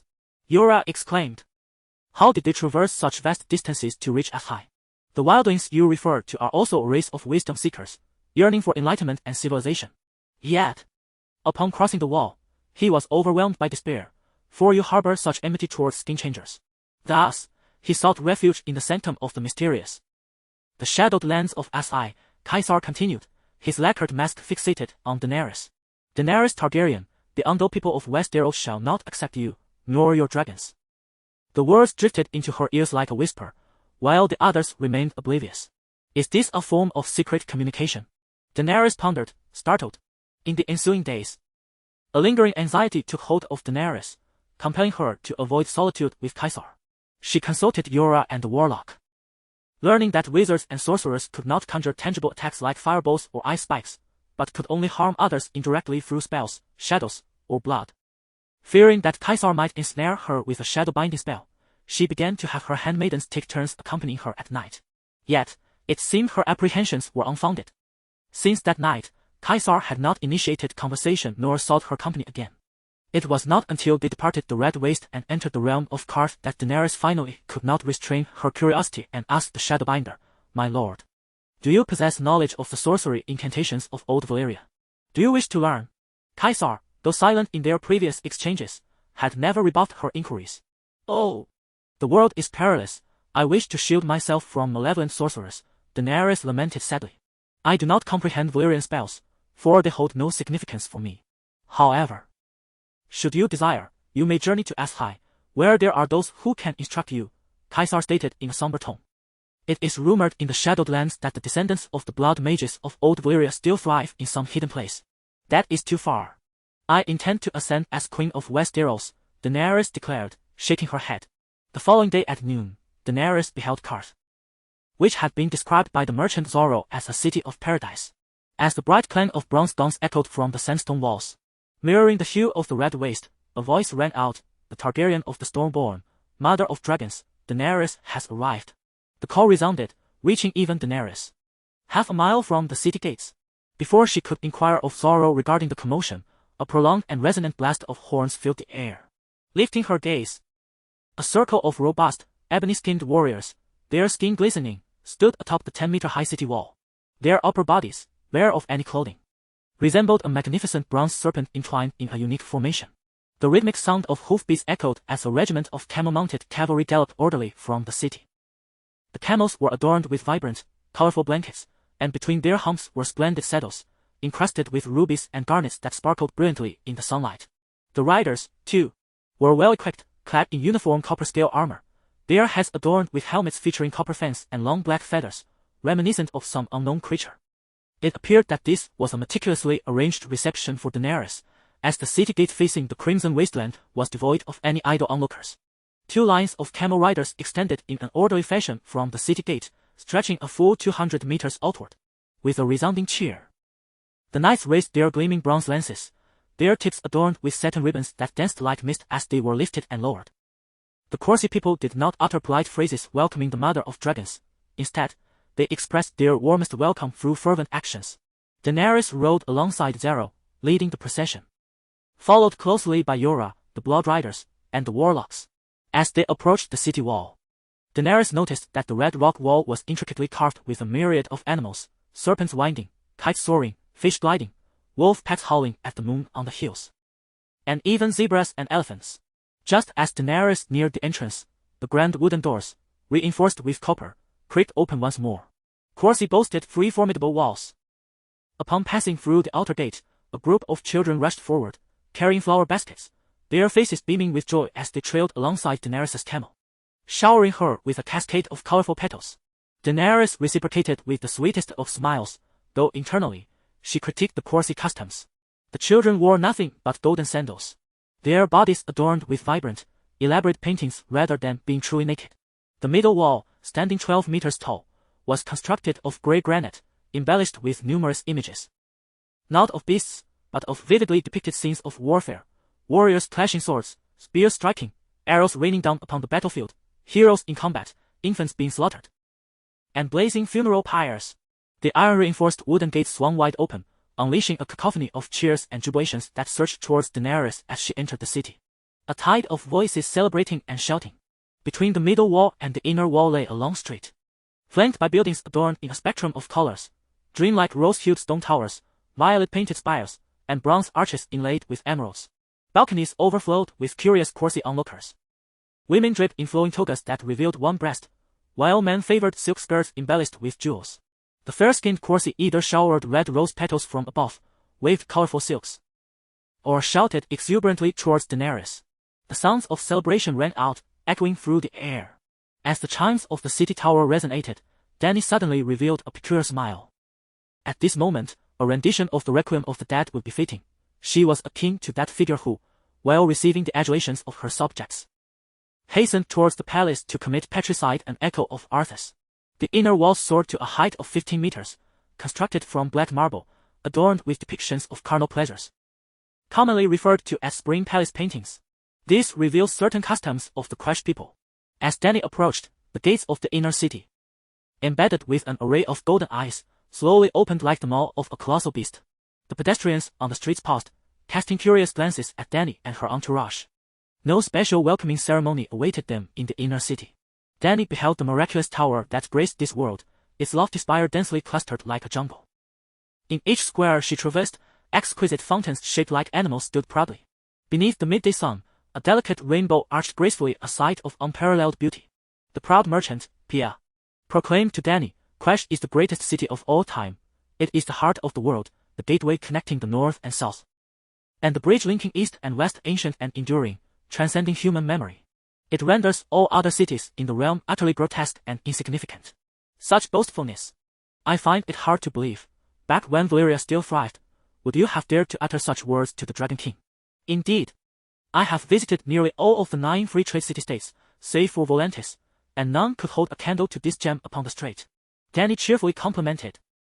She could not help but notice the statues flanking the arcade streets, the ancient heroes of this city standing regally upon their white marble pedestals, seemingly awaiting the day when the Dothraki would arrive to plunder them to the city of the Horse Lords, to be displayed alongside countless stone deities upon the Avenue of the Gods. As they traversed the arcade, Karasa halted before a marketplace.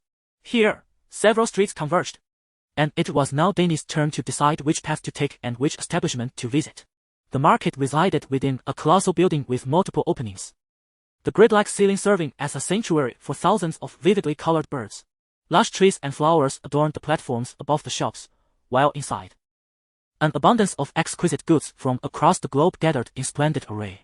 Oh, Daenerys, my unparalleled beauty, whatever your heart desires, merely whisper, and I shall present it before you at once, the merchant exaggeratedly declared. The entirety of Quash belonged to her. She had no need for such trifles.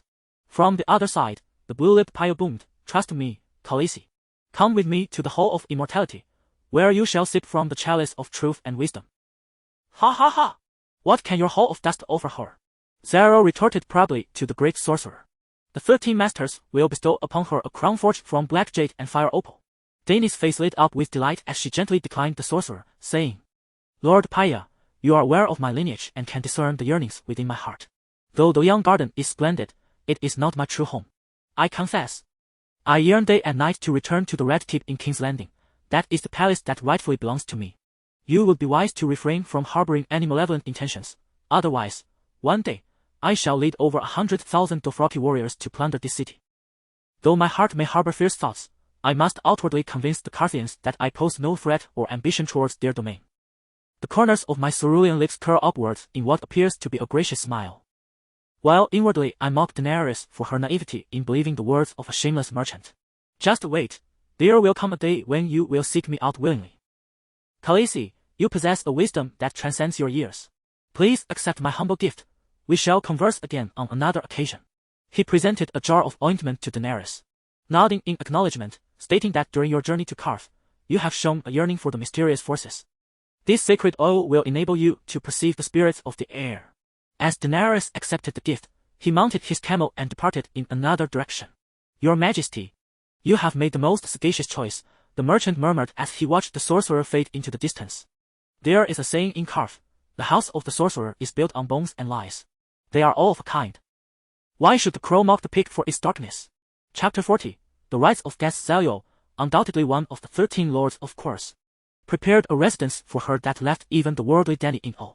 The expansive garden, adorned with exotic blooms, the grand marble bath, the towering crystal divination tower that also served as an observatory, and even a labyrinthine garden, all of it surpassed any marketplace she had previously encountered. It could easily accommodate not just the 200 individuals of the Khalasar, but double that number as well.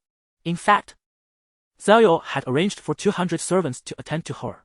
Once the members of the Khalasar were comfortably settled within the palace, Dany found herself at the edge of the pool, relishing the delightful sensation of fish gently kissing her toes, marveling at how even the coarse people indulged in such charming experiences. Suddenly, the sky above darkened, and she turned her head to discover Kixie had appeared silently beside her. I must take my leave, she stated. Oh, farewell, Dany replied, startled, wondering what the matter was. Be cautious, Kixie uttered cryptically. Ah, cautious of what? She stammered, momentarily taken aback. Be wary of everyone. From this moment forth, they shall seek an audience with this miracle reborn into the world. And their greed will inevitably awaken. For the flesh and blood of dragons are forged from fire, and fire embodies power. The dragon is the source of all mysterious forces. Though the crimson mask concealed her expression, Dany discerned the gravity in her tone. After delivering her warning, Kixie departed as inconspicuously as she had arrived. Dany, losing her enthusiasm for the opulence of court life, summoned Yora and the Blood Riders to join her at the fish therapy pool. Sharing Kixie's admonition as they savored the gentle caresses of the fish. I harbor no fondness for her, for I cannot decipher her, Yora spoke first. Every Shadowbinder warrants our vigilance, yet this time she did not threaten us. Since entering this city, I have sensed an unfriendly aura, one that breeds disquiet. I do not like the way the milkmen gaze upon us, Reckler remarked gravely, his teeth clenched. It is as if they view us as rare beasts captured from a savage land.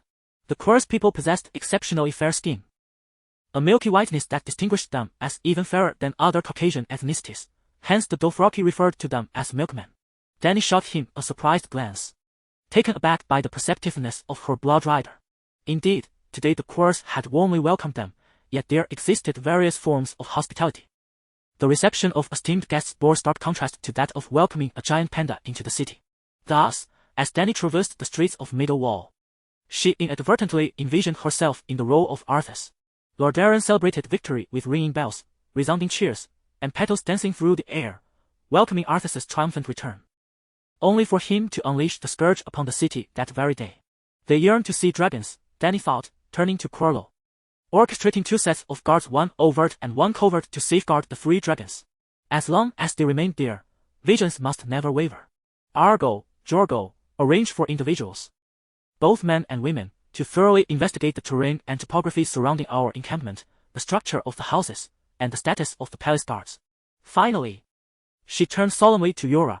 I am acutely aware of our current predicament, thus I require you to visit the marketplace, the docks, the taverns, and even the brothels. to discern the sentiments of the common folk towards us, as well as gather intelligence regarding the upper echelons of Kars, after a moment's contemplation. She added, given that this is a trade nexus connecting the East and West, there are certainly merchants from Westeros and other city-states present.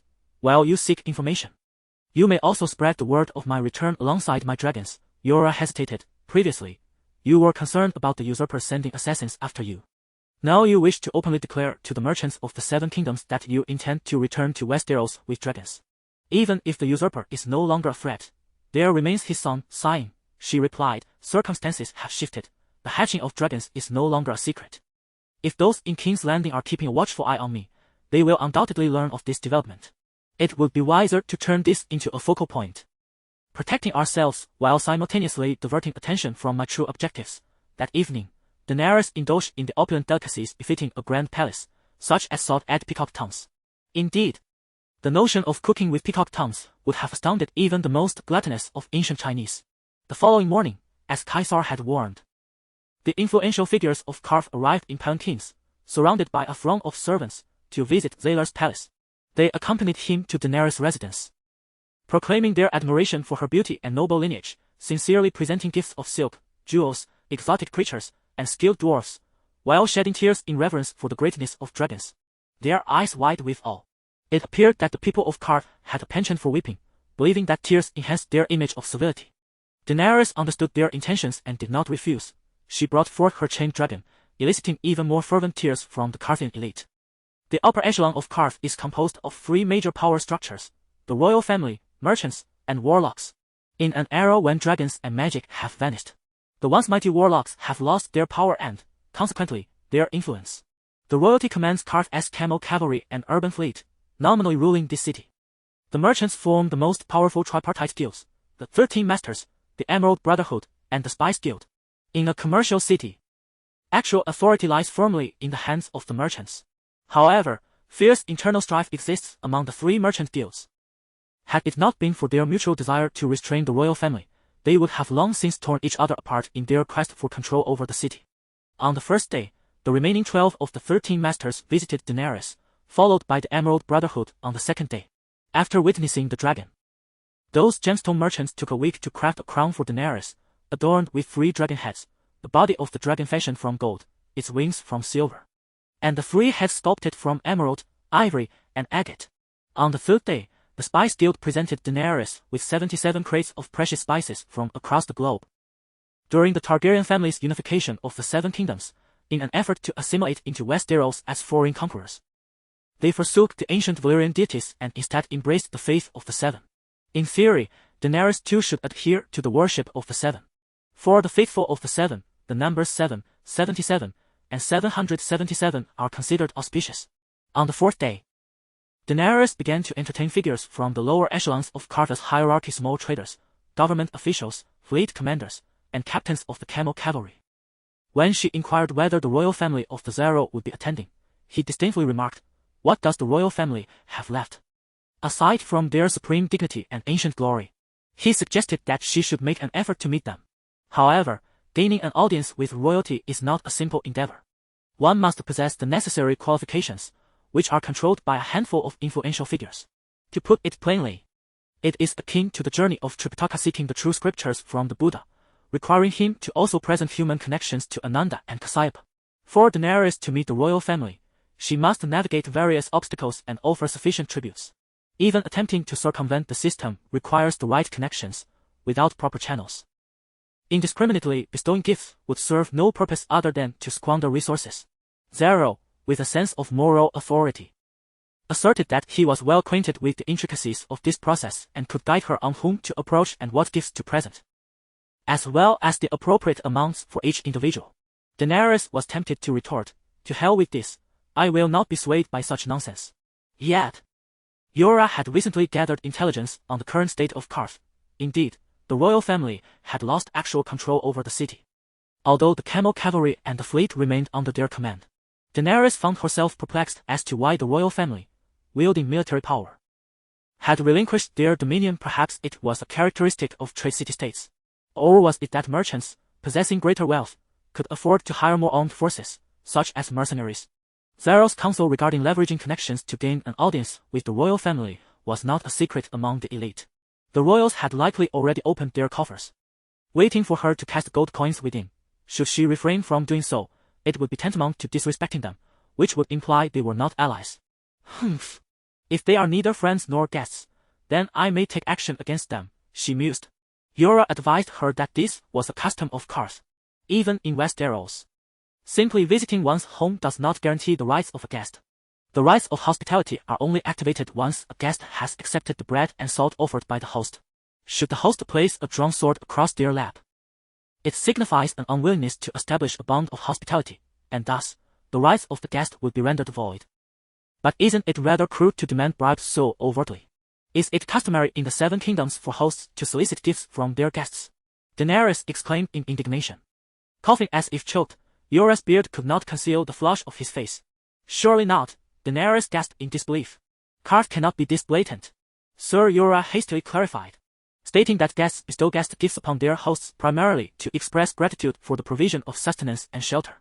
Moreover, upon their departure, hosts may also present guest gifts to their guests. This tradition typically manifests when the guest finds themselves in a position of vulnerability, fearing the potential revocation of their rights by the host. This point, which Yura articulated, was particularly evident in the interactions between the Night's Watch and the wildling, Craster. Craster, a savage from beyond the wall, is notorious as the foremost wretched father in the realm of ice and fire. He took his own daughter as his wife, and their offspring continued this abhorrent lineage, marrying multiple wives who were both daughters and granddaughters. While he fathered sons, they were all sacrificed to the White Walkers upon birth. It is safe to say that nearly all of the White Walkers, save for the Night King, are progeny of that vile creature. It is crucial to note that White Walkers differ from whites. The former are transformed from the living, while the latter are reanimated corpses. Without the shelter and sustenance provided by Craster, the mortality rate among the Night's Watchmen venturing north of the wall would nearly double, thereby placing them in a position of dependence upon Craster. They not only turn a blind eye to his incestuous actions but are often extorted by him for iron weapons, which are essentially guest gifts. The rights of guests are reciprocal. Thus, even the Lord Commander of the Night's Watch, Ser Alliser Thorne, despite being aware of Craster's affiliations with the White Walkers, is unable to inflict harm upon him. The concept of guest rights is bilateral. Not only are hosts prohibited from harming their guests, but guests are equally restrained from causing harm to their hosts, even in the midst of dealings with malevolent entities. Noticing Daenerys lost in contemplation, Yura gently urged her once more, stating that the tradition of guest rights is ancient, and the Undo people possess similar principles. Perhaps guest rights are universally acknowledged, albeit manifested in varying forms. Very well, I shall offer gifts to the royal family, hoping they might reciprocate with some form of guest gift. Daenerys sighed. Chapter 41. The Backdoor and the Zoo. Though Dany had never contemplated enlisting Xero's financial assistance to navigate her way through the intricacies of power, the man professed his ardor for her yet failed to offer any tangible help. The bribes were to be funded by Dany herself. His role was merely to guide her on whom to approach. Her first step took her to the Temple of the Chiron, accompanied by a chestnut mare, a grey wild boar hunted from the edges of the Crimson Wastes, and a large black dog procured from the marketplace. The Chiron revered a deity of memory, one she had never encountered before. Thus she presented her offerings to the priest of the memory god. The mare symbolized the dedication of the horse people, while the wild bull was steeped in ancient tradition. It was said that before the establishment of this trading city, the primitive Chiron survived by hunting the creatures of the Crimson Wastes. Indeed, the further one ventured towards the heart of the wasteland, the more oppressive the heat became. With the coastal plains still abundant in water resources, teeming with diverse flora and fauna. As for the black dog, it bore a peculiar significance, much like the Grand Empire. The Chiron held a particular fondness for the taste of dog meat. The priest was greatly pleased with Dany's sensitivity and discernment. The elderly priestess, whose hair and skin were as white as snow, informed Dany that she could seek the memories of time within the temple. After inquiring further, Dany learned that this place also served as the Chiron's library. The priestess was simultaneously the city's historian, chronicling every significant event that transpired in Chiron over the centuries. My dear mother of dragons, your exploits with your dragon and your horse warriors, your passage through the infernal plains to reach Chiron, and even your visit to the temple today, have already become or will soon become a part of the memory of the god. The old woman beamed. Had Dany been her former self, she might have shown little interest in the annals of history, yet at this moment, she silently rejoiced. This is invaluable. The 2,000 Chiron gold coins will yield substantial returns. Outwardly, she had merely sacrificed 3 beasts. However, the night prior, Aegon had stealthily entered the old priest's backyard with 4 horsemen, bearing 2 crates of newly exchanged bright coins. A true backdoor entrance through the alleyway into the courtyard of the old priest's favored 13-year-old mistress. The Chiron utilized bright coins, a currency popular since the ancient Valyrian era. Characterized by their circular shape, adorned on one side with a crown and a grotesque skull on the reverse. The bright coins were relatively small, each weighing merely a third of a golden dragon. Thus, 2,000 coins amounted to an astonishing purchasing power of approximately 80 million renminbi. Particularly in a medieval context where productivity lagged far behind that of modern empires, it becomes evident why the old priest treated Dany with such warmth. After acquiring a reading permit for the Temple of Memory, Dany ventured through her second backdoor, the registrar of the Chiron, essentially the city's administrative officials. As she dispensed bag after bag of gold coins, she suddenly realized that half of her cherished stash of dragonglass had been depleted. With a heavy heart, she confided in Zero, "I am out of funds, with only a few ancient trinkets unearthed from the City of Bones remaining." Faced with the plea of an extraordinary beauty, Zero's heart was as cold as ice, devoid of any inclination to part with his own riches. Instead, he proposed a rather dubious idea.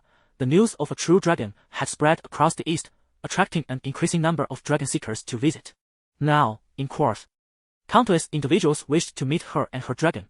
It would be prudent to accept their requests for an audience, demanding a token gift from each visitor. After contemplating, Dany realized that this venture could be advantageous for her. Not only could she receive numerous tickets to the zoo, but more importantly, it would elevate her reputation, allowing her and her dragon to become a well-known fact in the East. Consequently, certain individuals would hesitate to employ the most direct and malicious tactics against her.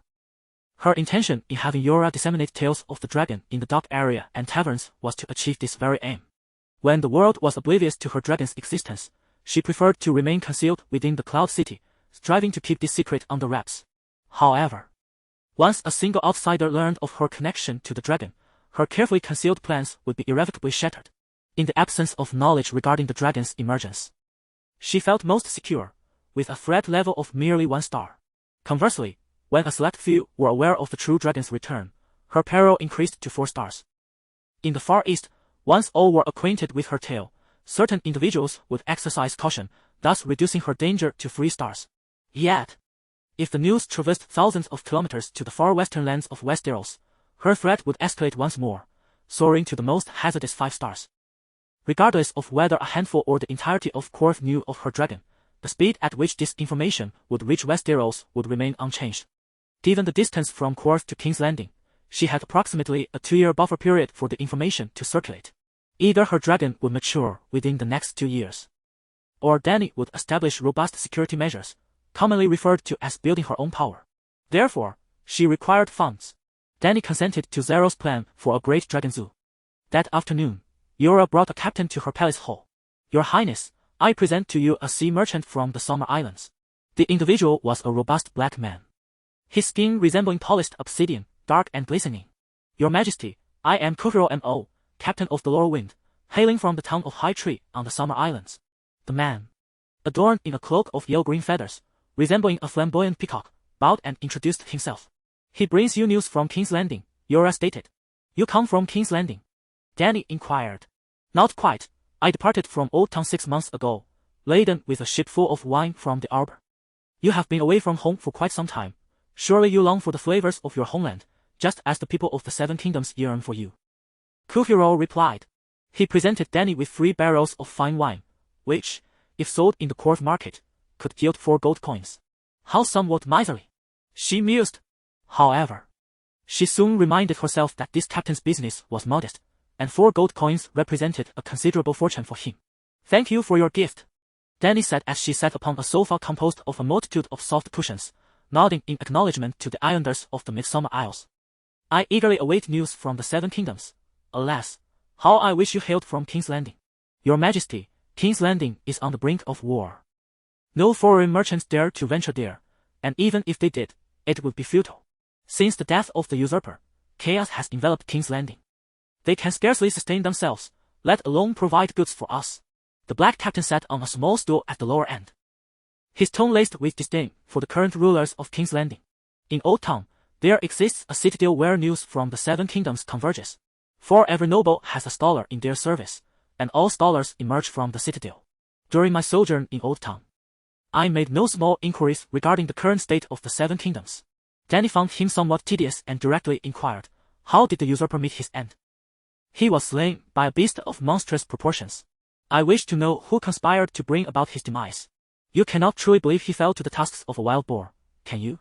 Dany replied with a touch of indifference, perceiving Dany's impatience. The captain of the Windrow spoke rapidly. Indeed, numerous conspiracy theories abound regarding the cause of the king's death. Presently, the 14-year-old King Joffrey ascends the throne. Yet it is well known that the affairs of state are firmly in the grasp of House Lannister. A scholar apprentice in the tavern once swore that the queen betrayed the king, and that she bore a bastard with her own brother. Her treachery was revealed, prompting her to resort to the desperate act of murdering her royal husband. Thus, the throne fell irrevocably into Lannister hands. It is no mystery why Robert's two brothers sought to flee King's Landing. Rumors also circulate that the Baratheon brothers intend to retake the city and proclaim themselves kings. When I departed, whispers emerged that Duke Renly sought to conspire with House Tyrell of Highgarden to incite rebellion. With Highgarden and Storm's End combined, the position of the little king is quite precarious. In addition to the queen's alleged plot against the king, others assert that the prime minister was responsible for the king's death. The new king and queen swiftly declared that Eddard Stark had conspired against his sovereign. Some believe this, while others harbor doubts. It is said that a significant portion of King's Landing's populace subscribes to this notion. By the gods, I distinctly recall that the prime minister was King Robert's closest friend. How could anyone suspect him of treachery? Indeed, even the others would not believe Eddard Stark capable of betrayal. Has the populace of King's Landing lost their minds or their wits? Yora nodded in agreement, affirming with certainty, even if everlasting summer were to descend, that man would not tarnish his precious honor. Ha! But did not Eddard Stark betray once before? 15 years past. To the people of King's Landing, he has long since forfeited his honor. Losing it once more matters not. Dany chuckled. Yora immediately shook his head and interjected. That is not the same, Your Highness. Though it is a grave disrespect, you must understand that King Aerys executed his father and brother. And he openly demanded that the Northmen surrender him. His rebellion against your father is viewed as a matter of honor, rather than a loss of it. Having spent several months with Dany and gaining insight into her character, you're amused that the original Daenerys would never utter such words. After Eddard Stark's imprisonment, what was the reaction in the north? Yora anxiously inquired of the captain. Being a northerner himself, with his family as bannerman to the Starks, he felt the weight of the matter keenly.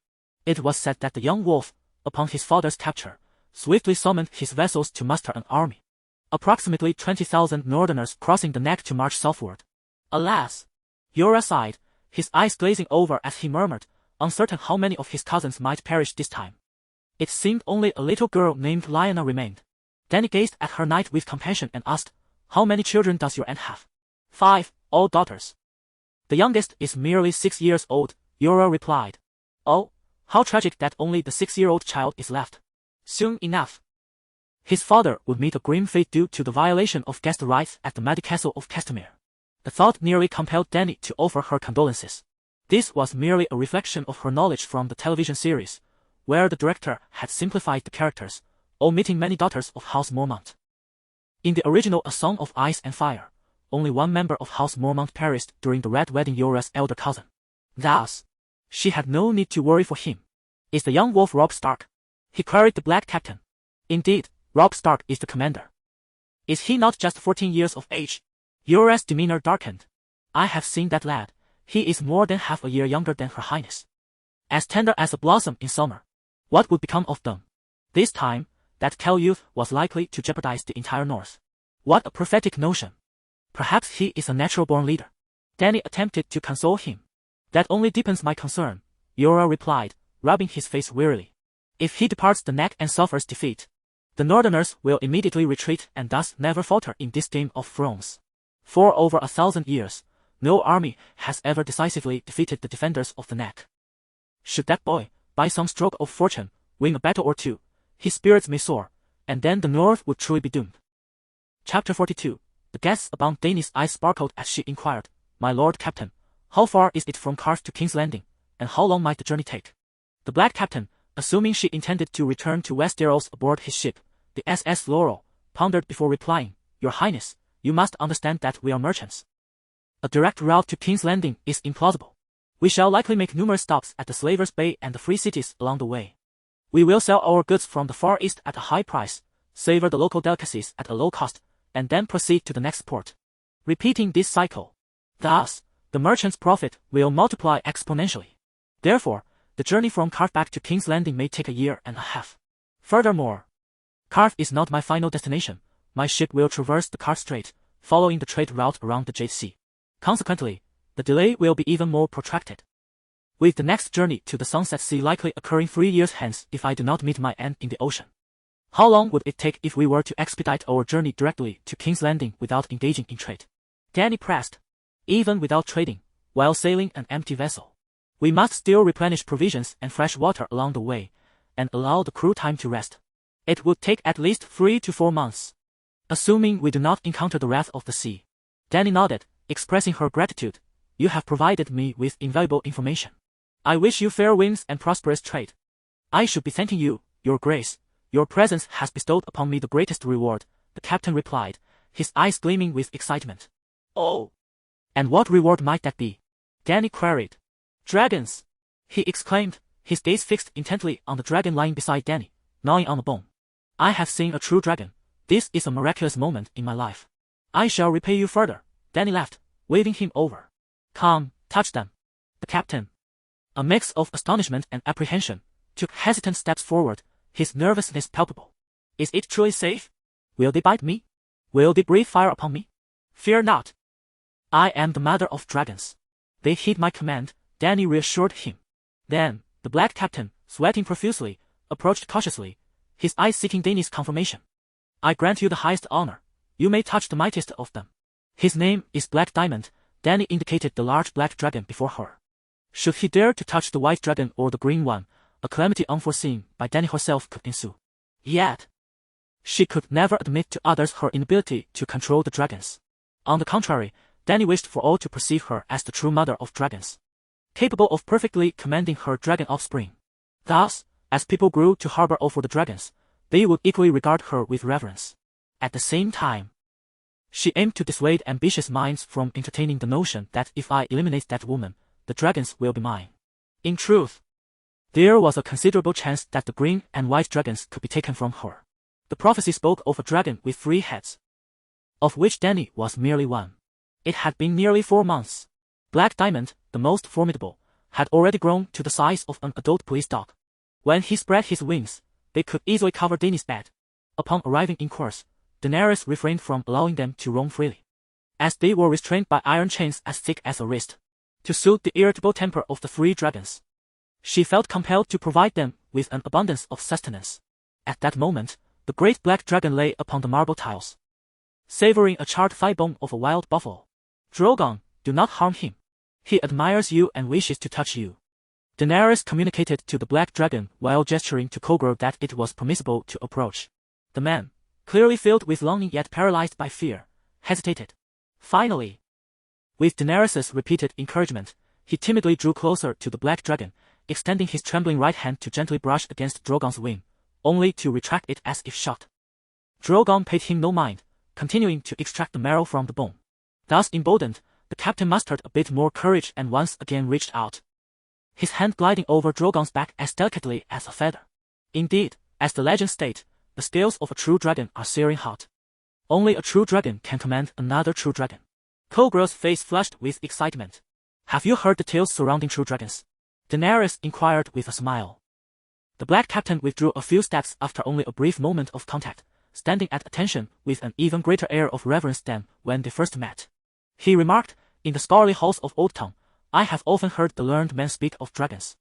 They assert that only the bloodline of House Targaryen can subdue the great dragons, while others cannot even endure the heat they emit. At that time, I was skeptical. What creature could possess a temperature so high that a rider could not withstand it? Surely a saddle would suffice. Yet today, I comprehend that if a dragon were to reach the size of Vhagar, no saddle could withstand its furnace-like heat. Even if the scholars believe dragons to be devoid of intelligence, they remain the most legendary beings in existence. How could scholars purport to know the extent of a dragon's wisdom? Their studies of dragons seem profoundly thorough. Daenerys, intrigued, pondered. If the magnificent dragons of the world are not worthy of research, what purpose do scholars serve? With a complex tone, Khogro offered a philosophical retort. Have the scholars determined the level of wisdom possessed by Vhagar? Daenerys queried. Before the captain could respond, Yura interjected, a child of 7 or 8 years. As my learned friend informed me. Indeed, Vhagar possesses a wisdom surpassing that of other dragons, Khogro concurred. With a light chuckle, Daenerys turned to Drogon, saying, Khogro has gifted me 3 barrels of wine. Why not create a drawing for him? A drawing? Khogro replied, bewildered. Without needing further instruction from Daenerys. A maid named Rhys brought forth a large wooden tray, upon which lay a roll of parchment and a small bowl of ink. Unfazed by the presence of Drogon, she squatted beside him, spreading the 1-meter-long, half-meter-wide paper and securing it with weights on either side. She then placed the ink bowl at the lower left of the parchment. Drogon glanced at Khogro before extending his right claw. Like humans, dragons too possess 5 fingers. The great black dragon's remaining 4 claws clenched into a fist. And as its dagger-like index finger swirled in the porcelain bowl, ink spread like a dragon's flight, swiftly etching lines upon the pristine white paper. At first glance, the lines appeared chaotic, reminiscent of a child's haphazard scribbles. Khogro, harboring no expectations, felt no disappointment in this predictably erratic display. Thinking to himself that at least the dragon had not pressed its claw down for a handprint.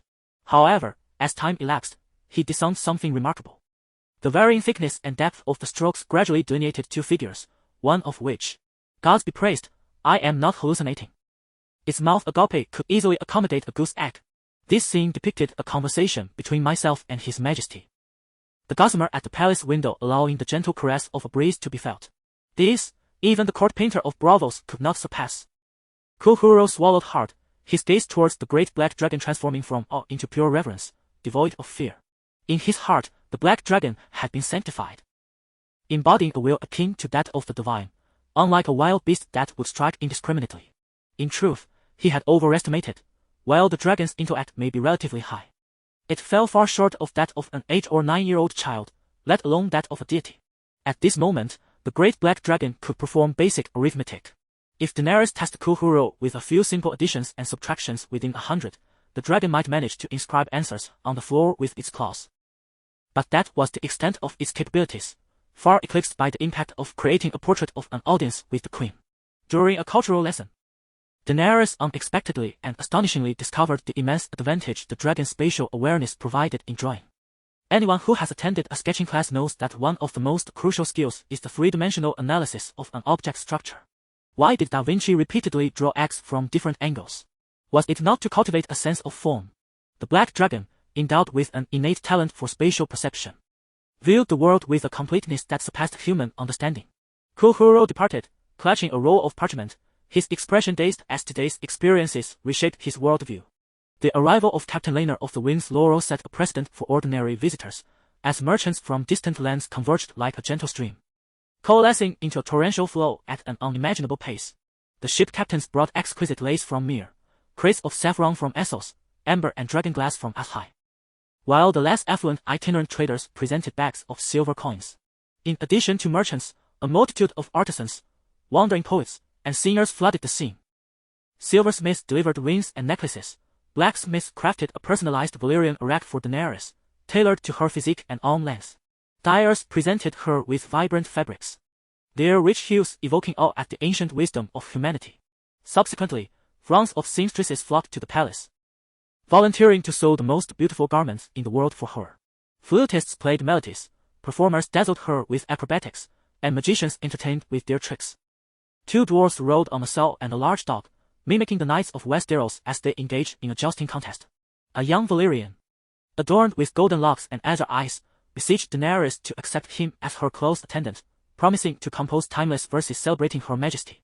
In their conversation, he insinuated his mastery of the 7 forms of spring song from Karth.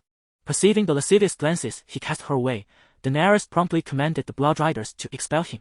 Subsequently, the nomadic tonal tribesmen from beyond the lands of the free folk arrived, presenting Daenerys with a striking black and white zebra. The free folk can be likened to the grand celestial empire in the realm of ice and fire. For the sake of comprehension, one might loosely equate Westeros with England, the city-states of Slaver's Bay with ancient Egypt, Essos with continental Europe, the Dothraki Sea with Russia, the Dothraki with Cossacks, Karth with Suez, the Free Folk with the Celestial Empire, and the Kono tribesmen as the nomadic peoples of the northern expanse of the Celestial Empire. Like the works of all Western authors, any reference to the Grand Celestial Empire is, while A Song of Ice and Fire does not portray it in a negative light, the expanse of the Free Folk is indeed minuscule compared to the vastness of Westeros. I digress. Daenerys extended an invitation to the two visiting Kono tribesmen to stay as guests, to which they were taken aback and graciously accepted.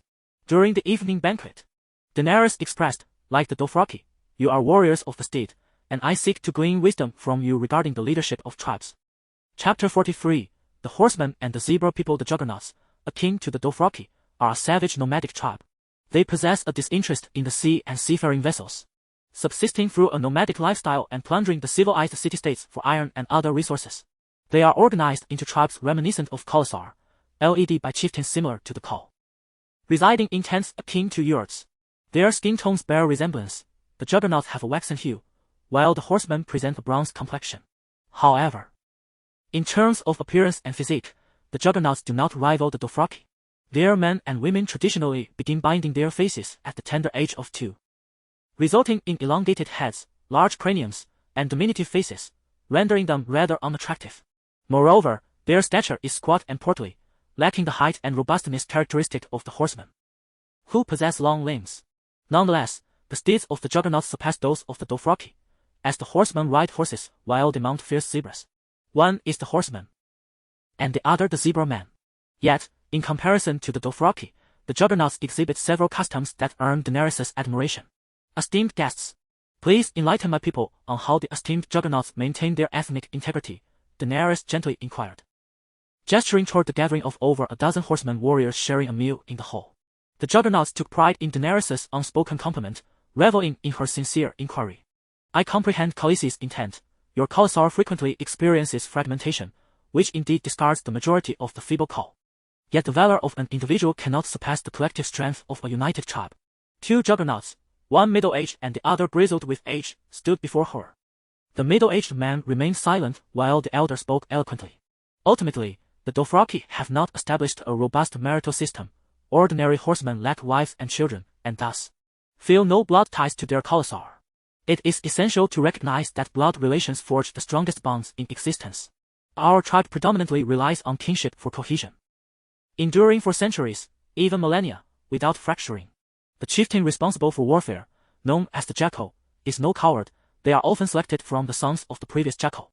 As long as a Jackal possesses a sufficient number of wives, he will sire an ample number of sons, and from such a lineage, a formidable warrior can be chosen. Daenerys nodded in approval, remarking, "This system is quite commendable. We can certainly learn from it."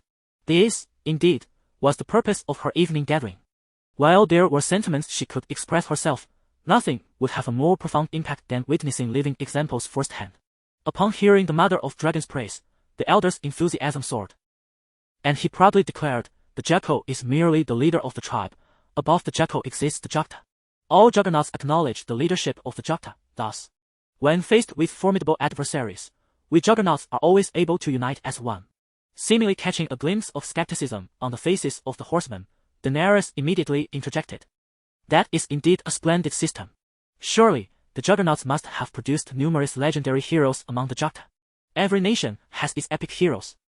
And Daenerys did not expect the elder to recount a truly earth-shattering champion. She deeply understood one undeniable truth: a nation that boasts a lineage of blood will invariably extol its ancestors through splendid verses.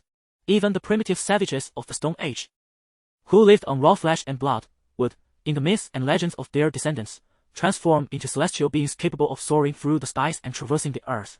Thus, after posing her inquiries, she sipped her red wine and awaited the boastful tales from the sharp-headed Jorkesnain elder. The elder seemed to be brimming with excitement, gesticulating animatedly as he exclaimed, "Ah, great mother of dragons, your insight is truly piercing. Only the wise can discern the wisdom of another sage. Undoubtedly, you possess wisdom akin to that of our Jorkesnain ancestors. You flatter me excessively. My merits pale in comparison," Dany replied with a humble smile, though internally she scoffed. The kingdom of Nigel had been left with but a single city after being bested by their forebears, a city teeming with necromancers and inquisitors. Had it not been for the majority of the city's expanse concealed on the ground, it would have long since fallen to their conquest. In what seemed an effort to amplify the grandeur of this achievement, the elder lowered his voice, adding, "Do not underestimate the necromancers. Nor should you regard them as mere charlatans. Are you aware of the long night that enveloped the world millennia ago?" "The others?" Yura gasped. "Oh, yes. I know of the others. Those living dead are indeed the handiwork of necromancers. It is said that the Long Night was summoned by the Bloodstone Emperor of the lands of always winter using necromantic sorcery. Yet, such a formidable realm of sorcerers was nearly brought to ruin by us," the elder proclaimed with pride. "Wow, that is truly astonishing," Dany responded. Though her skepticism lingered. The lands of always winter lay across several continents and oceans from Westeros. Why would the others choose to torment the denizens of the far north instead of seeking trouble with the people of the east? Setting aside the reasons, how could they travel such distances? Would they traverse the Arctic Circle as a shortcut? The extreme north beyond the wall connected to the lands of always winter. That seemed far-fetched, devoid of any fantastical essence. This was indeed a world of fantasy. "We also obliterated the descendants of Helclin," the stout elder continued. "Forgive my ignorance. But why would one choose such an odd name as the descendants of Helclin?" Dany inquired. "It would be more fitting to call it the Hale brothers.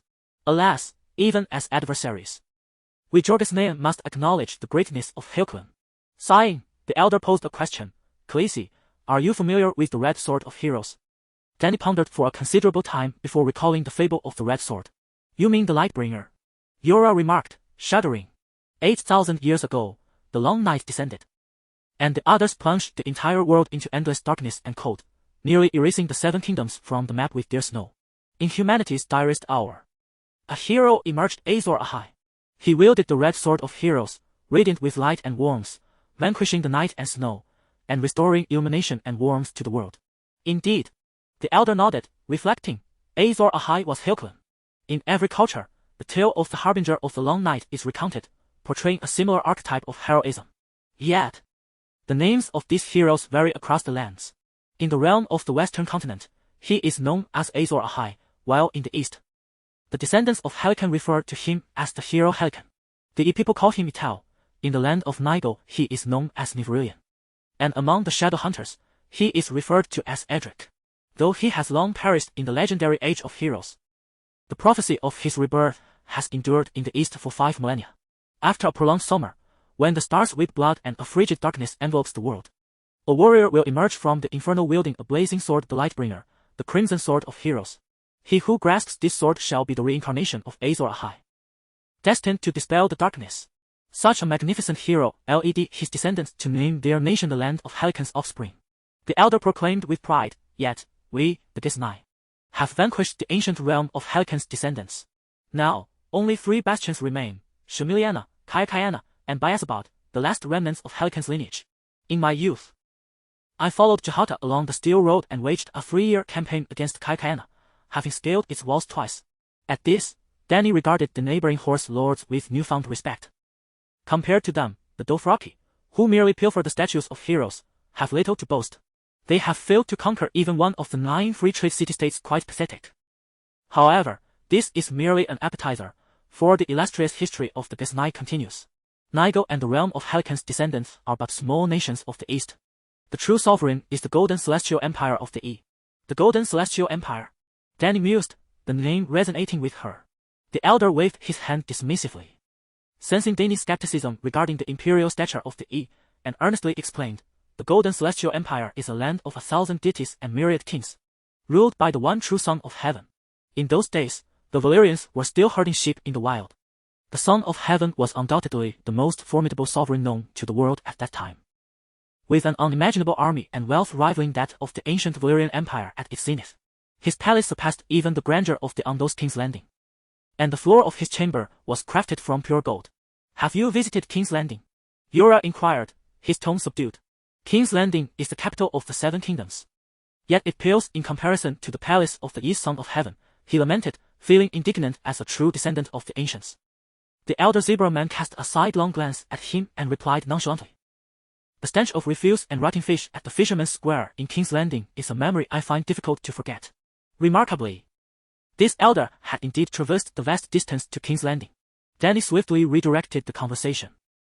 inquiring whether the valiant Daenerys had also brought about the downfall of the Golden Celestial Empire.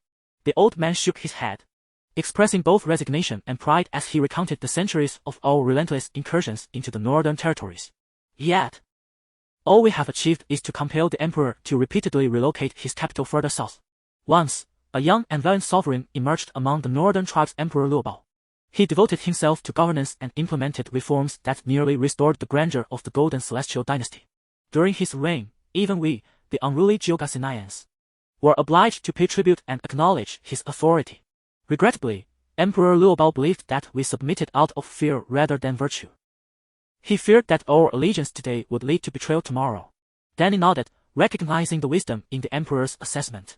The old man conceded, stating, he was indeed correct. The Golden Celestial Dynasty was formidable. Naturally, we had to submit when we could not prevail. However, when the dynasty faltered, it would be foolish not to seize the opportunity to plunder. The old Geogasinian's candor left Danny momentarily speechless. Yet, what was amiss in his reasoning? The elder raised his cup and proclaimed loudly, when the northern tribes were weak, did we not receive gifts of gold and women from the Jayhata in exchange for peace? Once they grew powerful, they brutally slaughtered my king. It is natural for the strong to victimize the weak. It is an affront to the natural order for the weak to oppress the strong. Did Emperor Luobao oppress you? Giora inquired. No, he did not seek to oppress us. He aimed to eradicate us entirely, to obliterate the Geogasinian race, the old man exclaimed, slamming his thigh in frustration. This is truly intolerable. Danny sighed inwardly, lamenting the fate of such a grand strategist as the emperor. The elder's loud condemnation suggested that Luobao was neither the formidable Hong Wudi nor the illustrious Tan Taizong. Chapter 44. Danny's role model Emperor Luobao assembled an army of 300,000 from the barbarian lands, dividing them into 13 routes as they surged into the plains of Jujesnai. Their advance was marked by devastation and brutality. They slaughtered indiscriminately, sparing neither the young nor the old, and even disregarding slaves. Each encounter with the Johal tribe resulted in a harvest of souls, akin to wheat under the scythe. Our king were mercilessly exterminated, our livestock seized, and our villages consumed by flames. The once verdant grasslands were transformed into desolate expanses of charred earth. The old zebra paused, and the whole fell into a profound silence. After a moment, he lamented with a heavy heart, 1 million. That time, we lost at least 1 million souls. 9 out of every 10 Jujesnai people perished. The entire plain weeps, the blood of the zebra people staining the ground serves as its tears. Ultimately, it was the great Jujesnai who emerged victorious, Danny softly consoled. To be frank, while the barbarian lands may boast the title of a Golden Celestial Dynasty, the people of these lands share no connection with the great Celestial Empire. Their customs, culture, ethnicity, religion, and political systems are almost entirely disparate. Indeed, even the world feels different, she mused. She felt no sense of belonging to the barbarian lands. And her empathy towards the zebra people was equally absent. Her comfort towards the old zebra was merely a gesture of courtesy expected from a host to a guest. Moreover, she perceived Emperor Luobao as somewhat reckless, lacking in wisdom. Why would he lead the entire nation as forces into the Jujesnai plains? Was it merely to kill? The true objective should be to eradicate the incursion of nomadic tribes at its root. He could have opted to divide and conquer, dismantling the well-structured Johal political system of the zebras, cultivating a faction of assimilated zebras as traitors. As long as the Jujesnai people could not unite, the less advanced nomadic tribes would never pose a significant threat. Murder serves no purpose. The grasslands remain, where grass nourishes horses, and horses sustain people. The population grows, leading to tribal gatherings. Should the Huns perish, the Khitan would follow, and after them, the Jurchens would fill the void, followed by the Mongols. A nearly infinite cycle. During that time, we felt the palpable threat of extinction, and thus, the Jujesnai united like never before. All tribes obeyed the great Zhangjiao Johata. The elder's voice grew passionate, heralding the approaching turning point of the tale. Danny inquired curiously, why did you unite under Johata only when faced with such dire straits? Over 1 million of your king have perished. Your reflexes are quite slow, she silently scoffed. Ah, Crixie, it's my fault for disrupting the sequence of the story. The elder waved dismissively, filled with nostalgia. At that time, we had yet to establish the Johata system. Much like the current Dothraki, each tribe operated independently, often in conflict with one another. Emperor Luobao inadvertently aided us. His relentless slaughter forced us to abandon our previously disorganized tribal structure. leading to the emergence of the first generation of Jahata. Dany cast a glance at the horsemen in the hall, intent on imparting her urgency. Remember, this is where the emphasis lies. Alas, one might never expect that the first Jahat, Zanjia, was a female warrior. Born to be a fighter, she possessed exceptional leadership qualities, uniting over 1,000 rival tribes in the briefest of times.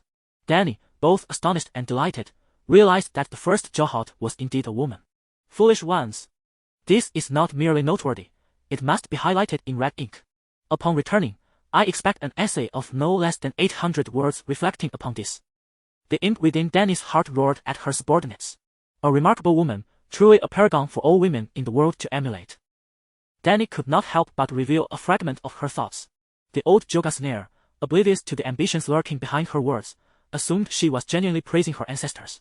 His weathered, wrinkled face blooming into a smile in the firelight. Emperor Luobao was an unparalleled sovereign of the barbarian lands. Yet Zanjia Jahat surpassed him in both valor and strategy. Faced with an onslaught from the enemy's multiple fronts, she devised a strategy of divide and converge. By dispersing her tribesmen to conceal themselves, she effectively curtailed the enemy's capacity for immediate plunder. Meanwhile, the scattered tribes took on guerrilla roles, igniting pastures, ambushing scouts and supply teams, and cutting off water sources to instigate thirst and famine among their foes. Kaixi, you must understand that the situation was dire. Even if all our tribes united, we could not confront even a fraction of Luobao's 13 armies head-on. Perhaps we could vanquish 1, 2, or 3. But our people would be depleted, and it would forever be impossible to eradicate all 13 legions. Dany nodded, stating, so, we must again cause the barbarian forces to disperse. Indeed, the guerrilla units compelled them to divide their ranks, thus providing Zanjia Jahat's convergence plan with a battlefield. She gathered all elite zebra warriors into a singular force. Irrespective of how many routes the enemy approached from, she would confront them on a single front, achieving absolute victory with minimal losses. After employing this tactic to annihilate 3 enemy legions, Emperor Luobao finally began to contemplate a change in strategy. Soon after, news of the 4th barbarian army being harassed by tribal guerrillas reached the emperor's tent, echoing the previous 3 encounters. Luobao deduced that the main force of the Jogasnair was near the 4th army. Thus, he hastened his royal guards towards the 4th army's encampment, racing through the night. Little did Emperor Luobao know, this was precisely Zanjia's true intent. The barbarians sought to annihilate the Jogasnair, and Zanjia Jahat yearned to savor the sweetness of vengeance. Determined to obliterate Luobao's empire entirely, the vast wilderness of Jogasnair was replete with natural traps, and there lay an excellent ambush site on the route to the 4th army. In that battle, Emperor Luobao's forces were utterly decimated, and he himself fell by the hand of the valiant Zanjia Jahat. Thereafter, the tide of war shifted dramatically. Without their emperor, the barbarian army became like a headless dragon. Whenever the zebra cavalry brandished their long spears, bearing the decapitated head of Emperor Luobao adorned with a crown, before the ranks of the indigenous people, dread would seize them, causing half of their forces to disband and flee even before our cavalry charged. The formation of the remaining soldiers, akin to the frail paper of an old grandmother, was equally slack and powerless. After a single charge from the zebra cavalry, they either fled in tears or surrendered on their knees, casting down their weapons. Dany sighed inwardly, reflecting on the folly of those indigenous people. Ha ha ha! The old zebra warrior laughed heartily, as if, after a few drinks, he had transformed into one of the zebra fighters under Zensha's command. None were spared. Those who surrendered on their knees and those who fled on horseback were all hunted down by the zebra cavalry. The vast wilderness was expansive, and being outsiders, where could they escape? Initially, they ventured deep into the Jugasnai plains, vowing to eliminate every shepherd. At this moment, the desolate expanse, thousands of miles from the land of the indigenous, became the graveyard for 300,000 troops. The extermination of the invading indigenous was not the conclusion, but rather a new beginning. Zensha Jahata led thousands of zebra knights, galloping through the land of the indigenous, capturing cities and fortresses with no one to oppose them. Indeed, the indigenous had no soldiers left. Years passed, and the indigenous repaid the blood debt of slaughtering millions of Jugasnai people with tenfold vengeance, leading to the demise of the Crimson Dynasty of the Luo family. Weary from the relentless killing and plundering, Zensha returned to the steppe burdened with countless slaves and treasures. From that moment forth, only the Jugasnai would raid others, and no nation would dare invade the vast grasslands again. Sir Hoyle scoffed, noting that the entire population of the indigenous was not even 10 million. Where would they find 10 times that number to kill? Dany addressed the horseman directly. You must remember the glorious deeds of Zanshajayahata of Jugasnai. This is no longer a matter of mere emphasis or marking in red. It must be elevated to a title, celebrated in a grand narrative. It would be best if all horsemen could be led to believe in the illusion of Danikali Zanshajayahata, alas. Her notion emerged too prematurely. The old Jugasnai continued, our Jayahata possesses a treasured heirloom, a goblet crafted from gold. Fashioned from the flesh removed from the head of Luobao by Zanshajayahata himself. Should Calixi ever grace the Jugasnai plains as a guest, I am certain Jayahata would use it to honor you. I am most grateful, and I thank you for informing me of this in advance. I shall certainly refrain from visiting your lands in the future. Oh, it just occurred to me. Hoya suddenly wore a look of realization. His eyes filled with inquiry as he turned to the old zebra warrior. A few days ago, I encountered an oriental mother and son in the dock area. Their ship was about to set sail, and the young boy was clamoring to disembark to witness the fire juggler's performance. The mother, in a low voice, threatened him, saying, if you do not behave, I shall deliver you to the zebra-faced Zanshha tonight after dark. The boy fell silent instantly, his face paling with fear. And he dared not cause further trouble. Is that zebra-faced Zanshha perhaps an ancestor of yours, Jayahata? Or merely a namesake? Ha ha ha. The elderly Jyogasnair chuckled. That mother and son must be the silk-robed foreigners, right? Jorah shook his head, replying, I have lived on the western continent for so long that I cannot distinguish the eastern ethnicities. However, their attire is indeed distinct from ours, exuding a noble aura. They must be merchants from the Golden Celestial Empire. Even after thousands of years, the name Zangra Jayahata is still etched in the memories of the foreigners. Mothers whisper her name, using those twisted and terrifying tales to frighten mischievous children. Zangra's zebra face is merely one of her epithets. Others include the cruel Zangra, the one who feasts on human brains, and the bride of the demon, for she never bore children in her lifetime. Earning the title the Baron Zangra, the old man appeared indifferent to these monikers, showing no signs of anger. In fact, Dany could perceive hidden pride in his gaze. Just hearing those titles, any man would likely falter before the Baron Zangra. Thus, she thought, it would be futile for her to yearn for motherhood. Dany did not wish to be referred to as the Baron Dany, the cruel Dany, or Zebra. Oh, it should be horse-faced Dany. These two should be emphasized, though not by the horsemen, but as a cautionary reminder for Dany herself. Indeed, she must establish the profession of a historian moving forward. Titles such as the world's most beautiful woman, the unattainable flower on the lofty peak that all men covet, the chaste saint, wise as the sun, beautiful as the moon, Dany, the merciful mother, the matron of free people, the torchbearer of civilization's light, and many more could become part of her posthumous name. Cough, cough, something with hundreds of characters. Oh! And the 10 completeness elder and the eternal emperor could be borrowed as well. With this thought, a peculiar smile crept across Dany's lips. After all, Zangra could never compare to her. Even if she is reputed to have a zebra face, her fortitude pales in comparison to Dany's. Chapter 45. The Enchanted Bird. Afterward, the elder of the Juajesnai people boasted to Dany about the illustrious deeds of their ancestor, Jahata, who had obliterated the kingdom of the Jigon giants. Dany was utterly astonished. To vanquish even a giant kingdom was nothing short of defying fate, particularly when informed by the zebra people that the Jigon giants towered at heights of 7 to 8 meters. Scholars had mentioned that giants might exist north of the Great Wall, yet their stature never exceeded 4 meters. Yora was equally unsettled. What you face are snow giants, while the Jigon giants are of stone. Much like you and I, both human yet of different races, you stand nearly half a head taller than I. The elder of the Juajesnai spoke with such wisdom that both Yora and Dany were persuaded. When Dany, in a tone laced with reverence, inquired whether any giant captives had been spared, the elder replied, only 3 remain, and they are incapable of reproduction. Even if giants were to surrender, millennia have long passed, and they have perished of old age. 3. My dear sir, what did you just say? You decimated the Jigon giant kingdom. Dany's expression must have been quite remarkable at that moment. After boasting further about several notable deeds of Jahata, Dany felt she had gleaned sufficient understanding of the societal structure of the zebra people and proceeded to inquire about their religious beliefs. We worship the moon singers, the elder began, leaving her astounded. The moon singers, known as the singers of the moon, had inspired the birthing song of the witch Melisandre. More importantly, Dany was aware that the moon singers held a prestigious position on the western continent. She inquired about the founding of Braavos. which had stemmed from a prophecy of the Moon Singers. Indeed, when the Valyrian freehold dominated the world, countless races were enslaved. And the Dragonfire plains lay within the Dragon King's domain. The Dragon King was far more terrifying than the Emperor of the ET, for they possessed dragons. He spoke with wide eyes, gazing at the free dragons at Daenerys' table for an extended period. Alas, it is utterly unacceptable. I detest slavery above all. Under the 7 gods, we should all be equal. Daenerys seemed oblivious as she began to portray herself as a devotee of the 7. The elder of the Dragonfire neither agreed nor disagreed, yet his demeanor softened considerably as he continued.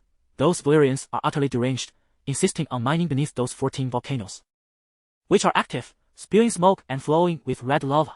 Each slave entering those mines seldom survives a month.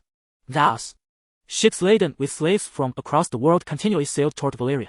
Approximately 8 centuries ago, a slave ship faced a revolt in the Summer Sea. Upon their successful rebellion, the slaves found themselves in greater despair, knowing that none could escape the gaze of the dragons. Fortunately, among the crew was a group of Dragonfire slave women, the Moon Singers from the Dragonfire plains. Through prophecy, they discovered a sanctuary for the slaves, a lagoon encircled by hills cloaked in pine forests and coral reefs, perpetually shrouded in mist, concealing them from the eyes of the Dragon King soaring above. The fleet thus altered its course, heading northward towards the northwestern extremity of the Essos continent, where lies Braavos. The prophecy of the Moon Singer has come to fruition, and the Braavosi have erected the most magnificent temple in her honor as a token of gratitude. Indeed, the Moon Singer's achievements warrant such a grand edifice. I have once visited Braavos. At this moment, however, Dany shifted her attention to another subject, casually complimenting the surroundings before inquiring. Might you know what the Valyrians excavate from the volcanoes? Gold, silver, and other minerals. The Valyrians are insatiably greedy, ultimately burrowing into the very depths of hell. It is a fitting retribution, for the noxious smoke and fire from the inferno obliterated all of Valyria. Dany felt a tinge of disappointment, having hoped for some arcane materials, only to discover it was merely for the sake of gold. She reluctantly relinquished her whimsical thoughts and returned to the original topic. What role does the Moon Singer play among your tribe? The elder replied, prayer, healing, judgment, anything beyond combat. It is because of the Moon Singer's faith that we refrain from slaughtering one another. Well, this too deserves emphasis. Alas, we Dothraki ought to learn from our elders, she remarked to the horseman. Dany, a nobleman of high standing and skilled in the art of discourse, was a rare audience. The old zebra man had never encountered such a one in his lifetime. It was not until the moon began to wane and the night deepened that he ceased his indulgent boasting, which had brought him such comfort. The following morning, Dany sent a chestnut foal, born in the city of white clouds and merely 2 months old, as a token of appreciation to the elder. The foal had traversed the vast expanse of the Red Wasteland, demonstrating its remarkable potential. In the subsequent days, Dany welcomed dozens of visitors. Discovering that beyond the gifts she received, her knowledge expanded significantly. The diverse races of the world of ice and fire, the unique crafts of various city-states, the rich and varied products from all corners of the globe, and the myriad personalities often referred to as peculiar oddities. For instance, a widow from Qohor, weeping, presented her husband's desiccated corpse, adorned with a layer of silver leaf. It was said that such remains possessed formidable magical power, particularly because the deceased was a male witch, rendering it even more potent. Refusing gifts is far ruder than merely musing about them internally. So Dany was compelled to maintain a stiff demeanor as she stored the specially treated corpse in her treasury. Subsequently, a wealthy merchant named Zero took her aside in a secluded spot to discuss purchasing the corpse. When Dany curiously inquired about the reason, he candidly explained that the body of a male witch held far greater magical potency than that of a dwarf's severed member, as through certain blood sorcery, a wizard could transfer its magic elsewhere, such as to his own member. The portly merchant lamented that he had risen from humble beginnings, transforming from a penniless servant into one of the 13, at great cost to himself, his health, robust physique, and youthful visage. In his impoverished days, he had salivated at the sight of sumptuous feasts yet lacked the means to partake. Now, with wealth at his disposal, he found himself unable to enjoy the very delicacies that lay before him. Cough. The merchant course finds himself in a predicament, his virility waning like that of a sluggish slug, in dire need of magical enhancement. This, in fact, could be to your benefit as well. Noticing the hesitation in Dany's expression, he leered at her, saying, you know I have always harbored a fervent admiration for you. Marrying me would be the wisest choice for you. With my robust health, the wise choice shall transform into the wisest choice. At that moment, Dany comprehended that his lecherous glances were not mere jest but flirtations. She was instantly repulsed. I have no interest in the corpse of that sorcerer. But the plight of that poor widow. Dany hesitated, for he was her husband after all. What if regret washed over her? Or a sudden longing for him arose, prompting her to seek me out for the body? No, surely not. A gift once given, like spilled water, cannot be reclaimed. Her round, boiled egg-like head shook from side to side. Besides, you are the great mother of dragons, the queen of the seven kingdoms, and the object of my ardent desire. Why should one fear a mere common woman? I do not favor coercion, Dany replied coolly. How dare he treat her like a child? You should simply tell her, I love you, I wish to marry you. My virility has faltered and I require the magical potency of your late husband. This would be a pragmatic use of resources. She ought to feel honored to assist you. After all, that was her initial intent when she offered you the corpse. Zero was utterly shameless. To remedy that situation for him was considered aiding her. Dany was tempted to slap him. No, a mere slap would not suffice. She felt compelled to kick him 10 times, ultimately allowing her dragons, black and white, to incinerate him to ashes. What sum can you offer? She inquired. With a countenance that radiated camaraderie, Zero replied, based on market value, approximately 200 coins of brilliance. I shall give you 100. How does that sound? We are all friends here. Discussing money could strain our bonds. Dany paused, waiting for his rotund face to light up with delight, and then she added, let our steward negotiate. Only Yura possessed the capability to manage this affair. And she discreetly instructed him to ensure they extracted a handsome profit from that scoundrel. Since she had repeatedly rebuffed Zero's overt and covert proposals, she had not indulged in the extravagant dish of salt at peacock tongues since. After several attempts, her initial reluctance transformed into a mild appreciation, which gradually blossomed into a profound love for this indulgent delicacy. Now, abruptly deprived of it was a cruel blow. Alas, Dany could no longer afford such luxuries. Aside from the food, the number of servants had diminished significantly. For instance, the beautiful handmaidens who once danced and serenaded her at mealtime had dwindled from 24 to a mere 4. Captivating a woman unacquainted with opulence is, in fact, quite simple. One merely needs wealth.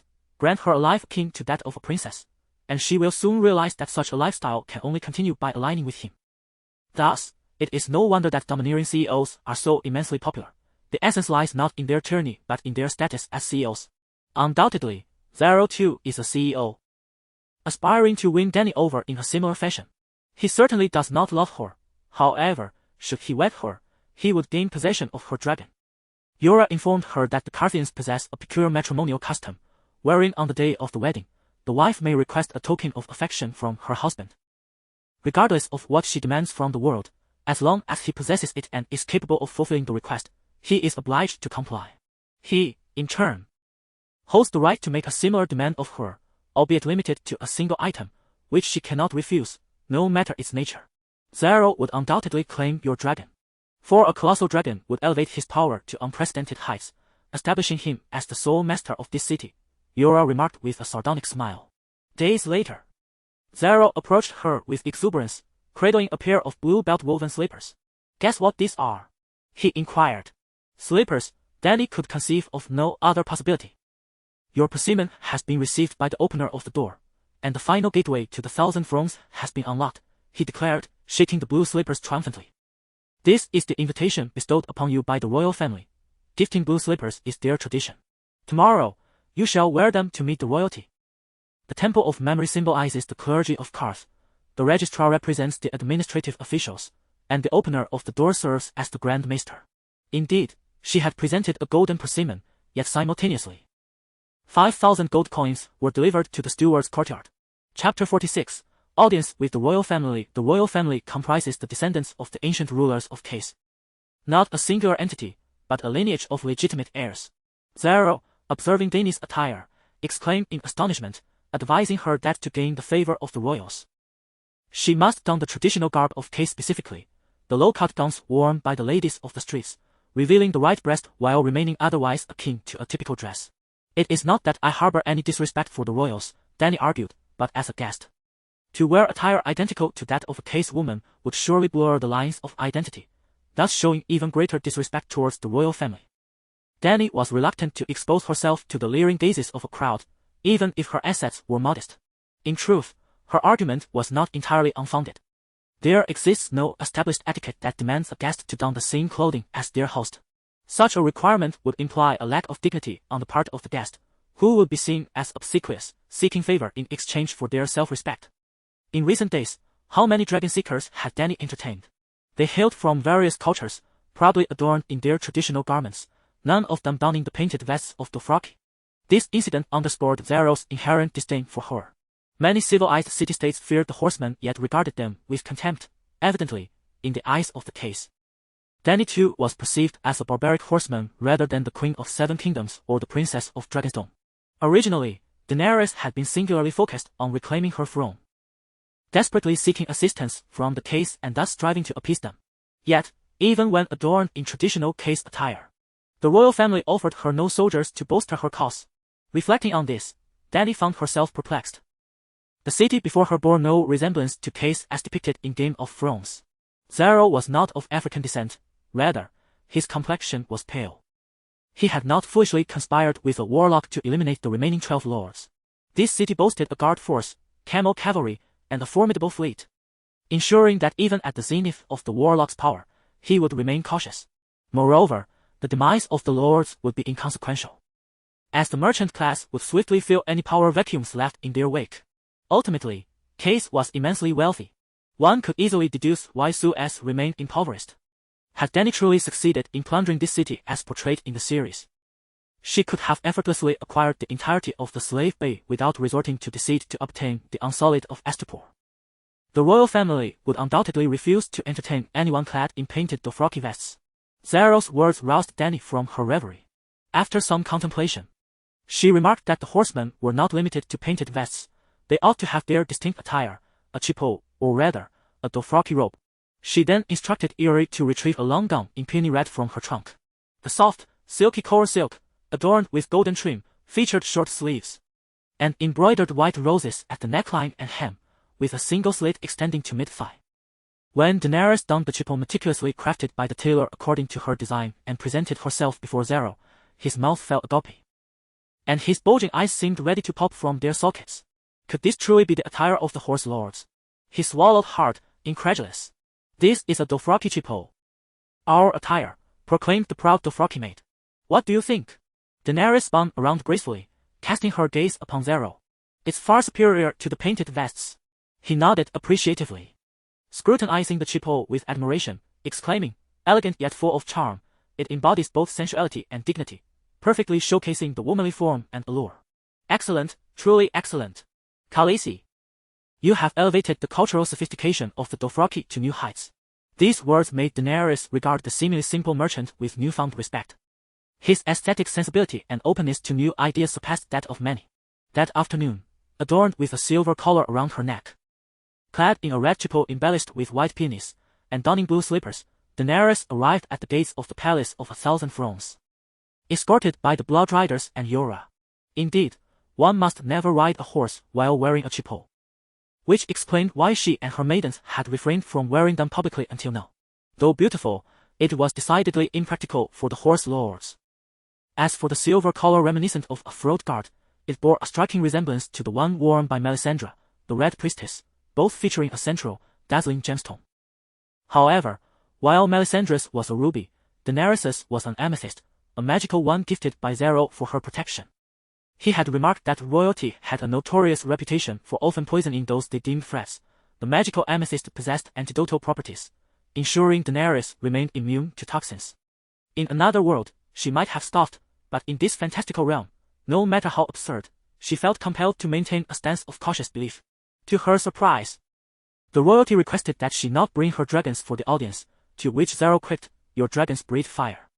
They are like a group of silkworms huddled in a warm nursery, unable to face the outside world, terrified even by the slightest hint of danger." Daenerys cast him a sidelong glance, thinking to herself, if it weren't for the nefarious merchants like you, who have committed horrific acts against royalty, would they truly be so frightened?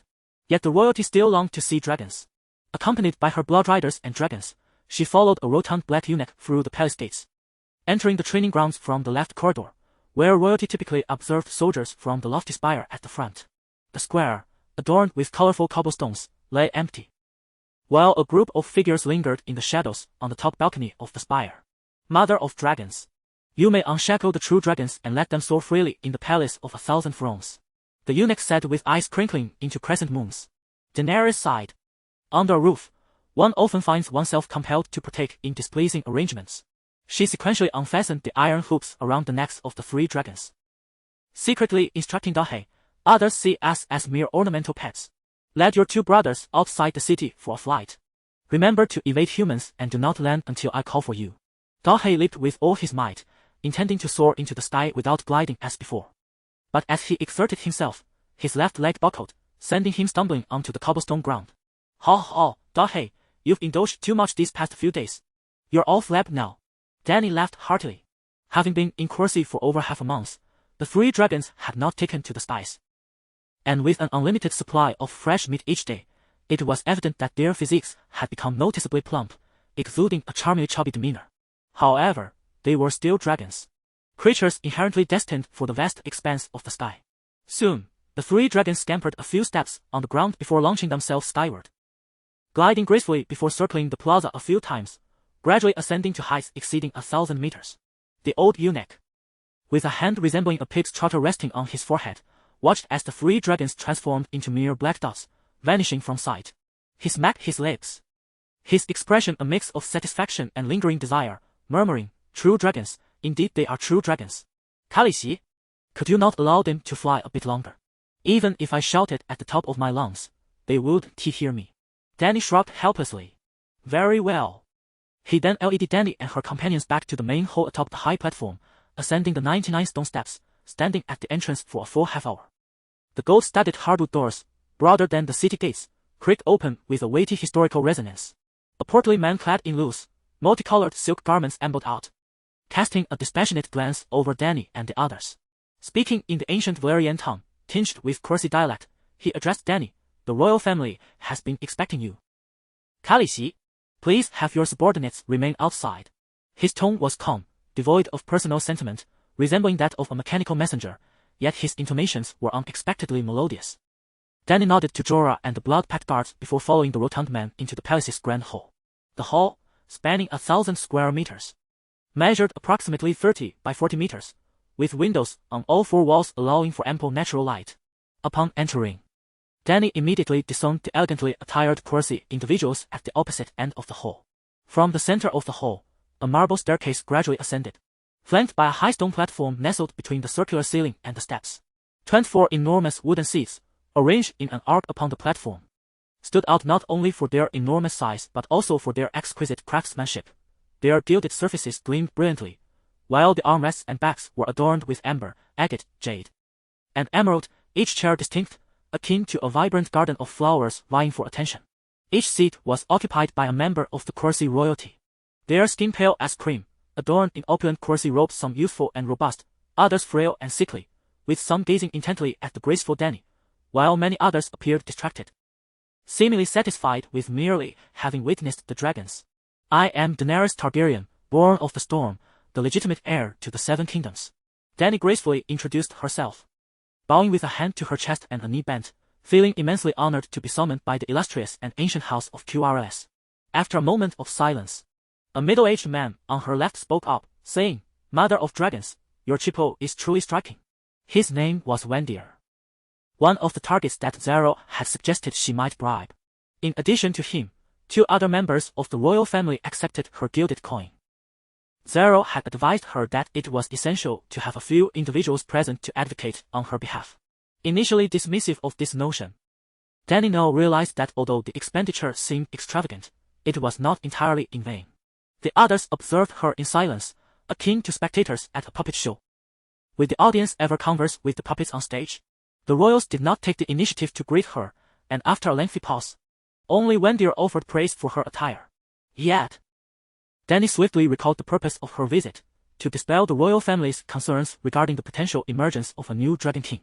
Following the carefully crafted script she had prepared, she began to articulate her requests, proclaiming her status as the sole heir of the Targaryens, entitled to inherit the throne of the 7 kingdoms. She spoke of how the people of the 7 kingdoms were quietly stitching true dragon banners at home, eagerly awaiting her return to rally to her cause. She mentioned the support of the trade governor of Pentos and the sea lord of Bravos in her quest to reclaim her kingdom. She appeared as a youthful dreamer, filled with whimsical fantasies, passionately expressing her longing for her homeland of Westeros, her optimism about reclaiming the throne, and her hopes for the noble houses and benevolent people of the Seven Kingdoms. Chapter 47. My regrets. A few days prior, Daenerys ventured into the Temple of Memory to explore the history of Valyria. From the thick parchment tomes, she gleaned three significant pieces of information. Firstly, a world map centered around Valyria, unveiling the entirety of this realm. Secondly, the speculation regarding White Cloud City was confirmed. Before its destruction, the Slaver's Bay was connected by the Valyrian Road, which linked the major city-states of Valyria. This road, an impressive structure forged through the amalgamation of magic and molten rock, surpassed modern highways in both width and durability, effectively connecting nearly all city-states through the Norn River Basin on the western continent. The adage to get rich, one must build roads held true, as there was no safer or swifter passage than the Valyrian Road. Merchants flocked to traverse routes such as the far eastern Jade Sea, Quarz, White Cloud City, Slaver's Bay, and the Valyrian Road, which culminated in the remarkable oasis of White Cloud City. Daenerys was slightly mistaken.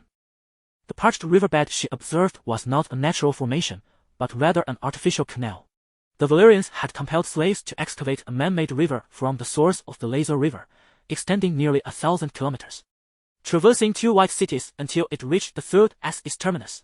Over 3 centuries ago, Valyria met its demise in a cataclysm, casting a mysterious curse over the entire realm of the Long Summer. The Valyrian Road from Slaver's Bay to Volantis transformed into a feared path of demons. Thus, the ancient East-West Silk Road came to an end, forcing merchants to navigate by sea to evade Volantis on their way to Quarz. The value of the white cities diminished, and the once bustling canal, requiring considerable manpower for maintenance every few years, slowly dried up. Within a century, the weakened white cities fell to the hands of passing horsemen. Returning to the crux of the matter, the third revelation Daenerys unearthed from the Temple of Memory pertained to Valyria. The Dragon King of Valyria had captured slaves as far away as the plains of Karth. How could he have overlooked Quarz, so close at hand? On the day the dragons descended upon the city, the ancient royal lineage of Quarz perished, leaving behind a solitary princess who became the wife of a Valyrian Dragon King. They are the ancestors of the royal family that stands before Daenerys today.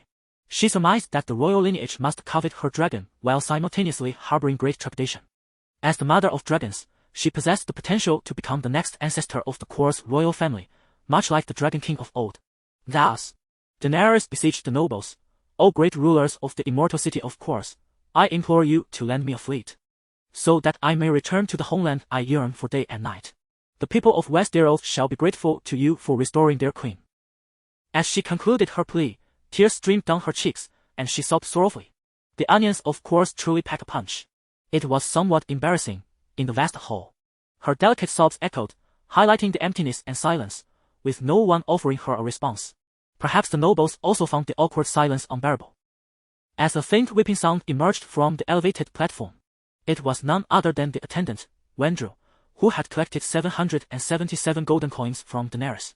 "Daenerys Targaryen, your words are profoundly moving. Your emotions have touched me deeply," he remarked, wiping away his own tears. Dany's eyes widened with anticipation, hoping he would continue and perhaps grant her dozens of warships. "However, I was enraptured by the music and had little interest in commerce, unlike the 13 lords, each possessing vast fleets. Although I was wealthier than nations, I lacked the grand vessels she sought." Dany's heart sank. What a scoundrel! To declare himself wealthier than nations yet remain so miserly. "Khaleesi, your attire, your manners, and the manner in which you speak move me deeply." Another bribed noble, known as the elegant Aegon, gently declined with a voice tinged with sorrow, saying, "I am a noble, yet I am also a poet. I would like to compose a poem for your plight." He then wept as he recited verses in the melodic ancient Valyrian tongue. The poem recounted the tale of a long-lost princess of an ancient kingdom, who, despite facing countless adversities, ultimately found herself fortunate enough to gain the support of her subjects, overthrow the usurpers, and marry a valiant prince, growing into a revered queen. Though unable to send a fleet to restore Dany's kingdom, I could fulfill her dreams in this manner. Oh, how moving! I too wish you success, your majesty, queen of the 7 kingdoms. Many voices rose for the first time only to refuse.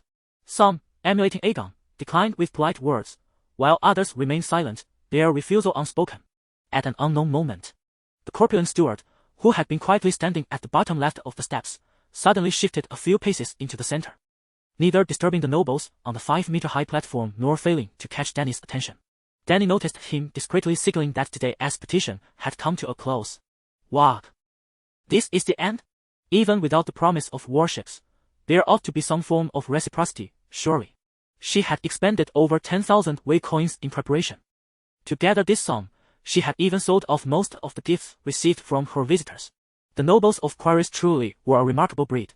Utterly indifferent to the decorum of hospitality, completely unwilling to part with a single coin. Dany cursed the ancestors of these nobles in her heart, yet maintained a facade of sorrow, wiping her tears as she expressed her gratitude, and then politely requested to take her leave. Upon exiting the palace, she waited for an hour in the training grounds of the side hall.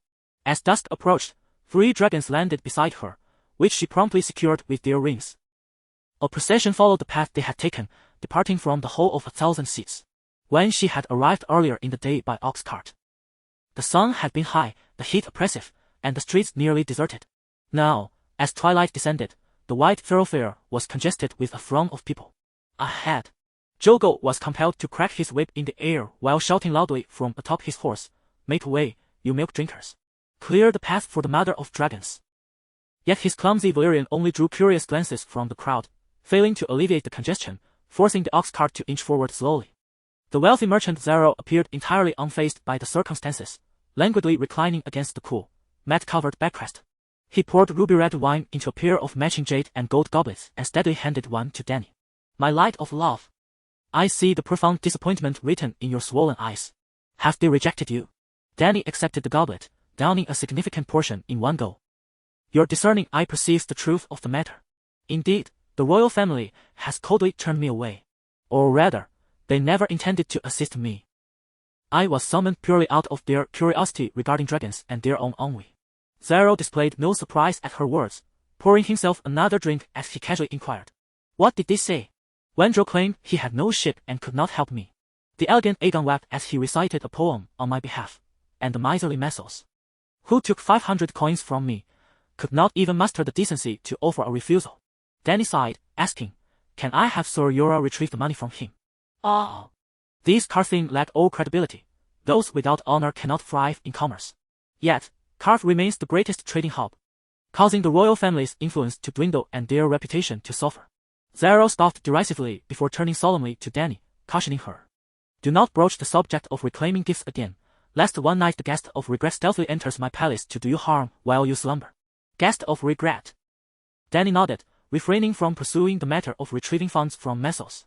The Carthene, aside from shedding tears at the slightest provocation, which they consider a hallmark of civilization, possess another characteristic: they are exceedingly polite. Even when assassins from Carth take a life, they do so with courteous expressions of sorrow.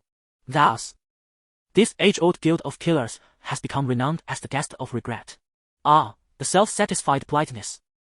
This afternoon's encounter at the Hall of 1,000 Thrones did little to convince Dany of the Carthene's civility. "Oh, my beloved, do not be too disheartened. Your misfortunes are not singular." Zaro stretched his arms wide, resting them on the plush chair's back, the goblet cradled lightly between his fingers. "There is a Carthene saying, coaxing money from the royals is more arduous than milking the stone bull of Valyria. Are you familiar with Valyria? An island in the Jade Sea, where the inhabitants worship the stone bull. Isn't that peculiar? If you would consent to marry me, my luxurious yacht could whisk you away to explore its scenic wonders. In truth, my trade caravans traverse the Jade Sea. You may travel wherever your heart desires. We could journey to Et, seek the fabled city spoken of by poets, or venture to the plains of Qohor, sipping the wisdom of the dead from their skulls. I yearn to sail towards Westeros, drinking the wine of vengeance from the heads of usurpers. Perhaps you and I could visit King's Landing, where the vistas of Sunset Continent surpass even those of the Jade Sea in beauty and mystery." Dany winked at him, a playful smile gracing her lips. "Besides the astonishingly grand wall, I have heard that the far north is home to the White Walkers. Do you know of the White Walkers? The terrifying creatures that could cloak the world in eternal night are infinitely more intriguing than any mere stone bull. Let the others come. The chilling despair of being rejected by you once more far outweighs the darkness of perpetual night." The rotund man wiped his face, only to find a few tears squeezing from his eyes. "Indeed, Every citizen of Westeros is capable of shedding tears in any circumstance. I have reiterated to you countless times that I am a merchant. All merchants are pacifists. For war is the bane of stable trade. We may anticipate the warfare of others, yet we never partake in it ourselves. Moreover, I cannot fathom the appeal of that iron throne in King's Landing. I have heard it was forged from thousands of swords, cold, hard, and sharp, a veritable iron monstrosity. Are you not afraid that those jagged spikes might pierce your well-toned posterior? Once more, the merchant declined Daenerys.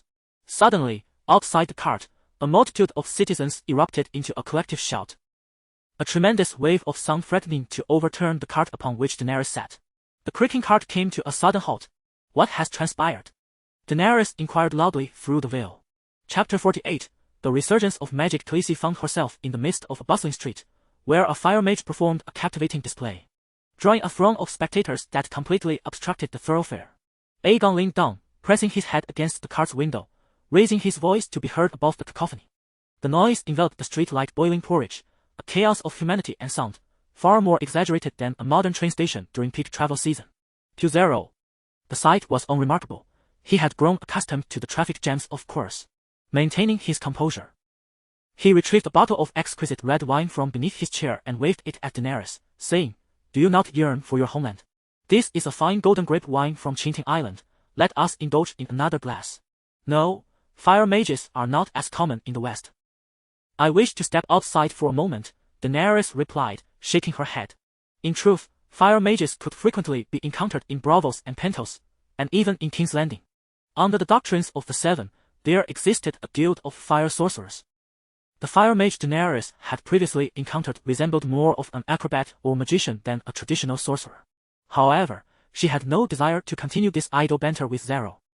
It was exhausting.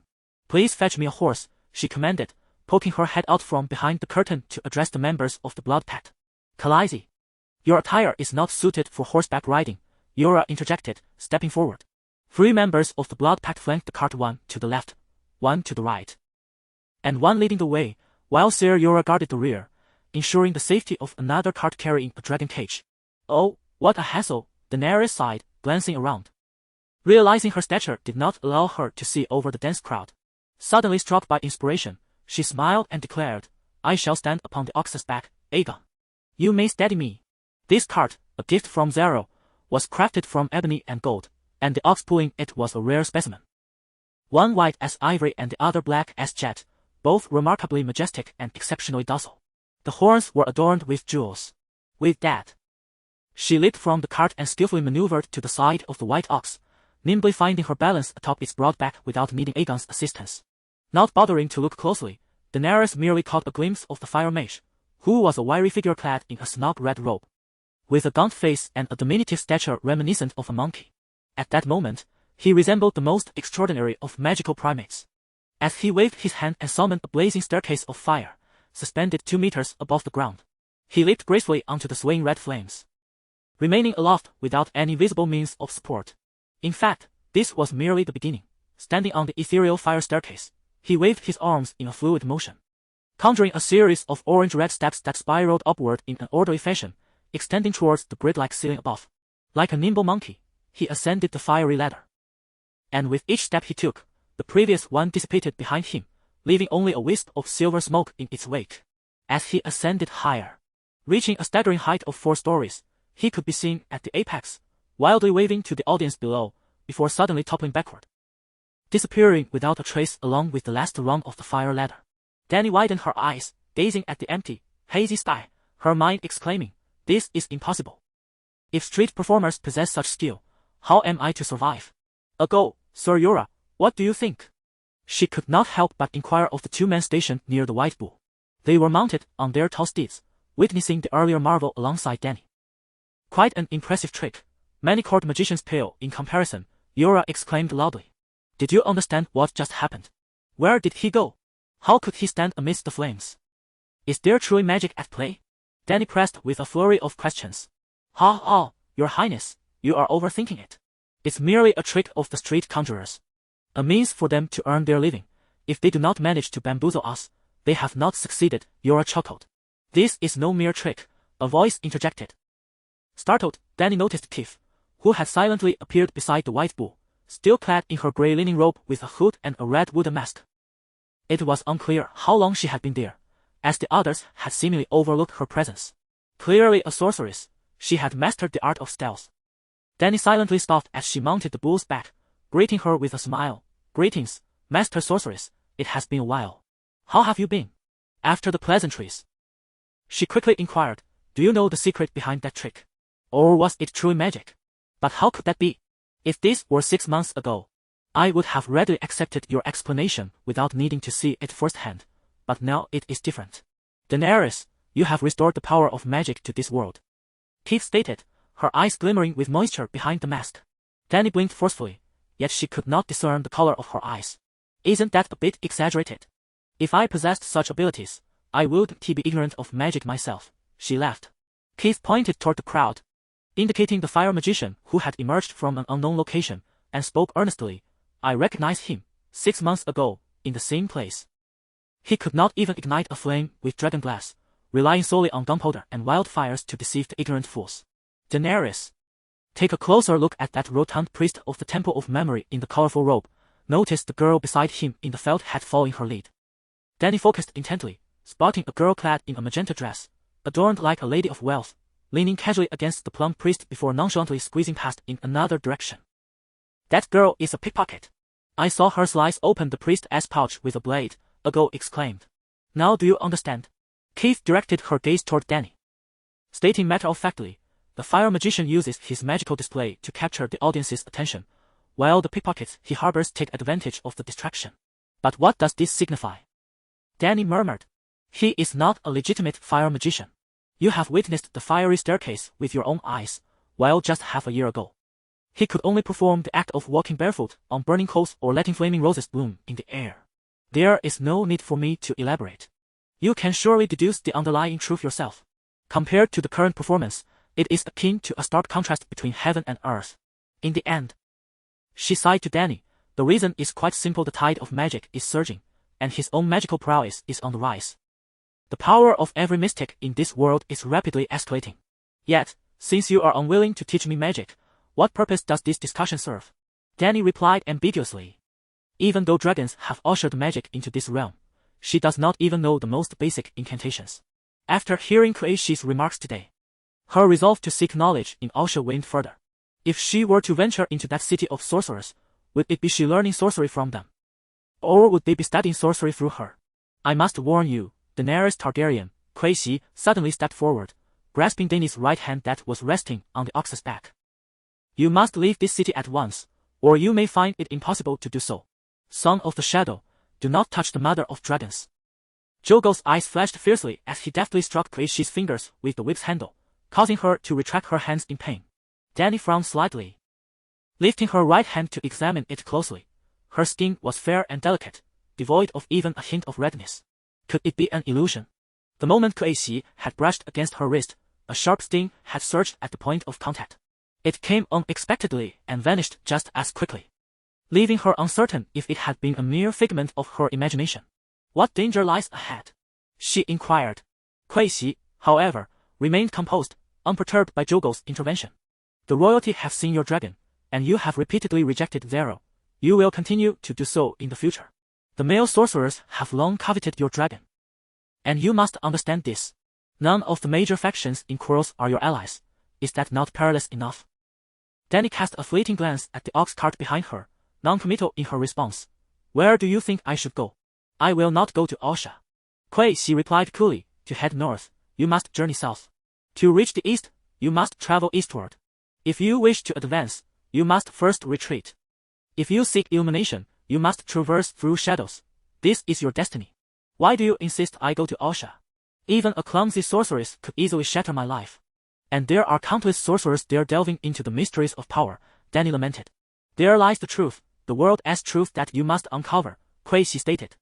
Without waiting for Dany to inquire further, she bowed and vanished into the throng. Ago observed Kueishi's departing figure and scoffed.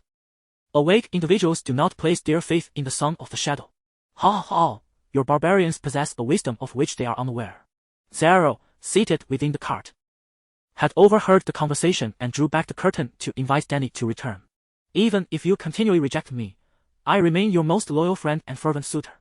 You may consider my palace as your own home, residing here for as long as you desire. Thank you, you are my most trusted friend, the gentleman Zero. Dany replied with a smile. Trust you? Nonsense. It is time to depart. As the sun set, the group returned to Zoro's estate. After dealing with Zoro, Dany immediately summoned Yura to her study to inquire about his thoughts on Keith's pronouncements. Although I harbor doubts about her, Keith did utter a remarkably astute observation. The longer one lingers, the greater the peril. Even from the perspective of guest rights, a brief visit qualifies as hospitality. But should we tarry too long, our status shifts from guests to mere travelers, which cannot be deemed as hospitality any longer. Yura then recounted traditions from the north. Where do you think we should go next? She asked. Eastward, the Far East encompasses more than just as high, as the Jade Sea boasts numerous trading city-states, Yura replied. Dany remarked coolly, to venture east almost signifies relinquishing any chance of returning to Westeros and abandoning allies like Illyrio who support House Targaryen. Illyrio is untrustworthy. His corpulence signifies gluttony. As the saying goes, the glutton is inevitably greedy. Moreover, he is a powerful ruler. And another adage states, those in power are inherently cunning. How can one place their trust in a person who is both greedy and cunning? Yura asserted gravely. Chapter 49.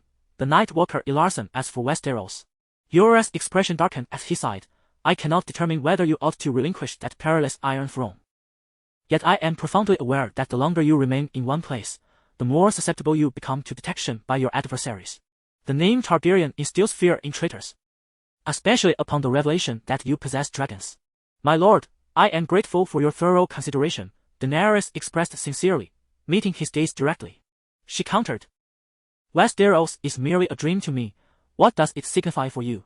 Without the title of Queen of the Seven Kingdoms, can I still have a completely trustworthy queenguard? Daenerys had never harbored an unwavering desire to claim the Iron Throne. Her ambitions regarding Westeros were a ruse, a deception crafted to bewilder the likes of Zero, the Carthen, and even Jorah Mormont, who was a significant target of her subterfuge. For Daenerys, Westeros held no intrinsic value, while for Jorah, it was an irreplaceable homeland. Jorah Mormont could not deny that his loyalty to Daenerys partially stemmed from her considerable potential to restore the Targaryen dynasty. Should Daenerys ascend to the throne, he could absolve himself of all past blemishes, returning home in resplendent glory. Daenerys, you can entirely trust the loyalty of an admirer, he declared, addressing her by her name. Herein lay the crux of the matter. Daenerys sighed. If I am forever unable to reciprocate your affections, and cannot allow you to return home in glory, what significance does your loyalty hold for me? My lady, must you be so cruel? Jorah replied with a bitter smile. Treating you as a mere backup plan is the true cruelty, Daenerys mused. You are a dependable brother, a trustworthy friend. I do not wish to deceive you, so please do not deceive me, she stated. Jorah's face flushed with emotion, and upon hearing her final words, his countenance suddenly paled as he blurted, I have not deceived you. Nor shall I. You are deceiving me now, she retorted. Today presents a splendid opportunity for candor. If you were to confess your role as an undercover agent in King's Landing, I would readily forgive you, thus liberating you from the torment of your clandestine existence. Yet, why do you fail to seize this moment? Daenerys could entrust her safety to this queenguard, yet complete trust eluded her, at least for the time being. My lord, tomorrow you shall accompany Aegon to the Smith's Guild to procure a supply of leather armor, she instructed. Initially intending to request iron armor, she quickly amended her words, considering the circumstances of the Dothraki. Firstly, traditional views had yet to evolve. The Dothraki warriors rejected iron armor, perceiving the act of fighting ensconced in metal as a sign of cowardice. Secondly, the cavalrymen lacked the combat training and awareness of heavily armored knights. In simple terms, the Dothraki had not yet acquired the skill set of heavy cavalry. Lastly, Daenerys recalled the copper armor of the camel riders and noted that the city guards did not employ iron armor, casting a shadow of doubt upon the Carthen's iron armor technology. She conveyed these three reasons to the Great Bear, advising, given your knightly prowess, select a type of lightweight leather armor that can defend against arrows. Indeed, it would be prudent to add a hard shield to both the chest and the back. Jorah hesitated for a moment before speaking. Your Highness, you have not participated in combat, and it is likely that you do not comprehend the reality. There exists no leather armor that can meet your requirements. Daenerys, feeling slighted by his implication of her naivety in warfare, retorted. While it is true that I have not set foot on the battlefield, I have consumed my fair share of anti-Japanese dramas and historical novels. Is it not common knowledge that an iron pot can deflect bullets, and that hardened leather and cotton armor can withstand arrows? My request is modest. Merely to withstand a volley of arrows. Large contingents of archers? Danny inquired. Big Bear shook his head, his expression growing more somber. Arrowheads forged from fine iron can pierce iron armor, let alone leather. That must be a rarity, she countered. Li Guang could shoot through giant stones, however. How many such heroes exist? To put it plainly, aside from the double-string dragonbone bow, the renowned golden wood bow of the Summer Isles holds great prestige. An elite archer wielding a golden heartwood bow can pierce thin leather armor from a distance of 400 meters. Yet I understand your desire for your cavalry to charge through a ring of arrows. At that distance, no armor can offer protection. Danny, her expression stoic, asked. Are you certain about the 400 meters? Not just one person, but a group can achieve this. Yura nodded, responding, if you harbor doubts, you may visit the dock area, where numerous merchant vessels from the Summer Isles are anchored. Each ship boasts at least one elite archer. By the way, the vessel Laurel Wind has a cuckold from the Summer Isles, though regrettably, he should have departed days ago. The seas are rife with pirates. And even if one were to win a boarding battle, the cargo lost would be considerable. Hence, formidable archers are indispensable. Ah, I see, Daenerys sighed in frustration. Waving her hand. Let us proceed with leather armor, then, reinforced with iron plates. Having some protection is surely better than none. The following morning, Yura and Ego ventured to the blacksmith guild. This guild comprises weapon merchants and a multitude of blacksmiths, offering a plethora of weapons, including swords, spears, and even farming tools like knives, hoes, and sickles, not to mention leather armor, saddles, and horseshoes. The fighting men of Marine number only slightly over 100, making the blacksmith guild a minor client. Thus, Daenerys' order could be fulfilled within a few days. During this time, a minor dispute arose between Yura and Ego regarding the helmet. The Knights of Westeros understood Daenerys' intent to protect her warriors, thus selecting a helmet that encompassed a full iron mast, throat guard, and neck skirt. However, wearing such a helmet would render the long braid at the back of the head a considerable burden, which the horsemen found undesirable. Their argument escalated to the point of reaching Daenerys, who, after some contemplation, instructed the blacksmith to create an opening at the back of the helmet for the braid to escape. That's hideous, and an additional hole only invites danger, Yura grumbled. Ah. The leather armor is riddled with flaws. What difference does one more make? Daenerys sighed. In addition to the leather armor, Daenerys ordered a substantial quantity of hand crossbows, including single-handed crossbows that are cocked with the hands, and heavy two-handed crossbows that are cocked using the foot. The horsemen are nearly all equipped with bows and arrows. Yet hand crossbows are relatively scarce. Aside from the exquisite golden inlaid blackwood hand crossbow owned by Zero, none of the other horsemen possess such a weapon. Daenerys provides each warrior with 2 crossbows, affixed to either side of their saddles, ensuring that women, children, and the elderly each have one as well, thereby significantly enhancing the attacking prowess of her forces. Beyond armaments, Daenerys also orders a number of camels. This bold maneuver instantly captures Zero's attention. Procuring weapons can be deemed a measure to bolster defensive capabilities, but acquiring camels, that signifies a desire to depart. By the light of the stars, have I not done enough? Must you leave so swiftly? Laments the merchant, tears welling in his eyes. You are a gracious host, Daenerys replies, her own eyes reddening as she helplessly states, yet I yearn to return to Westeros. My people wait me. The usurper is dead, presenting me with my finest opportunity. But here I find no assistance. Alas, such sorrow is overwhelming. After weeping for a while, Zero seemingly nonchalantly inquires, my star of heaven, do you intend to ride a camel back to the city of white clouds and then return to the Dothraki Sea? Perhaps, she muses. If you would grant me 2 great ships, I would certainly take to the seas directly. Absent vessels, I am left with no choice but to ride camels. Zero ponders momentarily, wiping the tears from his face with a fragrance-laden silk scarf, and replies, my star of heaven, there is no need for such haste. Perhaps circumstances will take a favorable turn. What change could that be? The royal family has explicitly rejected me, and the 13, represented by you, have consistently disappointed me. Could it be that the Brotherhood of the Precious Stones or the Spice Guild might reconsider? Daenerys inquires curiously. No, Zero shakes his head repeatedly, a look of disdain crossing his features. Apart from flattery and deceit, they will offer you nothing. The Spice Guild is merely a congregation of hypocrites and braggarts. The Brotherhood is merely another name for pirates. Aside from these factions, who else might assist me? She asks. Do you recall the male witch's corpse I procured from you? Zero counters with a question. Daenerys' delicate features contoured slightly. She had been closely observing Zero's magical bird, and had relayed this matter to Yora and the Blood Riders, urging them to gather intelligence concerning Zero's situation. Yora, not one to disappoint, soon learned through the household servants about Zero's condition. He who aids Zero in his sorcery is a somewhat renowned male witch from Karth, known as the Nightwalker, Elasan, Yora informs her. After the ritual, a servant overheard a child's cries and the merchant's curses emanating from Zero's chamber. I suspect there is some effect, though it falls far short of expectations.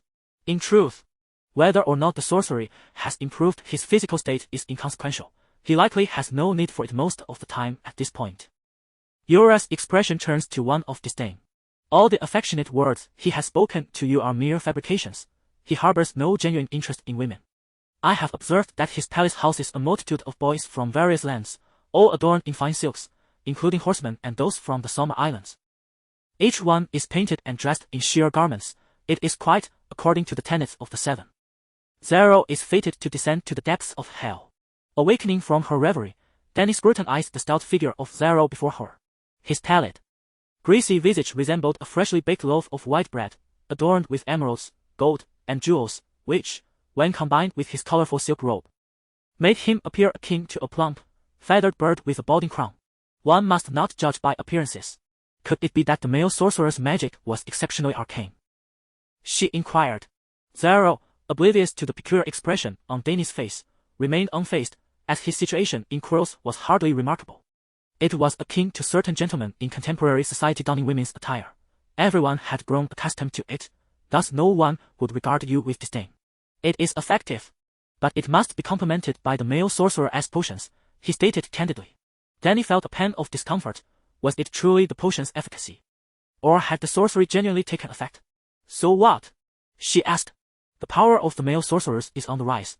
They are likely to regain their former influence. Zero replied gravely. Dany understood his implication. As time progressed, the male sorcerers would grow increasingly formidable, and naturally, they would ascend to become one of the influential figures in Quirrell's. If a male sorcerer were inclined to assist her, then perhaps the male sorcerers have deceived you. Even if they are genuine, what motive would they have to aid me? Dany countered. One might as well seize the opportunity to try. After all, the situation cannot deteriorate further, Zero suggested. The Hall of Dust belonging to the male sorcerers is exceedingly perilous. We should refrain from engaging with that formidable sorcerer, Pyobuli. I am acquainted with a more mundane male sorcerer, the Nightwalker Arisam, who possesses a penchant for wealth. Anyone who covets riches can be trusted, for I am affluent. Chapter 50. The glass candle. Dany did not immediately acquiesce to Zero's suggestion to meet with Aeron. That evening, after consulting with Yora, the knight advised her against engaging with such enigmatic individuals. My lord, this is not the magical wasteland of Westeros. I too wish to keep my distance from sorcerers, yet you frequently traverse the streets, where fire mages, warlocks, and priests abound. There is no evading them, she sighed. Even the farthest reaches of Westeros, governed by the doctrines of the Seven, were currently besieged by unprecedented magical occurrences. Count Beric, who had been slain multiple times, was resurrected anew. The Red Priestess wielded the power to kill from afar with her shadowy offspring, and Caitlyn, nearly decayed in the waters, returned to life. Furthermore, prophecies had become alarmingly accessible, as if every mage in this realm could foresee the momentous events looming on the horizon. In such a fantastical world, the notion of revering and avoiding the divine was futile. There was no escape. Consequently, Dany inquired directly about Aeron's character, whether he could be trusted. Zero spoke no falsehood. Compared to the pursuit of worldly truths, Aeron preferred the comforts of life. His threat level was considerably lower than that of the enigmatic Piet. And if he permitted us to accompany him, it should not pose too much danger. Of course, the best option remained to refrain from going altogether and to avoid any contact with warlocks. Without engagement, without blood or hair, sorcerers would find it difficult to inflict harm upon others. In the end, Sir Yor once again urged her to reconsider. Dany, however, dismissed his counsel for a simple reason: avoidance was impossible. Had R'lyeh not actively engaged with sorcerers? He was ultimately slain by a phantom's blade. While Westeros relentlessly suppressed those with mystical powers, the fire mages and red priests commonplace in Essos had never been encountered by the people of the Seven Kingdoms. Yet the threat of White Walkers emerged in the north. Old Mormont Led a band of knights watched beyond the wall to scout the movements of the White Walkers. Yet only Sam was aware that Dragonlass could combat them. Even Sam had merely stumbled upon this information from the Night's Watch library at the last moment. Possessing dragons as her ultimate weapon, Dany felt no compulsion to master the arts of magic and witchcraft, yet she recognized the significance of these mysterious forces. As agreed. At approximately 8 o'clock that evening, Dany, accompanied by Zero and under the watchful protection of Yora and others, traversed 4 streets and 2 brightly illuminated night markets, arriving at a merchant enclave in the western part of the city. Although Aragorn was far more ordinary than the warlocks, he remained an eccentric figure in all eyes. Zero, maneuvering his ample frame, descended from the cart. As he walked, he chuckled. Few have seen him by day, however, after midnight. Many have encountered his figure draped in a grey wizard's robe in the streets, by the fountain, or at the docks. Thus, they call me the Nightwalker. Dany rubbed her eyes, for the once tightly shut crimson copper and purple doors now stood wide open, revealing a middle-aged man with shoulder-length dark hair at the entrance. The typical pale-skinned Kuros, with an elongated horse-like visage, bore the blue lids emblematic of a male witch. A black pearl pierced the left side of his nose, standing out remarkably against his ghastly complexion. When did you emerge? Dany gasped, her heart racing in astonishment. Swiftly, she was the first to leap from the carriage, her gaze fixated on the grand door a mere few steps away. Just moments ago, the wooden door had been firmly shut, and in the blink of an eye, the host had already stepped out to receive guests. Ha ha ha, Mother of Dragons, you are the source of miracles. You should not be taken aback by such trivial tricks. Elarson chuckled heartily. The wizard's little ruse is of no consequence. Zero shook his head dismissively, exuding an air of nonchalance, contrasting sharply with Kixi, the Shadow's offspring, who was hardly more than an apprentice in comparison. The merchant's words were rather brusque, yet the Nightwalker remained unfazed. In the entire Kuros, who could claim to be more powerful than Kixi, aside from the possible immortals within the temple? Welcome, Mother of Dragons. It is indeed the greatest honor of my life that you grace my humble abode with your presence. Elarson elegantly bowed and proclaimed, to express my gratitude. I shall endeavor to showcase the power of magic for you this evening. With that, he clapped his hands thrice in quick succession. To the bewildered stares of Dany and her companions, he extended his right hand in an inviting gesture. Please, follow me. Filled with curiosity, Dany ascended the steps and crossed the threshold. Heavens, how beautiful! She exclaimed, unable to contain her awe. Beyond the door lay a path of red stone slabs, 2 meters wide, flanked on either side by blooming flower beds filled with plants reminiscent of sorghum, slender and towering over 2 meters high. Their stems, resembling opaque white glass, supported brown leaves that shimmered with a faint blue glow. As she walked through this enchanting scene, Dany found herself entranced, her pace unconsciously slowing. Ghost grass? Sir Jorah suddenly paled, exclaiming in alarm. Clan, clan, clan. The Blood Alliance guards momentarily froze before swiftly drawing their curved blades, positioning themselves to shield Dany in the center. Do not be alarmed, this is the residence of a male witch, and ghost grass is merely a decorative plant, the Nightwalker remarked with a calm smile. Khaleesi.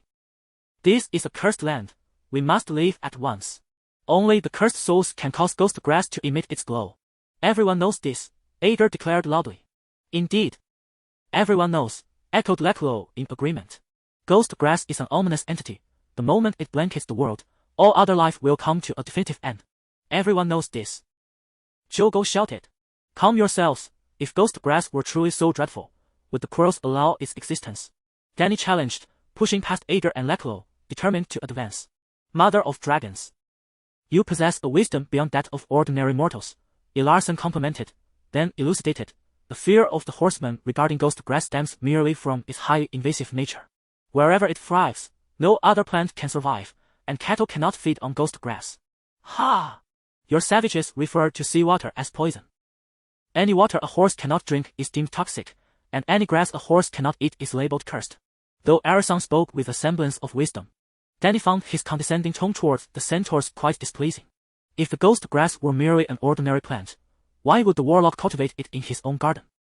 Aragorn cast a deep glance at her and nodded, proclaiming, indeed, the ghost grass is far from ordinary. It serves as a natural gauge for the magical tide.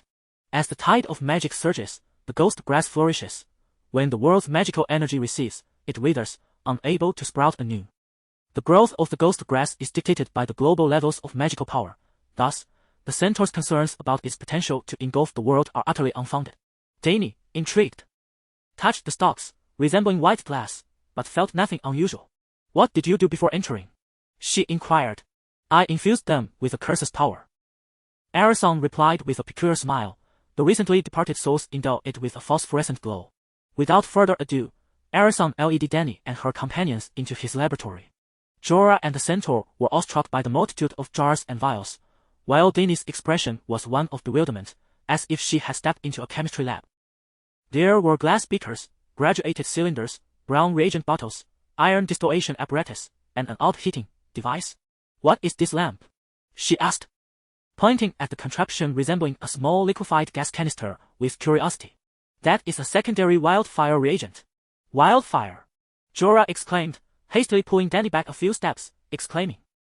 By the seven hells, are you mad to leave wildfire carelessly on the table? Given the sweltering temperatures of Queers, it should have exploded long ago, Aerysong interjected. Yet, as you can see, my potion laboratory remains intact. Have you discovered a more stable wildfire formula? Jorah shuddered. What exactly is wildfire? It is a lesser version of Amaterasu, possessing the ability to ignite and incinerate any object, provided there is oxygen. Were it not for its extreme flammability and volatile instability during movement, the world would have long since transformed into a fiery battlefield. We would have entered the age of hot weaponry. If Aerysong were to develop a wildfire that would not ignite during the sweltering summer, Queer could dominate the world. I added ice to the jar, Dany remarked, touching the iron-crafted vessel. Indeed, each time it is used, a portion is extracted and placed in the burning dish, Aerysong casually remarked, then, with renewed vigor, pointed to a milky white glass rod atop a marble base, stating, though the production of wildfire is related to the magical tides, it ultimately remains a mere juggler's trick. The glass candle embodies a mage's extraordinary power. A glass candle? Dany questioned, observing the twisted glass rod exceeding a meter in length, opaque and inserted into a half-meter-tall square pedestal, seemingly unremarkable. What purpose does it serve? She asked, puzzled. Watch closely, Aerysong replied solemnly, approaching the glass rod and reciting incantations in a sharp, high-pitched voice, words that Dany could not comprehend, a language belonging to the warlock's sorcery. Wow! The dimly lit laboratory resembled the sudden activation of a 200-watt light bulb, as the glass candle unabashedly poured forth a brilliance as pure as freshly fallen snow. The light manifested in delicate strands, reminiscent of whale fluff drifting through the air, or the soft dance of goose feather snowflakes under the blazing noon sun, creating an ethereal spectacle. As if time and space had shifted, transporting her to a wondrous realm of light. She endeavored to enter a state of tranquil emptiness. The voice of Ilarson floated in the air, almost ethereal. Instead of calming her, it roused Dany from her reverie, prompting her inner thoughts to scoff. Had you not spoken, I might have truly entered that state. Suddenly, an impulse surged within her, and her soul transcended the distance of several streets to seek out the dark dragon in the mansion. In an instant, she activated her dragon spirit mode, merging her essence with that of the black dragon. Yet, her gaze was irresistibly drawn back to the resplendent glass candle. An electric jolt coursed through her mind as the white light before her flickered momentarily before crystallizing into clarity, revealing a vivid scene, plummeting swiftly from the boundless starry sky, halting abruptly at a height of 10 meters above the ground. Below her lay an expansive grassland, dotted with yurts sprouting like mushrooms after rain. Most of the campfires now extinguished, save for a few glowing with a warm orange hue. Jango, my precious son, you certainly have quite the appetite. A voice resonated in her ears, and the scene around her shifted once more, swiftly transporting her into a spacious palace adorned with grass curtains. This palace was familiar. The voice was familiar, the silver-haired woman was familiar, and the chubby white infant was familiar. Suddenly, the silver-haired infant, cradling a toy in his mouth, opened his eyes and locked gazes with Dany. Just then, a gentle push on her shoulder startled Dany, and as she turned, she found Jorah gazing at her with concern. Chapter 51. The Phantom Turtle. Your Highness, are you unwell? Jorah inquired with concern. Once again entering the dragon's dream, a veil of white radiance enveloped them. I am indeed troubled, Dany replied, vexation evident in her tone. Now, I can see nothing at all. See what? Yura asked, bewildered. What have you perceived? Ilarion pressed eagerly. Dany glanced around, her brow furrowed in confusion. How long has it been? You've been staring blankly at that candle for a quarter of an hour. I was worried. Ilarion remarked, pulling Yura aside to approach Dany. I told him not to disturb you from your trance, yet he insisted on waking you. Mother of Dragons, please tell me. Did you witness a different scene? Taking a moment to center herself, Dany began to grasp the situation. In the candle's white light, I saw the starry sky, the Dothraki sea, and then I felt a forceful punch on my shoulder, and I awoke, she responded, her expression one of bewilderment. I did not strike you. I merely touched you lightly, Yura countered. To her, that was indeed a punch, Ilarion shot back, glaring at him. The Mother of Dragons is extraordinary. Her vision can traverse mountains, oceans, and plains, reaching places thousands of miles away. She might even pierce through time, glimpsing the future, delving into the minds of others to witness their thoughts and dreams. Dany's lips twitched slightly as she replied, feigning skepticism. That seems rather exaggerated. It feels more akin to an illusion. This is the truth. The ancient Valyrian Empire was comprised of merely 20 Dragonlord families. How could they dominate such an expansive world?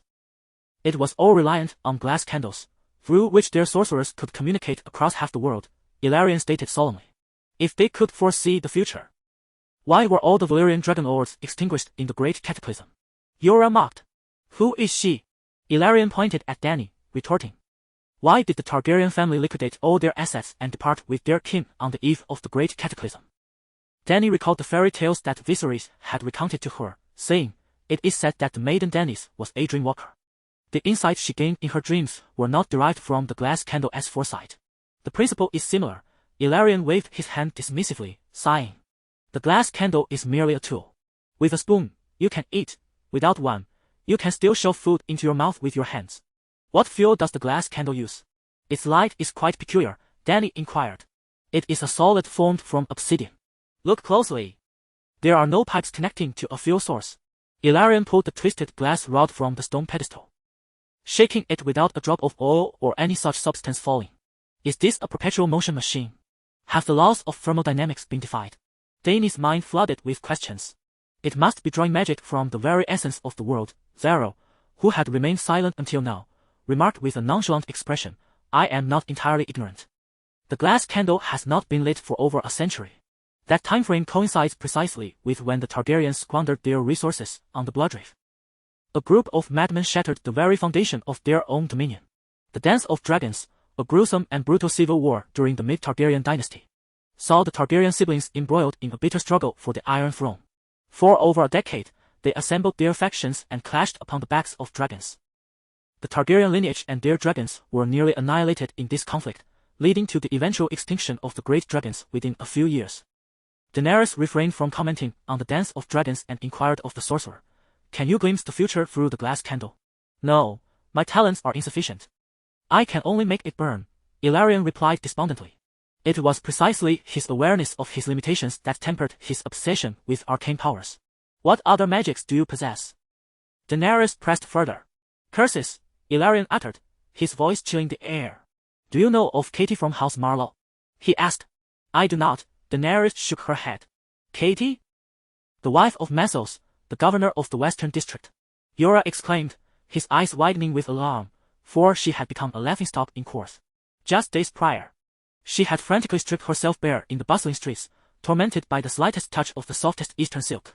Indeed, I cursed her, Ilarion acknowledged, a mere trifling punishment. She only needed to disrobe to be free of it. Katie mocked his arcade wizard's robes, calling them ugly and lacking in grandeur, Zalo explained to Daenerys. How can one evade harm from mystical forces? Daenerys inquired, seeking the purpose of her visit that night. Mother of Dragons, what price will you pay? Ilarion smiled. His expression shrewd, for every step toward wisdom exacts a significant toll. Zalo signaled to Daenerys to present the agreed-upon tribute of gold and silver. Argo, she commanded her blood-warm. Argo unfastened a soft leather pouch from his belt, its size akin to a swollen water bag, heavy and taut, and thudded it onto the stone pedestal where the glass candle had been placed. Ilarion glanced at the pouch, estimating its contents, and revealed a satisfied smile. Blood serves as the most vital medium for enchantments, while demons lurking in shadows represent the most formidable means of attack. by remaining vigilant over blood and shadow, one can evade the majority of sorceress assaults. As for the most powerful sorcerers, I cannot be certain. However, generally speaking, the methods of the arcane are less effective than swords. A warrior's blade is more direct and potent. A sorcerer hiding in the shadows may toil for hours without inflicting harm upon even a single hair of an ordinary person. Ultimately, sorcery, magic, and rituals are but applications of wisdom, akin to the blacksmith's forging skills or the weaver's craft. Causing harm is merely a diversion. Is that all? Daenerys expressed her dissatisfaction. Having paid a consulting fee of 200 golden suns, this expert seemed rather ineffectual. I have heard that the priests of Laurel can give birth to shadow children, slaying unseen from the abyss, she remarked. Eralson's countenance was marked by hesitation. He had indeed heard of similar blood sorcery. Yet it was merely a tale woven into ancient legends, suggesting that only those with centuries of magical prowess could wield such sorcery. But how could a human endure for centuries? Unless what? Dany inquired hastily. Merely rumors. Eralson spoke with reluctance, his voice tinged with skepticism and fear. The legend spoke of ancient male witches who could freeze time, hiding within the halls of immortality, where they could live forever. The legends of the immortal. Zorro scoffed, shaking his head. Even the halls of immortality have crumbled into mere dust. Where could any immortal still exist? The so-called tales of immortality are but deceptions spun by male witches, designed to instill a sense of awe in others, making them believe they possess eternal power. You doubt the power of male witches? Eralson replied coldly. No, do not misunderstand.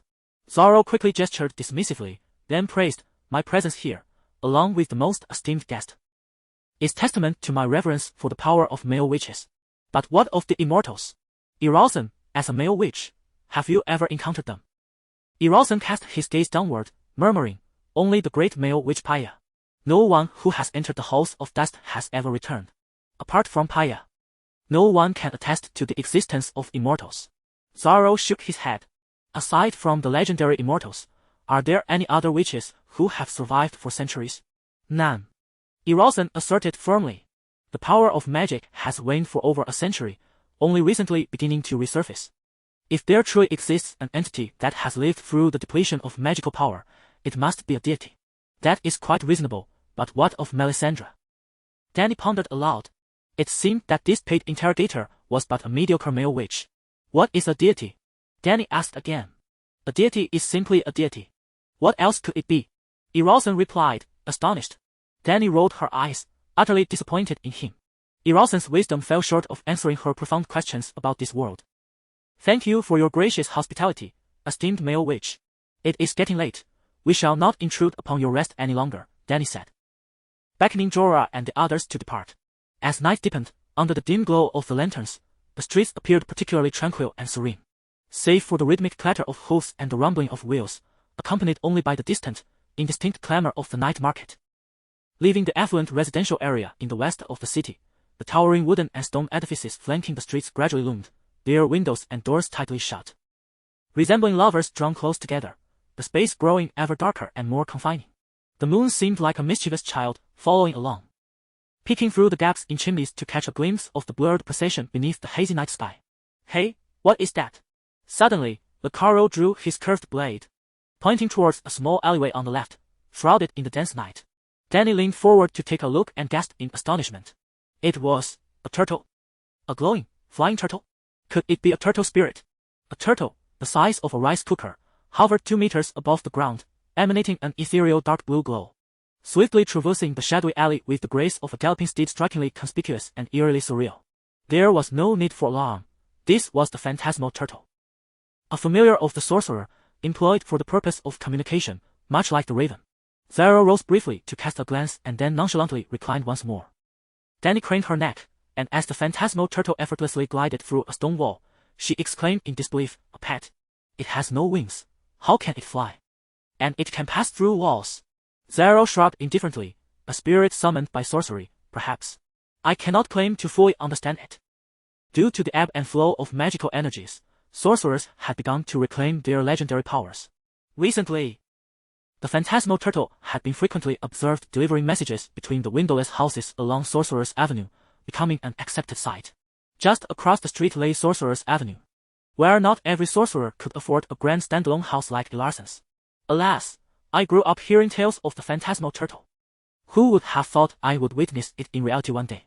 Dany mused, at a loss for words. How far can the phantasmal turtle travel? Could it reach the continent of Westeros? Yura inquired, his curiosity piqued. As a native of this fantastical realm, he had always been educated by scholars who dismissed both deities and magic, yet having witnessed such phenomena firsthand, he found it remarkably easy to embrace the existence of magical entities. It can only convey messages over short distances. Otherwise, why would sorcerers bother to keep ravens? Chapter 52. The Hall of Immortality. After encountering Alicent, Dany's resolve to leave immediately grew even stronger. While there might be sorcerers elsewhere, Quers was undeniably the stronghold of male witches. Furthermore, there existed a street teeming with male witches known as Male Witch Avenue. This place was far too sinister. We ought to seek refuge in a city devoid of magic, one filled solely with blades and weapons.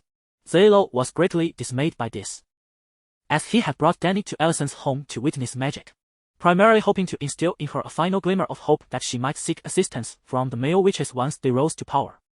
Just as the centaurs began to prepare supplies for the caravan, the long-absent male witch, Pyre, finally approached Dany. He had been waiting for her to seek him out, understanding well that the royalty and great merchants would not genuinely assist her. The young girl, yearning for the throne of the Seven Kingdoms, would surely place her last hope in the male witches who wielded mysterious powers after encountering relentless obstacles. Pyre waited and waited until he finally received word of Dany's intention to depart from Quers, at which point he could no longer remain seated. Mother of Dragons, did you not wish to learn the Valyrian incantations? Pyre inquired, offering her a slender tome containing notes from elder male witches on the Valyrian language of spells. Sir Yora, seizing the book before Dany could, cast a stoic glance at the blue-lipped sorcerer before lowering his gaze to peruse its contents. After some time, having discerned neither curse nor ill intent and confirming that the pages indeed contained interpretations of ancient Valyrian spellcraft, he passed the tome to Dany.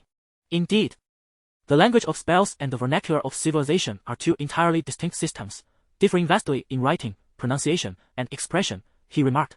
Pyre, unperturbed by Yora's wariness, smiled and exclaimed, Khaleesi, you have visited the royal palace of 1,000 thrones and have long been a guest in the house of the 13. Yet you have never graced the hall of immortality of the male witches.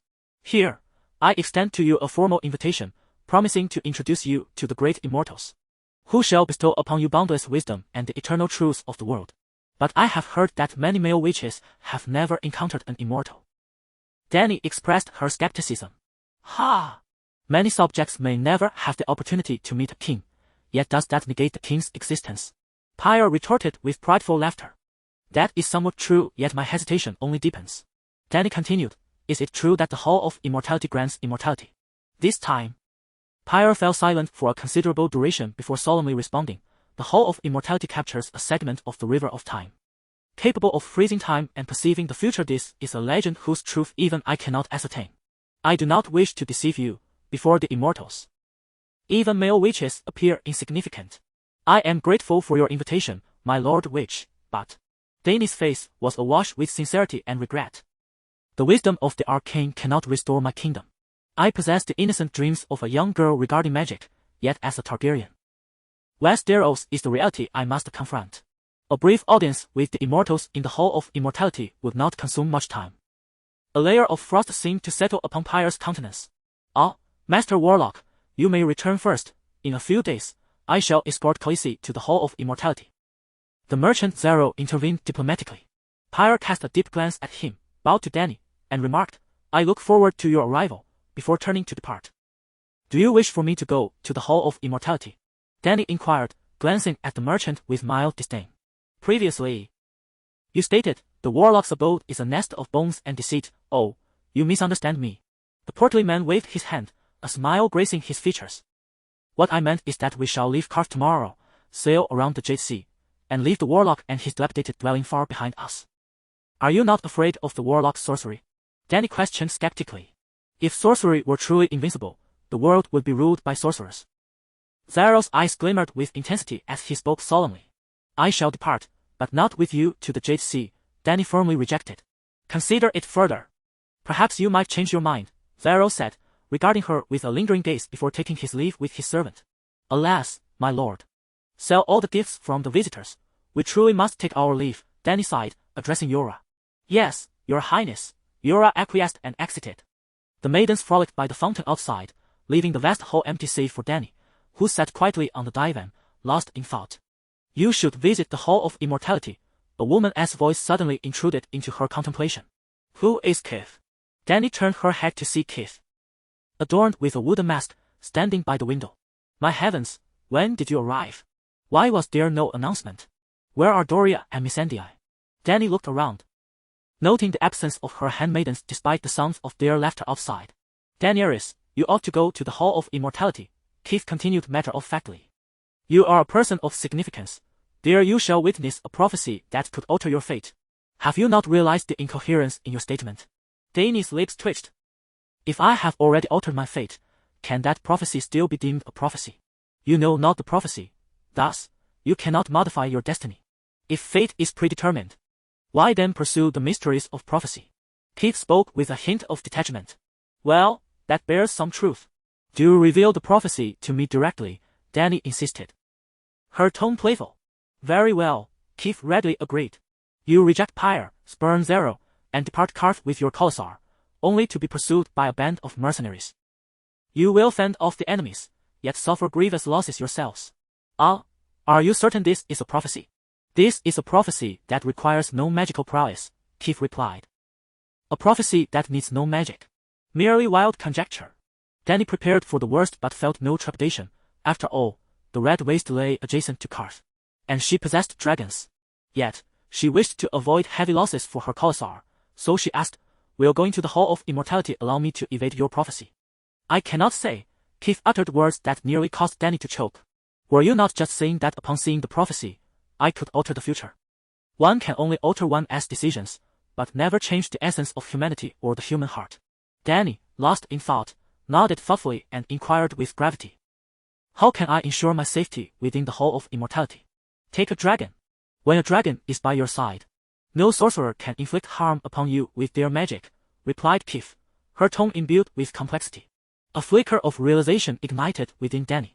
Indeed, it is the presence of dragons that begets magic in this world. Any?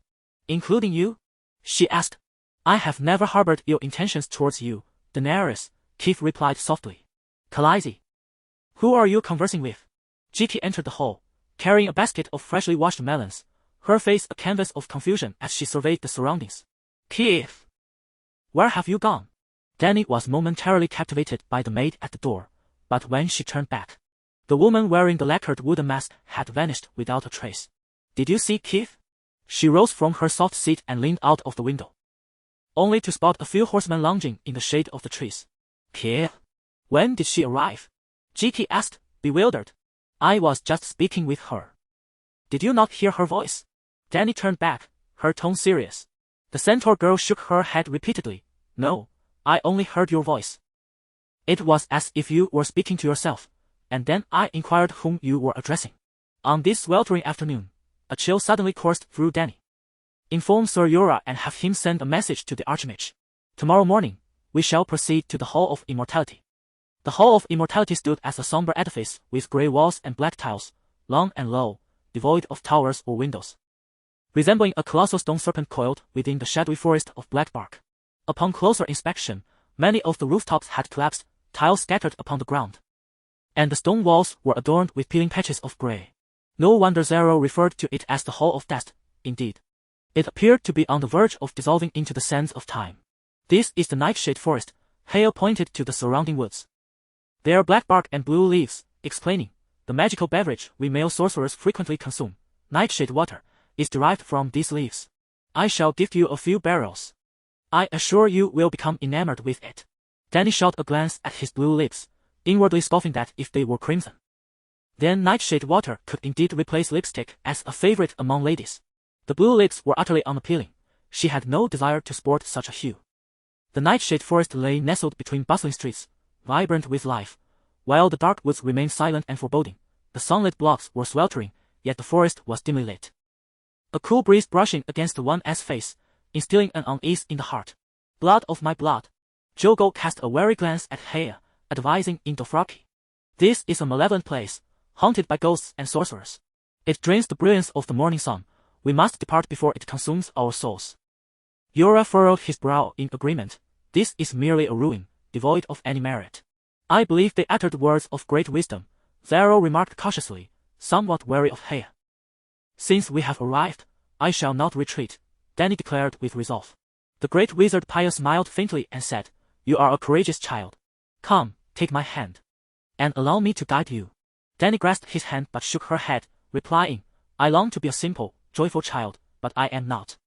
Aeger took hold of her other hand, solemnly declaring, We are of your blood, swearing to live and die alongside you. To fight side by side and protect you from peril. Since you wish to enter, let us accompany you into this dark realm. I shall go as well. Sir Jorah interjected hastily. The queen must enter alone, Pyre replied sternly. What do you think this place is? The Hall of Immortality would not be open to mortals. You were not mistaken in one regard. Many enter the Hall of Immortality, yet few emerge. Were you not servants of the Mother of Dragons? I would not bother to counsel you, for your faith hold no significance for me. Dany cast a reproachful glance at the wizard before turning gently to Jorah and the Bloodsworn, saying, Do not worry, I will be fine. Trust me. As she spoke, she discreetly gestured toward the great black dragon. The black dragon would accompany her into the Hall of Immortality. Chapter 53, Prophecy Now. The great black creature had grown larger than a police dog, weighing a hefty 40 pounds, and consumed 2 large, plump sheep each day. Dany had fashioned a large basket for him, reminiscent of the round bamboo baskets used in rural areas for carrying fodder, though less deep, otherwise. It would be difficult for him to emerge, and it would cause great discomfort. The black dragon crouched within the basket, its 2 legs and half its body nestled inside, while its expansive wings draped over the sides, enveloping the bamboo structure. Its elongated neck rubbed against Dany's shoulders, allowing for a degree of movement. Your Majesty, this is where I must leave you. After traversing a fork in the path, the guide paused. They arrived before an oval wooden door, which was embedded in a wall shaped like a human face, serving as the gaping mouth of the visage. Dany felt as though she were a sacrifice offered to this monstrous maw. The sorcerer seemed particularly fond of keeping dwarfs, for before the grand mouth stood a dwarf, adorned in resplendent garments of purple and blue, holding a silver tray in his rosy hands, atop which rested a slender crystal goblet filled with a thick, azure liquid. Dany had never encountered such a delicate creature, standing merely 20 centimeters tall. Even with his flat-soled sandals, he did not reach her knees. Every malformed figure bore a challenge to beauty, and his tiny, wrinkled face resembled a bun that had been pinched into folds, in stark contrast to his diminutive visage. His nose was remarkably prominent, seemingly compensating for his lack of height. Present the fountain of wisdom to the Mother of Dragons, the guide instructed. The dwarf hurried a few steps forward, raising the tray high above his head. Dany bent down, pinching the crystal goblet between 2 fingers, examining it in the light, and inquired, Is this the water of night shadows? Drink, the male sorcerer nodded, gesturing for her to proceed. Will my lips turn blue? She hesitated. This cup merely grants you the perspective of a mage, allowing you to hear the truths of the world and witness ancient wisdom, the guide replied softly, his expression imbued with an unspoken pride. Dany lifted the goblet to her lips, tentatively tasting a sip. She nearly retched. It was as if she had bitten into the rancid flesh of a decaying pig, smeared with filth. All the unpleasant flavors she had ever experienced erupted upon her taste buds, threatening to overwhelm her. Yet, in the next moment, the blue liquid seemed to awaken, riding from her throat into her chest, a continuous, delicate flow.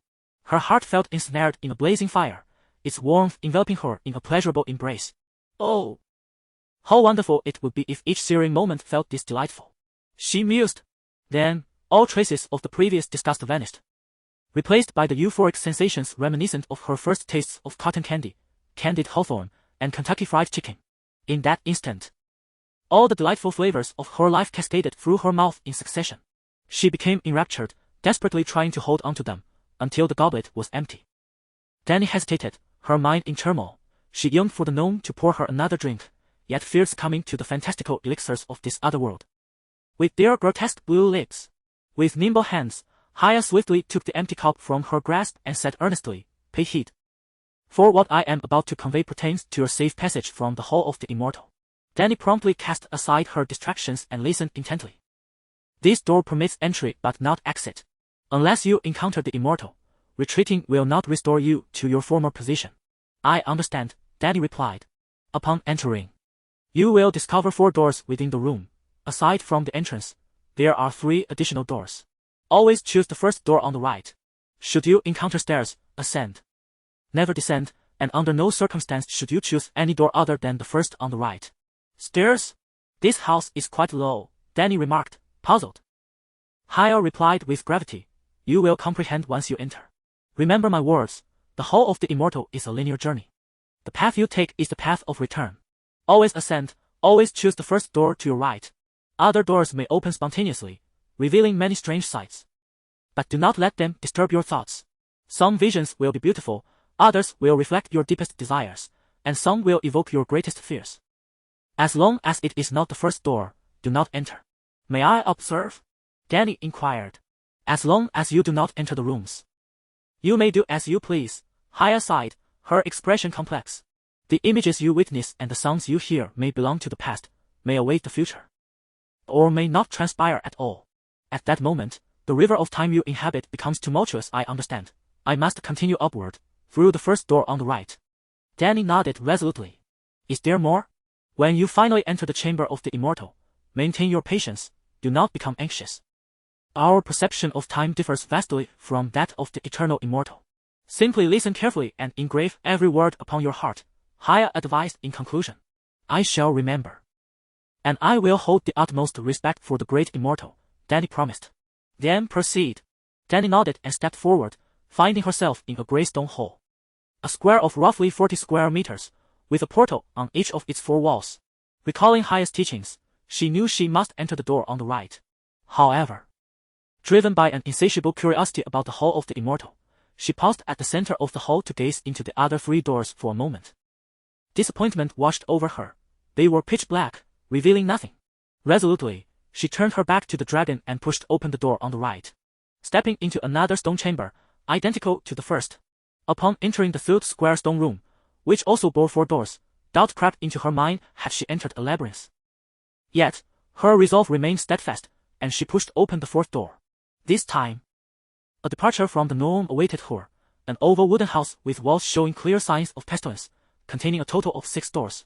Dany opened the first wooden door on the right and stepped through to find herself not in another room, but in a dimly lit corridor. The ceiling soared high above, and the right wall was adorned with torches emitting billowing black smoke. Dany extended her hand into the flickering orange flames, feeling a searing pain. It was genuine fire. Not an illusion, she murmured. A raspy call from the large black creature at her side jolted her back to reality, urging her onward. The long corridor was carpeted with moldy fabric, the golden threads woven into it glimmering dully under the flickering torchlight, seemingly narrating the merciless passage of time. Once so precious and resplendent, now it lay in tatters. Curiously, all the doors were situated on the left. Dany walked several meters yet found no portals on the right wall.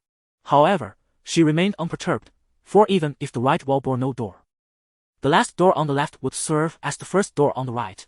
She merely needed to reach the end of the corridor. The carpet beneath her absorbed her footsteps, yet strange sounds occasionally emanated from behind the wooden door on her left, the sound of wood colliding, the frantic scratching of a mouse against the timber, faint human voices, and the melodies of instruments. But when a chorus of passionate moans drifted from the adjacent wooden door, Dany could no longer contain herself. As long as she refrained from entering, anything was permissible. She reassured herself. Then, with a sudden thought, she took 2 steps back, poised to flee, while the large black creature shattered the wooden door into decayed splinters. No terrifying monsters emerged. Instead, a warm, gentle yellow light spilled forth onto the gray-green carpet. Well done, Black! Dany praised enthusiastically. Even curses were no match for him.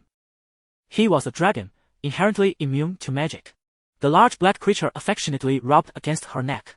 Dany patted his large head and peered into the room. Oh! An explicit scene unfolded before her. A tall and voluptuous blonde beauty lay bare on the ground, limbs outstretched, her face obscured by a 7-pointed star banner, while 4 diminutive figures loomed over her. They resembled the dwarf who had offered Dany the night shadow water short, with tiny pink hands and long, pointed noses akin to those of lecherous rodents. The 4 dwarfs paid no heed to Dany, utterly engrossed in their violation of the woman. What on earth was this? Dany felt only endless confusion, devoid of any shame. Tilting her head in search of details, she ultimately found nothing. Black, dragon dream. In an instant, Dany shifted to the perspective of the black dragon. The woman's form plummeted into an endless abyss, and she followed suit, devoid of any anchor. Then, a brilliant light surged from below, and Dany found herself floating above an unfamiliar land. A long, narrow continent lay beneath her, and while she could clearly discern the landscape, she beheld the entire form of the land. Shouts of battle, cries of anguish, the clash of swords, and triumphant laughter all resonated from the terrain below. Suddenly, a flash of insight struck her, and she vividly recalled a scene. In Cloud City, she and Yora had conversed atop the tower at the city gate, sharing tales of his adventures. In order to elucidate the complexities of Westeros for Daenerys, Yora meticulously sketched a map upon the balcony using stones. Bear Island, the north. Ironman's Bay, Lannisport, Old Town, Dorne, King's Landing, and Bravos across the narrow sea. This is Westeros. The unfamiliar continent below corresponded with Yora's hasty drawing. Gradually, Daenerys began to comprehend the true significance of the vision she had just encountered. The beautiful woman symbolized Westeros, while the seven-pointed star adorning her face represented the faith of the Seven. The teachings of the Seven had been disregarded, as four grotesque figures wreaked havoc across the Seven Kingdoms. Who did those four dwarfs represent? Her understanding of the realm stemmed entirely from the television series. Yet her lived experiences taught her that while the narrative could serve as a reference, it should never be taken at face value. Perhaps it would be best to return and inquire further with Yora. As Daenerys detached from her dragon-like state, the room reverted to its previous scene of 5 participants. Suddenly, with the realization that every aspect of the room held profound significance, Daenerys' curiosity about the Hall of Immortality surged. She took a few steps forward, only to have a door flung open by the imposing figure of the Black. Alas! She was taken aback. Chapter 54. The Dragon with 3 Heads. It was a vast hall, seemingly hosting a grand feast, which transformed from a jubilant celebration into a grotesque banquet of the dead. Not a single living soul remained in the room. It appeared that all the revelers had been brutally slaughtered, their lifeless bodies sprawled haphazardly around overturned chairs and shattered tables, with blood congealed into dark puddles upon the surfaces. Some had been severed at the limbs, while on the black oak table, an unclaimed hand clutched a bloodied goblet, wooden spoon, roasted duck, and bread. Others lay headless, their torsos tilted at odd angles, as their severed heads rolled across the floor like grotesque orbs. At the head of the hall stood a wooden throne, upon which sat a terrifying corpse with the head of a wolf, crowned with an iron diadem. Before it on the oak table were slices of bread, platters, goblets, a wine jug, knives and forks, and candlesticks. Strangely, it clutched a leg of lamb in its right hand, reminiscent of a king wielding a scepter. What sent chills down one's spine was the way the wolfman's gaze followed Daenerys, filled with a complex expression, as if silently accusing her. A blood-red wedding. In an instant, Daenerys comprehended the significance of this scene. She was overwhelmed with emotion. For the first time, she was certain she had glimpsed the future. The blood-red wedding would not occur for another year or two, yet she was witnessing its conclusion already. Deservedly so. She shouted at Robb before turning to enter the next chamber. Unbeknownst to Daenerys, early the next morning, Robb Stark, having just triumphed in the Battle of the Whispering Woods, was jolted awake from a nightmare. "Mother, I dreamt of someone last night," he said, a look of confusion etched on his face during breakfast. Having just captured Jaime Lannister, Lady Catelyn was in a relatively good mood and gently inquired, "Who did you dream of?" "A peculiar girl," he replied. "Peculiar?" she echoed. She wore a beautiful, strange dress, and carried a bamboo basket containing a black dragon. The young wolf lord expressed his bewilderment.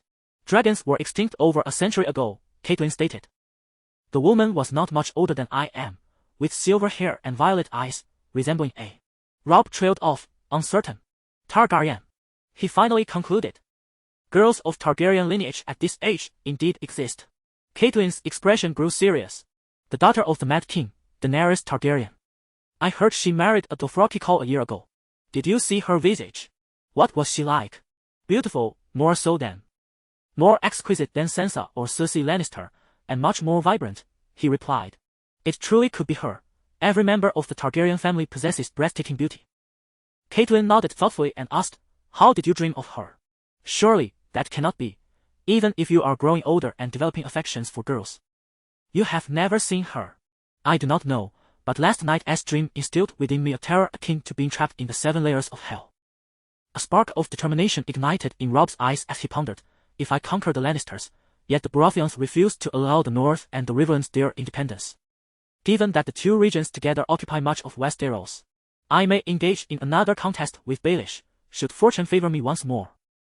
If Aunt Lisa of the Eyrie sends her forces to aid my cause, she harbors a profound dread of the Lannisters, yet fears not Baelish, thus rendering this possibility quite substantial. Uniting the great lords of the North, the Riverlands, and the Vale, you could vanquish Baelish, seize the Iron Throne, and ultimately usurp the deceased Robert, thereby becoming the greatest adversary of Daenerys Targaryen.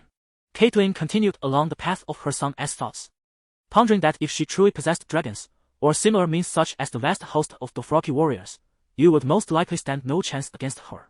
After all, she is the daughter of the Mad King. Inheriting his legacy of madness would not be surprising. To be defeated by such a vengeful and deranged Targaryen would spell your doom, and the North would be irrevocably lost. Such a fate would be more terrifying than the depths of the Seven Hells. What could she possibly convey to you? Catelyn felt a surge of anxiety. You deserve it, she said coldly. You deserve it. Rob's complexion turned pale. Ah! Surely, it was unmistakable. Catelyn exclaimed, it must be the spirit of your recently departed father, warning you through dreams to beware of that last Targaryen princess. Rob, do you desire the Iron Throne? She fixed her gaze upon her son, her voice tense with concern. I only wish to avenge my father and secure the North's independence, Rob replied immediately. But your dreams, your future, Catelyn fretted. Alas, I harbor no desire for dominion. Nor do I covet the Iron Throne of King S. Landing. Why must you press me so? I do not wish to be the king of the Seven Kingdoms. Rob lamented sorrowfully. Time returns to the present, the focus shifting back to Daenerys, as Drogon swept aside the third door with his tail. Daenerys beheld a scene both familiar and alien. It was a house adorned with a crimson door, its massive wooden beams intricately carved with lifelike animal visages. And outside stood a lemon tree. This was Daenerys' home in Braavos prior to her 5th year. On the eve of Daenerys' birth, the dynasty had transitioned from Targaryen to Baratheon. Yet the island of Dragonstone remained under the dominion of loyal Targaryen fleets. However, on the night of Daenerys' arrival, not only did her mother, Queen Rhaella, perish in childbirth, but a once-in-a-millennium tempest ravaged the waters near Dragonstone, obliterating the naval vessels anchored in the bay not by enemy hands, but by the ferocity of the storm itself. Thus, Daenerys earned the moniker Stormborn. The Queen's demise led to the complete disintegration of Targaryen rule, leaving only the child Viserys. The storm annihilated all ships loyal to the Targaryen dynasty, rendering Dragonstone perilous. Fortunately, the tempest not only decimated their own fleet but also inflicted substantial losses upon the Baratheon ships besieging Dragonstone, granting them a chance to escape. As the acting Lord of Dragonstone hesitated to surrender the 2 Targaryen children to the rebels, Sir William Darry and his 4 companions successfully escorted Viserys and Daenerys to safety in Braavos. Sir William, the royal tutor, an elderly gentleman with grey hair and partially impaired vision, provided young Daenerys with the most joyous 5 years of her childhood. Following the death of the old lord, Daenerys and Viserys were deceitfully led away from their home by a servant, embarking on a harrowing journey of countless miles. In the recesses of Daenerys' memory, the house with its red-painted door has become a cherished place, forever etched in her mind. At this moment, the scenes from her memory vividly re-emerge. And even old Sir William appears, leaning on a cane and approaching with heavy steps. My little princess, you have returned. His voice, hoarse yet tender, calls out. Come here. My dear, you are home now, safe at last. His wrinkled hand reaches out to her, soft as old leather. Is this illusion too vivid? Daenerys muses, surveying her surroundings in astonishment. Come here, my little princess, what are you saying? What illusion? The old man continues to beckon her. Can he still engage in conversation? This seems to be entering the realm of the uncanny, and Daenerys, frightened, turns and runs. The corridor stretches endlessly before her, to the left, an infinite array of doors, and to the right, only torches flickering in the dim light. Daenerys races past countless doors, some closed, some ajar, some wooden, others iron, with intricate carvings or plain facades, some adorned with handles, while others boast locks or rings. They all remain doors until her gaze lands upon one that barely qualifies as such. She halts abruptly before a rudimentary hide curtain. A powerful impulse surges within her, suggesting that her primary purpose in entering this realm was not to seek immortals, but rather to pass through this very threshold. The curtain is lifted as Deathhack's tail hooks it aside. What awaits her is an endless expanse of grasslands, the Dothraki Sea. A river meanders through the plain, bearing a magnificent, pale horse carrying 2 children along its banks. The horse's back is turned to Daenerys, obscuring its head and the faces of its riders. She catches a glimpse of the child in front, lying against the horse's neck, while the little girl behind, with silver hair and a painted vest, weeps incessantly. Her cries weak and filled with anguish. It is not until the horse grows more distant, disappearing from her sight, that Daenerys regains her senses. Was this a memory of the past? Daenerys and Viserys as children? They were not. That girl was adorned in a Dothraki painted vest. Confusion washes over her, a subconscious realization of its significance eluding her grasp. With a sharp sound, Death Hack lowers the hide curtain and whinnies, urging Daenerys to move forward. She quietly commits the vision to memory and proceeds to the next room. As she approaches, a pair of immense bronze doors swing open, revealing a grand stone hall. Its towering walls adorned with the heads of numerous slain dragons, coldly gazing down upon her. At the far end, an elegantly dressed elder reclines upon a high and spiked throne, his eyes dim and hair silver gray. Let me reign over the charred remains and roasted flesh. He commands a man below him, let me become the King of Ashes. King's Landing, the Red Keep, the Iron Throne, and the Mad King Aerys. Daenerys suddenly comprehended the gravity of the situation and paused to observe further. Your Majesty, have you truly made a decision? In a fervent tone, a man clad in a fire sorcerer's robe exclaimed from beneath the throne. I am the true dragon, I shall be reborn in the flames. The Mad King, exhilarated, waved his arms vigorously, declaring that wildfires should engulf King's Landing in every corner without exception. I shall be crowned once more amidst the ashes and bones. Oh my goodness! This madman! Daenerys felt a chilling sensation sweep over her as she listened to the Mad King and the fire sorcerer discuss how to incinerate 500,000 innocent souls in King's Landing. Her bare arms prickled with goosebumps. Upon departing from the bronze doors, Daenerys encountered another door that opened automatically at her approach. Behind the opulent wooden door, adorned with red copper studs, lay a bedroom. A prince, nearly identical to Viserys, spoke to a woman nursing a newborn on the grand bed. Let us name him Aegon. Is this not the finest name for a king? In an instant, Daenerys grasped that she was witnessing a scene from the past within the Red Keep, where Prince Rhaegar and Princess Elia shared a tender moment. The newborn in the arms of the crown princess, Aegon, was the same prince who had been tragically killed against the wall like a discarded melon. Will you compose a song for him? Princess Elia inquired of her husband. He already has a song, Rhaegar replied solemnly. He is the prince of prophecy. His song is the song of ice and fire. As he spoke, he lifted his gaze, and their eyes met, as if time had converged, placing them in the same temporal realm. There is another, he remarked, sending a shiver down Daenerys' spine. She felt an unsettling conviction that this older brother was addressing her directly. The dragon has 3 heads, there is another. Mother! Daenerys' face turned pale as she cursed and fled.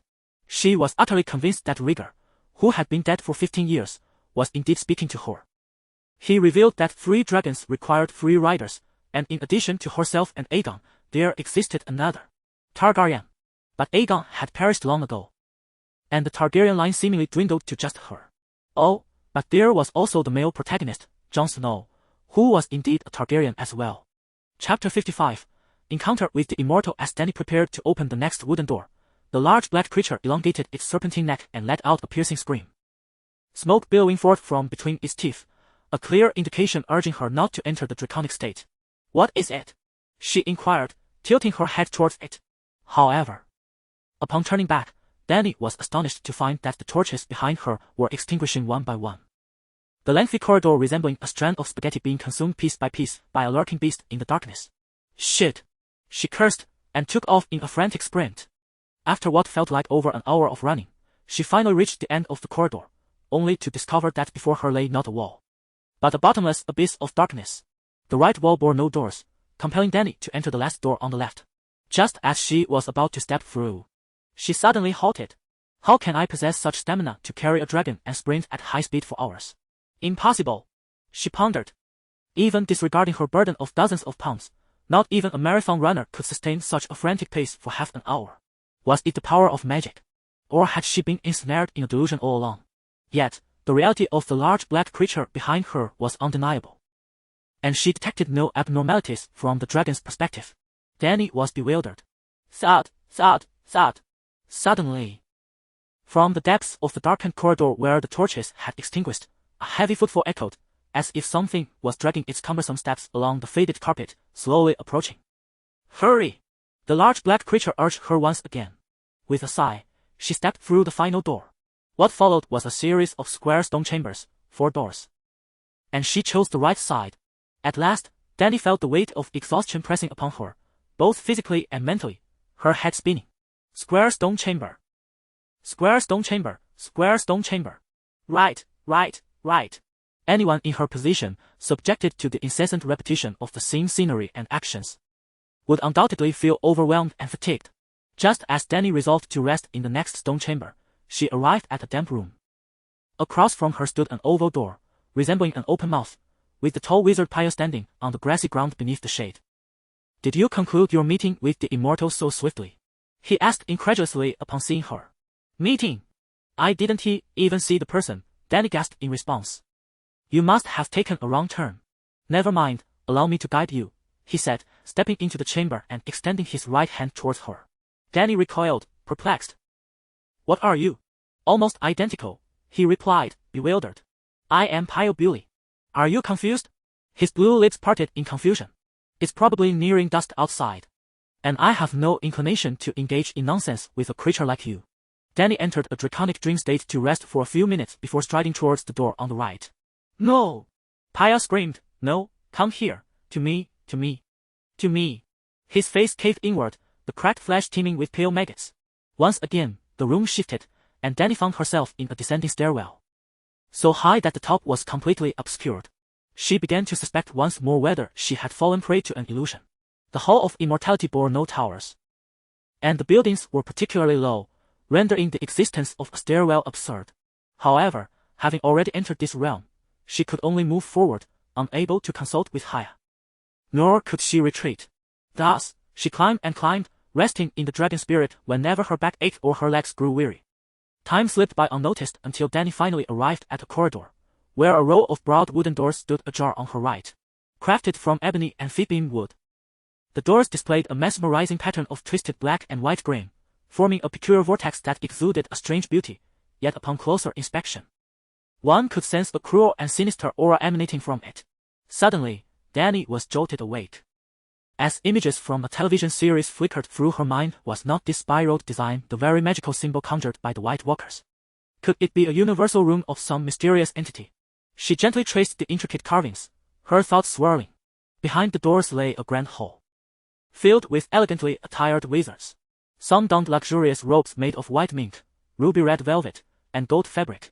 Others wore exquisite armor adorned with gemstones. Still others sported tall pointed hats embellished with stars. Among them were female wizards, their garments even more lavish and resplendent. Sunbeams streamed through stained glass windows, filling the hall with the most exquisite music, making the very air seem lively. A man clad in royal robes, resembling a king, rose and smiled at Dany. Daenerys Targaryen. Welcome, welcome. Please, join us for the eternal feast. We are the immortals of Kuros. We have awaited your arrival for a long time, he declared. The woman beside him, dressed in rose red and silver, revealed a flawless side of her bosom in accordance with Kuros customs. The wizard king continued, we knew you would come. We have known for 1,000 years, and we have awaited this moment. The comet was our guiding beacon. A warrior clad in gleaming emerald armor interjected. We shall share our knowledge with you and teach you to wield the weapons of magic. Come, join us. You have passed all tests, simply feast with us, and countless questions will be answered. A handsome young man added with a smile, shall I teach you the arcane Valyrian incantations? Come, come. Dany paid them no heed.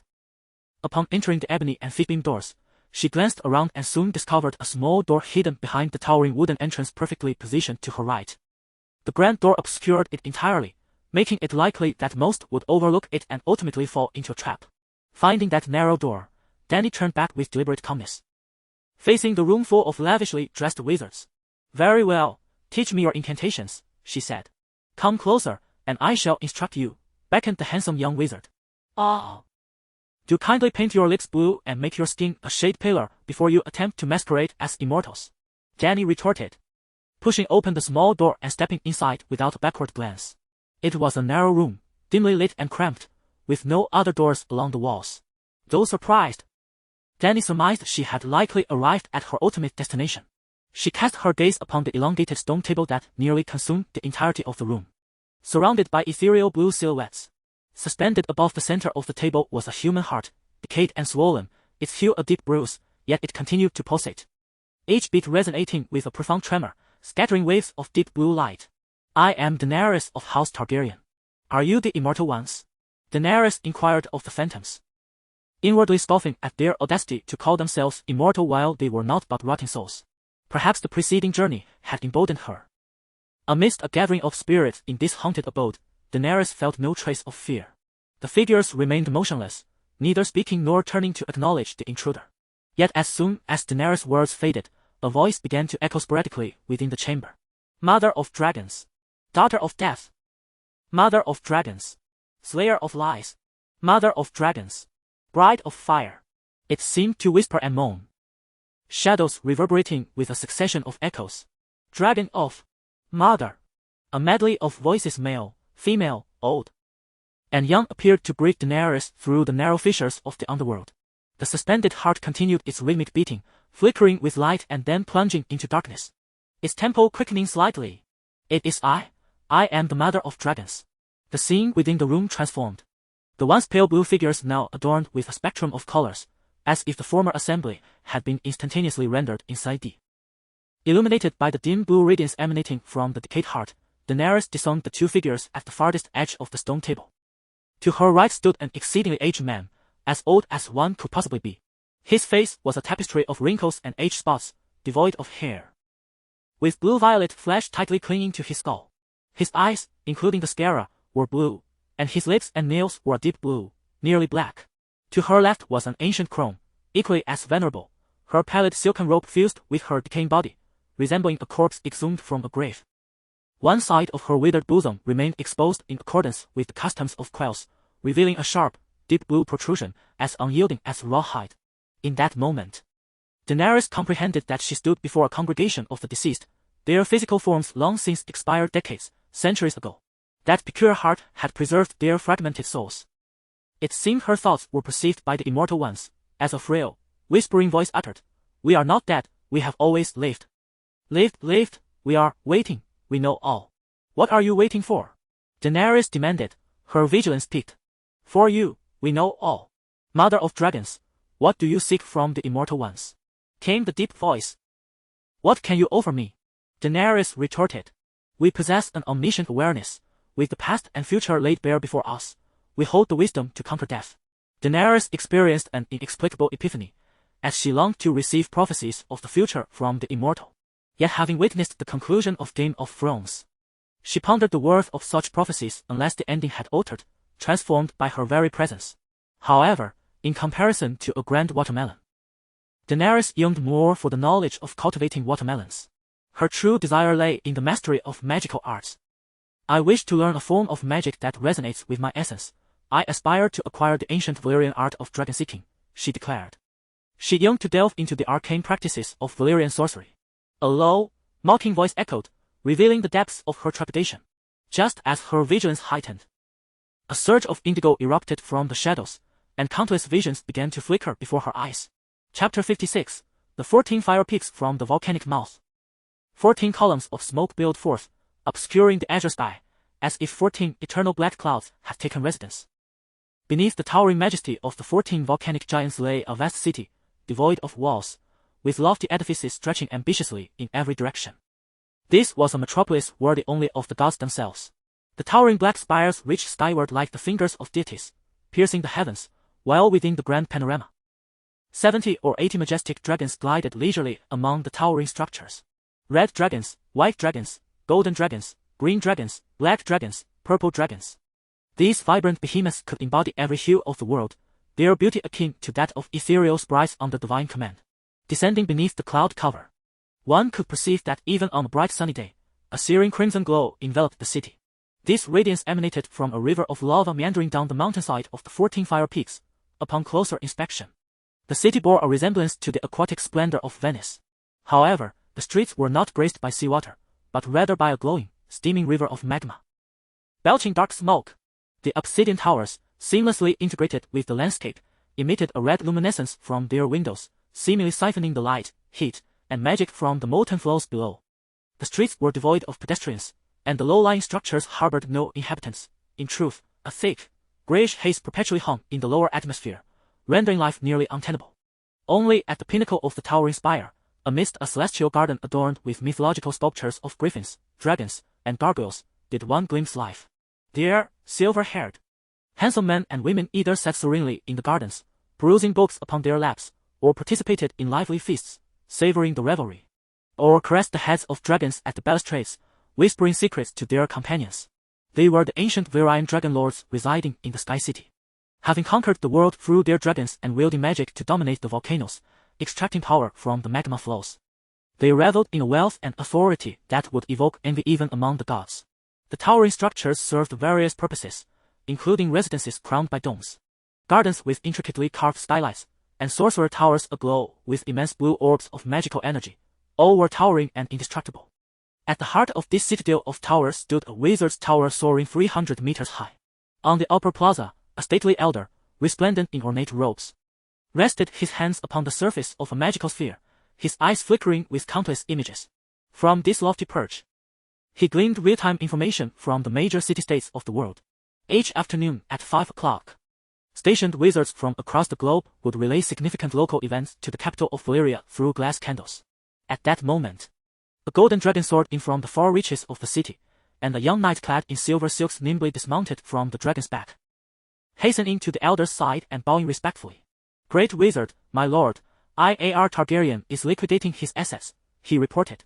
Without turning, the elder continued to extract pertinent information from the magical sphere, responding to certain inquiries with measured precision.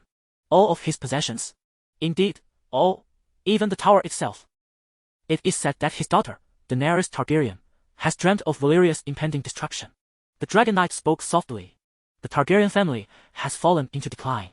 The Grand Sorcerer, with a tone laced with mockery, remarked, "The city court has deemed Einar guilty.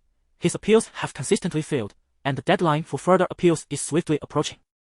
As a vanquished player in the game of power, he faces a choice between self-exile or cleansing his folly at the cost of blood and life.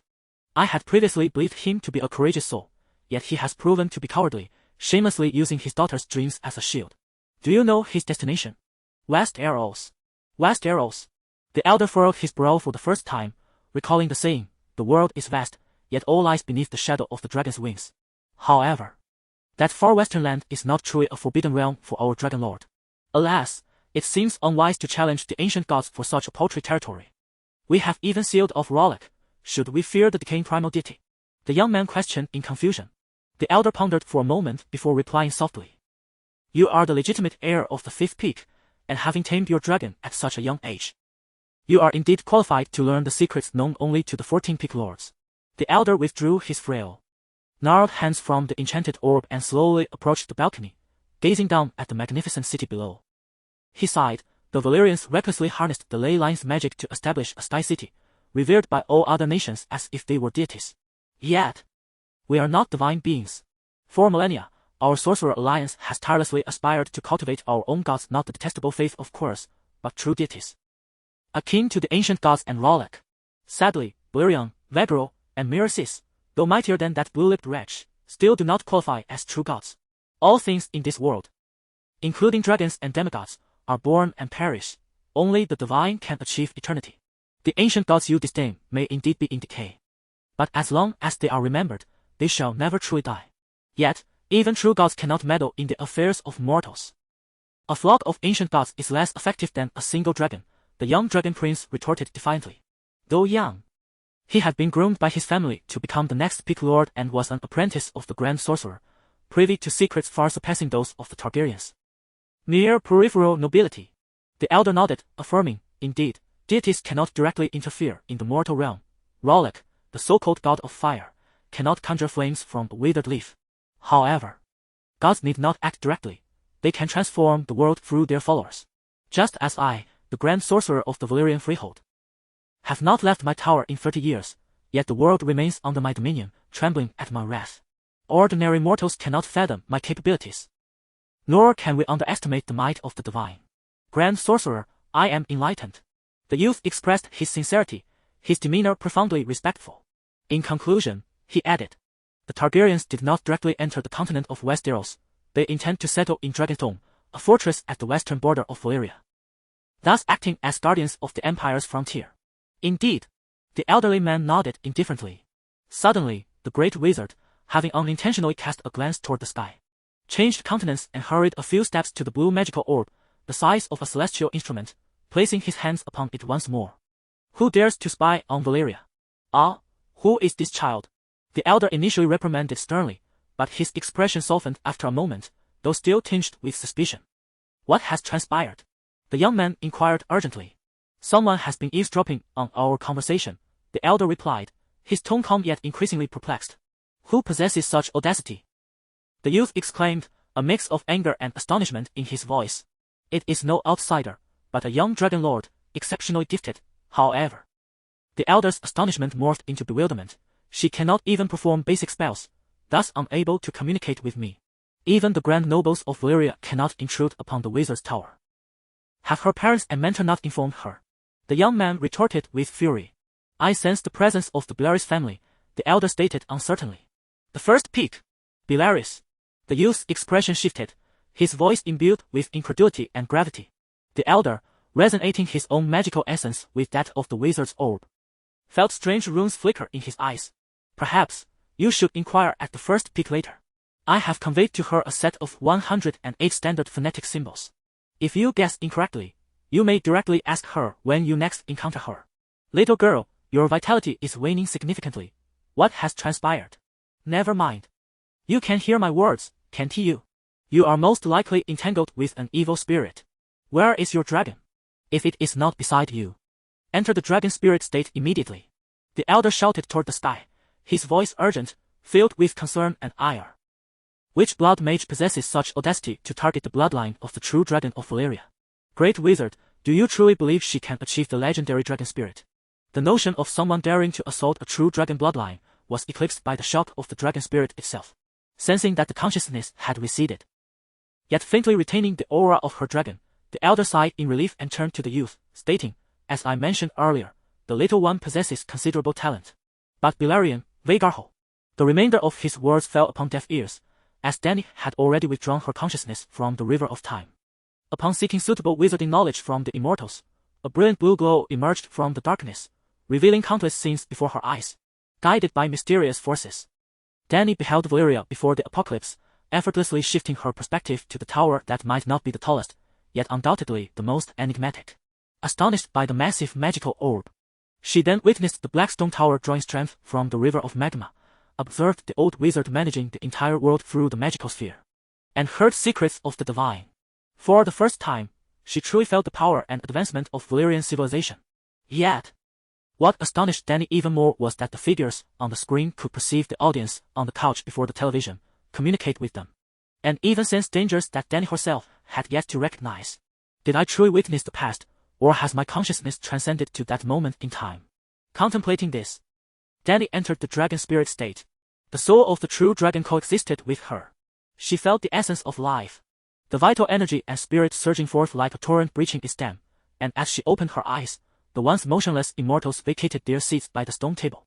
They encircled her like a net, their icy blue shadows reciting sharp incantations while tearing at the delicate strands of her golden life essence. This was the perspective of the dragon. Upon opening her eyes again, the scenery shifted dramatically, becoming utterly terrifying, a throng of blue, decaying corpses resembling zombies. Their radiant blue eyes emanating insatiable greed, crowded around Dany, their cold, emaciated hands tugging, caressing, and dragging at her garments, reaching for her body, fingers entwining in her hair. Yet, Dany felt as if she were paralyzed, her limbs rendered powerless, unable to move, even her heart ceased its rhythmic beating. She sensed a hand prying her amethyst-colored eyeball from its socket, attempting to force it into her mouth, as she beheld sharp teeth pressing against her soft throat. Ah, Dany let out a furious wail, you seek death. Chapter 57, the God-Lair the Immortal, has fulfilled your desire, aiding you in mastering the ancient Guvarilia incantation, yet you must also satisfy our demands. Countless somber voices echoed mockingly, coalescing into one, intertwined with the powerful thrum of a decaying heart. I require your body, after a millennium of waiting. I have finally encountered you. The whispers, once filled with triumph, transformed into piercing screams as the dark crimson dragon flames surged forth, extinguishing the burgeoning ambitions of the immortal like a deluge from a fire truck. Bathed in searing fire, feeling the heat wash over her skin, Dany's heart resumed its fervent rhythm, pounding fiercely, as the spectral hands that grasped her vanished in an instant. The zombies crackled and burned in the dragon-ass flames, their blue, withered skin igniting like oil-soaked paper, bones melting like wax under the intense heat. They stumbled and writhed, their voices echoing in a long-lost tongue, their high-pitched cries fragile as gossamer. Dany disregarded the illusory scene before her and hastened toward the center of the long stone table. She moved through them. They were as insubstantial as vapor, ephemeral as a dream, dissolving at her slightest touch. Approaching the black heart, oozing blue blood, Dany shouted, "Big Black!" The long, sinewy neck of the black dragon shot forth like lightning, seizing the putrid flesh upon the table. As it prepared to tear it apart and discard it, Dany urged, "Consume it. This is a deity, a conglomeration of countless immortals' collective consciousness over millennia, the god of the warlock chorus." Big Black, clutching the pulsating heart, looked back at her in confusion. "I understand you cannot digest it, but I can assist you." Dany's eyes glimmered with resolute determination as she prompted him, "Swallow it whole. Then incinerate it with Dragonfire."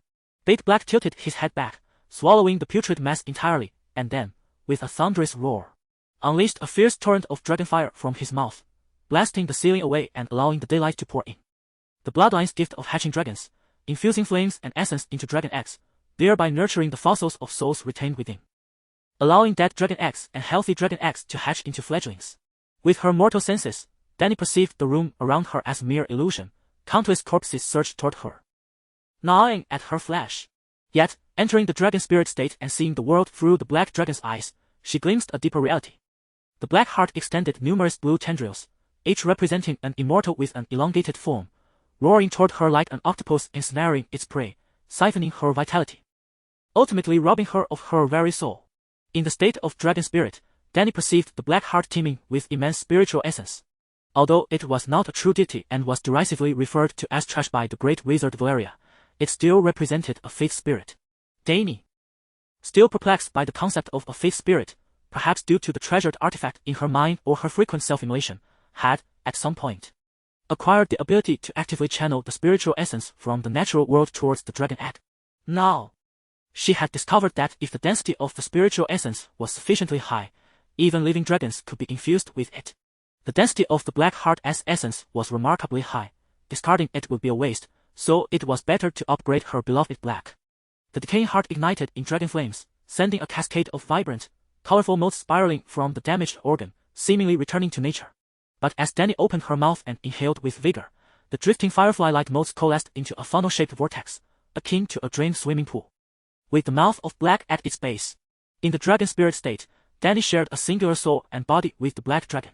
In reality, she appeared to be lost in deep contemplation, indifferent to the collapsing rubble and the flames spreading in all directions, while Black gazed upward, flames burning in its maw like a torch sculpted in the form of a dragon. Minutes passed, and the ethereal motes, indifferent to Dany's efforts to draw them in, dispersed into the surroundings, their density too low for further absorption. Dany snapped back to awareness, awakening from her peculiar state, and removed the charred backpack from her back, discarding the tattered fabric, leaving only a palm-sized metallic plate hanging from her chest. This identity badge of the Valyrian Dragon King, discovered in the Crimson Wasteland, was deliberately placed in her inner pocket, serving as a shield for her heart. With her medical skills, she could possibly save herself from a sword wound elsewhere. But a pierced heart was beyond even divine intervention. In this world, few materials rivaled the hardness of Valyrian steel. "Let us go, Black." Dany beckoned to the black dragon perched on the stone table. Exiting the Chamber of Immortals, a dimly lit passage unfurled before her, the sole illumination provided by the hissing fire serpents behind her. Dany glanced around and noticed numerous bodies sprawled awkwardly along the corridor, some adorned in opulent attire, others resembling slaves, with the distinctive garb of the Corsi alongside that of foreign travelers. They seemed to have struggled to escape, ultimately drained of their souls, collapsing helplessly to the ground. Dany recalled the terrifying legends of the Hall of Dust. Many had ventured into its depths, yet none had ever emerged. She also remembered the great wizard Pyre's reverence towards this male wizard sanctuary, always hesitant to accompany Dany within. Finally, Dany reflected on the wizard's words, murmuring, "The true dragon bloodline of ancient Valyria commands both awe and the covetous gaze of ambitious sorcerers." The bodies, mere skin and bones, had been drained of their souls and vitality. The remaining mummies had not decayed, preserved only as fragile dust over time, with a few garments still intact. Dany selected a long robe embroidered with golden threads, wrapping herself in its embrace. With the imposing figure of the dark giant leading the way, she dashed down the corridor. Unlike the hours it took her to arrive, she reached a door in a mere 30 minutes, light streaming in from outside. As she stepped through, she was once more bathed in the warmth of sunlight and a gentle breeze infused with the fragrance of blooming flowers. "You have destroyed the whole of the immortals," bellowed the great male sorcerer, Hea, in a fit of rage. "It was not I, but the choices of the immortals themselves." The words escaped her lips almost instinctively. A lie woven in haste. The immortals had claimed to have waited a millennium for me, weary of their mundane existence despite their eternal nature, and upon encountering me, they chose to immolate their own bodies and ascend to the starry realm. The circumstances now were rather peculiar. Perhaps it was the absence of the immortals' magical support that rendered the once decayed edifice to collapse like a house of cards, the heart of which was the chamber of darkness. The stone walls crumbled, wooden beams and floors ignited with a crackling fury, flames spreading rapidly as if dust in gasoline. Since the Hall of the Immortals was situated within the city, many residents from the nearby neighborhoods, drawn by the billowing black smoke, had gathered. A small contingent of camel-mounted soldiers maintained order near the shadowy woods. Were it not for the presence of the great male sorcerer, Dany would likely have commanded the Blood Alliance guards to behead him in front of Zero. Yet, in such a public arena, she found herself unable to exact revenge on the sorcerer and instead had to lay the blame for the burning hall squarely upon the shoulders of the deceased immortals. "You lie. It was your dragon that set the sanctuary ablaze."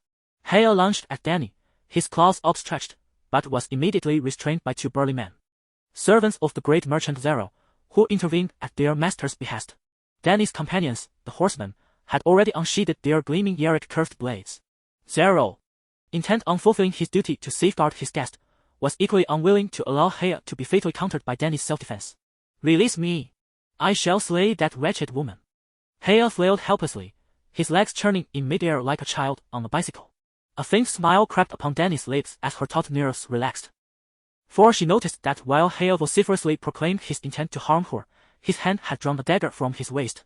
Indeed, he harbored murderous intent towards her. However, he eschewed magical assaults, opting instead to wield the dagger with the intent to kill her. "I did not lie." Dany infused herself with the aura of a round heroine. If it were the dragon, how could the flames spread so swiftly? "You all witnessed it." The dragon soared through the corridor while I followed behind, the fire still a considerable distance away. Only the power of magic could incite such a conflagration. And we all know I lack magical prowess. Crixie is not a witch, this is common knowledge. Ago nodded, his demeanor unusually grave. If the dragon's fire ignited the building, the flames would have spread in a linear fashion, following the dragon's flight path, which contradicts the facts. Jorah provided a reasoned analysis, and as the logic resonated, the scales of trust within Zero and the camel cavalry began to tilt gradually in favor of Dany. He glared at Dany with a fierce intensity, feeling the absence of the immortal's presence. Dany had emerged alive, while the immortal had vanished. It was evident that the immortal's plan had faltered, but how had they failed? Dany, lacking any mastery of magical incantations, left him in a state of astonishment and bewilderment. "What have you done? Why did the immortal set the Hall of Immortality ablaze?" he demanded loudly. "Are you still unaware of my actions?" "I sought wisdom from the immortal," Dany declared emphatically, gesturing towards the collapsed structures obscured by thick smoke. "Is it not clear? The Quarians refer to this as the Hall of Dust. Now that the immortal has ascended to the astral realm, this place must inevitably be dismantled. Even if a new true Hall of Immortality is not to be constructed, the land can be repurposed for real estate development. It would be such a waste to leave such a vast expanse of land unused." Real estate development. The warlock was nearly choked by her audacity. Struggling to contain his frustration, he inquired further, "What is the astral realm?" A fleeting expression of disdain crossed Dany's face before she responded with pride, "Remember, this is the great wisdom bestowed by the immortal. Gods and mortals inhabit different realms.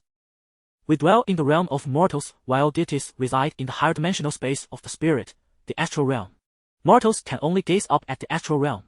And to communicate with the divine beings therein, one must possess sincere faith. Master Paya, the time has come to test your faith. If you revere the immortal as a deity, you may soon establish contact with them. If you cannot make contact, it signifies a lack of devotion. Since you harbor no sincere reverence for the immortal, do not come seeking me under the pretense of avenging them. To Dany's surprise and delight, the majority of those around her displayed expressions of realization. Even the cunning Zalo and the skeptical Jorah appeared contemplative. Everyone knew Dany was a neophyte in the arcane. Yet her articulate reasoning regarding the mysteries of the divine suggested she had received instruction from someone. Who could that be? The immortal, indeed. Let us depart. Dany beckoned to her followers, eager to make her exit after her display of bravado. Chapter 58, A visitor from the other side of the world. The catastrophic conflagration that consumed the Temple of the Immortal created a considerable uproar in Quails, as anticipated. Although Daenerys managed, at that moment, to obscure the truth with an irrefutable falsehood, unfavorable discourse concerning dragons and her own reputation swiftly fermented within the city's populace. Despite my personal disdain for sorcerers, the destruction of a temple that had stood for a millennium by her dragon is undeniably alarming. Today, it may have incinerated the Temple of Dust, and tomorrow, it could be the marketplace, yet who can guarantee that the day after may not witness the demise of another grand edifice? Dragons are perilous and uncontrollable. They ought to be eradicated while they are still young, so opine those with ulterior motives. However, I have heard whispers suggesting that the immortals themselves set fire to their own dilapidated abode. Perhaps the mother of dragons spoke with wisdom. It is preferable to develop a few streets for rental rather than allow them to languish in disuse. Maybe the immortals have come to this realization. Others contested this view. Regardless of whether the flames were wrought by dragons or sorcery, it remains a threat to us. At the very least, the dragons must be driven away from Quails. The following afternoon, Zaro approached Daenerys with evident concern, informing her that Piet was rallying the sorcerers against her. Daenerys immediately replied, I shall depart Quails the day after tomorrow. Zaro lowered his head, forcibly grasped her delicate hand, and tenderly kissed her fingertips, declaring, You must leave, and swiftly, the sooner, the better. But my queen, you shall not be alone. You glimpse darkness in the Temple of Dust, yet my dreams are filled with light. I envision you reclining blissfully on a soft couch under the warm sun, savoring exquisite coconut juice, while our children frolic on the deck with seagulls. Ah, you shameless rogue. You possess quite the imagination, Daenerys retorted, teasingly, as she discreetly rubbed her hand against the blanket beneath her. Come sail with me to the Jade Sea. Grant me a son, and let my dreams materialize, my beloved star of paradise.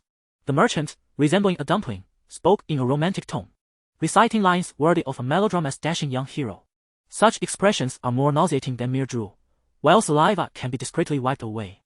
The words that echo in one's ears are not easily forgotten. Indeed, they may become eternal nightmares. My apologies, Zaro, you are a good man. But my ambitions lie to the west, Daenerys lamented. At this, Zaro's expression shifted dramatically. He spoke in a low voice, then go, depart quickly. Daenerys paused, momentarily taken aback by his sudden change in demeanor, before responding, I am already in the process of packing. I shall leave the day after tomorrow. You have been untrustworthy. Toying with my emotions, the merchant gazed coldly at Daenerys. Return my belongings. To which Daenerys retorted, What a farce. I never considered you a backup. I have always declined your advances directly. Dany, feeling quite displeased, suppressed her anger and muttered, What is it? I haven't taken any of your belongings. In her heart, she vowed, Do not dare to claim that your infatuation has fallen upon me. Otherwise, before I am utterly repulsed, I shall certainly kick you twice.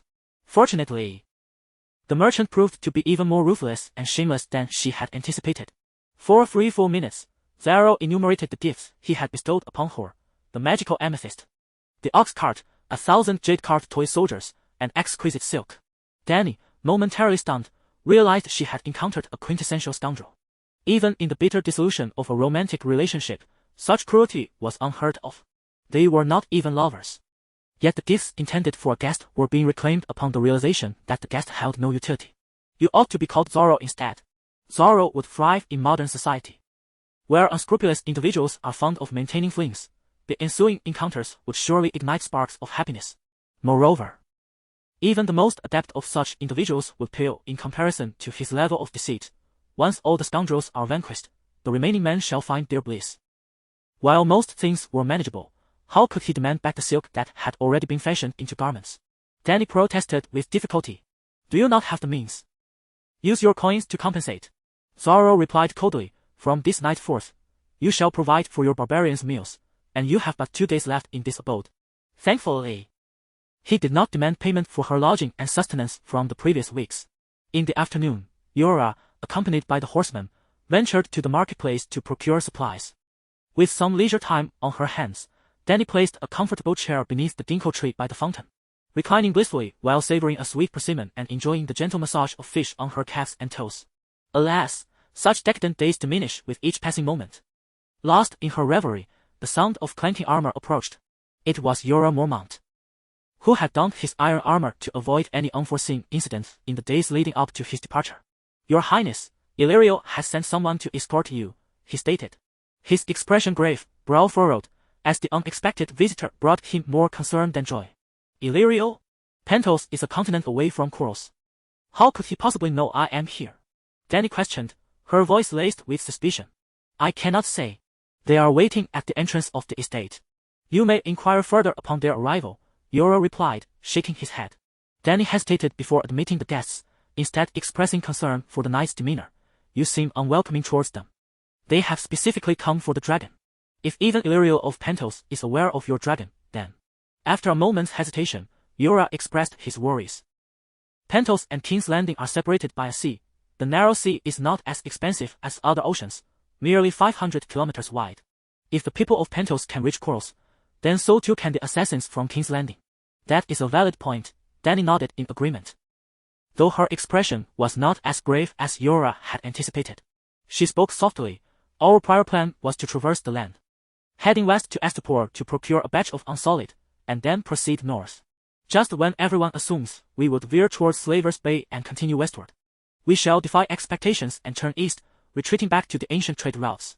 In a siege, 1,000 unsolid are sufficient to withstand an army of 10,000. And the surroundings of Meereen cannot possibly sustain such a vast force. Within the walls of Meereen, we are solely among our own, as long as we secure the gates. 100 faceless men would find it impossible to harm us."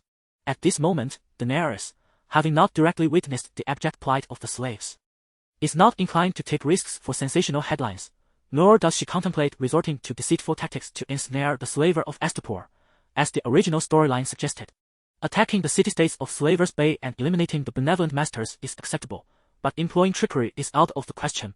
Otherwise, regardless of the nobility of her intentions, the name Daenerys Targaryen would be utterly tarnished in this world. That scoundrel, Zaro, so desperately coveting dragons, has never considered betraying his word or coercing Daenerys. Despite being a homosexual, he subjects himself to a facade of sycophancy towards her. Imagine a rugged heterosexual man fawning over another muscular man in pursuit of affection. Who could endure such an absurdity? The royalty of Qarth is similarly bound by tradition to demand gold and silver. Yet they did not dispatch camel riders to annihilate Daenerys and her entourage, nor seize her dragons.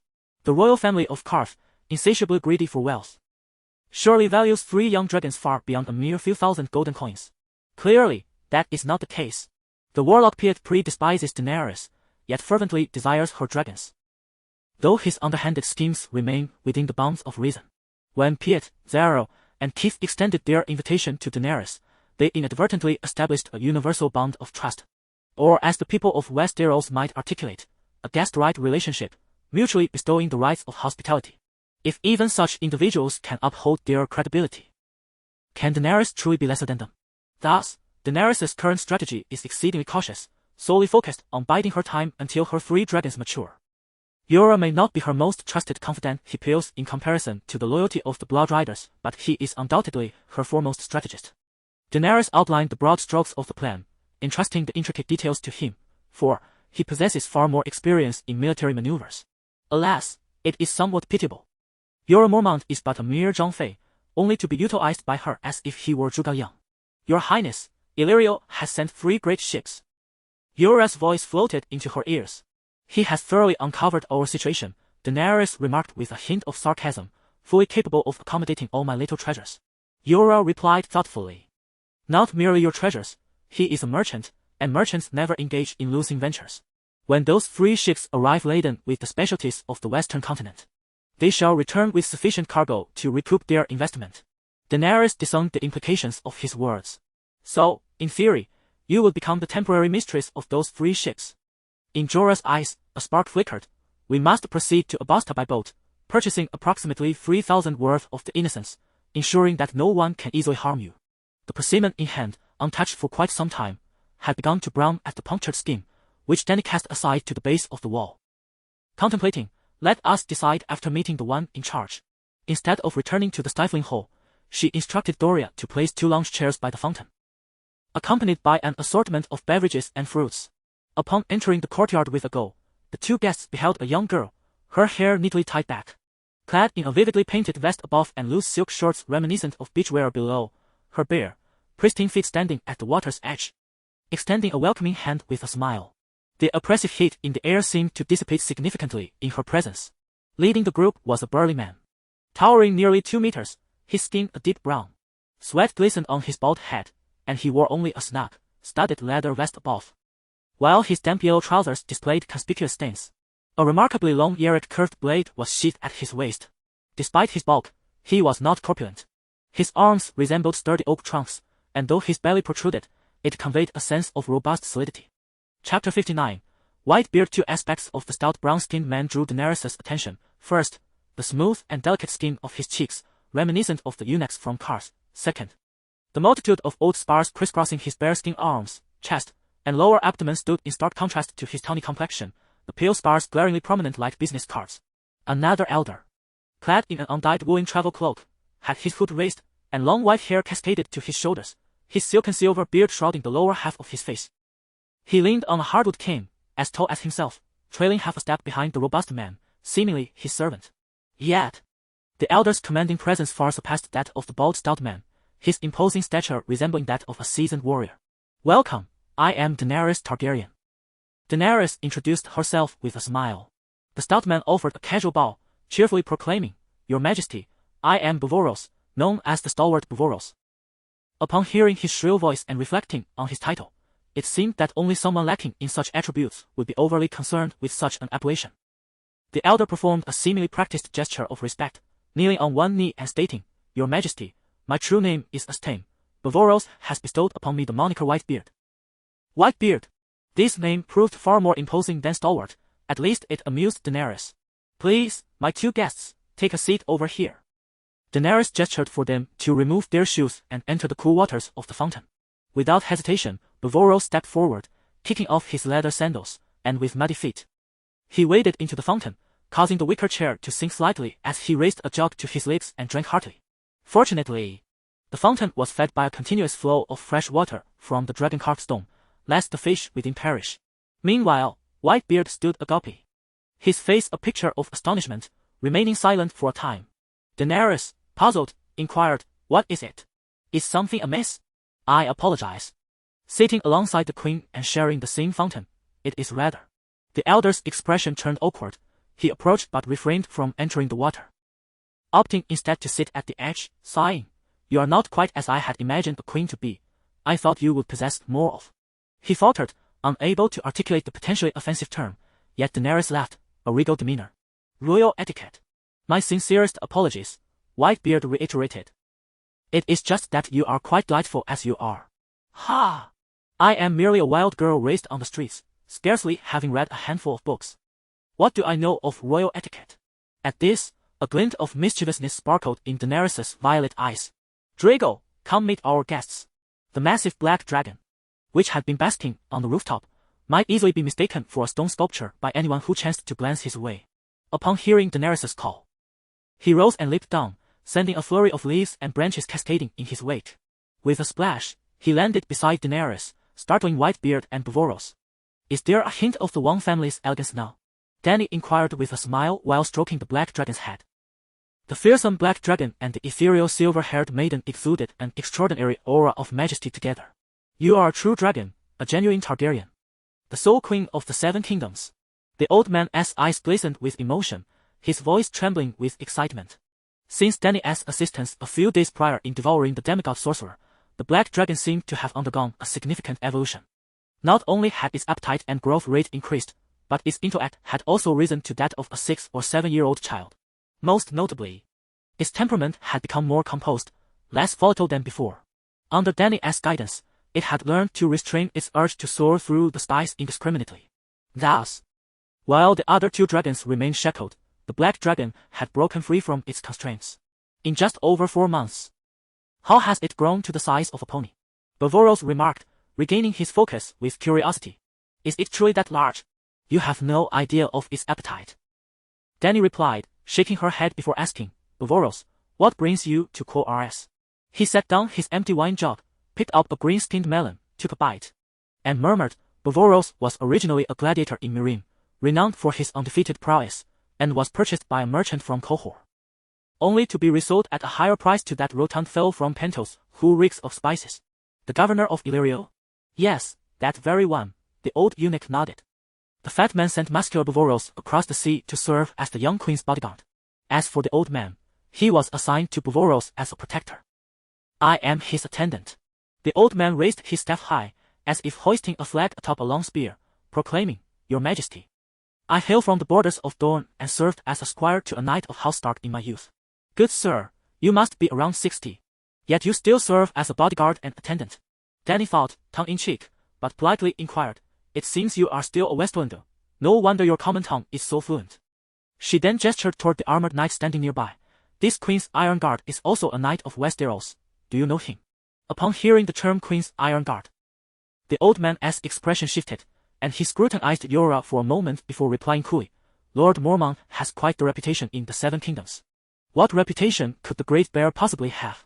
Breaching prohibitions, trading slaves, abandoning honor, evading the judgment of his lord, with green hair and a wife who ran off with another. Yora detected the unfriendliness in the old man's words and frowned. You did not mention knowing me at the docks. When have we crossed paths?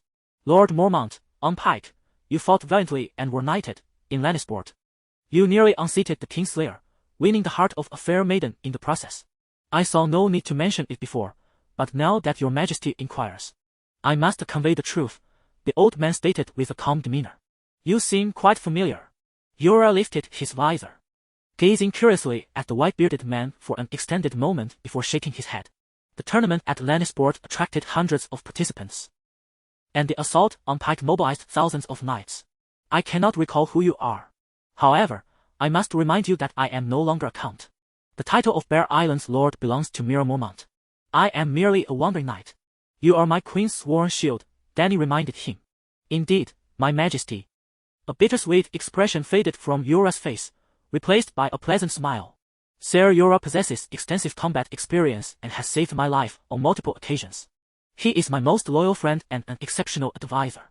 Despite the insincerity of her words, Dany spoke with utmost seriousness and grace, causing Yora's smile to broaden. She also took the opportunity to elevate the reputation of the Horse Lord in front of her guests, gesturing to Argo. This is Argo, my blood-sworn companion, a formidable warrior. Brave and fearless. We have enough protection with Khaleesi, Argo remarked, casting a glance at the rotund eunuch, Varys. A mere horse lord. Varys tossed aside half a melon and grinned. The stout Varys could scarcely remember how many horse lords he had slain in the arena, each with braids longer than Yora's and bells more numerous. Before Argo could retort, Varys slapped his scarred belly with his hand, sticky with green melon juice. Look at this.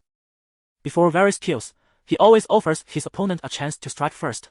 Can we count how many lives stout Varys has extinguished? Countless, indeed. Furious, Argo drew his blade, pointing it at the rotund eunuch. I've never slain a brown fat man. Varys barely qualifies to add a bell to my tally. Sheath your weapon, my blood of blood. Dany said, gently pressing down on Argo's curved dagger. This man has traveled great distances to serve me. He should not be threatened with swords. Nyan. She turned solemnly to Varys. If you are truly loyal to me, you must respect my people, my companions, and my brothers. If you cannot do so, it would be better for you to return to Illyrio and await your next client. The grin vanished from the broad, brown face of the giant as he regarded the petite yet imposing girl beside the smoke-breathing black dragon. He muttered, Varys has not completed his task, thus cannot return. Dany smiled at the brutish man and inquired, what task do you have remaining? The fat man desires a dragon and you, this living dragon of a girl. Varys bluntly stated. MMP, everyone knows that greed for young dragons runs rampant, but this is rather too straightforward, isn't it? Couldn't we begin with a bit of subtlety? I'm not accustomed to this. Dany's smile froze, leaving her momentarily speechless. The white-bearded man elucidated. What Varys speaks is the truth. However, Lord Illyrio has instructed us to bring you back to aid the Targaryen family in reclaiming their rightful throne. Now that the usurper is deceased, the realm is in chaos, with 4 kings emerging simultaneously, each vying for power and causing rivers of blood to flow and corpses to litter the land. Your Majesty, the 7 kingdoms are in desperate need of you. The people require your guidance, and justice in the realm awaits your restoration. Very well, I shall accept your explanation, Dany replied, furrow in her brow. Which 4 kings are you referring to? The usurper's son, Joffrey Baratheon, the usurper's younger brother, Lord Renly Baratheon of Storm's End, and the usurper's second brother, Stannis Baratheon, Duke of Dragonstone, the son of Eddard Stark, the usurper's close friend, now the king in the north, Robb Stark. It is rumored that Balon Greyjoy of the Iron Islands also harbors intentions of reclaiming the throne. The old man voiced his concerns. The prophecy has indeed come to pass. Daenerys murmured. You are aware that I have visited the House of the Undying, correct? I have heard it said that your dragon incinerated those charlatan sorcerers. The old man complimented, his tone laced with disdain for the warlocks. Sir, please share with this elder the prophecy I witnessed that pertains to Westeros. Daenerys directed her gaze towards Yora. The knight's expression grew grave, recounting how upon his return, he had described witnessing a beautiful woman beset by 4 hideous dwarfs, with the beauty symbolizing Westeros and the 4 dwarfs. When you inquired about their identities, I speculated they represented Queen Cersei, the master of whisperers, Varys, and King Joffrey. This, the old man exclaimed, disbelief etched across his face. Could it be that those blue-lipped creatures truly possess the gift of prophecy? Not everyone who enters the House of the Undying is granted the sight. Most succumb to their surroundings, while only those endowed with certain traits can glimpse the river of time in a limited capacity. I possess no understanding of magic, nor am I aware if it was an illusion or some other method. Daenerys shook her head solemnly. However, on that day, I indeed witnessed many things, such as my elder brother Rhaegar, my sister-in-law Princess Elia, and my nephew Aegon. Rhaegar had blue eyes, not violet, did he not? I had not seen him before. By the way, he cradled his son and told me that the dragon has 3 heads, yet one remains missing. Chapter 60, Jenny of Old Stones. Indeed, I possess 3 dragons. Yet I stand as the last of the Targaryens. Young Aegon has long since perished. With this thought, Daenerys turned to the old man with the white beard and inquired, are you familiar with A Song of Ice and Fire? Rhaegar claimed that Aegon was the prophesied son, destined to be the embodiment of A Song of Ice and Fire. He seemed to be born with the very theme of that tale, much like a protagonist in a grand narrative. The old man fell into contemplation for a considerable while before responding. The Targaryen sigil indeed features 3 dragons, symbolizing Aegon and his 2 sisters, 3 dragons, 3 dragon riders. The phrase a dragon has 3 heads ought to convey this meaning, though I remain uncertain about who the 3rd might be. As for the prophesied prince, this notion has circulated within the Targaryen lineage for decades. A prophesied prince? Is this belief still held among the Targaryens? Daenerys questioned, casting a curious glance toward Yora, seeking his affirmation. I regret to say, I am equally in the dark, Yora replied, furrowing his brow as he regarded the elder with skepticism. Asked him, how do you possess this knowledge? Ah, it is merely an old tale from decades past. You folk from the north tend to be rather uninformed. The old man chuckled before resuming his discourse. According to legend, a prince shall be born to the Targaryens. A reincarnation of Azor Ahai, destined to... Wait, Azor Ahai? Daenerys interrupted, her curiosity piqued. Is it not said, after the long summer, when the stars bleed, the reincarnation of Azor Ahai shall be reborn in the land of smoke and salt? Roughly that sentiment, he acknowledged. I am aware of this ancient prophecy circulating in Essos. Yet here in Westeros, a seer has explicitly declared that the reborn Azor Ahai shall be a Targaryen prince, born in recent decades. Is that infamous Azor Ahai truly so revered? People from all corners of the world await his reincarnation, regardless of whether he rescues the world from the White Walkers. The act of slaying his wife to forge his sword is an undeniable fact. The old man recounted tales of the descendants of Helker, who, after saving the world, went on to father many little Helkers. With whom did he procreate? Daenerys quipped, her disdain evident. Indeed, a rogue. The old man continued, now grave. Even if Ser Yora remains unaware of this prophecy, he must have heard of Jenny of Old Stones, not only Yora, but even Daenerys, who has never set foot in Westeros, is familiar with the tale of Jenny of Old Stones, the first Mary Sue of the realm of A Song of Ice and Fire. At Daenerys and Khal Drogo's wedding, all guests presented gifts. Even the impoverished Mormont, whose wife had left him, contributed 2 old books, anonymous and penned on parchment. Daenerys had perused them multiple times in her quest to understand this world. They could be considered a collection of Westerosi fairy tales, filled with legendary tales from the 7 kingdoms, written in a simplistic style to aid children in learning to read and write. Among them was the story of Jenny of Old Stones. It is said that she hails from the ruins of a kingly city of the ancients, situated in the wilderness of Stonehaven, dating back 6 millennia, with no clear lineage. Merely declaring herself a descendant of the ancient monarchs, Stonehaven was the capital of an ancient king, destroyed during the invasion of the Undos 6,000 years ago. However, the villagers nearby dismiss her claims and mock her as a mad peasant girl, perhaps even a witch. Yet, one thing is certain, she is a stunning beauty, enigmatic and alluring. So much so that the betrothed Crown Prince Duncan, upon encountering the flower-adorned Jenny in the wilds, would rather renounce his claim to the throne to marry her. Interestingly, Jenny is also considered to be the great-aunt of Daenerys, her husband being the elder brother of Daenerys' paternal grandfather. Indeed, Daenerys' step-grandfather has fortuitously ascended to the throne as the second son. Could Jenny of Stonehaven be linked to the prophesied child? Daenerys pondered in astonishment. Princess Jenny did not enter the palace alone. She was accompanied by a childhood friend, a female prophetess. The white-bearded man, his blue eyes glimmering with reminiscence, spoke in a deep, resonant voice that gradually reached the ears of the gathered crowd. Princess Jenny refers to her companion as the child of the forest, yet everyone perceives her merely as an oddly shaped dwarf.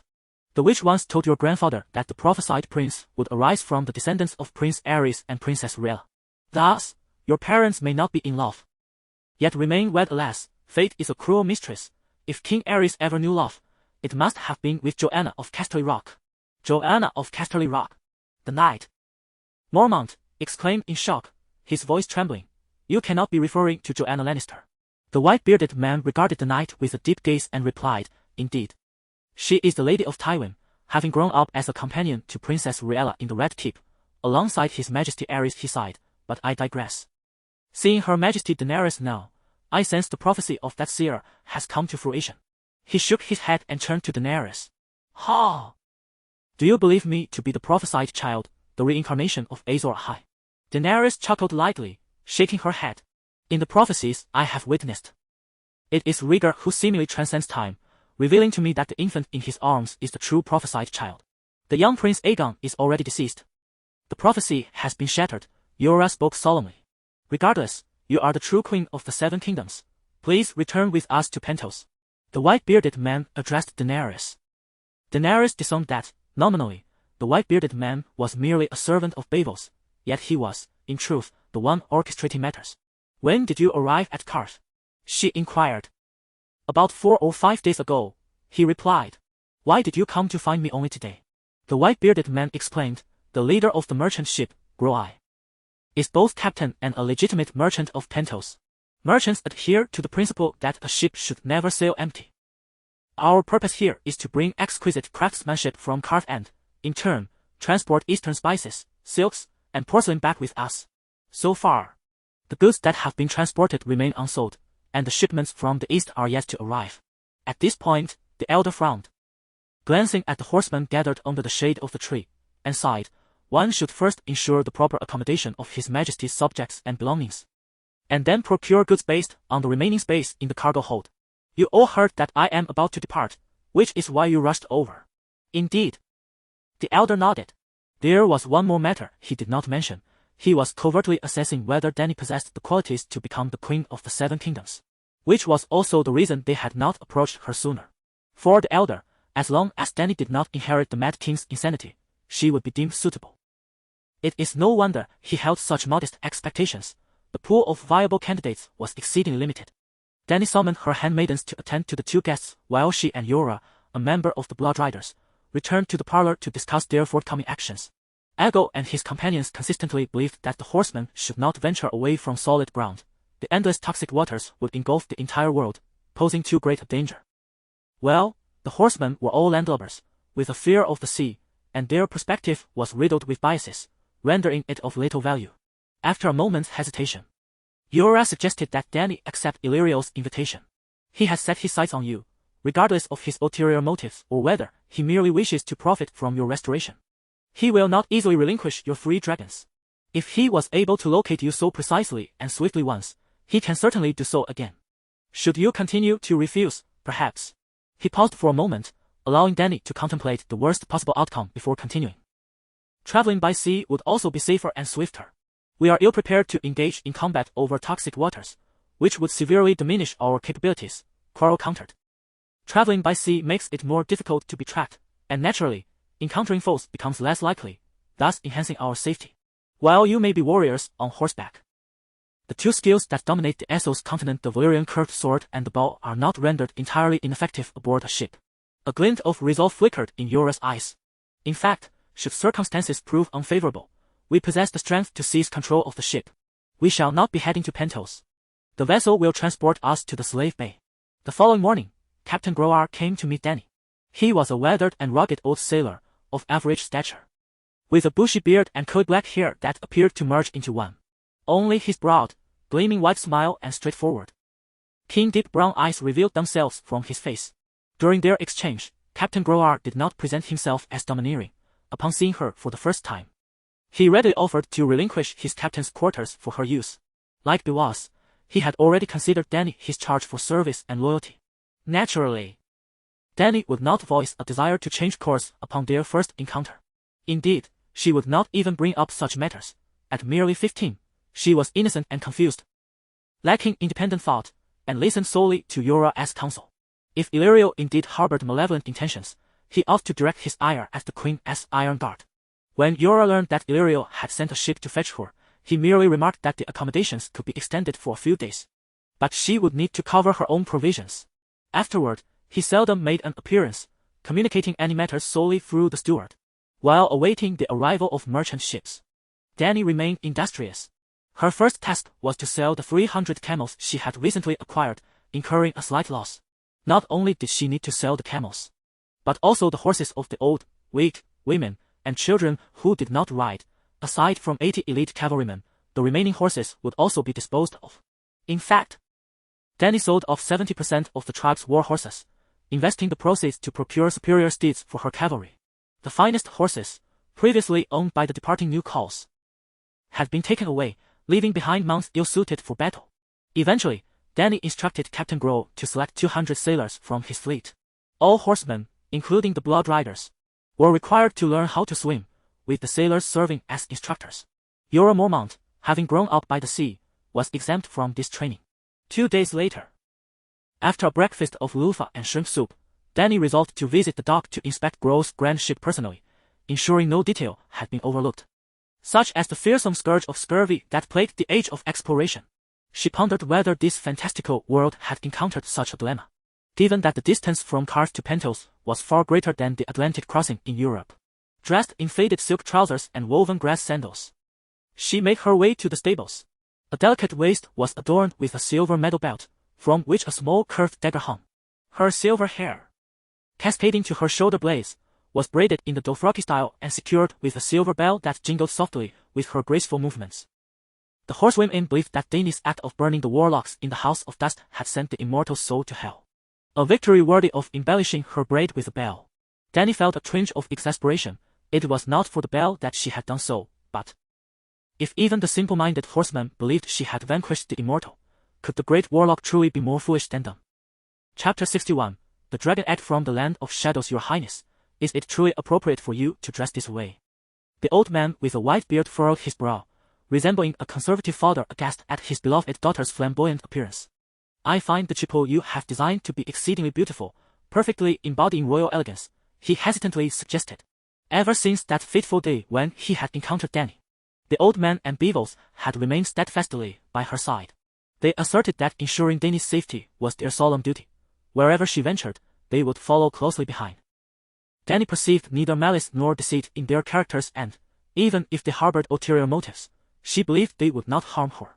Thus, she acquiesced to their request. Sir Yora, however, was less than pleased, continuously advising Dany that Aston was suspect and hardly befitting of a servant. While Dany acknowledged his concerns, she countered that they would inevitably share a journey across the sea, and that there would be ample opportunity for interaction. It was impossible to keep the two men at bay indefinitely. Consequently, Sir Yora commenced his duties as one of the Queen's Iron Guards, serving as Dany's protector. Since we have arrived at the stables, It is only fitting that we ride out. My chippo is ill-suited for this occasion. Dany led forth her small silver horse, expertly saddling it before nimbly mounting. Beevils admired the young queen's warrior-like appearance in her attire. The eunuch, who did not ride, walked protectively beside her, striding purposefully. Cough, cough. My friends, and Sir Yora, please refrain from calling me queen. In the presence of outsiders, it may serve to intimidate, but among ourselves, we need not engage in self-deception. As the horse trotted lightly over the threshold and onto the street, the old man insisted, "You are indeed the queen of the 7 kingdoms, the true queen." He rode alongside Yora, forming a protective circle around Dany with the 4 centaur knights, Lucaro and others. My brother Viserys has always proclaimed himself the guardian of the 7 kingdoms, king of Westeros, yet the people mockingly referred to him as the beggar king, Dany remarked. From now on, you may call me Khaleesi, or the princess of Dragonstone. You may even call me Daenerys directly. Daenerys was born when the Targaryen dynasty still flickered with remnants of life, not yet entirely extinguished. The identity of Princess of Dragonstone had become an undeniable truth, albeit one of a refugee princess. Quios was established on the northern shore of the strait, its dock area located in the southern part of the city. Zorro's residence lay in the affluent eastern district, and they traversed 8 streets to finally reach the impoverished southern quarter. Here, there were no vibrant marble palaces or fragrant gardens. Rather, the landscape was dominated by old, dilapidated brick houses, with few windows facing the street. The filthy streets were populated by bare-skinned children, beggars covered in dirt, emaciated sandy-colored dogs, and pale-skinned residents of Quios. Not everyone could afford to don the opulent garments representing Quios traditions as Zorro did. These common folk wore but a single grey, tattered linen dress. As Dany passed through, all activity ceased, and the inhabitants turned to her with vacant gazes, acknowledging her presence. They recognized her, knowing her as the Mother of Dragons. Gone are the days of fervent crowds and bustling streets that greeted her upon her arrival in the city. Now, the populace regards her with a blend of indifference and trepidation. The Hall of the Immortal has succumbed to colossal plumes of smoke and flames, witnessed by nearly all the inhabitants of Korth. Initially, many were deceived by Daenerys' grandiose claims, believing that the Immortals themselves had set ablaze their ancient edifice. After all, the Hall of the Immortal had indeed been reduced to mere dust, warranting demolition and reconstruction. The madness of sorcerers was well known, and it was not unusual for them to ignite buildings. Even a builder approached the great sorcerer Piet, eager to secure the contract for the new Hall of the Immortal. Offering no monetary compensation, merely requesting the storefront facing the street, the merchant had dashed out of the Black Trees forest in a frenzy, crying out for his missing tail. It was a scene most bizarre. Other merchants, fearing they had missed a golden opportunity, were left aghast, while the citizens of Korth dared not publicly discuss the malevolent pyromania of the sorcerer.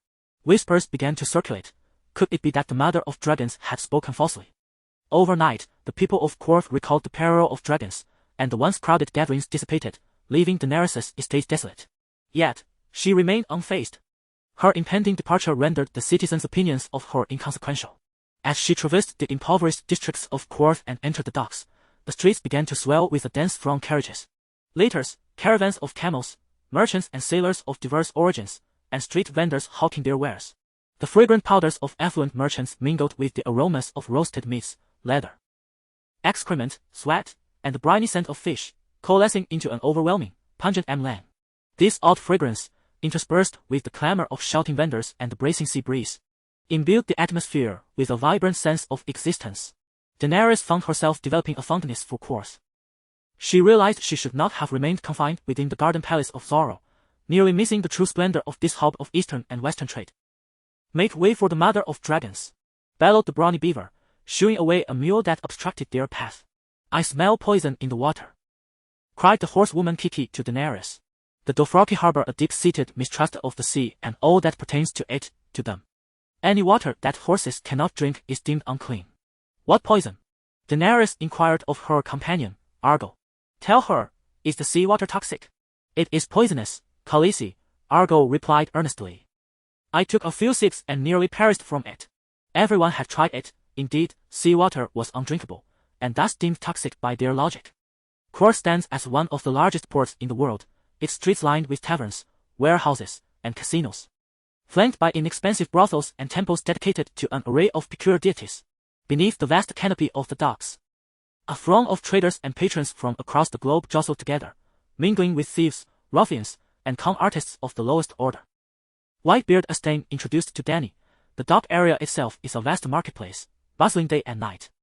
With goods from both the eastern and western continents constantly flowing in and out, almost everything that exists in the world can be found here. After a moment of contemplation, he sighed. At the same time, this place is a zone devoid of law and morality, where slavery can be freely bought and sold, and illicit goods are traded. If one does not inquire about the source of the merchandise, identical items can be acquired here for a mere fraction of their market price. Your Highness, do you understand why?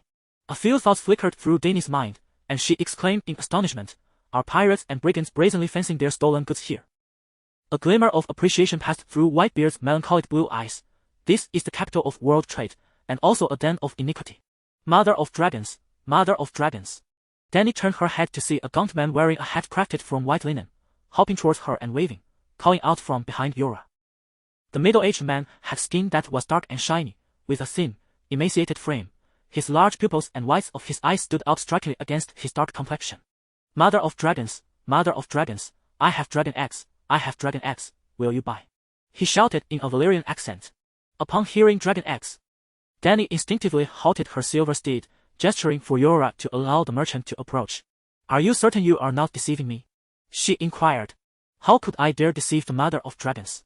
Come and see for yourself, the gaunt man insisted earnestly, pulling the silver horse towards his stall. On a dark red blanket lay an array of jars and bottles, and at the center, a soft swathe of exotic silk wrapped around two vividly colored stone eggs. About the size of pineapples, their surfaces were adorned with delicate scales, possessing a glazed texture. Fragmented sunlight filtering through the intricately carved ceiling cast a coppery halo upon them. Dany let out a soft gasp, dismounted swiftly, and approached the stall, bending to pick up one of the stone eggs, examining it meticulously from every angle. Mother of dragons, do not let the old fool deceive you, warned the gaunt man. Next to his stall, a white-skinned elderly woman stood without a chair, with strings of pottery-shaped light beer bottles hanging from her shoulders, through the corks of which wafted a rich scent of goat's milk. Meeting Dany's gaze, the hunchbacked woman, whose toothless grin revealed a shriveled mouth, chuckled. If they truly were dragon eggs, this barbarian from Alsha would have long since presented them to the royal family. You, the gaunt man, referred to as the old fool, nearly jabbed his finger into the woman's eye, hopping as he cursed. You scoundrel, wretch, old Kira. I have never wronged you. I even buy goat's milk from you every morning. Why must you slander me? The old woman rolled her eyes and replied sharply. I do not wish to lose a returning customer. What did you say? I do not want you to be chopped in half by the horsemen under the command of the great Khaleesi for deceiving her. The old woman mocked. Do you not consider who stands before you? She is the mother of dragons. You fool, upon encountering her, one ought to keep a safe distance. If there exists anyone capable of discerning a true dragon egg, it must undoubtedly be her. The old woman possesses great wisdom. The gaunt man fell silent, his dark complexion paling slightly, while the nearby onlookers nodded in agreement. Indeed, this is a dragon egg. Yet, Dany uttered a statement that rendered the old woman utterly speechless. What? It is truly a dragon egg. Even Bao Huang himself lost his composure. A dragon egg, the mother of dragons declared it to be a dragon egg. Bao Huang's dragon egg is authentic. The vendors at the nearby stalls erupted in astonishment. Your Highness, are you certain? The white-bearded man approached, cradling another dragon egg, examining it closely, yet struggling to ascertain its authenticity. He, too, was an expert, having encountered genuine dragon eggs in his youth, particularly those of House Targaryen. Ha! This is indeed a dragon egg. I am not deceiving you, Bao Huang exclaimed, bouncing with joy like a lottery winner, beckoning to those around him. You all witnessed it. This is none other than the illustrious mother of dragons, who bore 3 dragons. She has authenticated it. This is a dragon egg. It is indeed a dragon egg. Dany replied with a radiant smile. If I were to purchase it, what would be the price? Chapter 62, The World Dog of Quarrels 10. No. 1,000, the whites of the Alsha people's eyes transformed into a frenzied glimmer of golden hue. Mother of dragons, 50,000 golden coins. What say you? Not too exorbitant, Dany nodded. A glint of cunning flickered in the gaunt man's eyes as he added, I meant 50,000 for 1 egg. A total of 100,000 for 2. The elderly woman selling fermented sheep's milk gasped in astonishment, exclaiming, You were previously selling them for only 10 silver coins. And not a single one was bought. Wow! The surrounding crowd was astounded by the price of the dragon eggs. Is a colossal dragon truly not worth 50,000 gold coins? Balhan's face flushed with indignation as he shouted to the crowd, certified by the Mother of Dragons. This is a genuine dragon egg from Osha, a treasure that can hatch a true dragon. Ahem. Dany interrupted him, leaning closer to whisper in his ear, you are being quite unreasonable. A dragon egg fashioned from shattered fossils cannot possibly yield a dragon. Not even I could manage that. You speak nonsense, he exclaimed in anger, his voice barely escaping through clenched teeth. Dany chuckled softly. Whether you speak the truth or not, you know in your heart. Even if I were to lie, they would believe me, wouldn't you agree? The great Mother of Dragons, how about this 10,000 no? The gaunt man immediately softened, pleading, 5,000 golden coins for you. Both for you. What would I do with 2 pieces of broken stone? Dany shook her head. But in his desperate gaze, she uttered a phrase that lifted him back to euphoria. However, I shall not deliberately thwart your scheme for wealth. Thank you, thank you. Mother of Dragons. After several cycles of profound joy and sorrow, Balhong was nearly in tears. But there is one condition, Dany revealed her poorly white teeth. You must answer me 2 questions. Certainly, not 2, I would answer 20. The Osha man nodded vigorously. Yura and the old man, both vigilant individuals, circled around to shield her from the prying eyes outside as Dany leaned in to whisper to the merchant. Dany inquired, where did you acquire these shattered dragon egg fossils? The gaunt Balhong responded swiftly, it is said that Osha is the birthplace of dragons. In ancient times, explorers discovered dragon eggs deep within the caverns of high mountains. I know not the veracity of the legend, nor have I ever seen a hatching dragon egg, but Osha indeed possesses dragon egg fossils. You see, Osha is exceedingly inhospitable for life. Even food and water must be transported by merchant ships from afar, yet we are rich in gold and silver mines. From time to time, slaves in the mines unearth dragon egg fossils that resemble gemstones, or peculiar jade stones akin to dragon eggs. Often, we cannot discern whether they are dragon eggs or mere stones. Typically, they are sold as gems, fetching a higher price than ordinary jade. However, the sorcerers and the priests of the Red God possess extraordinary methods of utilizing dragon egg fossils. The people of Osha are aware that they have attempted numerous times to hatch dragons from these stone eggs. But how could that be possible? Stone is lifeless. Even if it once was a dragon egg, after countless millennia, how could it possibly yield a living creature? A hesitant Balhong cast a reverent glance at Dany and softly inquired, where did your dragon emerge from? Go ask your mother, Dany retorted, her tone lacking warmth. My mother has passed away. Balhong, perceptive to the shift in conversation, promptly returned to his previous topic, expressing both regret and relief as he recounted. These 2 eggs are the products of a failed experiment, sold to me by a fire mage who claimed they were cracked by wildfires. Initially, I thought he was boasting and did not believe they were dragon eggs, until you confirmed it today. The fire mage, muttered the white-bearded Astana. Momentarily taken aback, I never imagined the wizards of Yosha could be equally deranged. How much did you pay for them? Interjected Jorah. 5,000 glimmers. Under the piercing gaze of the night, Balhong sheepishly raised 2 fingers, indicating 2 silver coins, but my processing fee. Dany interrupted, no more idle chatter. One last question, do you know where I might find dragon egg fossils? The lean man replied with certainty, Yosha possesses them. In the towers of the great magi. There are often 1 or 2 dragon eggs, indistinguishable in authenticity, either as decorative pieces or in hopes of hatching a dragon. The great Mother of Dragons. You cannot fathom their yearning for dragons. If you possess dragon dung, you could exchange it for an equal weight of gold in Yosha. Dragon dung. Dany mused, recalling that her 3 dragons also produced waste, albeit in meager amounts resembling black stones. However, rather than discarding it, Dany collected it, grinding some into powder to mix with fodder for her horses. While uncertain of its efficacy in enhancing strength, the steeds of her 80 roaring warriors gradually became steadier under the dragon's influence. In the future, should they clash with enemy cavalry, a mere flight of the dragon overhead would leave the opposing horses weakened, while her own forces remained unscathed. Indeed, the presence of dragons instills a palpable dread. Dany had tested this. Wherever dragons roamed, beasts would scatter in fear.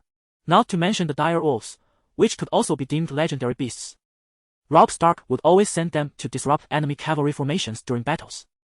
Even the most docile of trained war horses would find it challenging to remain composed upon catching the scent of a dire wolf, causing even seasoned knights to struggle with control.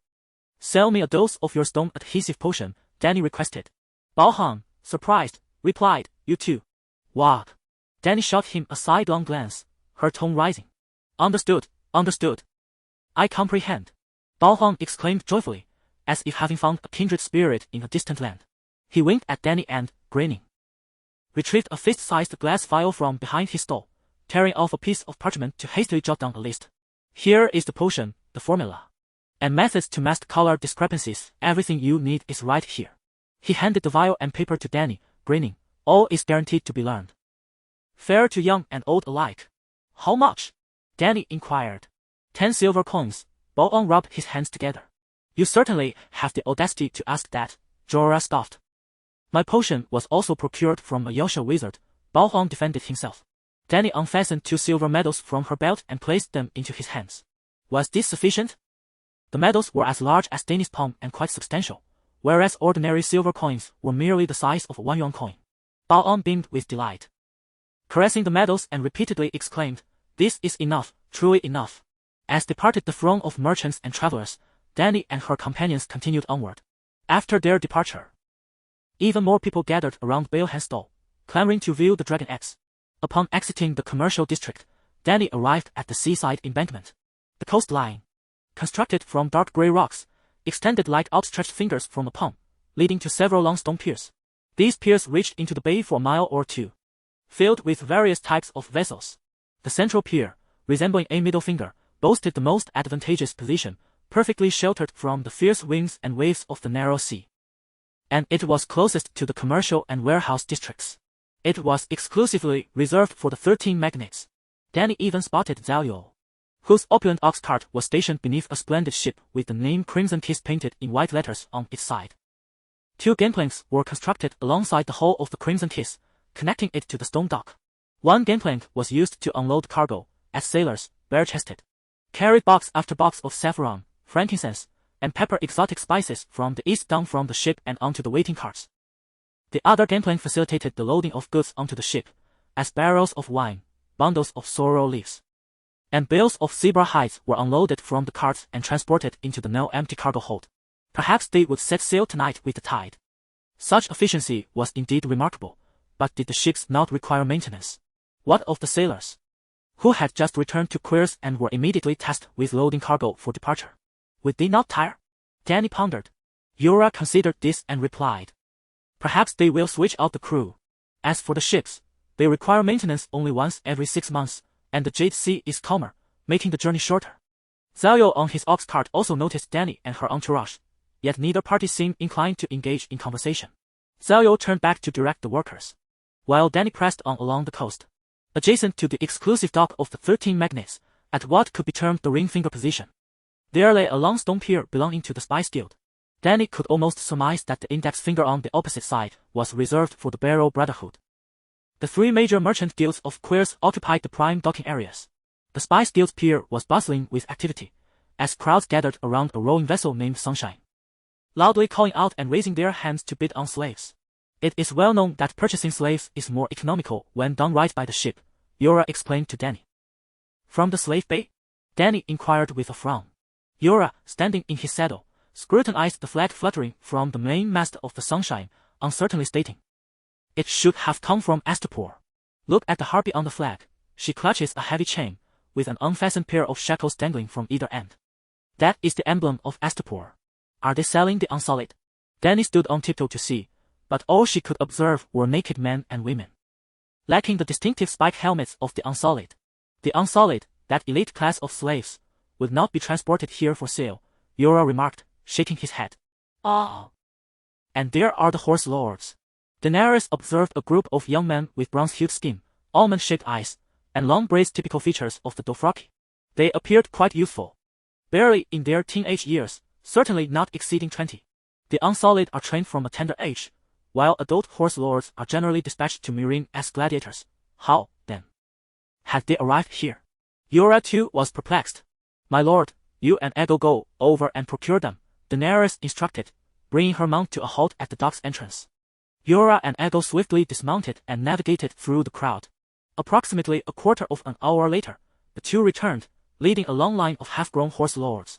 Now, the young slaves were clad in drab linen skirts, resembling the garments worn by the Carthy men.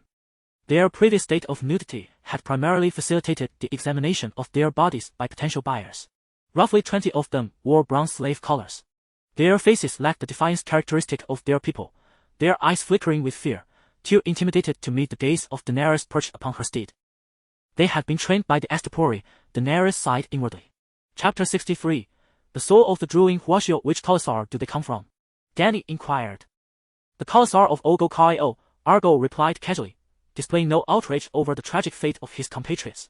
The batch of slaves sold to Meereen were young, not suitable to become warriors, yet too old to be cultivated as unsullied. If they could not serve as fighters, they would be sold to the landowners of other city-states. Their utility was minimal, and their price was low 40 silver coins. What purpose could my blood king serve? They are horse lords, Dany emphasized with a heightened tone. And what of the horse lords? After defeat, they either die or become slaves. That is common knowledge, Argo remarked dismissively. In my Khalasar, there are no slaves, Dany declared, raising her whip and shouting, free them from their collars. I wish to ask them if they are willing to join the Khalasar of the Mother of Dragons. To fight for her. Your Highness, perhaps you should inquire first, before unbinding the collars and shackles of those who comply. The white-bearded elder cautioned softly. Ogo's Khalasar was defeated by your husband.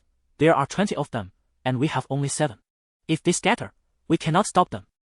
What I need is the loyalty of the free folk of Dothraki, not slaves, Dany replied, shaking her head. They will not flee, she added firmly. The elder sighed in resignation, dismounting his horse and positioning himself alongside the robust Burvos to shield Dany. Argo and 3 Dothraki warriors stepped forward to unfasten the chains and collars of the slaves. Clink, clink. In no time, a heap of chains rose from the ground. The Dothraki slaves flexed their wrists and rotated their stiff necks, reveling in the long-lost sensation of freedom. Do you know who I am? Dany asked. The young horse lords exchanged glances, some furtively observing Dany, yet none dared to speak.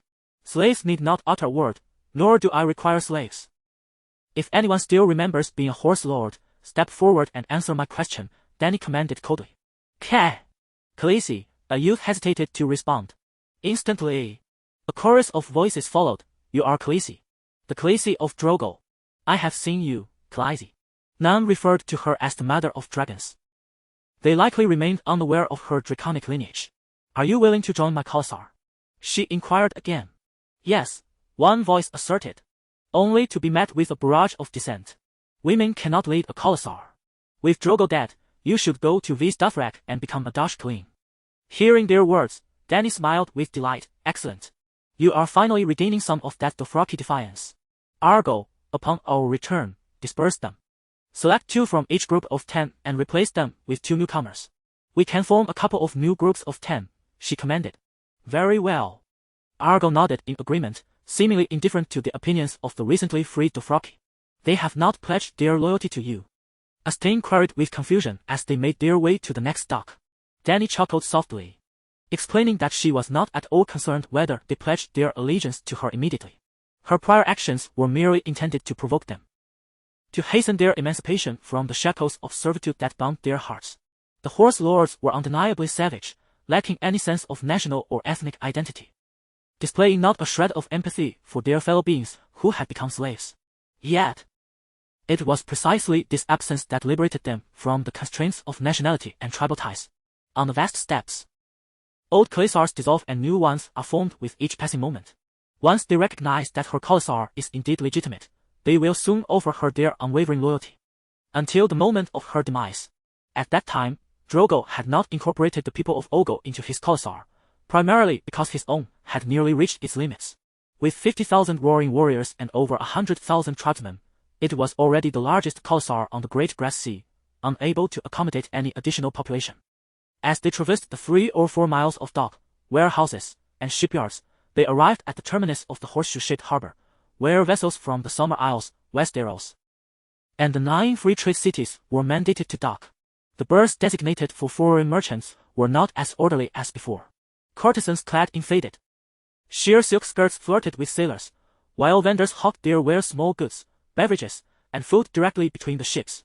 More numerous were the sailors, wandering from dozens of nations in the east and west, some clutching bottles of liquor, others embracing women, and some engaged in brawls, while nearby onlookers cheered loudly, their eclectic accents merging into a cacophony. Bovoros, feeling hungry, called out to Aston, "Old man, buy me something to eat." Passing a barbecue stall, the burly beaver shouted. The elder shot him a glare but fulfilled his duty as a servant, purchasing a packet of grilled fish for him. The thick white chunks of fish, seasoned with spices, whale oil, and honey, were roasted to a golden hue and finally dusted with fennel and coarse pepper. Gulping, a ghost said, "Khaleesi, I want to eat too." "Go buy it yourself," Dany replied, turning to Yora and Beaver. "Do you want some?"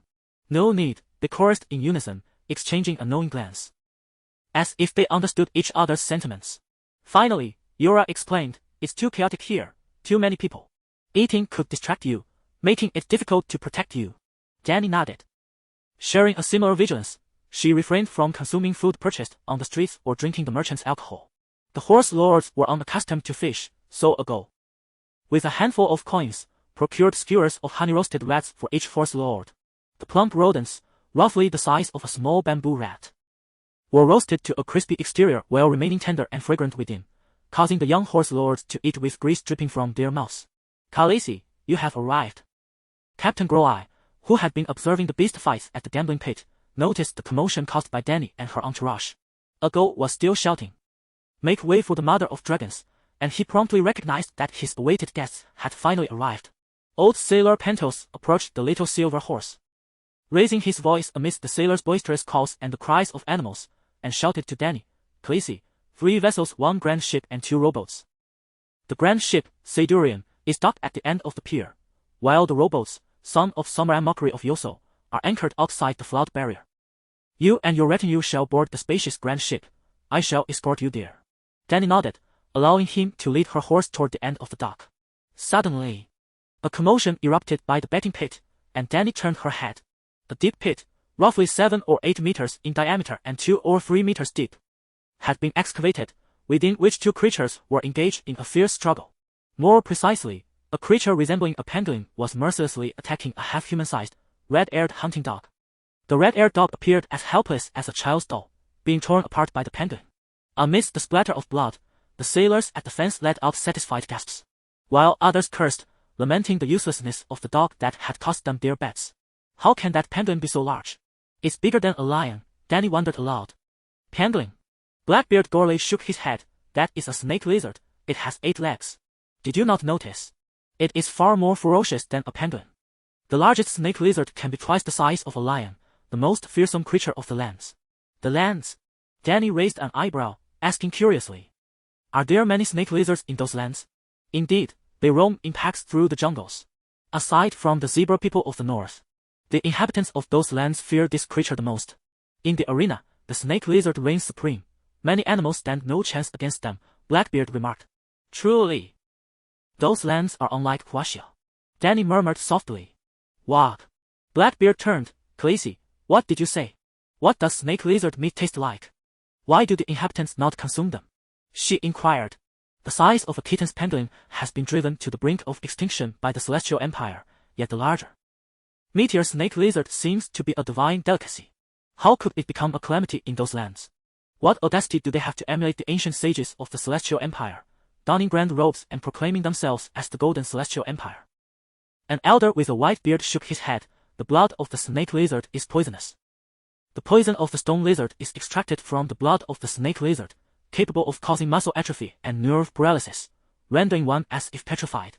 It is said that the faceless men of Bravos use snake lizard blood to create a spice. When applied to cooked meats, it emits an irresistibly alluring fragrance. Yet those who consume it, be they human or beast, become frenzied and violent. Even rats infected by the snake lizard's poison dare to bite lions." "Indeed. Only the most mad would dare to consume snake lizard meat," Blackbeard nodded in agreement. "Such extraordinary effects. It transcends mere delicacy, transforming into a divine ingredient," Dany exclaimed. "Can any poison rival that of the fugu?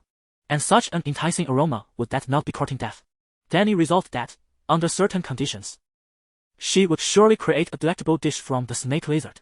Otherwise, she would be remiss in honoring the spirit of her celestial empire. Speaking of poison, Dany pondered aloud. "Zero once gifted me a silver collar embedded with a magical amethyst, claiming it could ward off toxins. I had yet to test it before he reclaimed it. Do you think that trinket truly possesses such protective properties?" "Your Highness, a well-established guard system includes poison detection, far more useful than those deceptive baubles." declared the proud old man with a flourish. Not entirely falsehoods, Blackbeard interjected, shaking his head. In Westeros, the chivalric code dictates that men resolve issues with swords. Yet in Essos, intrigue and poison are as pervasive as the dust in the air, difficult to discern but omnipresent. The trade governors and city lords who perish from poisoned wine may well outnumber those who simply die of old age. A potent mage's enchanted amethyst can, to some extent, detect or render one immune to the toxins in food and drink. It seems I must seek an opportunity to acquire a magical amethyst.